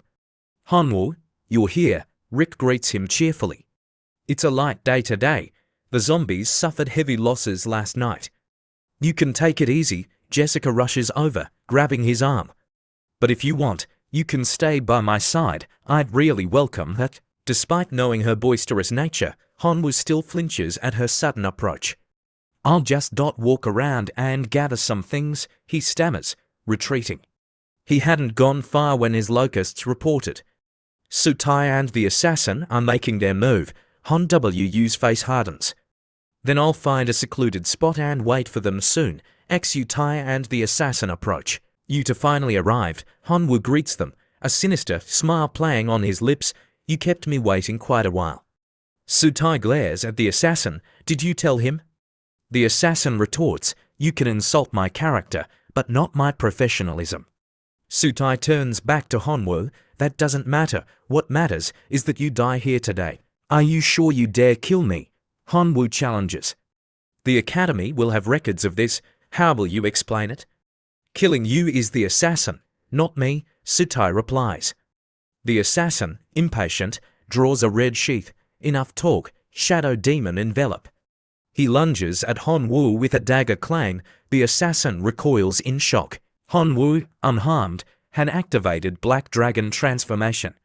8,000 gold coins for just that little bit of power. Honwoo mocks. Realizing his information had been leaked, the assassin whirls around.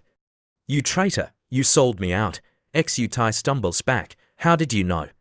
Now it's my turn, Honwoo says. Noble locusts emerge from behind him. Now, greet our guests. The locusts swarm the assassin. Honwoo flies towards Sutai, drawing his greatsword. And you, I'll take care of personally. You can't kill me, Sutai stammers. The academy will know. Oh right, Hanwoo says thoughtfully. I'll just cripple you and throw you to the zombies. Whether they kill you or not is none of my concern. Hearing the threat, Sutai immediately turned and ran. Don't come near me, don't come near me, somebody help me. But with the speed of an ordinary human, how could he outrun Hanwoo? In the blink of an eye, Hanwoo appeared above him, a smug grin spreading across his face. A barrage of blows rained down on Sutai, leaving him howling in pain and helplessness. His body battered and bruised, he desperately tried to threaten Hanwoo. You'll regret this. My family won't let you get away with this. Hanwoo calmly lifted Sutai by the scruff of his neck and replied confidently, sure, whatever. If they don't come, they're cowards. With that, he flung Sutai into the midst of the zombie horde, leaving him screaming in terror as he sailed through the air. Meanwhile, the locusts have finished with the assassin, leaving only a skeleton. A bit too brutal, but it'll do, Hanwoo mutters, collecting the remains. He then releases a bag into the air. You all rest, I'll handle the rest. As dawn breaks, the returning townspeople cry out in dismay. My plants are gone, even the roots, how are we supposed to live? Inside a building, the townspeople voice their frustrations. Mayor, this can't go on, there isn't even enough room for everyone in the church. Schwarzenegger frowns. I know the situation is difficult. I have an idea, Hanwoo interrupts. Hanwoo, what is it? The mayor asks eagerly. Why don't we move to another world? The room erupts in agreement. Yes, I'm tired of this life. The zombie attacks have kept me up at night, Hanwoo, Schwarzenegger explains gravely. It's not that we don't want to leave, but the portal was destroyed in the zombie war. And we don't know where to go. Hearing this, Hanwoo slapped his chest with a confident grin. I was only worried you wouldn't want to leave. But if that's the case, then great, Dolong City is perfect for everyone. I have a way to rebuild the portal to another world. Just give me a little time. Schwarzenegger beamed with excitement. Excellent. Hanwoo, if you need anything at all, just let me know. I'll give you my full support. Hanwoo immediately flies to the wisdom tree. The townspeople have agreed to relocate. Can you repair the portal and find a place for them? The wisdom tree rustles excitedly. Wonderful, I've been waiting for this day. I'll keep my promise. Bring them to the edge of the dense forest tonight, under the full moon. That night, Hanwoo leads the townspeople to the forest's edge. Hanwoo, Schwarzenegger asks, will the portal really appear during the full moon? Before Hanwoo can answer, Jessica gasps, look, is that the wisdom tree? The massive wisdom tree appears before them, bathed in moonlight. At its base, a fully functional portal shimmers. The portal, Schwarzenegger exclaims. The townspeople begin through the portal. Farewell, everyone, Hanwoo waves, may we meet again. Schwarzenegger and the townspeople wave back, tears of joy streaming down their faces. Thank you, Hanwoo, you're our savior.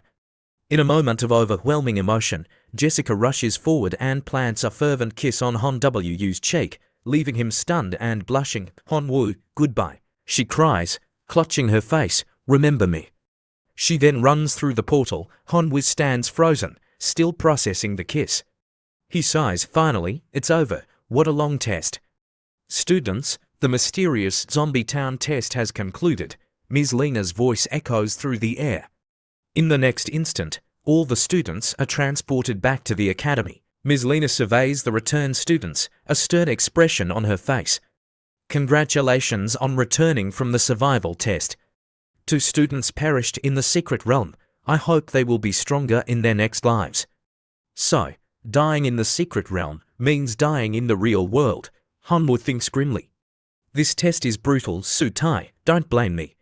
He then freezes, his face paling. Sutai is alive. How did he survive? Now, please be seated, Ms. Lena continues, a smile returning to her face. I will announce the test scores. First place, Hanwoo, 16 million points. Second place, Qin Shuang, 12.03 million points. Third place, Sun Qingnian, 10 million points. Sutai slams his fist on the table, jumping to his feet. Teacher, I accuse Hanwoo of cheating. Do you have proof? Ms. Lena asks. Sutai and his lackeys exchange smug glances. We saw his locust noble in the zombie town, and I witnessed him summon his puppet.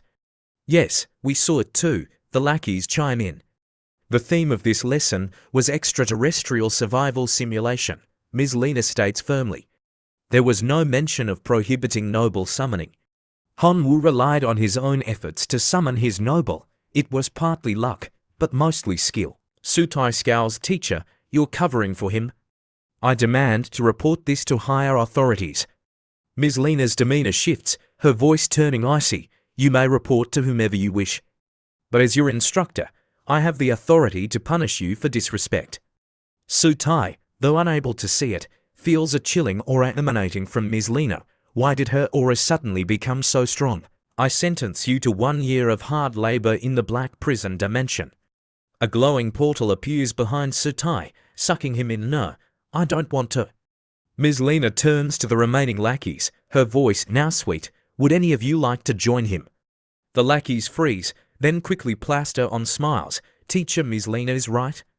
How could we disrespect our teachers? He deserved it. Now then, Ms. Lena continues, let's move on to the rewards.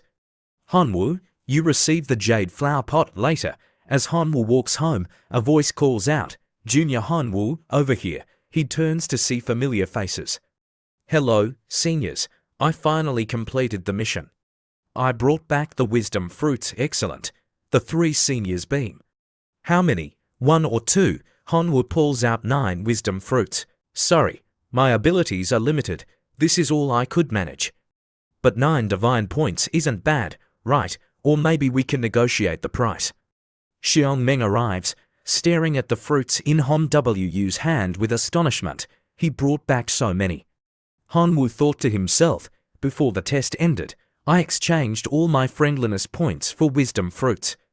Along with the ones from the wisdom tree, I have 12 in total. I'll exchange 9 for divine points for now. XIA gives Hanwoo a thumbs up.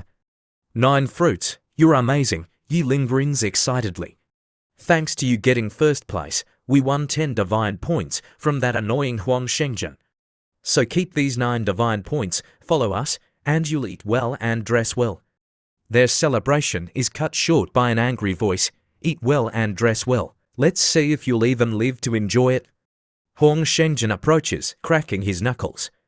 You're Hanwoo, the one who cost me 10 divine points, aren't you? Xiong Meng rushed forward, standing protectively in front of Hanwoo, arms spread wide. Huang Shengzhen, what do you want? Confused, Hanwoo asked, what's going on? Yi Ling chuckled, someone's just upset about losing. Basically, Xia explained, this guy, Huang Shengzhen, has always had a rivalry with us. During the test, he challenged us to a bet. Whoever we supported to get first place would win, and the loser would forfeit 10 divine points. Thanks to you winning, we won his points. Who did you support? Hanwoo inquired. Huang Shengzhen scowled but remained silent. The kid who uses the fire dragon grass, Xia answered cheerfully. Hanwoo's face twisted into a smirk. Oh, you have terrible judgment, Senior Huang. Enraged, Huang Shengzhen snarled. Say that again. Xia, Yi Ling, and Xiong Meng stepped forward in unison. We'll say it 10 more times. What are you going to do about it? Frustrated and outnumbered, Huang Shengzhen turned to leave, but not without a parting threat. You'd better watch out, the next lesson is against seniors. Cross me, and I'll show you what hell is like. Once Huang Shengzhen was gone, Xiong Meng turned to Hanwoo, his expression apologetic. Sorry about that. Junior Hanwoo, our rivalry has caused you trouble with Huang Shengzhen. We might not be able to protect you in the next lesson. Contrary to Xiong Meng's concern, Hanwoo smiled. It's no big deal, brother Xiong Meng. I've been threatened plenty of times these past few months. I'm still thriving. I gained a lot from this test. I'll take my leave now to improve myself. Relieved, Xiong Meng offered, if you need anything, just let us know. Yes, Xia added, we'll do our best to help you. Scene changes to a grand palace. Your Majesty, a demigod requests an audience. Bring them in, the God King commands. Once the demigod arrives, the God King inquires, what brings you before me? Your Majesty, the demigod Zhonggang begins. I have information regarding the Divine River ruins. I have a suspect. The God King rises abruptly. Speak. If this is true, you will be richly rewarded. Zhonggang presents a container holding the remains of a locust. Your Majesty, I found this locust corpse in the Divine River ruins. Coincidentally, I know someone in the Divine Realm whose noble are locusts. His name is Hanwu. I believe he is involved. Hanwu, the God King asks, what else do you know about him? He's a high school student, an orphan, currently attending the Western University as a reserve student. His current rank is Divine Being. Do you think a mere Divine Being could enter the Divine River ruins and defeat the 6 demigods I sent? The God King interrupts, his voice laced with anger. Preposterous, Zhonggang kowtows repeatedly. Your Majesty, please calm down. I didn't believe it at first either. But I investigated with his picture and found traces of him at the Divine River ruins. At a radioactive ore merchant, I discovered he purchased a batch of radioactive ore with records of payment using divine power. The Divine Realm login device at the hotel also recorded his name. The God King's face darkens, a menacing aura emanating from him. You'd better not be deceiving me with false information, or you will face my wrath. He tosses a container towards Zhonggang. Take your reward and leave. Yes, yes. Thank you, Your Majesty. Zhonggang stammers, gratefully accepting the reward. Once Zhonggang is gone, the God King orders his men, bring the signal detector and investigate this Hanwu. I want to confirm if he truly stole my treasure. A murderous glint flashes in his eyes. If it's him, I'll turn him to dust. Cut back to Hanwu. He sneezes abruptly. Seems like the weather's getting colder, he mutters, wiping his nose. I need to prepare thoroughly for the next lesson and level up. He pulls out a flower pot. This jade flower pot from Teacher Lena is a good item. When linked with special plant seeds, the jade flower pot will produce a corresponding special plant seed each growth cycle. The growth cycle is tied to the plant's level, higher level, longer cycle. He pulls out a level 6 shadow demon vine seed, a grin spreading across his face. This, combined with plant fusion, can unleash a powerful shadow demon flash. I'll link the jade flower pot with this seed and continuously obtain level 6 shadow demon vine seeds. He looks at the 3 corpses given to him by the wisdom tree. The Divine Being corpse can be refined into divine flesh and blood energy, which can boost the Locust Lord. With the wisdom fruit, its combat power will soar. As he contemplates his upgrade plan, a call interrupts him. He answers, surprised to see it's his teacher, Teacher Lena. Hanwu. Lena cuts him off, her voice urgent. I have some bad news. Hanwu has a sinking feeling. Is it about the zombie town secret realm? The zombie town was a gift from one of the 3 god-level teachers of the Western University. God Teacher Su Hai, Lena explains. Its location is now lost because the coordinates were destroyed. Teacher Su has investigated and discovered you were responsible. He's furious. Han Wu's eyes widen. Am I going to be expelled? Lena smiles. Of course not. It wasn't against the rules. However, Teacher Su is angry and wants to duel you tomorrow. I'll be the referee. Relieved, Hanwu sighs. With you there, I won't be beaten to death. Lena rolls her eyes. Just do your best. Teacher Su won't be too hard on you. Don't worry. After the call, Hanwu collapses onto his bed. Well, what's coming is coming. I can't avoid it. I'll just get a good night's sleep and give it my all tomorrow. The next day arrives, and Hanwu stands in the arena, his fighting spirit burning. Xia Che, Yiling, and Xianmeng cheer him on from the stands. Do your best. If you can't win, just surrender quickly. Preserve your forces for future battles. Teacher Lena arrives with another teacher. Hanwu, greet Teacher Su. Hanwu approaches the teacher and bows respectfully. Hello, Teacher Su Hai. The god teacher gets straight to the point. Hanwu, in this duel, I won't use any divine abilities or special measures. I will only deploy 1 million noble against you. Win or lose, the matter of you destroying my secret realm will be forgiven. Any objections? Relieved that he won't be expelled or have to pay compensation, Hanwu smiles. No objections, teacher. I will give it my all and won't disappoint you. Good, Lena says, tapping on a control panel. Begin the duel. The location is a mountain range. Both of you may summon your noble. The terrain around them shifts. Come forth. Su Hai commands, opening a portal, an army of robots marches out. What are those? Xiaoming exclaims. Their aura is so strong. Those are Ziren, Xie explains, a rare branch of the human race. They are supernal life forms with high intelligence and great potential. After maturing, with a little effort, they can become heroic life forms.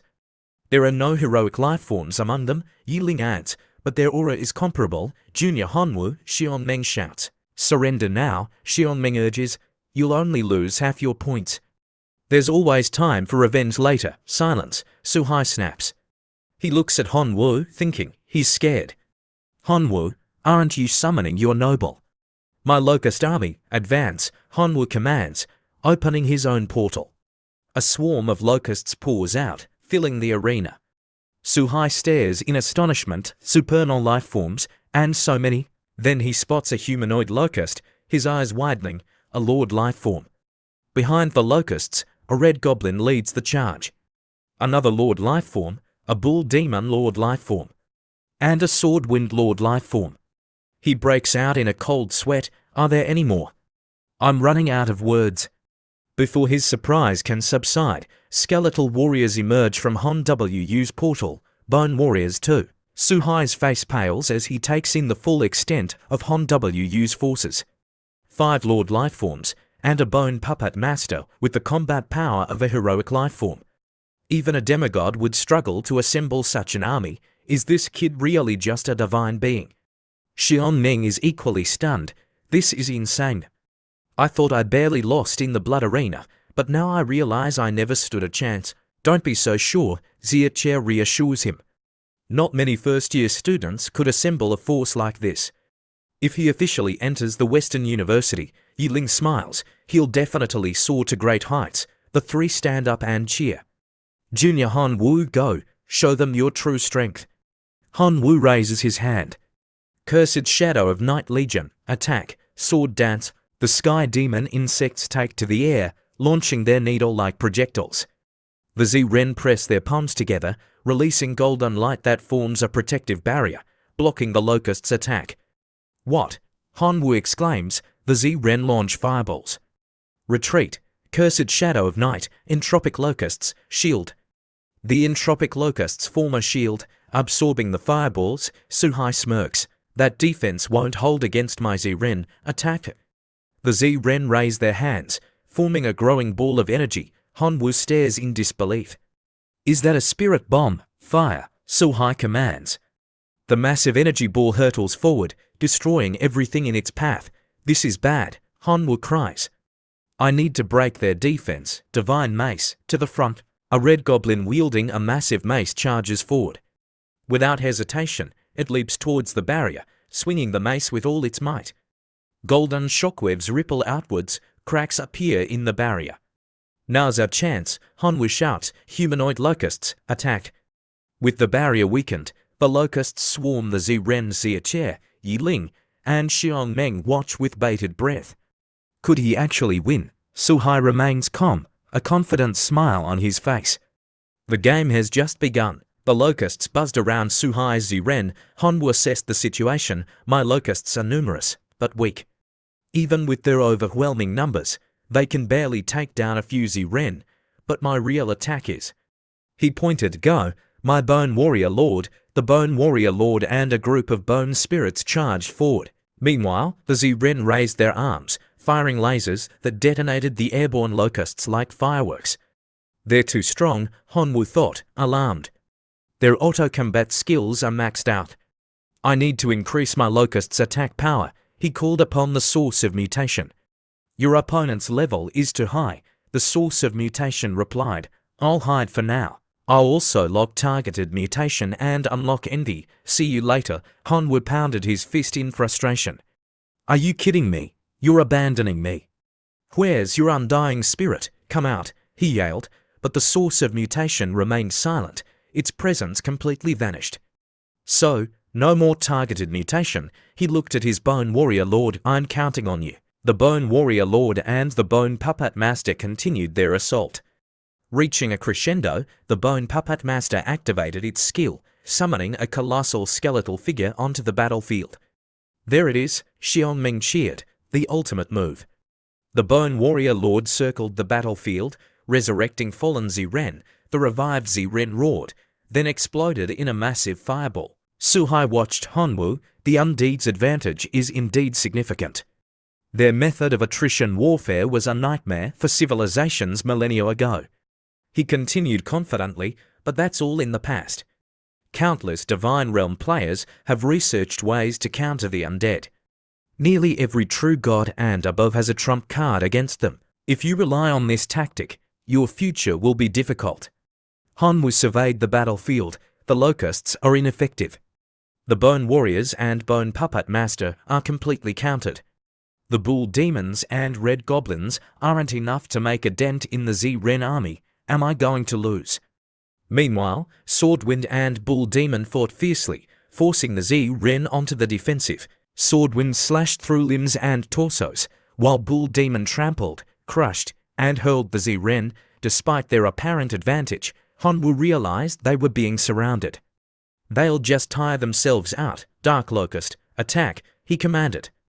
A humanoid locust flew into the air, drawing its bow.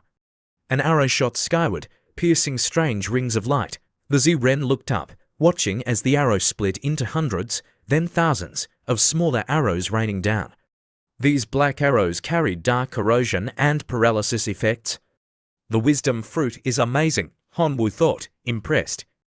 Dark Locust has only consumed a small amount and has already evolved to this extent. Seizing the opportunity, Swordwind and Bull Demon broke through the encirclement, resuming their attack. But the Ziren, despite their injuries, continued to rise.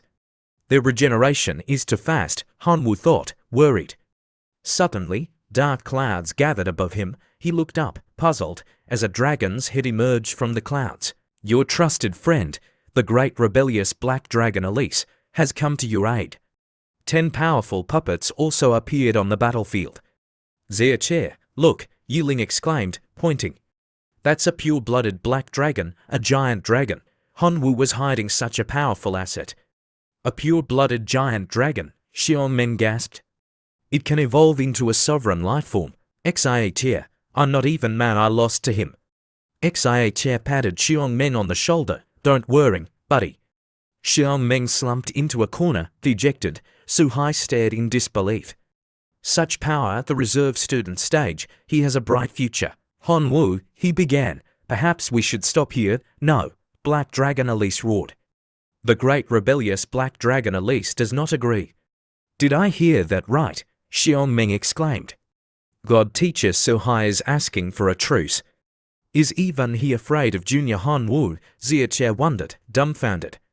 If this gets out, Yiling said excitedly, Junior Hanwoo will be. Hanwoo would have no chance, Lena's voice interrupted from behind. She stood with her arms crossed, an air of authority about her. If Teacher Su used his full power, Hanwoo wouldn't stand a chance. He's showing mercy, Yiling turned, stammering, Teacher Lena. Hanwoo's performance has earned Teacher Zhu's recognition, Lena continued. He won't let such a promising talent slip away. Perhaps your junior Hanwoo truly will reach great heights. Suhai approached Hanwoo. Hanwoo, I've had my fun. Continuing would only cause unnecessary damage.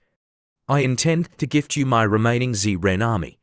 No, Black Dragon Elise protested. Keep fighting. Hanwoo quickly slapped several pieces of tape over the dragon's mouth. Quiet, he turned to Suhai, a smile plastered on his face. Teacher Suhai, are you serious? Of course, Suhai replied. The Ziren are yours. But I have one condition. Once you officially enter the Western University, you must become my disciple.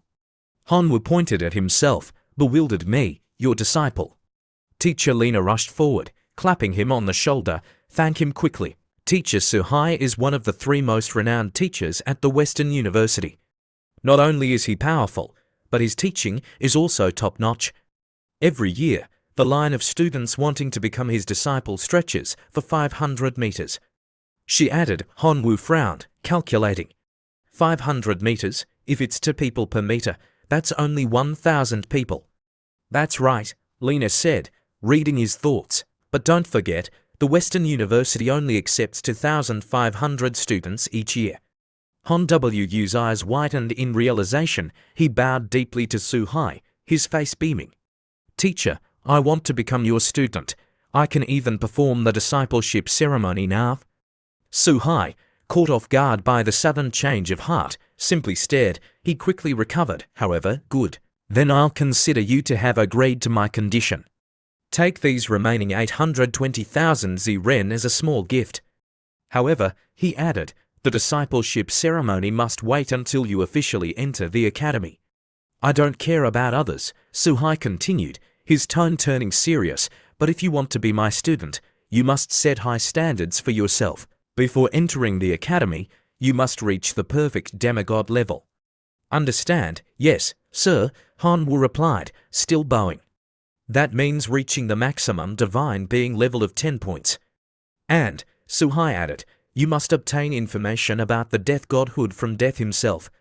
This is another test. Complete these 2 tasks, and you'll officially become my disciple. Xia, Yiling, and Xiongmeng jumped down from the stands. Junior Hanwu, congratulations. Have you seen enough? Su-hai asked sternly.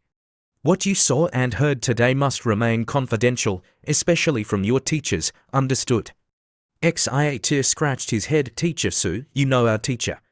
If she asks, we can't refuse, Su-hai sighed, tossing each of them a gold card. The 3 grabbed the cards, surprised. Understood, understood, Xia grinned. We won't breathe a word. Teacher Lena rolled her eyes. You 3 are incredibly bold to pressure even a god teacher like this. The next day, Qin Shuang called Hanwu, asking for his help with a delicate matter.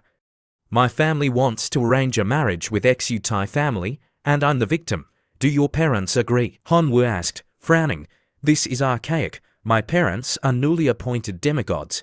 Qin Shuang replied sadly. They can't change my great-grandfather's mind. He's the only true god in our family, so his decisions are absolute. Who's the intended groom? Hanwu asked seriously. Sutai. It was originally Sutai, Qin Shuang said, her gaze downcast, but after he failed the last test, they switched to his older brother, Xu, so they're determined to have you as their daughter-in-law, Hanwu said grimly. All right, what do you need me to do? I'll do my best. Thank you, Hanwu, Qin Shuang said, grateful, though unsure if he could truly help.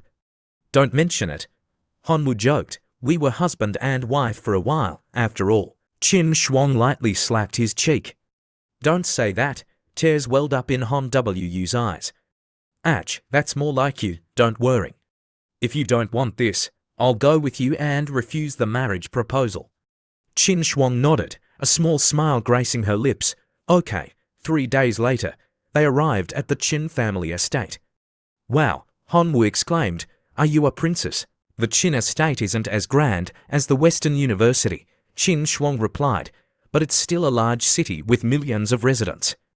A man in black approached, bowing respectfully to Qin Shuang. Miss, the master and madam have sent me to escort you. They await you at the old house. Both Hanwu and Qin Shuang turned in surprise. Thank you, Uncle John, Qin Shuang said. This is my classmate, Hanwu, a classmate. Uncle John smiled. A young genius from the Western University's reserve class, I presume. My apologies for the oversight. You're too kind, Hanwu replied dismissively. Let's go, Uncle John said. The car is waiting.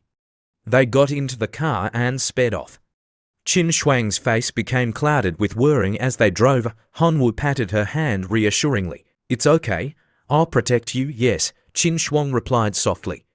Soon, the car slowed to a stop. We're here, Qin Shuang said. Already? Hanwu asked, surprised. He looked out the window. Loud voices argued inside the house. All these years, we received no share of the family profits. Now they want to force our daughter into marriage. It's absurd. Let them go themselves. I won't let my daughter go anywhere. You can't say that. Qin Shuang benefited from the family's resources since childhood. She should share the family's burden. It's only right. Hanwu and Qin Shuang stood outside, listening to the bickering. What a mess, Hanwu muttered, treating their children like commodities. Qin Shuang pushed open the doors. I refuse to marry into that wretched Sutai family. A man in red yelled, insolent. Children shouldn't interrupt adults. He ordered, "Someone, take Qin Shuang to her room." A man in glasses said gently, "Qin Shuang, you're a family member. You have responsibilities. Sutai family are true god nobility.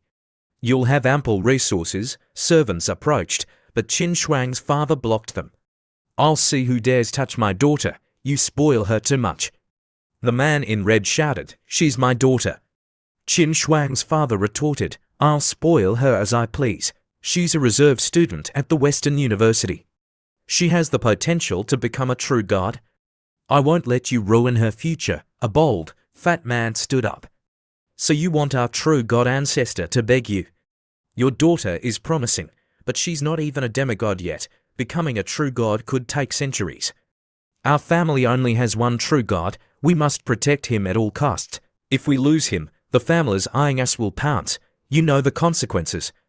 Hanwu whispered to Uncle John, "What's the connection between Qin Shuang's marriage and your true god ancestor?" Uncle John sighed, "Our ancestor caused trouble in another world and is facing execution. Only a true god can negotiate there. Xutai family's true god is the only one willing to help. So Xutai family wants to recruit Qin Shuang for her potential." Hanwu thought, "Clever." Then he had a realization. Wait, Yuan Zhong is a true god. He immediately called Yuan Zhong. "Need more divine points?" Yuan Zhong asked, sipping his milk tea. "No," Hanwu replied. "I need you to rescue a true god held captive in another world." "I've heard of that world," Yuan Zhong said. "I know that true god. Weaker than me, though, so you'll do it?" Hanwu asked, grinning. "What's the pay?" Hanwu stepped outside, thinking, hiring a true god won't be cheap. If the Qin family pays, they'll resent Qin Shuang. I'll help them. I'll pay in saint relic sources. How many? Repairing my divine spear cost 30,000, Yuan Zhong said, grinning. Let's say 30,000 deal, Hanwu agreed instantly. 30,000 saint relic sources to rescue a true god. I'll send you the coordinates and contract. Back inside, "You're being selfish," the man in red scolded Qin Shuang. "Wait," a voice interrupted. Everyone stared. It was Hanwu. "Who's this brat?" The man in red yelled. "Get him out. He's my classmate. He's here to help me." Qin Shuang said, shielding Hanwu. "Help you?" The man in glasses scoffed. "He's your boyfriend, isn't he? That's why you refused the marriage." Qin Shuang blushed. "That's not true. Qin Shuang, you're a true god descendant," the bald man said smoothly. "Your partner must be of equal standing. Young man, does your family have a true god?" "It's just me," Hanwu replied proudly. "No true god, not even a demigod. Just some 6 gods' perfume." Qin Shuang face-palmed. "Too much information, no true god," the bald man said. "How can you provide for her? Take this divine power card. 500 million points, enough to live comfortably. Take it and leave Qin Shuang alone." Hanwu bowed, smiling. "Thank you. I'll use this 500 million divine power to hire a true god to rescue Qin Shuang's great-grandfather." He turned to Qin Shuang. "This should show you his true character. He'll hire a true god with 500 million, the bald man said, stunned. 500 million for a true god, the man in glasses laughed. "Does he think true gods are street vendors? He's stalling. He's trying to buy time," the man with glasses said. Even Qin Shuang's father was skeptical. "He means well, but this is absurd." Hanwu said he could hire a true god with 500 million divine power. Qin Shuang insisted. "I believe him." The bald man crossed his arms. "Young man, if you can do it, then do it. I want to see how you'll summon a true god with a mere 500 million. Hanwu shrugged. "Who said I was hiring Sutai family's true god? Are they the only ones? You're just causing trouble." The bald man snapped. "Take the money and leave." "If you weren't Qin Shuang's classmate, elder brother." "Wait," the man in red interrupted, his eyes widening in shock. "This is the aura of a true god. I hired a stronger true god," Hanwu said confidently. "Looks like he's finally arrived. Don't lie," the man in red scoffed. "The Qin family has existed for ages. Our patriarch is in trouble. Do you think no true god would help us? Just wait," the man in glasses added. "Your lies will be exposed," Hanwu sighed. "They won't believe me anyway." "Fine, Fine. Believe what you want. He's here, go ask him yourselves. He walked out. A figure clad in black, radiating a dark, eerie aura in the sky. It was Yuan Zhong. He descended from the sky. Welcome, true God, the bald man cried. You must have heard of our patriarch's plight and come to assist us. Yuan Zhong looked down at him with disdain. A demigod, insignificant, the bald man stammered, humiliated. Hanwu smirked, covering his mouth to hide his amusement. Which one is Hanwu? Yuan Zhong called out. Qin Shuang's father stared in astonishment. Did her classmate really hire a true god? The two uncles were equally shocked. That brat can summon a true god. Hanwu, despite his excitement, felt a twinge of nervousness. It's me really, Yuan Zhong thought to himself, a kid. A divine being who hasn't even reached demigod. And I'm calling him brother. This is surreal. He pointed at Hanwu. You're the Hanwu I've been talking to. Hanwu pulled out a saint relic source, grinning. The one and only, you recognize this, right? Yuan Zhong clapped him on the shoulder, surprised. You're so young, so are you, Hanwu replied, smiling. Are these your family? Yuan Zhong asked, gesturing at the others. No, Hanwu said, glancing at the elders. We're not related, the elders panicked. He's angry. Brother 6, one whispered. That's your daughter's classmate. You must convince him to help us, Brother 6, the others pleaded. We're family, don't abandon us. If this true God helps, your daughter won't have to marry into Xutai family. Isn't that what you want? They turned to Qin Shuang, who looked at them expectantly. Her father approached her. My dear, you have excellent taste. A boyfriend more capable than our entire family. Seize this opportunity. Rescue your great-grandfather and you'll be a hero.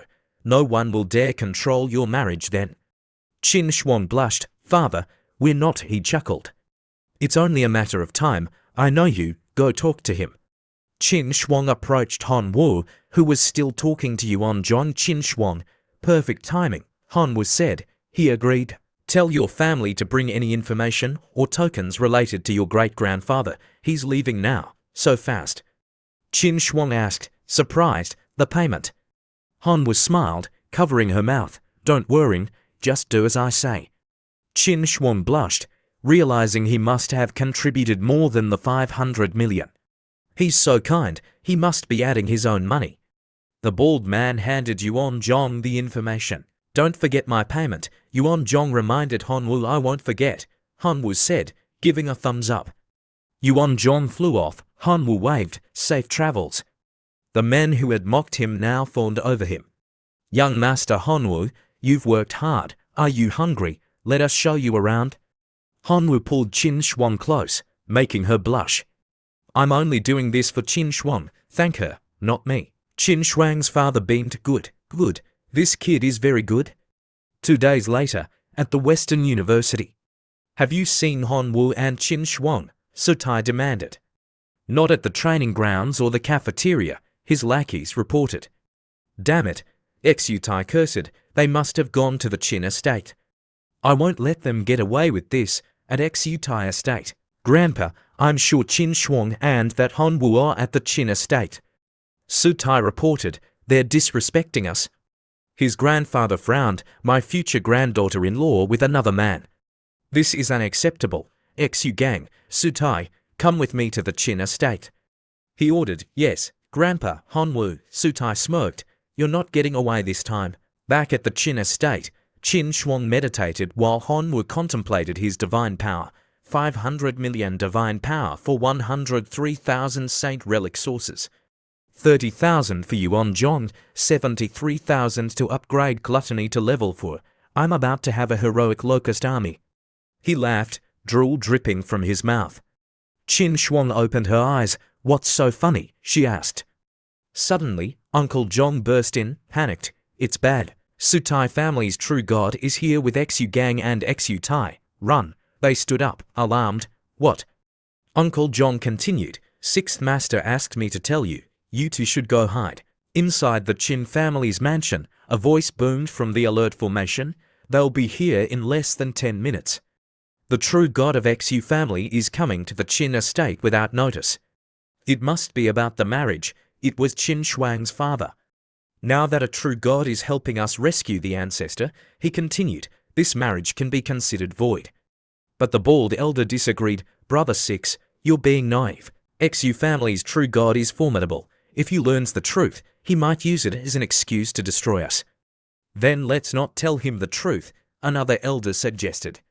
We'll stall until the ancestor returns. It's not that simple, the red-robed elder retorted. He's not a fool, he must have come prepared. The bespectacled elder clasped his hands together, his face etched with worrying. Without a true god to protect us, if he wants this marriage, we should agree, otherwise, the Qin estate will suffer. Qin Shuang's father shouted angrily, are you mad? How can I answer to my son-in-law if we agree? Don't forget, he's the one who hired a true god to rescue our ancestor. He's our true benefactor, it was a last resort. The red-robed elder argued, do you want the entire Qin estate to suffer because of your daughter? I've had enough of you, Qin Shuang's father roared. Why is it always because of my daughter? Explain yourself, enough. The bald elder shouted, stopping the argument. You both have children, grow up, we can't offend either side. Let's hold a martial contest. Let them fight, whoever wins gets Qin Shuang. Qin Shuang's father protested, are you treating my daughter like a prize? It's a good idea, the bespectacled elder said, that way, we offend no one. Don't hesitate, Brother Six, the man in red shirt urged. This is the only way to protect the Qin family. Before they could finish their discussion, a voice boomed from outside, why is no one from the Qin family here to greet me? Everyone inside froze, their faces turning pale. They rushed outside, bowing deeply, Xu Patriarch, your presence honors us. Xu Patriarch landed, hands behind his back, enough talk.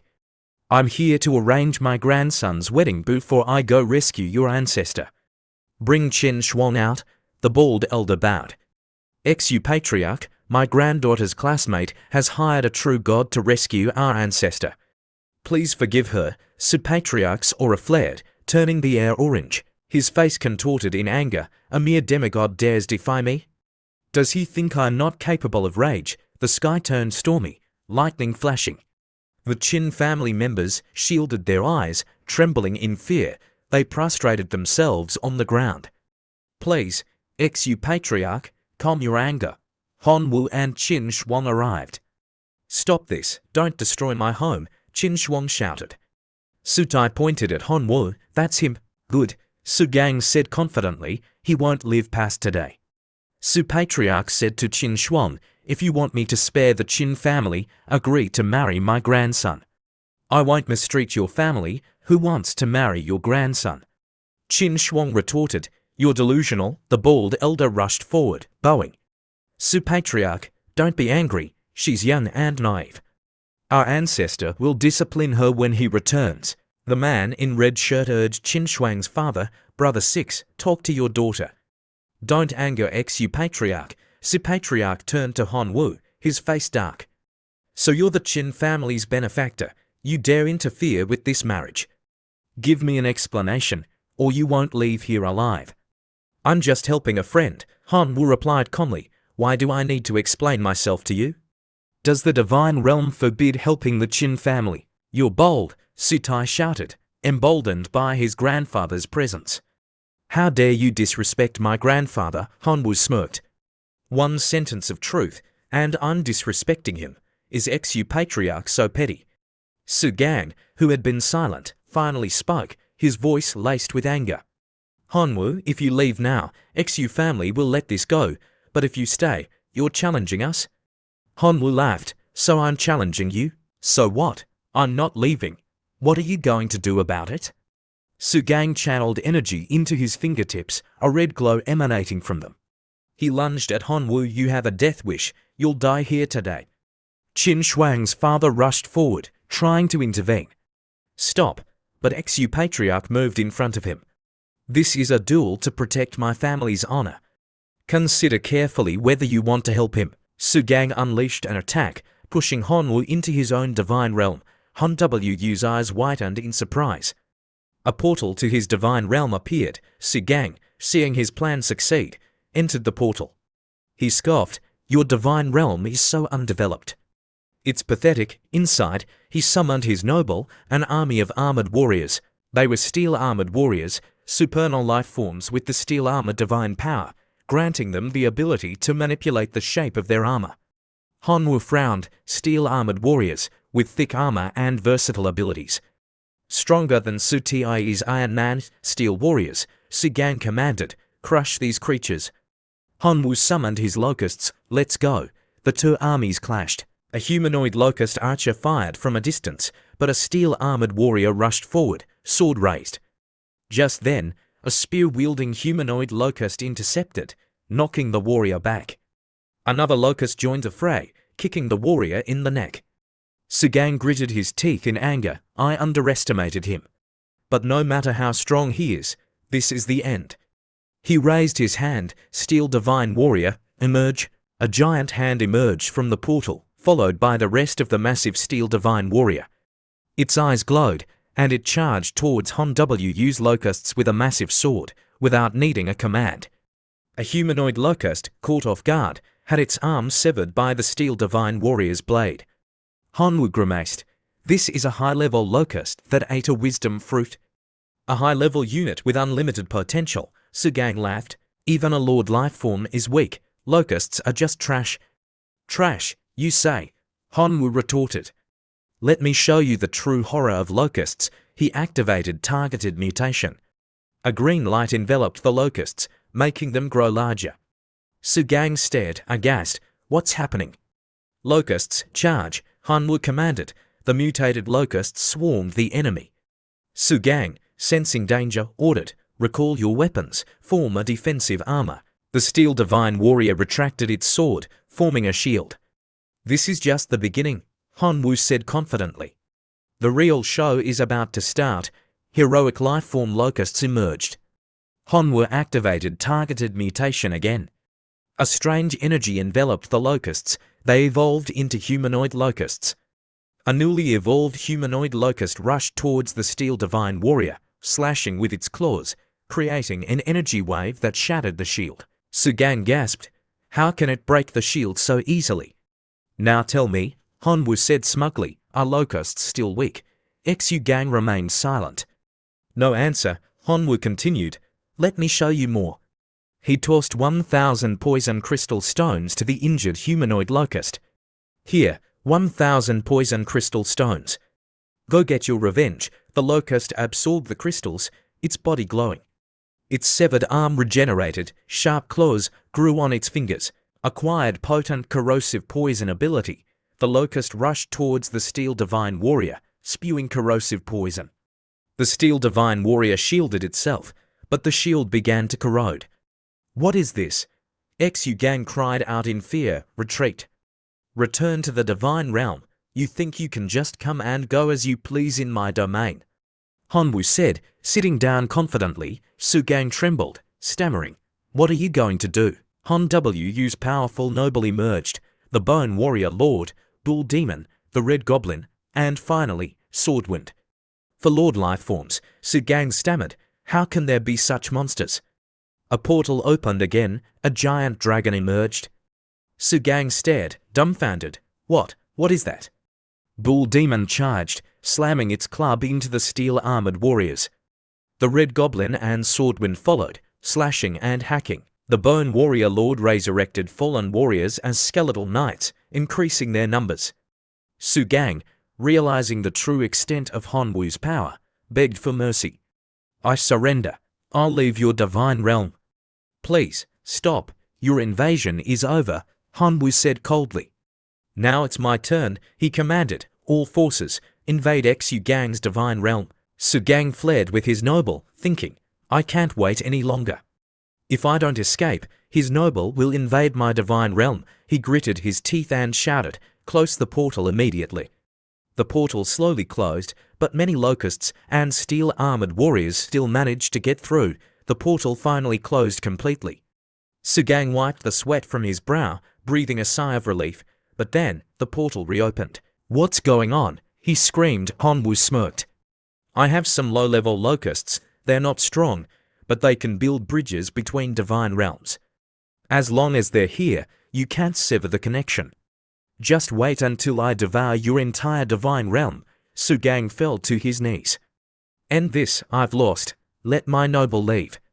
You invaded my divine realm, Hanwoo said. Now you'll face the consequences. My army, invade his divine realm. I'm giving you a way out, Su Gang shouted, standing up. Don't forget, my grandfather is a true god. No matter how strong you are, you're no match for him. Do you think I'm stupid? Hanwoo retorted.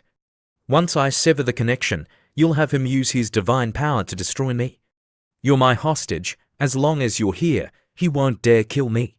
Spare me, Su Gang pleaded. I promise he won't kill you. Shut up. Hanwoo interrupted. My locusts are searching for your divine realm's core. He soon found it, I see it, and our past outside. Xu Patriarch grew anxious. Why hasn't he come out? Did something happen? A projection of Han Wu's divine realm appeared before everyone in the Qin family. Let's take a look, the red-robed elder said. The bald elder manipulated the projection. Everyone stared in shock. Han Wu's locusts were using the steel-armored warriors as shields. What's going on? The red-robed elder asked. Su Gang's divine realm core is in Han Wu's hands, the second elder explained. A humanoid locust stood on the core, ready to destroy it at Han Wu's command. Seeing the situation, Xu Patriarch projected his soul into Han Wu's divine realm. Hanwoo, release my grandson's core immediately. You scared me, Hanwoo said, feigning fear. I'm not happy. Accelerate the slaughter. The locusts attacked the steel-armored warriors. What do you want? Xu Patriarch asked, unable to act rashly. You misunderstand, Hanwoo said, raising his hands in mock surrender. What should I do for you to spare me? Xu Patriarch clenched his teeth in anger. Once Xu Gang escapes, I'll torture you for 3 days and nights before killing you. Just then, Yuan Zhong's aura descended. Hanwoo grinned. Yuan Zhong is back, and there's another true god. Qin's ancestor must have returned. The Qin family elders cheered. Our ancestor is back. Xu Patriarch, the second elder said, stepping forward. Today is a joyous day. The Qin family will hold a feast. Why don't you stay for a drink? Su Patriarch, though displeased, simply said, no need. Back in Han Wu's divine realm, Xu Patriarch said, the true god you've been waiting for has arrived. Release my grandson's core. I'll only stop when my friend arrives, Hanwoo replied. Who knows if someone will try to kill me when I'm not paying attention. Yuan Zhong's soul entered Hanwoo's divine realm. I'm back. No one can touch a hair on your head in front of me. You're back, Hanwoo said, surprised. Then the Qin family's true god has also returned. Just then, the Qin family's true god entered the mansion, filling everyone with joy. Knowing he was safe, Hanwoo ordered, Poison Locust, release the core. All other noble, retreat. Su Gang, seeing his core released, threatened, Hanwoo, I'll remember this. Next time, one of us will die. Worrying about restoring your steel-armored warriors, Hanwoo retorted. Otherwise, you're not worth my attention. Enraged, Xu Patriarch slapped Xu Gang, sending him flying. Shut up. You're a disgrace. Get back here. He grabbed his grandsons and left. The Qin family's true god declared, that old scoundrel dared to bully my descendants. From now on, the Qin family will sever all ties with Xu family. No one is to mention the marriage between Qin Shuang and Xu family again. Everyone watched Xu family depart. Once they were gone, the Qin family's true god turned to Hanwoo, tossing him a green object. Thank you for summoning Yuan Zhong. This is a token of our gratitude. Hanwoo caught it, a primordial slate. It can help any life form revert to its ancestral bloodline. He thought of a particularly monstrous locust. This could transform my locusts into their most powerful prehistoric forms. 3 days later, at the academy. Junior Hanwoo, Xiong Meng shouted, we have news. Xia Che and Yi Ling waved, over here. Hanwoo approached them, smiling. Senior Xia Che, Senior Yi Ling, what's up? The next lesson is starting soon, Xiong Meng said. Huang Shengzhen will definitely target you. Here's a handbook with information about him. I hate to admit it, Xia Che added, but he was the top student of our year. Be careful. Hanwoo read the handbook. His core is actually goblins. He's truly a genius to elevate them to such heights. You elevated mere locusts, Yi Ling said, smiling. You're even more talented, don't worry. He only has a few hundred Lord Lifeforms, 3 Sovereign Lifeforms, and 3 high-level godhoods, Xie Qi added. Nothing to fear, that's not scary, Han Wu stammered. What is, then? The 3 could only laugh awkwardly. Back in his dormitory, Han Wu analyzed the situation. Huang Shenzhen will target my 3 locust lords. I can't afford to lose any. I used many radioactive crystals to give Zikong its super regeneration, but that might not be enough. He looked at his death cap mushroom pot. It showed great debuff effects against the zombies. If it could deal more damage, that would be safer. He searched online and soon found what he was looking for. Found it. He immediately ordered it. Soon, a pile of seeds appeared in his hand. He approached the mushroom pot and began channeling a large amount of poison from the plant into the seeds. Back at the academy, teacher Lena made an announcement. Students, this lesson will test your defenses. The first-year seniors will be your examiners. They can only use the power they had a year ago. Those who successfully defend their divine realms will be rewarded. Those who fail will face a tedious punishment. Be prepared, the invasion is about to begin. A bright light appeared before Han Wu. He stepped into it. He arrived in Huang Shenzhen's divine realm. Huang Shenzhen grinned. I told you, Han Wu, I'll show you what hell is like. His goblins formed ranks. Impressive, Han Wu remarked. Quite the battle formation. Shield-bearing goblins formed the front line, close combat units.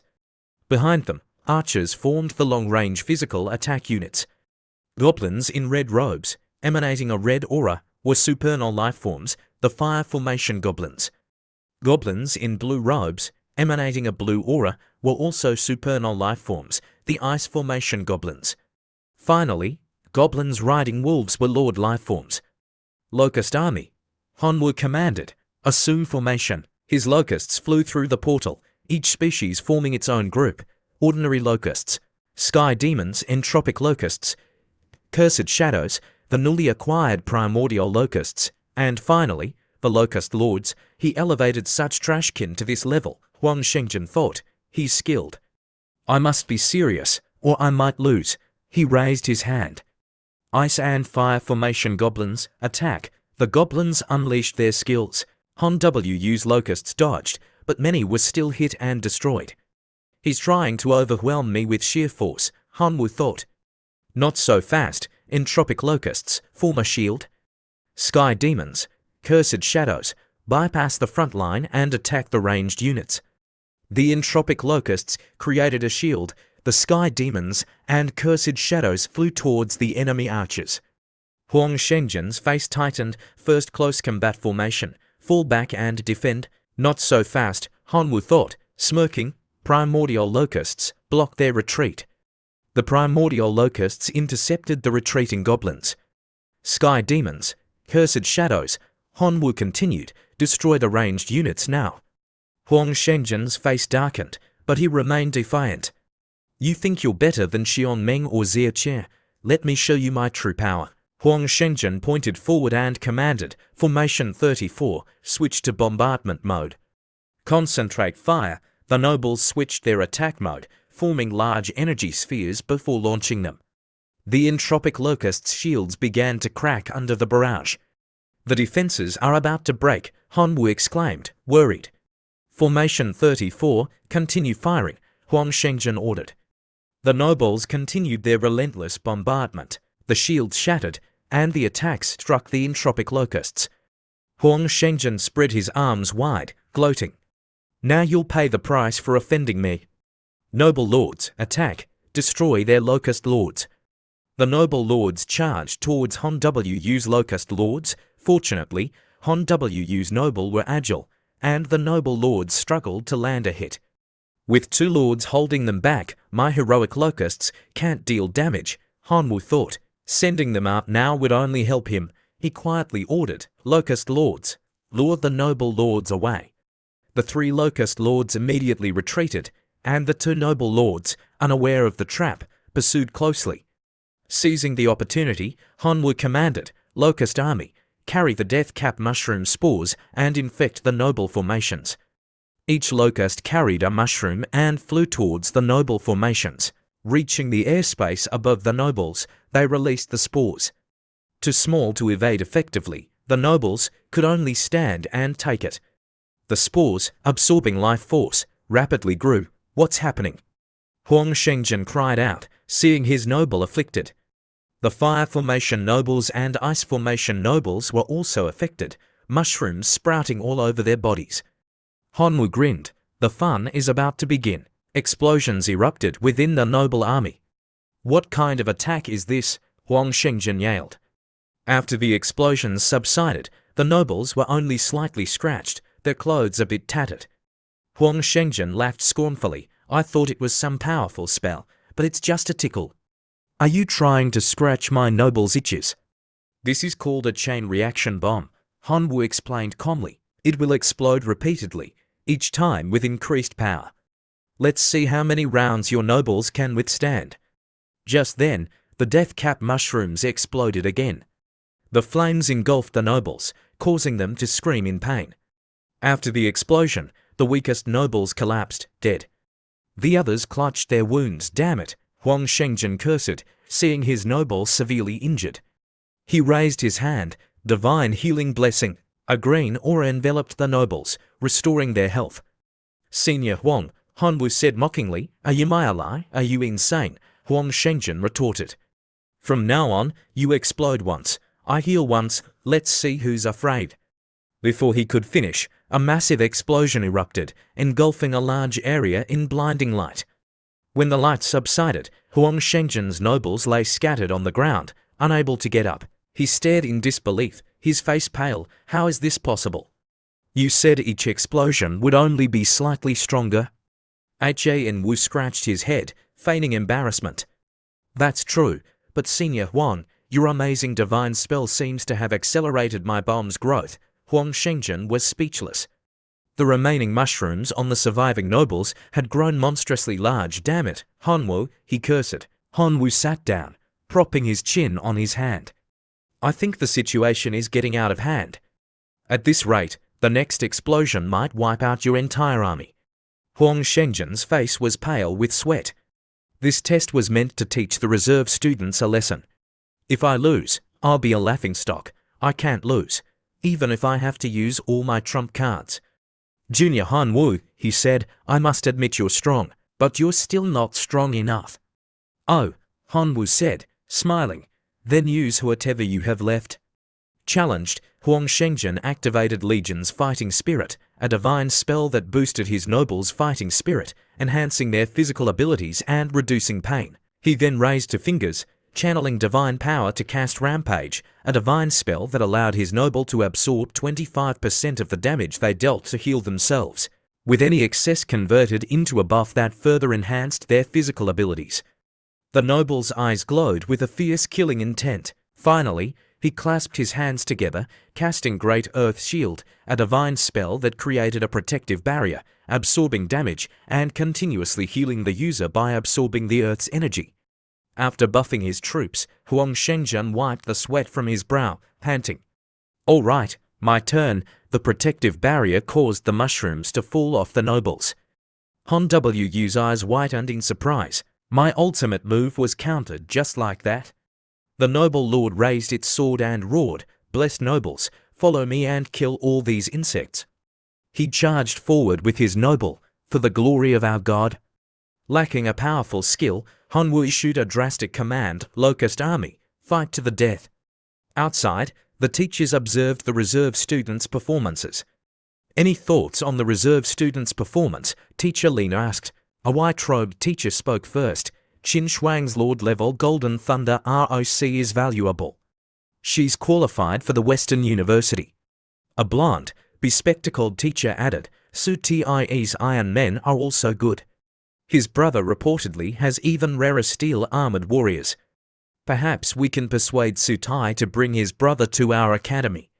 A tall, brown-robed teacher chimed in. Sun Kingnian's Fox Kin are average in combat but highly intelligent. He intends to focus on logistics. A good seedling. What about Hanwu? Teacher Lin asked. The teachers fell silent, observing Han Wu's battle on the screen. After a while, the blonde teacher said, "This is a typical loss. I think Han Wu's abilities are lacking." "I disagree," the white-robed teacher countered. Huang Shengzhen, as the top student, was forced to use his full strength within the allowed limits. That proves Han Wu's strength. "Don't forget," Teacher Lena reminded them, "Han Wu has 5 powerful noble he hasn't even used yet. He's only used his core locust kin and still managed to fight like this. Even in defeat, he's worthy of praise. I propose giving him a priority point." Murmurs of agreement echoed from within the room. Back in the battle, Huang Shengzhen pointed forward. "Noble army, destroy the enemy's locust lords." The sky turned dark, and thunder rumbled. The final battle is over, Han Wu thought. A few seconds later, the sky cleared. The school's announcement echoed, "This test is over." Huang Shengzhen stood frozen in disappointment, but his face quickly contorted in anger. "Damn it, so close. I brought over 100 million nobles, and less than 50 million survived. I even lost several heroic nobles and a lord. And all his lords survived. I suffered a huge loss this time." Back in the classroom, Teacher Lena announced, "Students who didn't meet the required score will be expelled. Students who achieved priority points will have the opportunity to participate in a real extraterrestrial war. Now, I'll announce the scores. Students who achieved priority points," she continued, "are Qin Shuang, Su Tai, Sun Qingnian, Qian Lily, Ni Fang. Even though I didn't fail, my performance was probably terrible," Han Wu thought, worried about being expelled. "I almost lost miserably, Han Wu. You're only so-so," Su Tai mocked from afar. "Don't worry," Qin Shuang reassured him. "Everyone saw your strength." "Your opponent was Senior Huang. Losing is losing," Su Tai scoffed. Teacher Lena continued, "And Han Wu, congratulations to these 6 students." Su Tai was stunned. "What?" He raised his hand. "Teacher, I have a question. Speak, Student Xu Tai," Teacher Lena said. He glanced at Han Wu, his face filled with displeasure. "What are the evaluation criteria? Why did someone who lost still get priority points?" "The scores are the result of a joint evaluation by me and many official teachers of the Western University," Teacher Lena explained. Although Han Wu lost to Huang Shengzhen, his performance earned the approval of all the teachers. Therefore, we agreed to give him a priority point. She smiled sardonically. "Are you satisfied with this explanation, Student Su Tai?" Su Tai, feeling as if Teacher Lena had transformed into a giant about to crush him, stammered, "Yes, teacher." "Then the results stand," Teacher Lena said. "The 6 students with priority points have 1 day to prepare." She slammed her hand on the table. "Tomorrow, the Western University will take you to an extraterrestrial plane to participate in the most authentic extraterrestrial war." She turned and left, the door slamming shut behind her. The cracked table shattered into pieces. The students paled. "Teacher Lena is terrifying," they thought. That table was made from a 10,000-year-old tree. "She's truly a battle-crazed Valkyrie." Su Tai stood up, glaring at Han Wu. "Don't celebrate too soon. We'll see what happens in the extraterrestrial realm." After Su Tai left, Sun Qingnian approached Han Wu, smiling. "Hey, buddy, let me give you some insider information.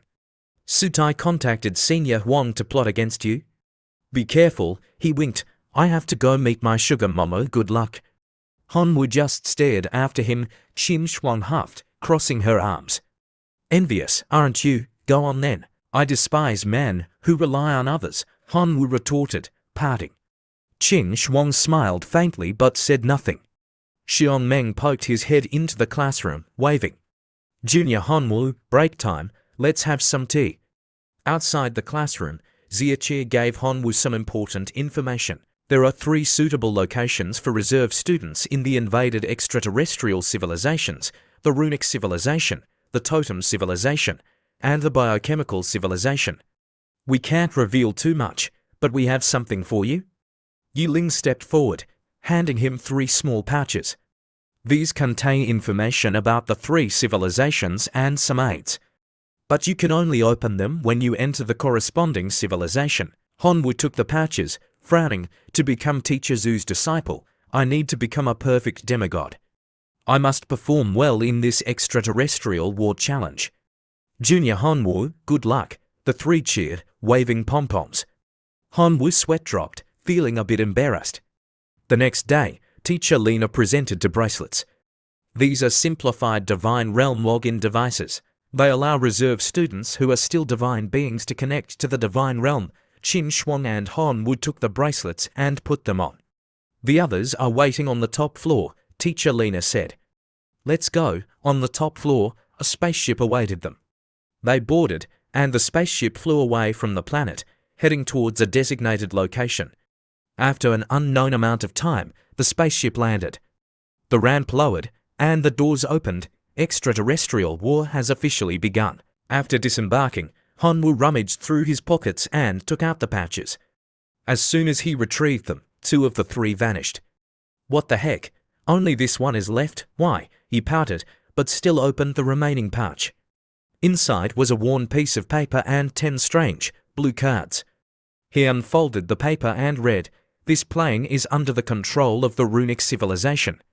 Runes are the source of power in this plane. According to the records of the runic civilization, there are a total of 26 basic runes in the world. These runes can be combined to create billions of possibilities. Among these billions of possibilities, combinations that can produce stable effects are called rune words. Powerful rune words can even change the world." He then picked up the cards. According to the instructions, these 10 cards contain an energy called plane origin. This energy can enhance the plane's will. The more plane origin, the more high-level life forms can be born. In extraterrestrial wars, plane origin is a consumable item used to connect to the Divine Realm. The most common way to obtain plane origin is to slaughter the native life forms of the plane to deplete the plane origin. In that case, he threw out 5 cards, summoning 5 golems. Shortly after, they appeared before him. His face darkened, and he commanded in a sinister tone, "Begin the slaughter." 1 hour later, Hanwoo sat on the ground, exhausted. "It's been an hour, and I've only accumulated 0.5 units of plane origin. How am I supposed to fight like this? I need to increase the intensity." He threw out the remaining 5 cards. "I'm going all in." He summoned 50 primordial locusts. Before him was a monster encampment. "My children, go forth. Conquer that encampment." The locusts flew towards the minotaur guarding the encampment. Meanwhile, Sutai had also prepared his army. He held a strange bottle, grinning. "Senior Huang has some good stuff. The power of this steel-eating demon exceeds that of a lord lifeform. It will definitely kill Hanwoo, according to Senior Huang. I just need to put Hanwoo's hair into the steel-eating demon to lock onto him and kill him." He pulled out a small bag of hair and placed it in front of the bottle. The bottle suddenly opened and sucked in the hair. A thick, dark purple mist emanated from the bottle, startling Sutai. He dropped the bottle and ordered his noble, "Destroy that bottle." His noble obeyed. Destroying the bottle, the steel-eating demon emerged from the wreckage, roaring in anger. It ripped apart the steel-armored warrior that destroyed the bottle. Sutai, however, wasn't saddened. "This is brutal. Hanwoo, your end has come." The steel-eating demon, imprisoned for millennia, needs blood to wash away its hatred, he thought. The steel-eating demon rushed off to find its prey. Back at Hanwoo's location, after destroying the encampment, units of plane origin flew into his palm. Knowing that remaining in human form was dangerous, he decided it was time to upgrade. He closed his eyes and unlocked Black Dragon Transformation. A dark aura surrounded him. He didn't use the transformation, but instead converted the remaining points into cards and summoned 5 more golem. Just then, a heavy footstep shook the ground nearby. Hanwoo turned and saw a white wolf staring at him. He wasn't afraid. 10 golem, attack. The golems charged towards the wolf. A fierce battle ensued, echoing throughout the area. Scene changed to the Wolf King's lair. Hanwoo was inspecting his gains from defeating the white wolf. "What's this?" He opened a container and found a rune word. He set it aside and arranged the collected runes in a row to examine their properties. Rune word, savagery low level. Effect on the body, +10 strength, +20% physical defense, +20% wound recovery rate. Effect on bladed weapons, plus 20% chance to cause bleeding, plus 15% attack speed, plus 10% lifesteal. He took off his shirt and applied the rune word to himself. Savagery has been applied to the user. He felt a surge of power. Number of primordial locusts, -2. What? Hanwoo exclaimed, looking outside the cave. What happened? He transformed into his black dragon form and flew out to investigate. He soon arrived at the location where the 2 locusts had been killed. A white cat demon pounced on a golem, tearing it apart with its claws. A Lord-level cat demon, Hanwoo realized. He shouted, "My golem, kill it!" All his golems rushed towards the cat demon. Despite being dismembered, they slowly regenerated. The cat demon, sensing danger, turned its sharp gaze and razor teeth towards Hanwoo. It lunged at him, claws extended. Hanwoo, however, was growing impatient. His eyes turned red, and a fiery aura surrounded him. Perfect timing. As the cat demon approached, he unleashed a powerful punch, sending it flying.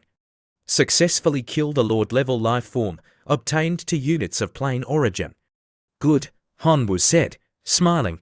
Now I can summon more skeletons. If I'm lucky, I might even ascend to demigod in this extraterrestrial realm. 3 days later, a locust reported a cave with a fire crystal mine ahead.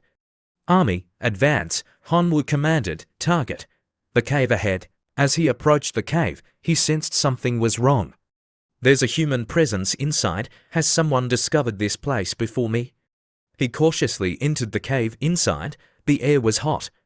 A fiery-eyed lion emerged, rushing towards him. A horse? No, a lion, Hanwoo thought. He expected a fight, but the lion suddenly slammed on its brakes, skidding to a halt. It looked terrified, sweat pouring down its face. Behind it was a girl with horns. Hanwoo, unable to see her, was confused by the lion's behavior. The lion was being held back by the girl, who was pulling its tail. "Where do you think you're going?" she yelled angrily. The lion whimpered, as if to say, "Don't come near me." "Are you Niu Fang?" Hanwoo asked, guessing her identity. She ignored him, scowling. "This is my territory. Get out." "Whether it's your territory or not," Hanwoo said, smiling, "I'm taking it. Do you have the right to speak to me like that?" Niu Fang, not wanting to waste time, let go of the lion and jumped towards Hanwoo, then died. Hanwoo activated his Great Death and Shadow Demon Vine fusion. Green energy emanating from his body, vines sprouted from him, growing longer. "What's that?" Niu Fang wondered, startled. "This is the move that will take your life," Hanwoo said, brandishing his sword.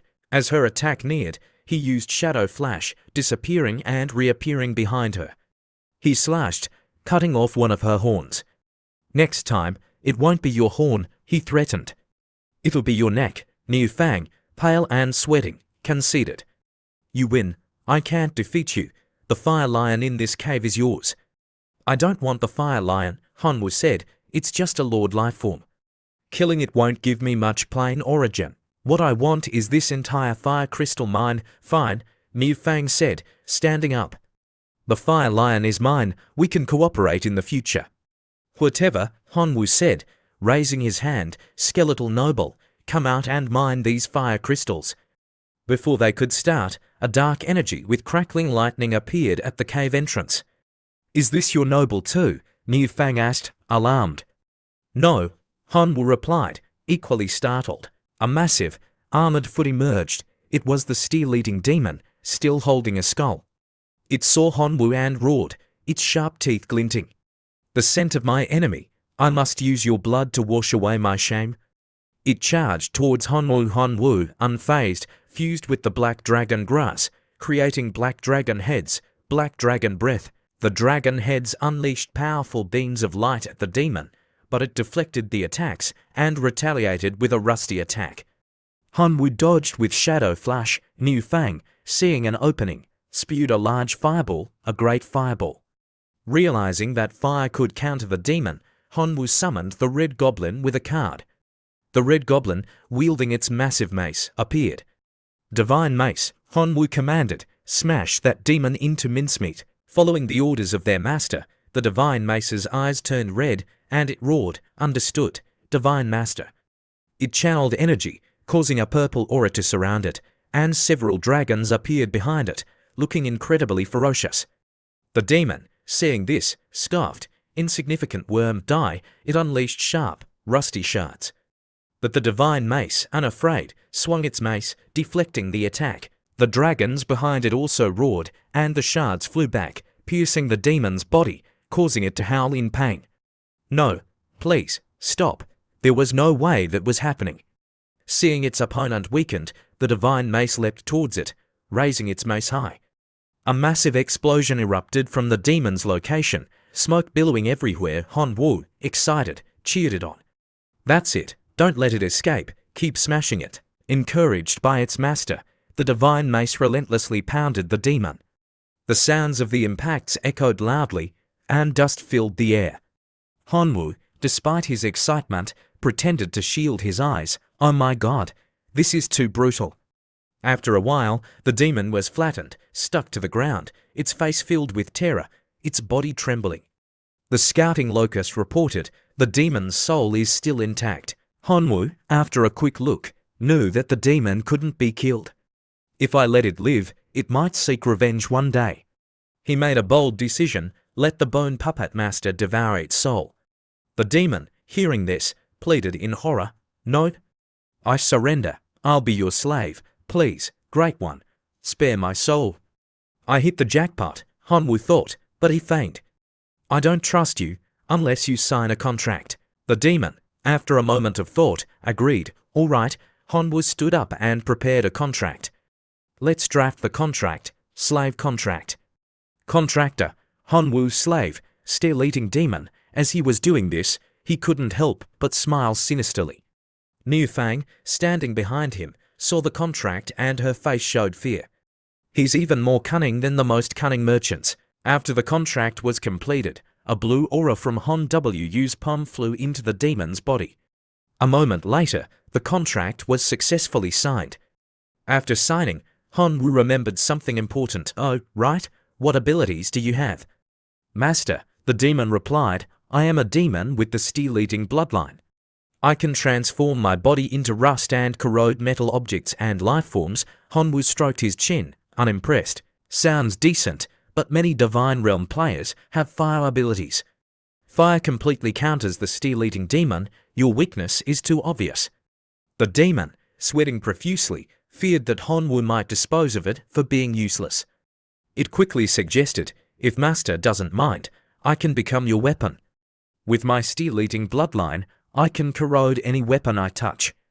That's not bad, Hanwoo said, do as you say. Without hesitation, the demon liquefied its body and then reformed into the shape of a greatsword. Hanwoo picked up the greatsword, excited, my combat power will increase significantly. My chances of ascending to perfect demigod have increased. He placed the sword on his shoulder. Next, I just need to slaughter more to increase my plane origin and expand my army. A few days later, in a forest, a scout saw a terrifying scene and whispered to himself, My God, is that an undead army?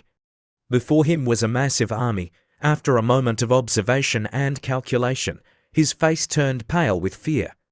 An undead army of this scale, the numbers have reached 500,000. I must report this to the city lord. Cut to that evening, in a large building. The one sitting on a golden throne, like a king, was restless. What did you say? An undead army of 500,000? The scout, kneeling on the floor, his face drenched in sweat, replied, Yes, my lord, the undead army has appeared a few dozen miles away. The city lord, knowing the report was accurate, thought, My city's garrison is only 50,000. Even with mercenaries, we can only gather 100,000. If an undead army of 500,000 attacks, it will be a disaster. His face was tense, sweat dripping down his forehead. He commanded, Send word to the surrounding cities for reinforcements. Yes, my lord, the scout replied without hesitation. The next day, the scout returned, My lord, reinforcements from the cities are ready. We have 300,000 soldiers, including mercenaries. The Holy Church has also sent 50,000 priests. The city lord, standing on the city wall, shouted, Equip the troops with more weapons. Priests can counter the undead. This time, they're doomed. Soldiers, mercenaries, and priests of the Holy Church, we face a life-or-death battle. Prepare the formation to face the undead army. The soldiers, fully equipped, stood in formation, shouting, "Protect our homeland, stop the enemy." The city's general, also fully equipped, raised his hand and roared, "Army, advance, destroy the undead army." Back to Han Wu, as he rested against a tree, the scouting locust returned, reporting, 350,000 human troops are approaching. Han Wu immediately sat up, excited. "Oh, they want to clash with us." Startled by his sudden movement, Niu Fang turned and asked, "What's wrong?" Han Wu stood up, clapping his hands excitedly. "My scout reported that a large human army is coming to surround us," he asked. "How about it? Want to make a big play and earn some more plain origin with me?" She immediately refused. "You want to use me as a shield? Do you think I'm that stupid? No way. Deal with it yourself." Seeing that she didn't want to join, Han Wu went to the battlefield alone. He hid in the grass to observe the situation.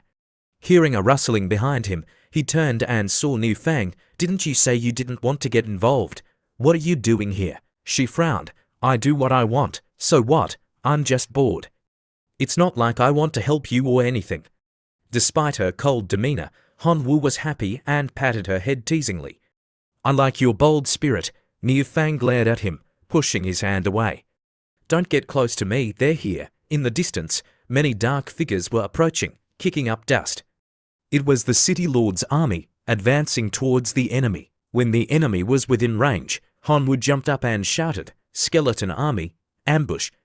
The hidden skeletons rose from the bushes, surrounding the soldiers. "Defense, defense," the soldiers shouted, raising their shields. Some were terrified, as if seeing ghosts in broad daylight. "We're ambushed, my God.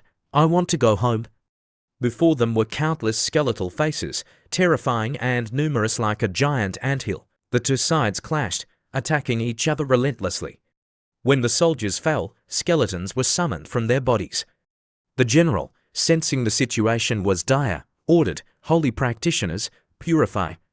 The holy practitioners around him clasped their hands together and chanted, their bodies glowing.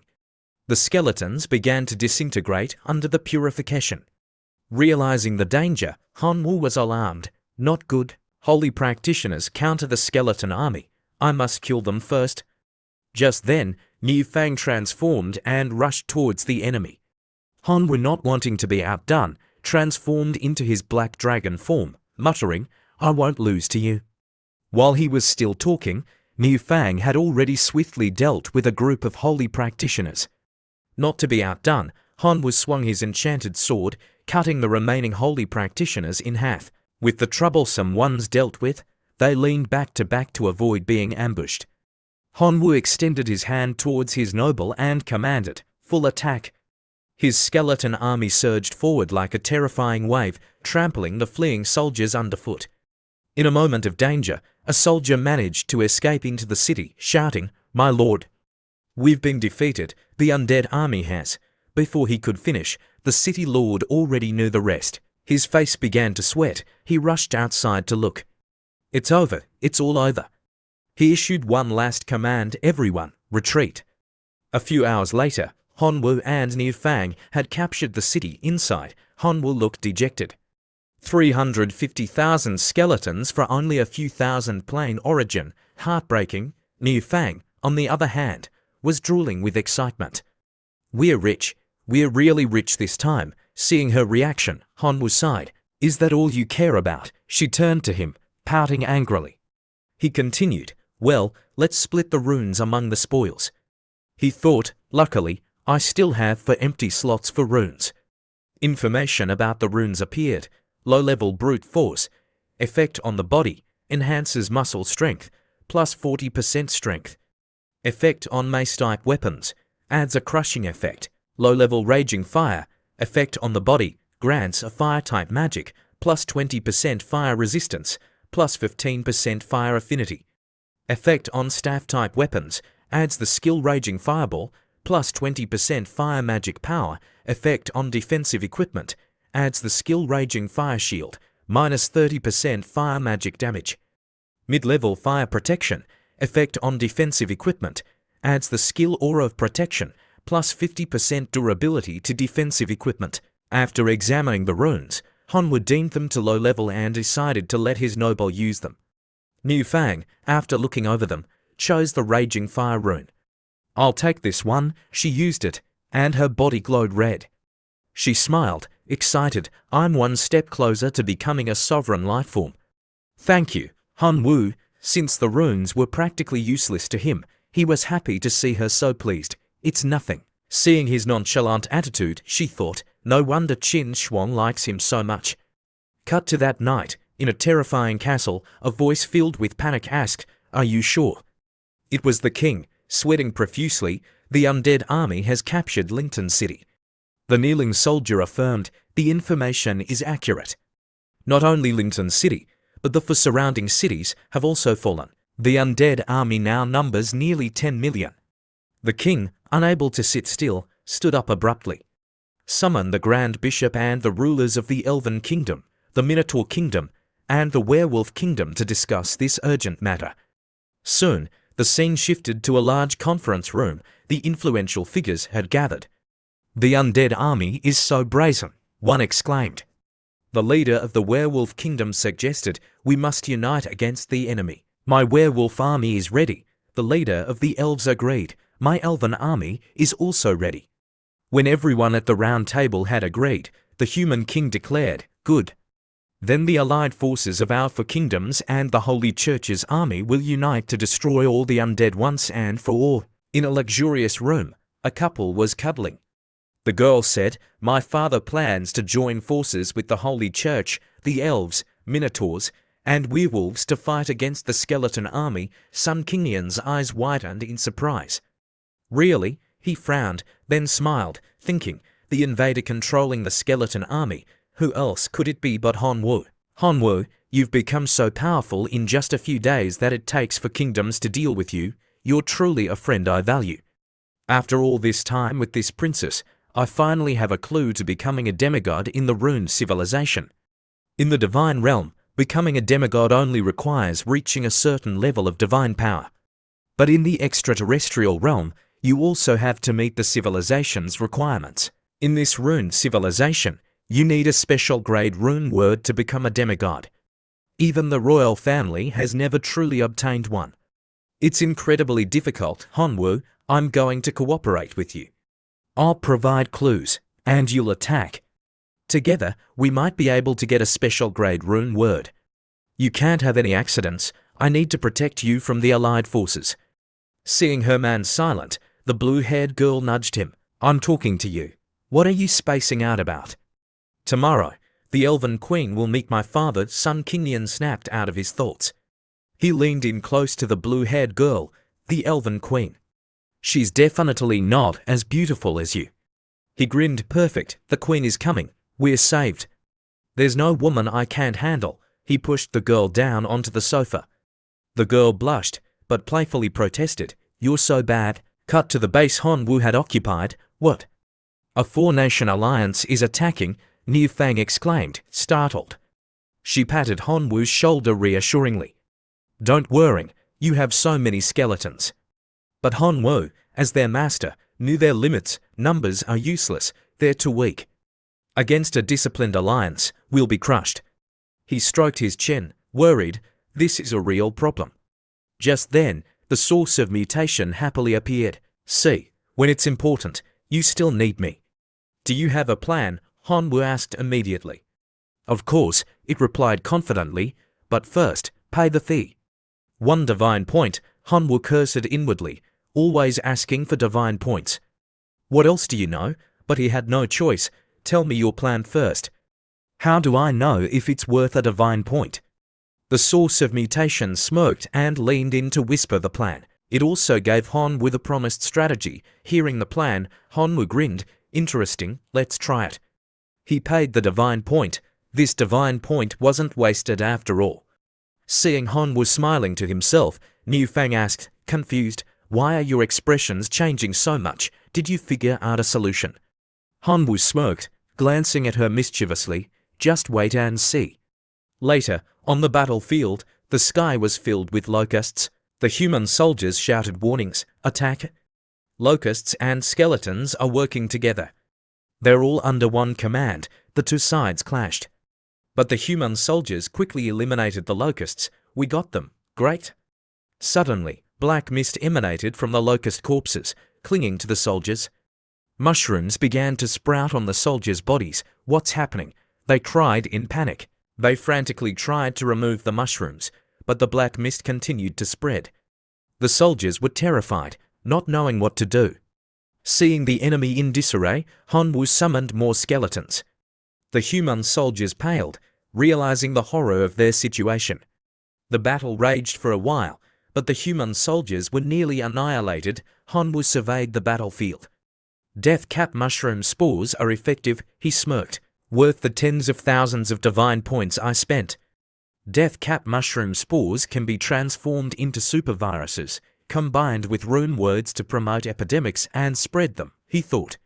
He took out a mushroom, rune word, epidemic mid-level effect on the body, become a host for the epidemic. Every cell in the body carries the super epidemic virus. He glared at the remaining soldiers and commanded, attack. His skeletons surged forward. Under the enhancement of the epidemic rune word, Hanwoo defeated the alliance in just 3 days, conquering 10 surrounding cities. 5 heroic undead were born within his skeleton army. Inside a castle, a voice filled with despair cried out, "Do we have any options left? If we keep losing, our kingdom will be lost." The king sighed. The only option is to negotiate a truce, but the others in the meeting room were helpless. Who will we negotiate with? We've never even seen the leader of the skeleton army. Just then, the door opened. The king's beautiful daughter entered, followed by Sun Kingian. "Your Majesty," Sun Kingian said confidently, "may I handle the negotiations?" "What?" a werewolf exclaimed. "You've never been on the battlefield. And you want to negotiate with the leader of the skeleton army?" The human king scoffed. "Just a novice. This is not your concern." The king's daughter stepped forward. "Father, I believe he can handle this." Sun Kingian seized the opportunity. "Your Majesty, don't you trust your daughter's judgment?" The Elven Queen added, "I can vouch for him. He's more intelligent than anyone here. The princess and I both agree to let him try." Seeing his daughter and the Elven Queen's support, the human king relented. "All right, we have no other options." "Let him try." The others, lacking better ideas, reluctantly agreed.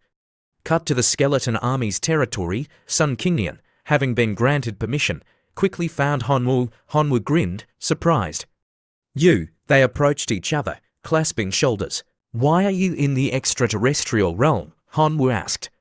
"Long story," Sun Kingian replied, smiling. "Later, I'm here on behalf of the 4 kingdoms and the Holy Church to negotiate a truce."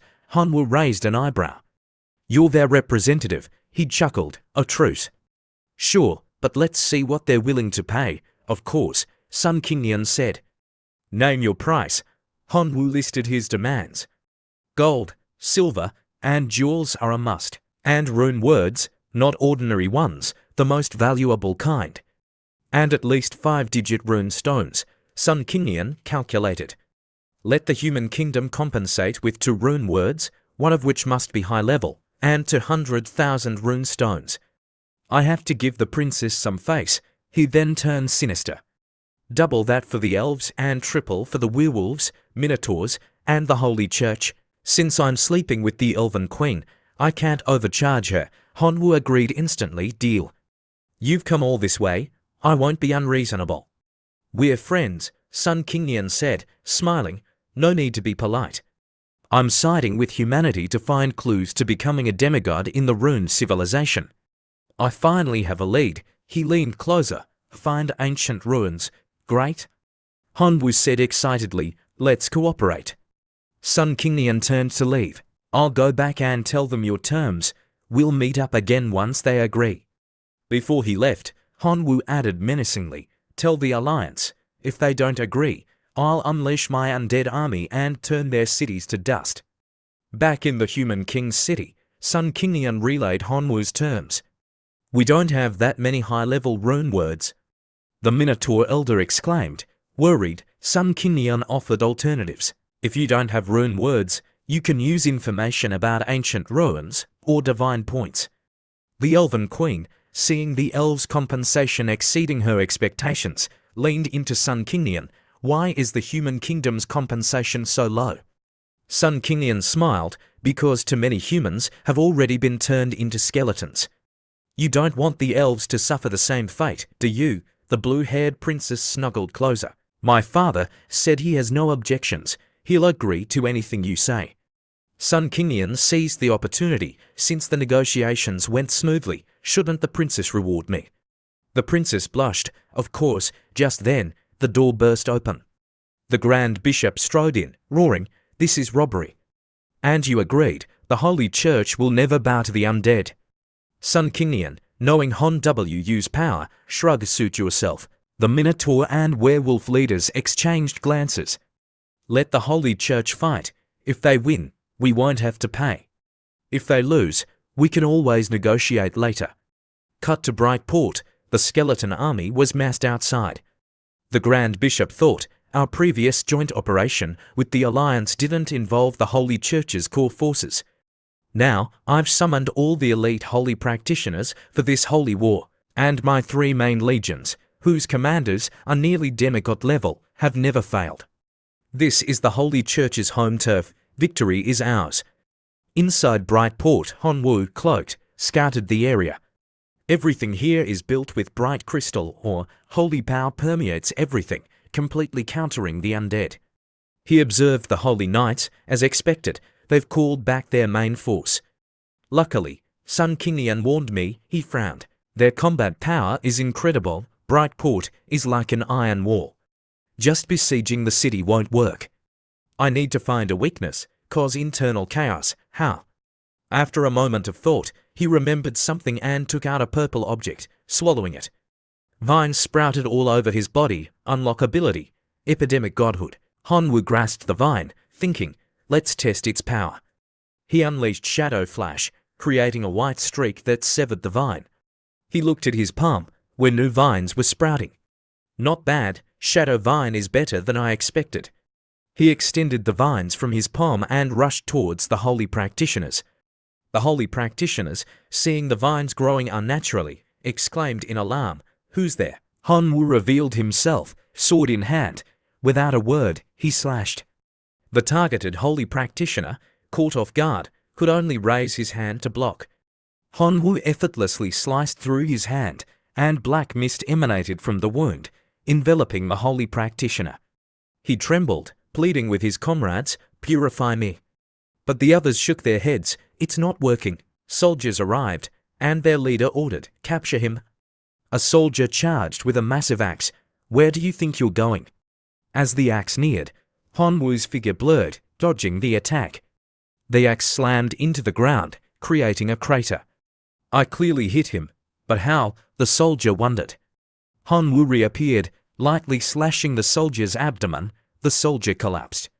Another soldier, enraged, charged. Damn it, he swung his axe. Hon Wu, seeing the attack, smirked and waited until the last moment before dodging behind the soldier with lightning speed. Another slash, and the soldier fell to his knees, unconscious. Only one left, Hon Wu said, grinning at the remaining leader.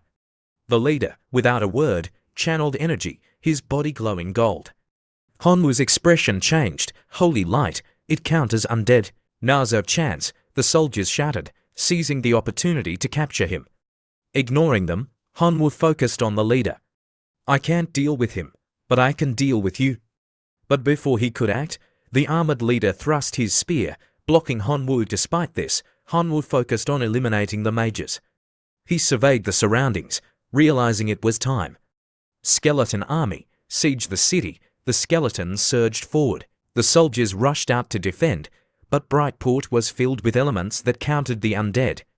The skeletons couldn't revive and were quickly destroyed. The battle at Brightport resulted in over 2 million holy practitioners dead and 3 main legions destroyed. The skeleton army also suffered heavy losses, losing 1.5 million skeletons permanently. Inside the city, a voice cried out in despair, "Why? Everything is beyond my calculations. Was I wrong?" The Grand Bishop bowed his head, trembling. If I had agreed to compensate them, the Holy Church wouldn't have suffered such a devastating loss. What do I do now, unsure whether to continue fighting or surrender unconditionally? Grand Bishop, someone suggested from behind, I can help you defeat the skeleton army. The Grand Bishop turned, surprised. It was Xu-Tai, Han Wu's nemesis. Meanwhile, near the city walls, Holy Church mages were frantically healing the wounded.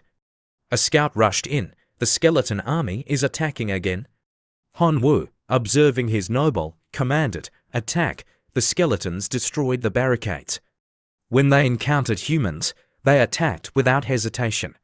The Grand Bishop appeared before the skeletons, roaring, "Vile undead, halt your filthy advance and retreat from Brightport, or divine judgment will fall upon you."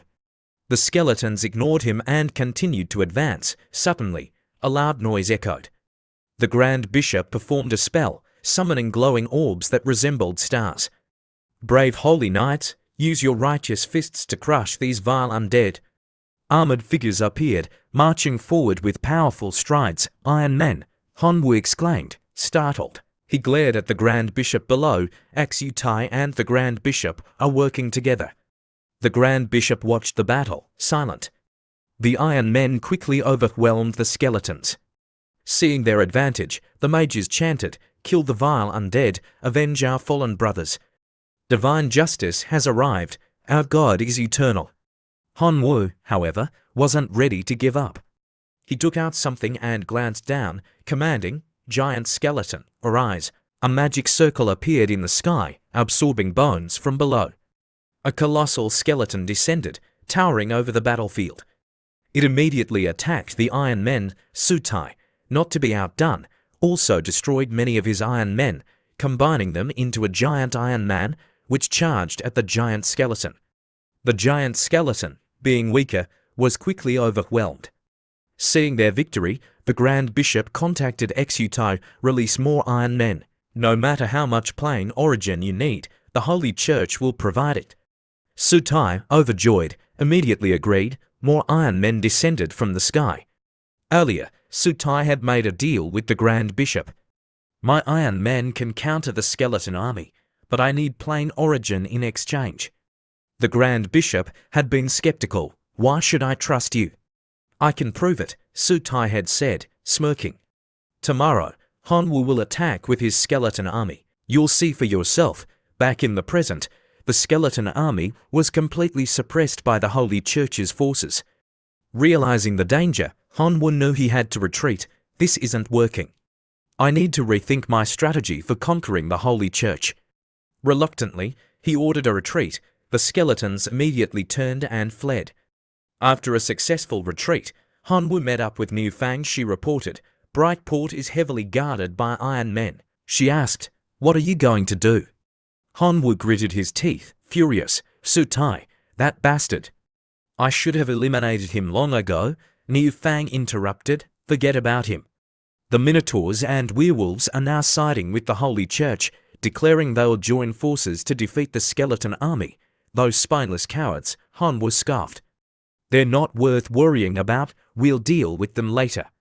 Just then, a skeleton scout approached. "A messenger from the human kingdom has arrived, requesting an audience." Han Wu's face darkened. "The humans are coming now. Are they trying to take advantage of my weakness?" Sun Qingnian, having just arrived, went straight to the point. "The king agreed to all your compensation demands. He only asks that you don't wage war on human territory again." Han Wu smiled. "He's quite smart," he agreed. "Then it's settled." Sun Qingnian patted Han Wu's shoulder, frowning. "What about the Holy Church? What are you going to do about them?" "Let the Grand Bishop gloat for a few days," Han Wu replied. "Right now, I'm going to deal with those lackeys." Sun Qingnian offered to join him, but he had obtained information about the ancient ruins and wanted to scout ahead before joining Han Wu to deal with the Holy Church's allies. With reinforcements secured, Han Wu led his remaining skeleton army to attack the werewolf kingdom. The battle lasted 5 days and nights. The werewolves, lacking effective countermeasures against skeletal resurrection and death cap mushroom supervirus, suffered a crushing defeat. 12 million elite werewolf troops became part of the skeleton army. The werewolf kingdom was annihilated. The Minotaur king, witnessing the werewolf kingdom's fate, was terrified and surrendered unconditionally to the skeleton army. Hanwoo sneered, scared now too late.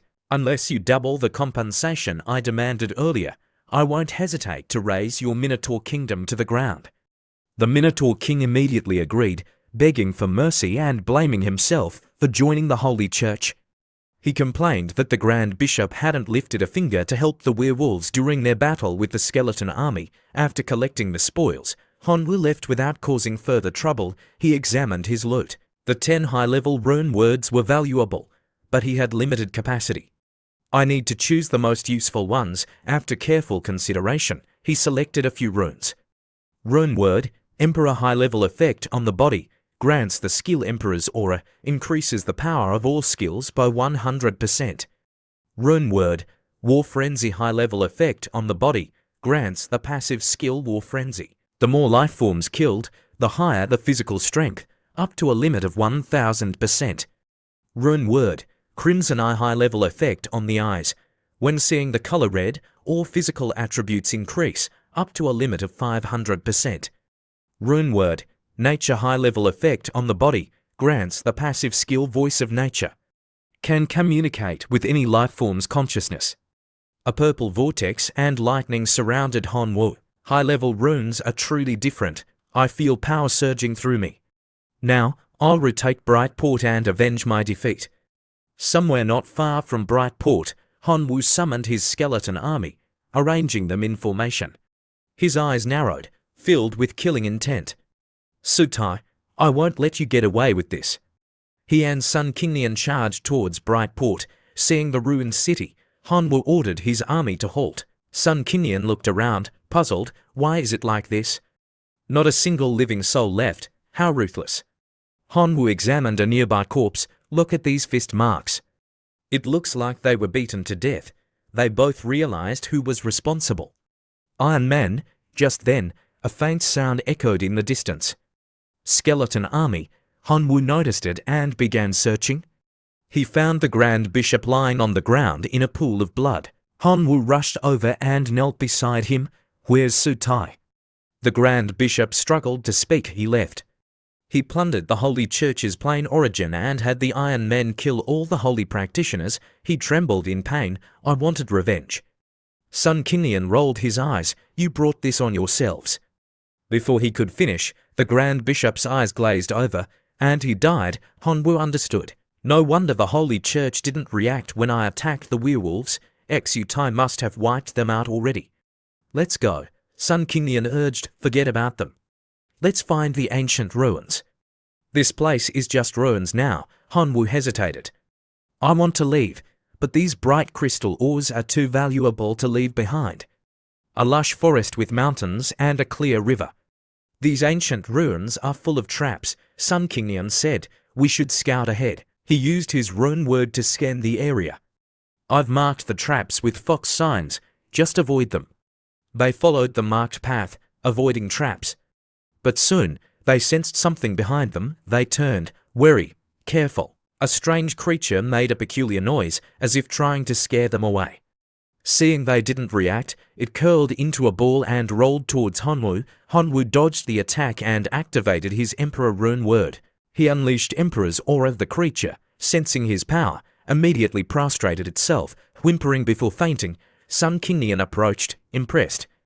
Emperor's aura is powerful. This rune word suits you well. Hanwoo, embarrassed by the praise, urged him forward. Stop talking nonsense, let's go. They ventured deeper into the forest and found a staircase leading down.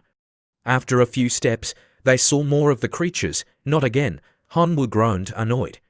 Not wanting to waste energy, he activated his nature rune word, hoping to communicate with them. He closed his eyes and sent a message. We're just here for training. We won't harm anything. Please let us pass, the creatures shrieked, refusing. Hanwoo sighed and charged forward, power surging in his palm. You asked for it. He punched the creature. He transformed into his black dragon form, roaring, anyone else?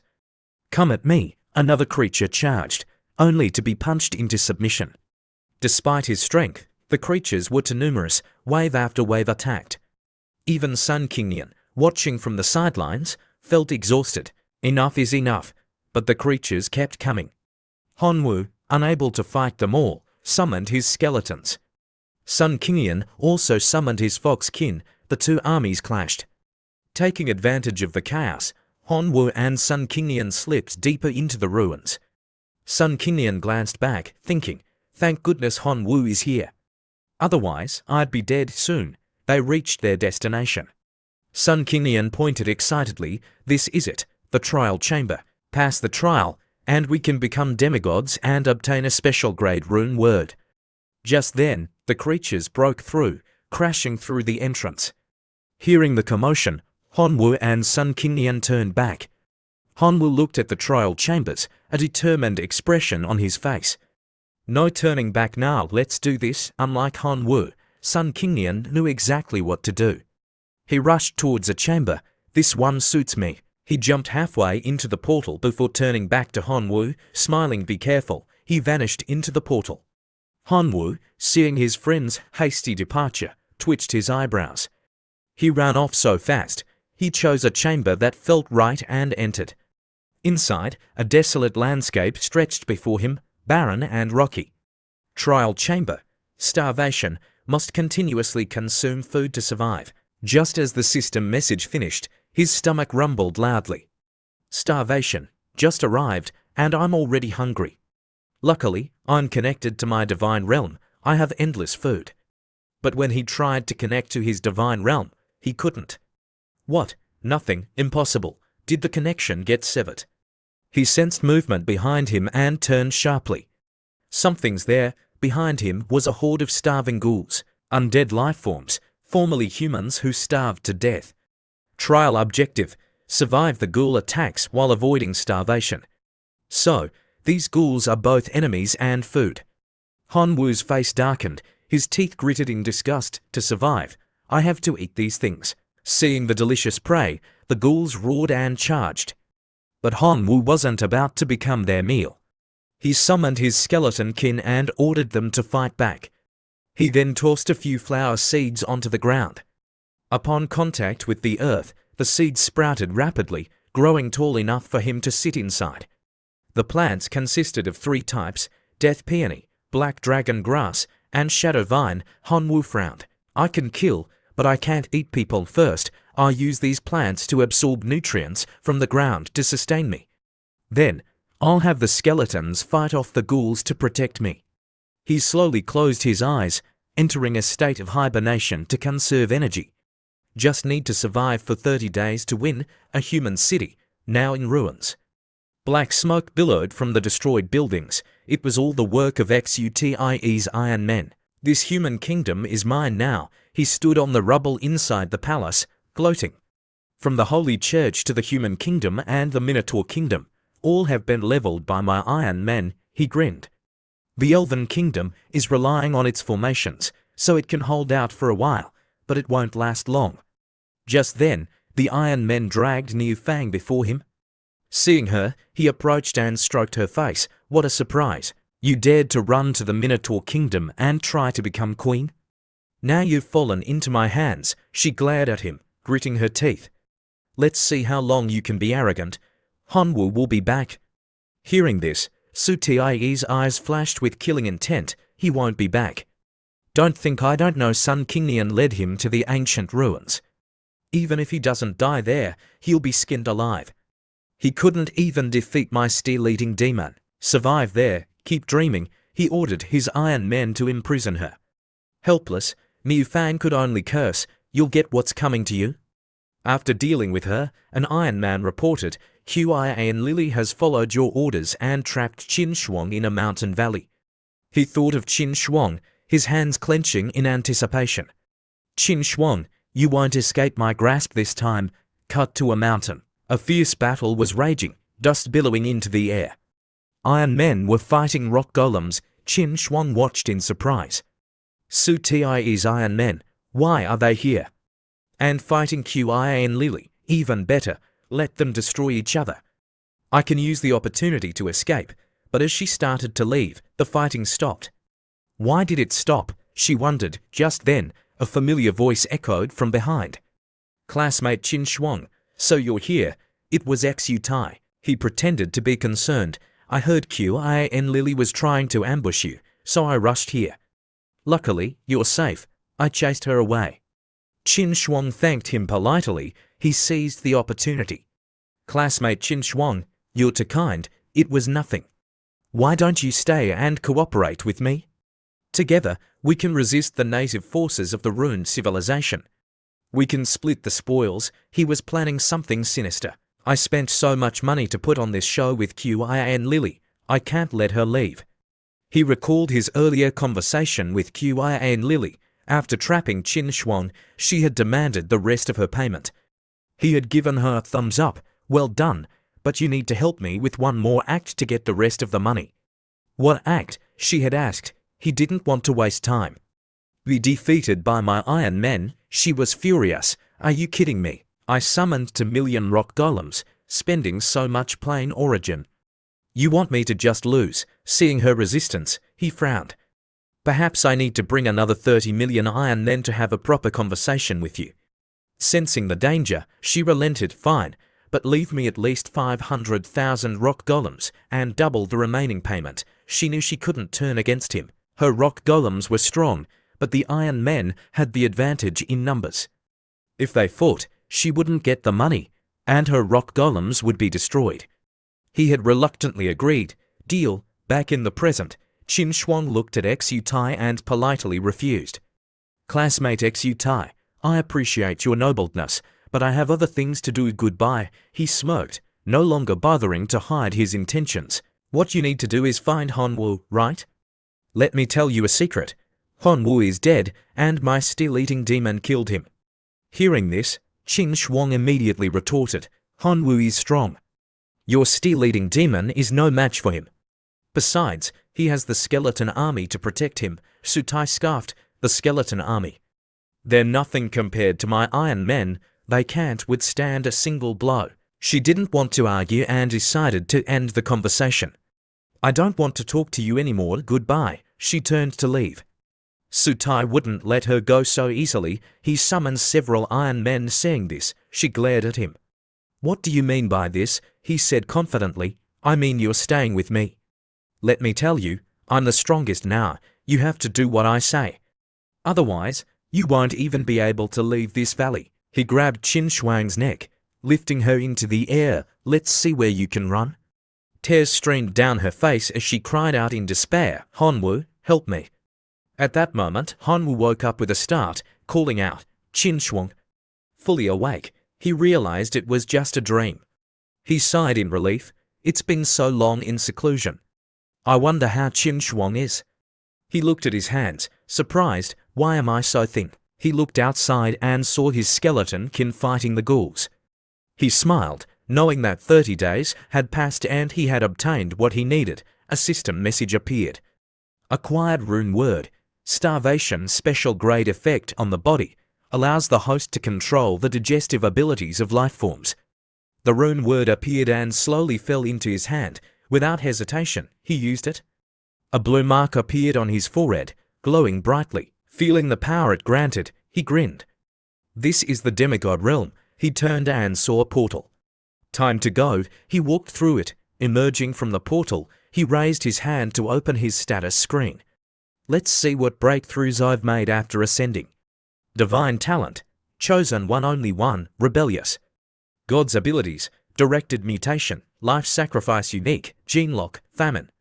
Skills. Giant / darkness. Tyrannosaurus / divinity. 9 points. 5 points of divinity remaining. Being absorbed after reaching 10 points. You can be promoted to a perfect demigod in the divine realm civilization.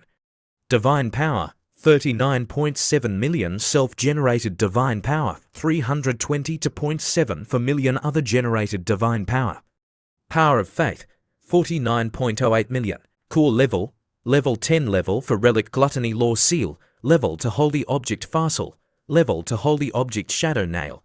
Level 1 holy object poison gland. Level 1 holy object fairy short bow. He sighed, disappointed. Becoming a demigod only granted one stingy divine ability.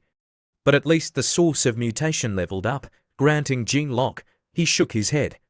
Well, it's still a demigod ascension in the extraterrestrial realm. Absorbing the divine power and reaching perfect demigod will be amazing. Just then, a blue light flashed behind him. Sun Kingian was thrown out of the portal, landing on Hanwoo. Sun Kingian, still dizzy, raised his hand and cheered. I finally became a demigod. Did you have to be so weak? Hanwoo sighed, throwing him into his divine realm. Go sleep it off. As Sun Kingian was being pushed into the divine realm, a loud noise echoed from outside the portal. Someone's here. It was Qian Lily and her rock golems, fighting the guardians of the ruins. Hanwoo went outside and saw Qian Lily. What are you doing here? Qian Lily smiled. Your relationship with Qin Shuang isn't bad. I have some juicy news about her survival. Want to know? 10,000 plain origin. Without haggling, Hanwoo immediately transferred the plain origin. Tell me. Seeing his eagerness, Qian Lily regretted her price. This kid pays so easily. I should have asked for more. But she had already made the deal. Sutai has imprisoned Qin Shuang in a mountain valley. She can't escape.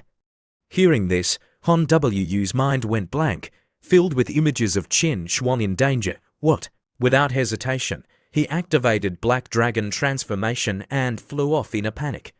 He soon arrived at the mountain valley, calling out her name. Seeing a lot of traces on the ground, he landed and called out again, hoping she was nearby. But there was no response. He closed his eyes, trying to sense her presence. After a moment, he felt nothing. Damn it. Just then, he sensed something approaching from behind. He turned sharply. Seeing a feather floating in the wind, he recognized it as belonging to Qin Shuang's golden crown ROC. He looked around, following the feather's path, and saw Iron Men restraining the ROC, preventing it from escaping. He flew down and activated his Emperor Rune word. Sensing the power, the Iron Men combined into a stronger, armored Iron Man to resist. Surprised that they could withstand his high-level rune word, he used his new divine ability, Starvation, on the Iron Man. The Iron Man collapsed, its body breaking apart into its original components. Freed, the golden crown, RIC turned to thank Hanwoo, but he yelled, "Don't look. Take me to Qin Shuang. There's no time to lose." The ROC, startled, obeyed.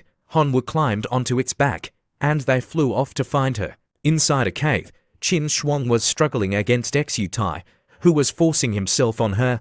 "Let me go," she cried. Sutai grinned. "Who can save you now?" Just then, Hanwoo found them. Wasting no time, he kicked a rock, sending it flying into Xutai's head. Sutai cried out in pain, clutching his head. "Who dares attack me?" He turned and saw Hanwoo. "You're not dead." Ignoring his question, Hanwoo glared at him, his teeth clenched in anger. He charged and punched Sutai in the face. "Even if you die, I won't." Sutai, enraged, wiped the blood from his mouth. "I'll kill you today," Hanwoo smirked. "Is that so?" He used his new divine ability, Starvation, on Sutai. Sutai clutched his stomach, panicked. "I'm so hungry. Why am I so hungry?" He looked up at Hanwoo. "Did you do something to me?" Hanwoo didn't answer. He summoned something, causing a red light to emanate from his arm. Sutai began vomiting uncontrollably, his face pale. "You became a demigod," Sutai gasped. Hanwoo remained silent, slowly drawing the sword formed from the steel-eating demon.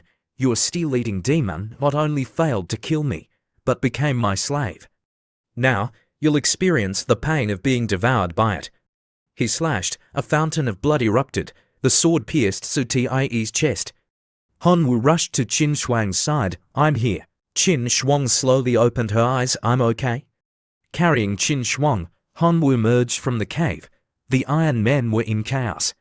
He told Qin Shuang that Sutai was dead, so his noble had lost control.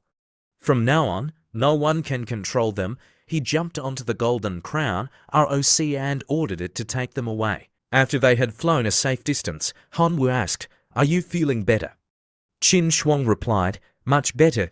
You really became a demigod." Hanwoo gave a thumbs up, beaming with pride. "The real deal." Hearing his confirmation, she was happy for him. "That's great." Hanwoo looked at her, his eyes shining. I know the location of the ancient ruins. We just need to accumulate plain origin. Once you have enough, you can ascend like me. But Qin Shuang was worried. The four kingdoms and the Holy Church have been destroyed by Xutai. Only the Elven Kingdom is barely surviving. Where can we find plain origin? Hanwoo confidently suggested, we can go to the desolate lands and try our luck. The Golden Crown, ROC carried them to the desolate lands. Seeing what he needed, Hanwoo exclaimed, there's an iron mine. We can use the analyzer to break down the crystal ore. But before they could land, a loud roar echoed from below. Qin Shuang looked down, alarmed. Listen. Below them, a massive bear with long, sharp claws looked up and growled. Seeing the monster, Hanwoo pointed at it, excited. Isn't plain origin right there? He turned to Qin Shuang. Wait here. Don't go alone, she protested. She snapped her fingers, and a flock of rocks appeared, ready to attack the bear. The Golden Crown, ROC charged, clawing at the bear. Not wanting Qin Shuang to fight alone, Hanwoo summoned his skeletons to attack another bear nearby. After being slashed and bitten, the bear suddenly emitted a purple aura. It stopped attacking and roared. After a while, the skin around its mouth tore open, like a zombie. The bear stumbled towards the bear fighting Qin Shuang's rocks and bit its shoulder. The bitten bear cried out and ran away. The system message appeared, absorbing plain origin, 0.001 units. Absorbing plain origin, 0.002 units. Absorbing plain origin, 0.003 units. Hanwoo and Qin Shuang high-fived. Perfect teamwork. They looked at each other, smiling. Their kin stood guard around them. Hanwoo leaned closer to Qin Shuang. Let's rest here for a while. We'll gather enough plain origin and then decide what to do. Feeling his concern, Qin Shuang blushed and nodded gently. Okay. Time passed. 10 days later, Hanwoo's kin was still busy collecting iron ore. Qin Shuang was impatient. We've almost gathered enough plain origin. I want to go to the ancient ruins. Hanwoo smiled, scooping a spoonful of food. Don't rush. Your wounds just healed. You need to rest. Just then, Sun Kinglian jumped out of Hanwoo's divine realm, excited. That was a great nap. Hanwoo and Qin Shuang were startled. Qin Shuang awkwardly said, Classmate Sun, long time no see. Sun Kinglian looked around, confused. Where am I? Why am I here? You two are here too. Annoyed at being interrupted, Hanwoo thought, why wake up now? You're ruining the mood. Although annoyed, he shared some information with Sun Kinglian, who had helped him before. You have time to worrying about us. Your Emerald Princess has been killed by Xutai, and the Elven Queen is dying. Hearing this, Sun Kinglian frowned. What did you say?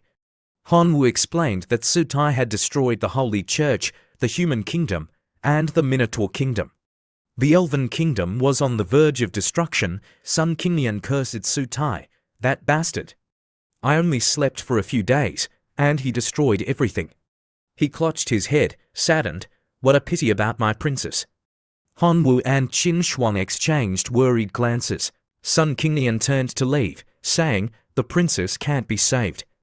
I need to help the Elven Queen. After all, we slept together once. Goodbye. He jumped away. Seeing him leave, Qin Shuang was surprised that Sun Kinglian was so devoted. Hanwoo disagreed. He's just going around flirting with women. He turned to Qin Shuang. Don't worry about him. Rest for a few more days. Qin Shuang was worried. You killed Xutai. The Tai family will definitely cause trouble for you when we return to school. Hanwoo shrugged. If I didn't kill Xutai, would the Tai family spare me? He was confident that the Tai family wouldn't be a problem. He was only worried about whether the Imperial Academy would punish him. Just then, their teacher, Lena, appeared before them. Hanwoo, Qin Shuang, returned to school immediately. It's important, Qin Shuang reassured him. Don't worry. I'm here back at the school. Xutai's father slammed his fist on the table. I want Hanwoo to pay for my son's life. Xutai's mother was crying, mourning her son. Hanwoo worriedly reminded her, your wounds just healed. Now isn't the time to push yourself. You don't need to force yourself for my sake. I'm not afraid of the Tai family. Qin Shuang smiled. Who said I'm doing it for you? Becoming a demigod before officially becoming a student of the Imperial Academy has always been my dream. Hanwoo was surprised. He started to say something, but Qin Shuang held up her hand, smiling brightly. Don't worry. You've told me all the maps and information about the ruins. I'll definitely make it through. Unable to dissuade her, he had to let her follow her passion. Okay, I'll wait here for you. She walked to the teleportation portal, turned back, and waved goodbye. We'll return to school together afterward, okay? After she teleported away, Hanwoo summoned a group of skeletons and ordered them to protect her inside. The skeletons obeyed and entered the portal. A month later, Hanwoo stood under a tree, anxiously pacing. It's been 30 days. Why hasn't she come out? He peered into the portal. My skeletons haven't reported back either. She must be in danger. He couldn't wait any longer. He stepped into the portal. The guardians of the ruins sensed his presence and turned to face him. Wasting no time, he activated Black Dragon transformation and ordered them to move aside. They didn't listen. Knowing this, he released his aura, transforming into a terrifying dragon that crushed the guardians. He rushed forward. Soon, he was blocked by a strange purple stone. He touched it and tried to push it. This trial chamber is locked. It can't be opened from the outside. He tried to pull it open, but it was useless. He was even injured, wiping blood from his face. Can't someone who has already broken through enter again? He had no choice but to use his ultimate move, combining 3 high-level rune words to attack. Emperor, War Frenzy, and Crimson Eye. The rune lights flew and struck the stone. Cracks appeared on its surface. Soon, an explosion shattered the stone, leaving only a wisp of white smoke. He rushed inside and saw a multitude of teleportation portals. Which one did Qin Shuang choose?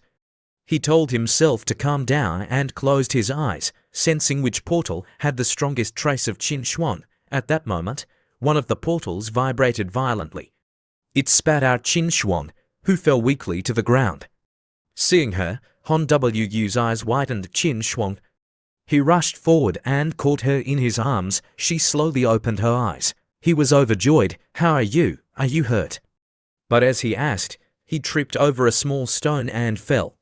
He tried to protect her, bringing their faces close together. Embarrassed, she pushed him away. Let me down. He was disappointed but obeyed. He scratched his head and looked away, grinning. After resting for a while, she used her Thunder Special Grade ability. Thunder Special Grade. Effect on the body. All Thunder-type skills increase by 500% power. Grants the Thunder Domain. Look, I finally ascended. Hanwoo happily analyzed. Your energy seems to be breaking through to Lord-level lifeform, reaching Monarch-level lifeform. Before they could say anything more, a projection of their teacher, Lena, appeared. Hanwoo, the school requires you to return immediately. She disappeared. A teleportation portal appeared. Qin Shuang, though worried, suggested that she return with him. Several figures were waiting on the other side of the portal. As Hanwoo stepped through, a figure in a robe ordered, "Arrest Hanwoo immediately." Qin Shuang, worried, stepped forward and blocked the guards. She told the truth. Headmaster Sutai tried to take advantage of me, so Hanwoo acted. Sutai's parents glared at her. Lies. Why are you protecting this brat? Not wanting to argue, Qin Shuang stepped in front of the headmaster. You can read my memories. This can't be faked. The headmaster nodded and used a spell to read her mind. A pink light entered her head. Soon, her memories of being taken advantage of, Hanwoo killing Sutai, and him helping her adjust her clothes were displayed. Having seen everything, Sutai's father still refused to believe it. Impossible. This can't be true. With the truth revealed, the headmaster ordered the guards to step back. He looked at Hanwoo sternly. Hanwoo, although you were eager to save someone, you used excessive force. I must punish you severely. You are suspended from school until the university entrance exam. Hanwoo was surprised. That's it. Qin Shuang was worried. Suspended. That's a severe punishment. Hanwoo smiled reassuringly. It's okay. I was planning to take some time off to focus on absorbing divine power anyway. That way, I can ascend to demigod in the divine realm civilization. 15 days later, Hanwoo knelt before a statue at the ascension site. Student Han Wu has completed absorbing divine power. Divine power has reached 10 points. Requesting ascension to perfect demigod in the divine realm civilization. The statue emitted a golden light. Han Wu was amazed. A stone in the center of the statue shone brightly, releasing a golden light that swirled around him, as if assessing him. My divine light request has been approved. Divine light contains energy that can change the world, strengthen the body, and nurture life in the divine realm. It can help the divine realm reach its full potential. The light faded. Han Wu stood up, confused. Is that it? Did I ascend? He summoned a golden aura in his hand and smiled. It seems that even without Black Dragon transformation, my strength can reach the level of a monarch-level life form. Suddenly, he saw sparkling stars around him. What's this? Name: Source of mutation Han Wu. Level: Demigod Warrior Gene. Level 3. Talent: Divine Chosen Child Unique Rebellious. Ability: Divine Mutation, Targeted Mutation, Life Sacrifice, Gene Lock, Starvation, Life Blessing, Unique Fusion. Skills: Brute Force, Slash, Dark Explosion, Dragon Slash, Black Dragon Transformation, Shunpo, Plant Fusion, Emperor's Aura. Divine Function: Rebellious, Divine Function Level 5 currently awakened. Divine Art: Soul Devouring Eye Life a Blessing, can bless kin with divine power to increase their lifespan. Unique Fusion, can consume divine power to fuse anything with compatible affinity. He poked at the sparkling lights, excited. So, after ascending to demigod, I gained a new rebellious divine function and awakened the soul-devouring eye. Now I can see the soul energy floating in space fusion. He stroked his chin. Is this my divine power? He decided to experiment. Black Dragon Transformation, Plant Fusion, Emperor's Aura, Fuse. Following his command, all the abilities he had named were released and combined into an energy ball with multiple colors surrounding him. Soon, his body transformed, becoming incredibly powerful. A dark purple aura surrounded him. He lightly swung his arm. A loud explosion echoed, leaving a charred hole in the wall. He ignored the damage and focused on his newfound power. The power after fusion is extraordinary. I'll call this move Black Dragon Transformation Fusion. He returned to his normal form and summoned a locust. If I can fuse my skills, what about my kin? I have to try it. He used the locust in his hand and fused it with divine power. A colossal locust appeared before him. He was thrilled. Excellent. It reached hero-level life form. It can definitely destroy a hero-level life form of the Minotaur tribe in an instant. He looked at the divine power in his hand and smiled. It's definitely better, but fusion consumes divine power. That just cost me millions of divine power. He remembered something and summoned many small fire orbs. He quickly combined them into a large one. He counted on his fingers. One fire orb can be sold for 1.6 million divine power. Making one a day can earn over 100 million divine power a year, which can be exchanged for a divine point. I have another way to make money now. Keep melting, keep melting. He waved his hand excitedly. At the school gate, the guard stopped someone. You can't enter unless you're a teacher or student, the person thought. I'm a true god, but he decided against it. This is the Imperial Academy. True gods, chief gods, and even god kings are here. If I cause trouble, I won't gain anything. This person was Hu Hai. The signal is strong, which means I'm getting closer to the thief who stole the God King's treasure. Is this Han Wu in the academy the thief the God King is looking for? I don't know yet. I need to find a way to enter the school and investigate first to avoid unnecessary trouble. Just then, Su Tie's parents came out, furious. What kind of school is this, protecting the murderer Han Wu? I won't let you get away with this. Seeing his opportunity, Hu Hai approached them. Can you help me with something? I'm willing to pay a generous reward. My target is also Han Wu. Su Tie's parents once again caused trouble at the school, yelling, Han Wu killed a fellow student. Doesn't he fear retribution? Teacher Lena stepped forward to reason with them. The cause of Su Tie's death has been thoroughly investigated. It's useless for you to linger here. Meanwhile, Hu Hai stood to the side, secretly acting. He took out a device and snapped a picture. Immediately, a wave emanated from Han Wu's body, which only the device holder could sense. Hu Hi's eyes narrowed, and his lips curled up. He's the thief who stole the God King's treasure. Capturing him will surely earn me a great reward. But how to get him out of here is the important question. Su Tie's parents continued to curse Hanwoo. May you never rest in peace, you bastard.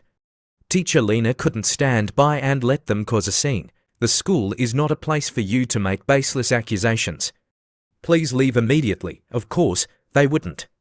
Su Tie's father was about to speak when Hu Hi patted his shoulder. All right, let's go. Su Tie's parents stopped causing trouble and left, slamming the door behind them. Outside, Su Tie's father asked, Lord True God, we followed your instructions and brought you here. Why did you let Hanwoo go so easily? Hu Hi coldly replied, hand Hanwoo over to me, and I'll give you a satisfactory result sooner or later. But don't interfere in this matter. Although angry, they couldn't do anything. Su Tie's parents turned and left. Hu Hi watched them, then secretly peeked through the peephole. Inside, Teacher Lena happily advised, Student Hanwoo, you don't need to pay attention to those people's words. Su Tie's death was his own fault for not knowing his limits. You killed him in self-defense. You did nothing wrong. Hanwoo confidently affirmed, Teacher Lena, don't worry. They can't affect me, on the contrary, they encourage me to become stronger. Teacher Lena was pleased, that's my student. Now that you're a perfect demigod, your next focus should be on obtaining a divine function. She remembered something and added, and the Imperial Academy's assessment. If you can't pass, you'll still be expelled. She took out a golden ticket. I have a ticket to the ancient outer battlefield. You can try your luck there, she smiled. Familiarizing yourself with the competitive atmosphere of demigods will be beneficial for your future. Hanwoo nodded and took the ticket. I will definitely not disappoint your expectations. Hu Hi overheard everything. Ancient outer battlefield? Hey, interesting. After getting the ticket, Hanwoo happily left, unaware that someone was watching him closely. Hu Hi glanced at him, muttering, we'll meet there. Looking at the ticket, Hanwoo suddenly realized something important. A ticket can allow two people to participate. Going alone would be a waste. He took out his communicator and called someone, Teacher Chair. The teacher answered cheerfully, Student Hanwoo, how's life at the Imperial Academy? Hanwoo proudly announced, Teacher Chair, I've ascended to perfect demigod. I'd like to invite you to team up and explore the ancient outer battlefield. Are you free? The teacher was excited. Demigod, ancient battlefield, you're that strong already. Of course, I'll go, Hanwoo nodded. Then let's meet at the Western University teleportation station at 8 a.m. tomorrow. The scene changed to Hanwoo's home. He laid out a pile of items on the table. I'm leaving tomorrow. I need to choose some useful holy artifacts. After thinking for a while, he reached out and selected for holy artifacts. He told himself, this time, I'm determined to succeed. He remembered Qin Shuang's eyes and bright smile. This trip will take a few months. She's probably in seclusion, absorbing divine power. Time passed quickly. It was evening. The streetlights illuminated the road. Sensing Hanwoo's aura, Qin Shuang ran out and opened the door. Why are you here? Come in. Hanwoo gently shook his head. No need. I'm going to train in the ancient outer battlefield tomorrow, so I came to say goodbye. I was worried you were in seclusion and wouldn't have time to see me. Qin Shuang was surprised. So soon, he awkwardly scratched his head. When I return, you will have successfully ascended. I'll see you then. I'm going back now. But you can't just say a few words and leave. Qin Shuang grabbed his hand. How about taking a walk with me? He didn't refuse. They walked together for a while. Qin Shuang said, it's lucky I'm not going into seclusion until tomorrow. Otherwise, I would have missed your farewell. Hanwoo smiled and joked, does this count as us being telepathic? She ignored that and worriedly reminded him, the ancient battlefield is dangerous. Are you fully prepared? She took out a purple item and smiled. Although this underworld seal has some limitations, it will be very useful for you. Take it with you. 4th grade holy artifact, underworld seal. Effect, after being absorbed into the divine realm core, it can instantly kill core kin, transforming them into soul form. only effective on Korkin below hero level lifeform. Hanwoo was surprised. My rebellious divine function needs to devour souls through the soul-devouring eye to improve. The more soul energy I absorb, the faster I can improve. This is really useful for me. He took the item and thanked her. Qin Shuang suddenly hugged him tightly. I can't go with you this time. You have to be careful. Hanwoo suddenly placed his lips on hers, her eyes widened in surprise, but she didn't resist. Hanwoo was overjoyed. She didn't reject me. After exchanging saliva, they hugged each other affectionately. After a while, he looked at her tenderly. Wait for me to return. Qin Shuang, no longer angry, gently reminded, be careful. The next morning, Hanwoo arrived at the meeting place and was surprised to see his teacher already waiting. Teacher Chair, you're early. Teacher Chair forced a smile. I couldn't sleep, so I came here to wait for you. Let's go quickly. Hanwoo took out the ticket and bit his fingertip. The teacher did the same. They dripped blood onto the ticket, and it burst into flames, transforming into a teleportation portal. The teacher said, let's go. On the other side of the portal was the ancient battlefield. There were tents everywhere. An employee pointed them to their lodging. This is your temporary residence. They were led to a dilapidated tent. The employee said, if you have any questions, you can find us. We will serve you wholeheartedly. Seeing their lodging, Hanwoo was furious. These conditions are too harsh. You give us a dilapidated tent and think you're done with us. Although he heard Hanwoo clearly, the employee ignored him and happily left as if nothing had happened. Hanwoo yelled, aren't you going to change it for us? Before he could say more, the teacher smiled and patted his shoulder. Don't be impatient. Let's see what the inside of the tent is like first. Although annoyed, Hanwoo had to let him go. They peeked inside and were surprised to see a huge mansion with everything from lights, beds, dining tables, and countless amenities. Hanwoo stepped inside, looking around. The inside is a temporary paradise. It'll do for now. As he was about to explore further, he saw a guidebook on the table. He picked it up and read it. Shocked, this tent can shield the radar of the ancient battlefields. The martial arts arena here can summon kin, but the martial arts arena limits the number of summons. He angrily threw the book on the table, muttering, who are you kidding? I've always relied on numbers to win. If the numbers are limited, how am I supposed to play? Don't rush. The teacher pointed to the tent. The guidebook said we can connect to the tent's operating system. Let's check it out first. Although that was true, Hanwoo opened the information panel. Participant: Hanwoo, battlefield level, lowest. Martial arts arena area owned, 0.5 square kilometers.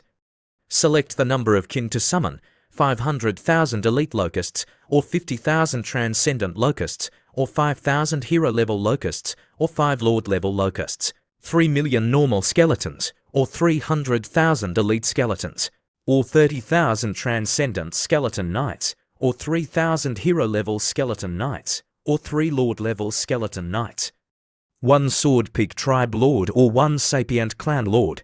Hanwoo clicked on the screen and sighed.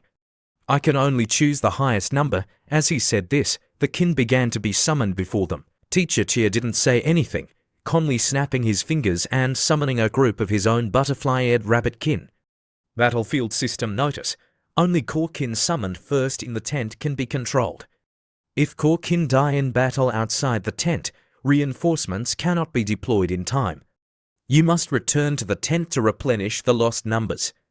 Notice, the ancient battlefield produces divine function fragments. The rarer the divine function fragment, the higher its value. Identical divine function fragments can be combined into a complete divine function. Divine functions can be exchanged for other types of divine function fragments or materials to upgrade the tent. After hearing the notice, Hanwoo was much more excited. Combine enough divine functions to upgrade the tent. Let's go. Let's go to the battlefield and find lots of divine function fragments. They walked out onto the battlefield. Teacher Tin spoke confidently. Before coming, I researched the divine function fragments of the ancient battlefield. They are produced by wandering gods on the battlefield. Only by defeating the gods can you obtain divine function fragments. Gods also have different levels. The difference is the aura under their feet. White aura is the lowest level and can only produce first-level divine function fragments. Blue aura is second level. The strongest are gods with red aura under their feet, which can produce fifth-level divine function fragments. As the teacher was giving him the necessary information, Honwu suddenly heard a noise and quickly turned around. He saw something and pushed the teacher behind him. He hissed. Teacher Chair was confused. Honwu leaned against a nearby stone wall. Teacher, look, Honwu had sensed a god approaching. The god had a white aura under his feet and didn't know they were ambushing him, so he walked confidently on his aura.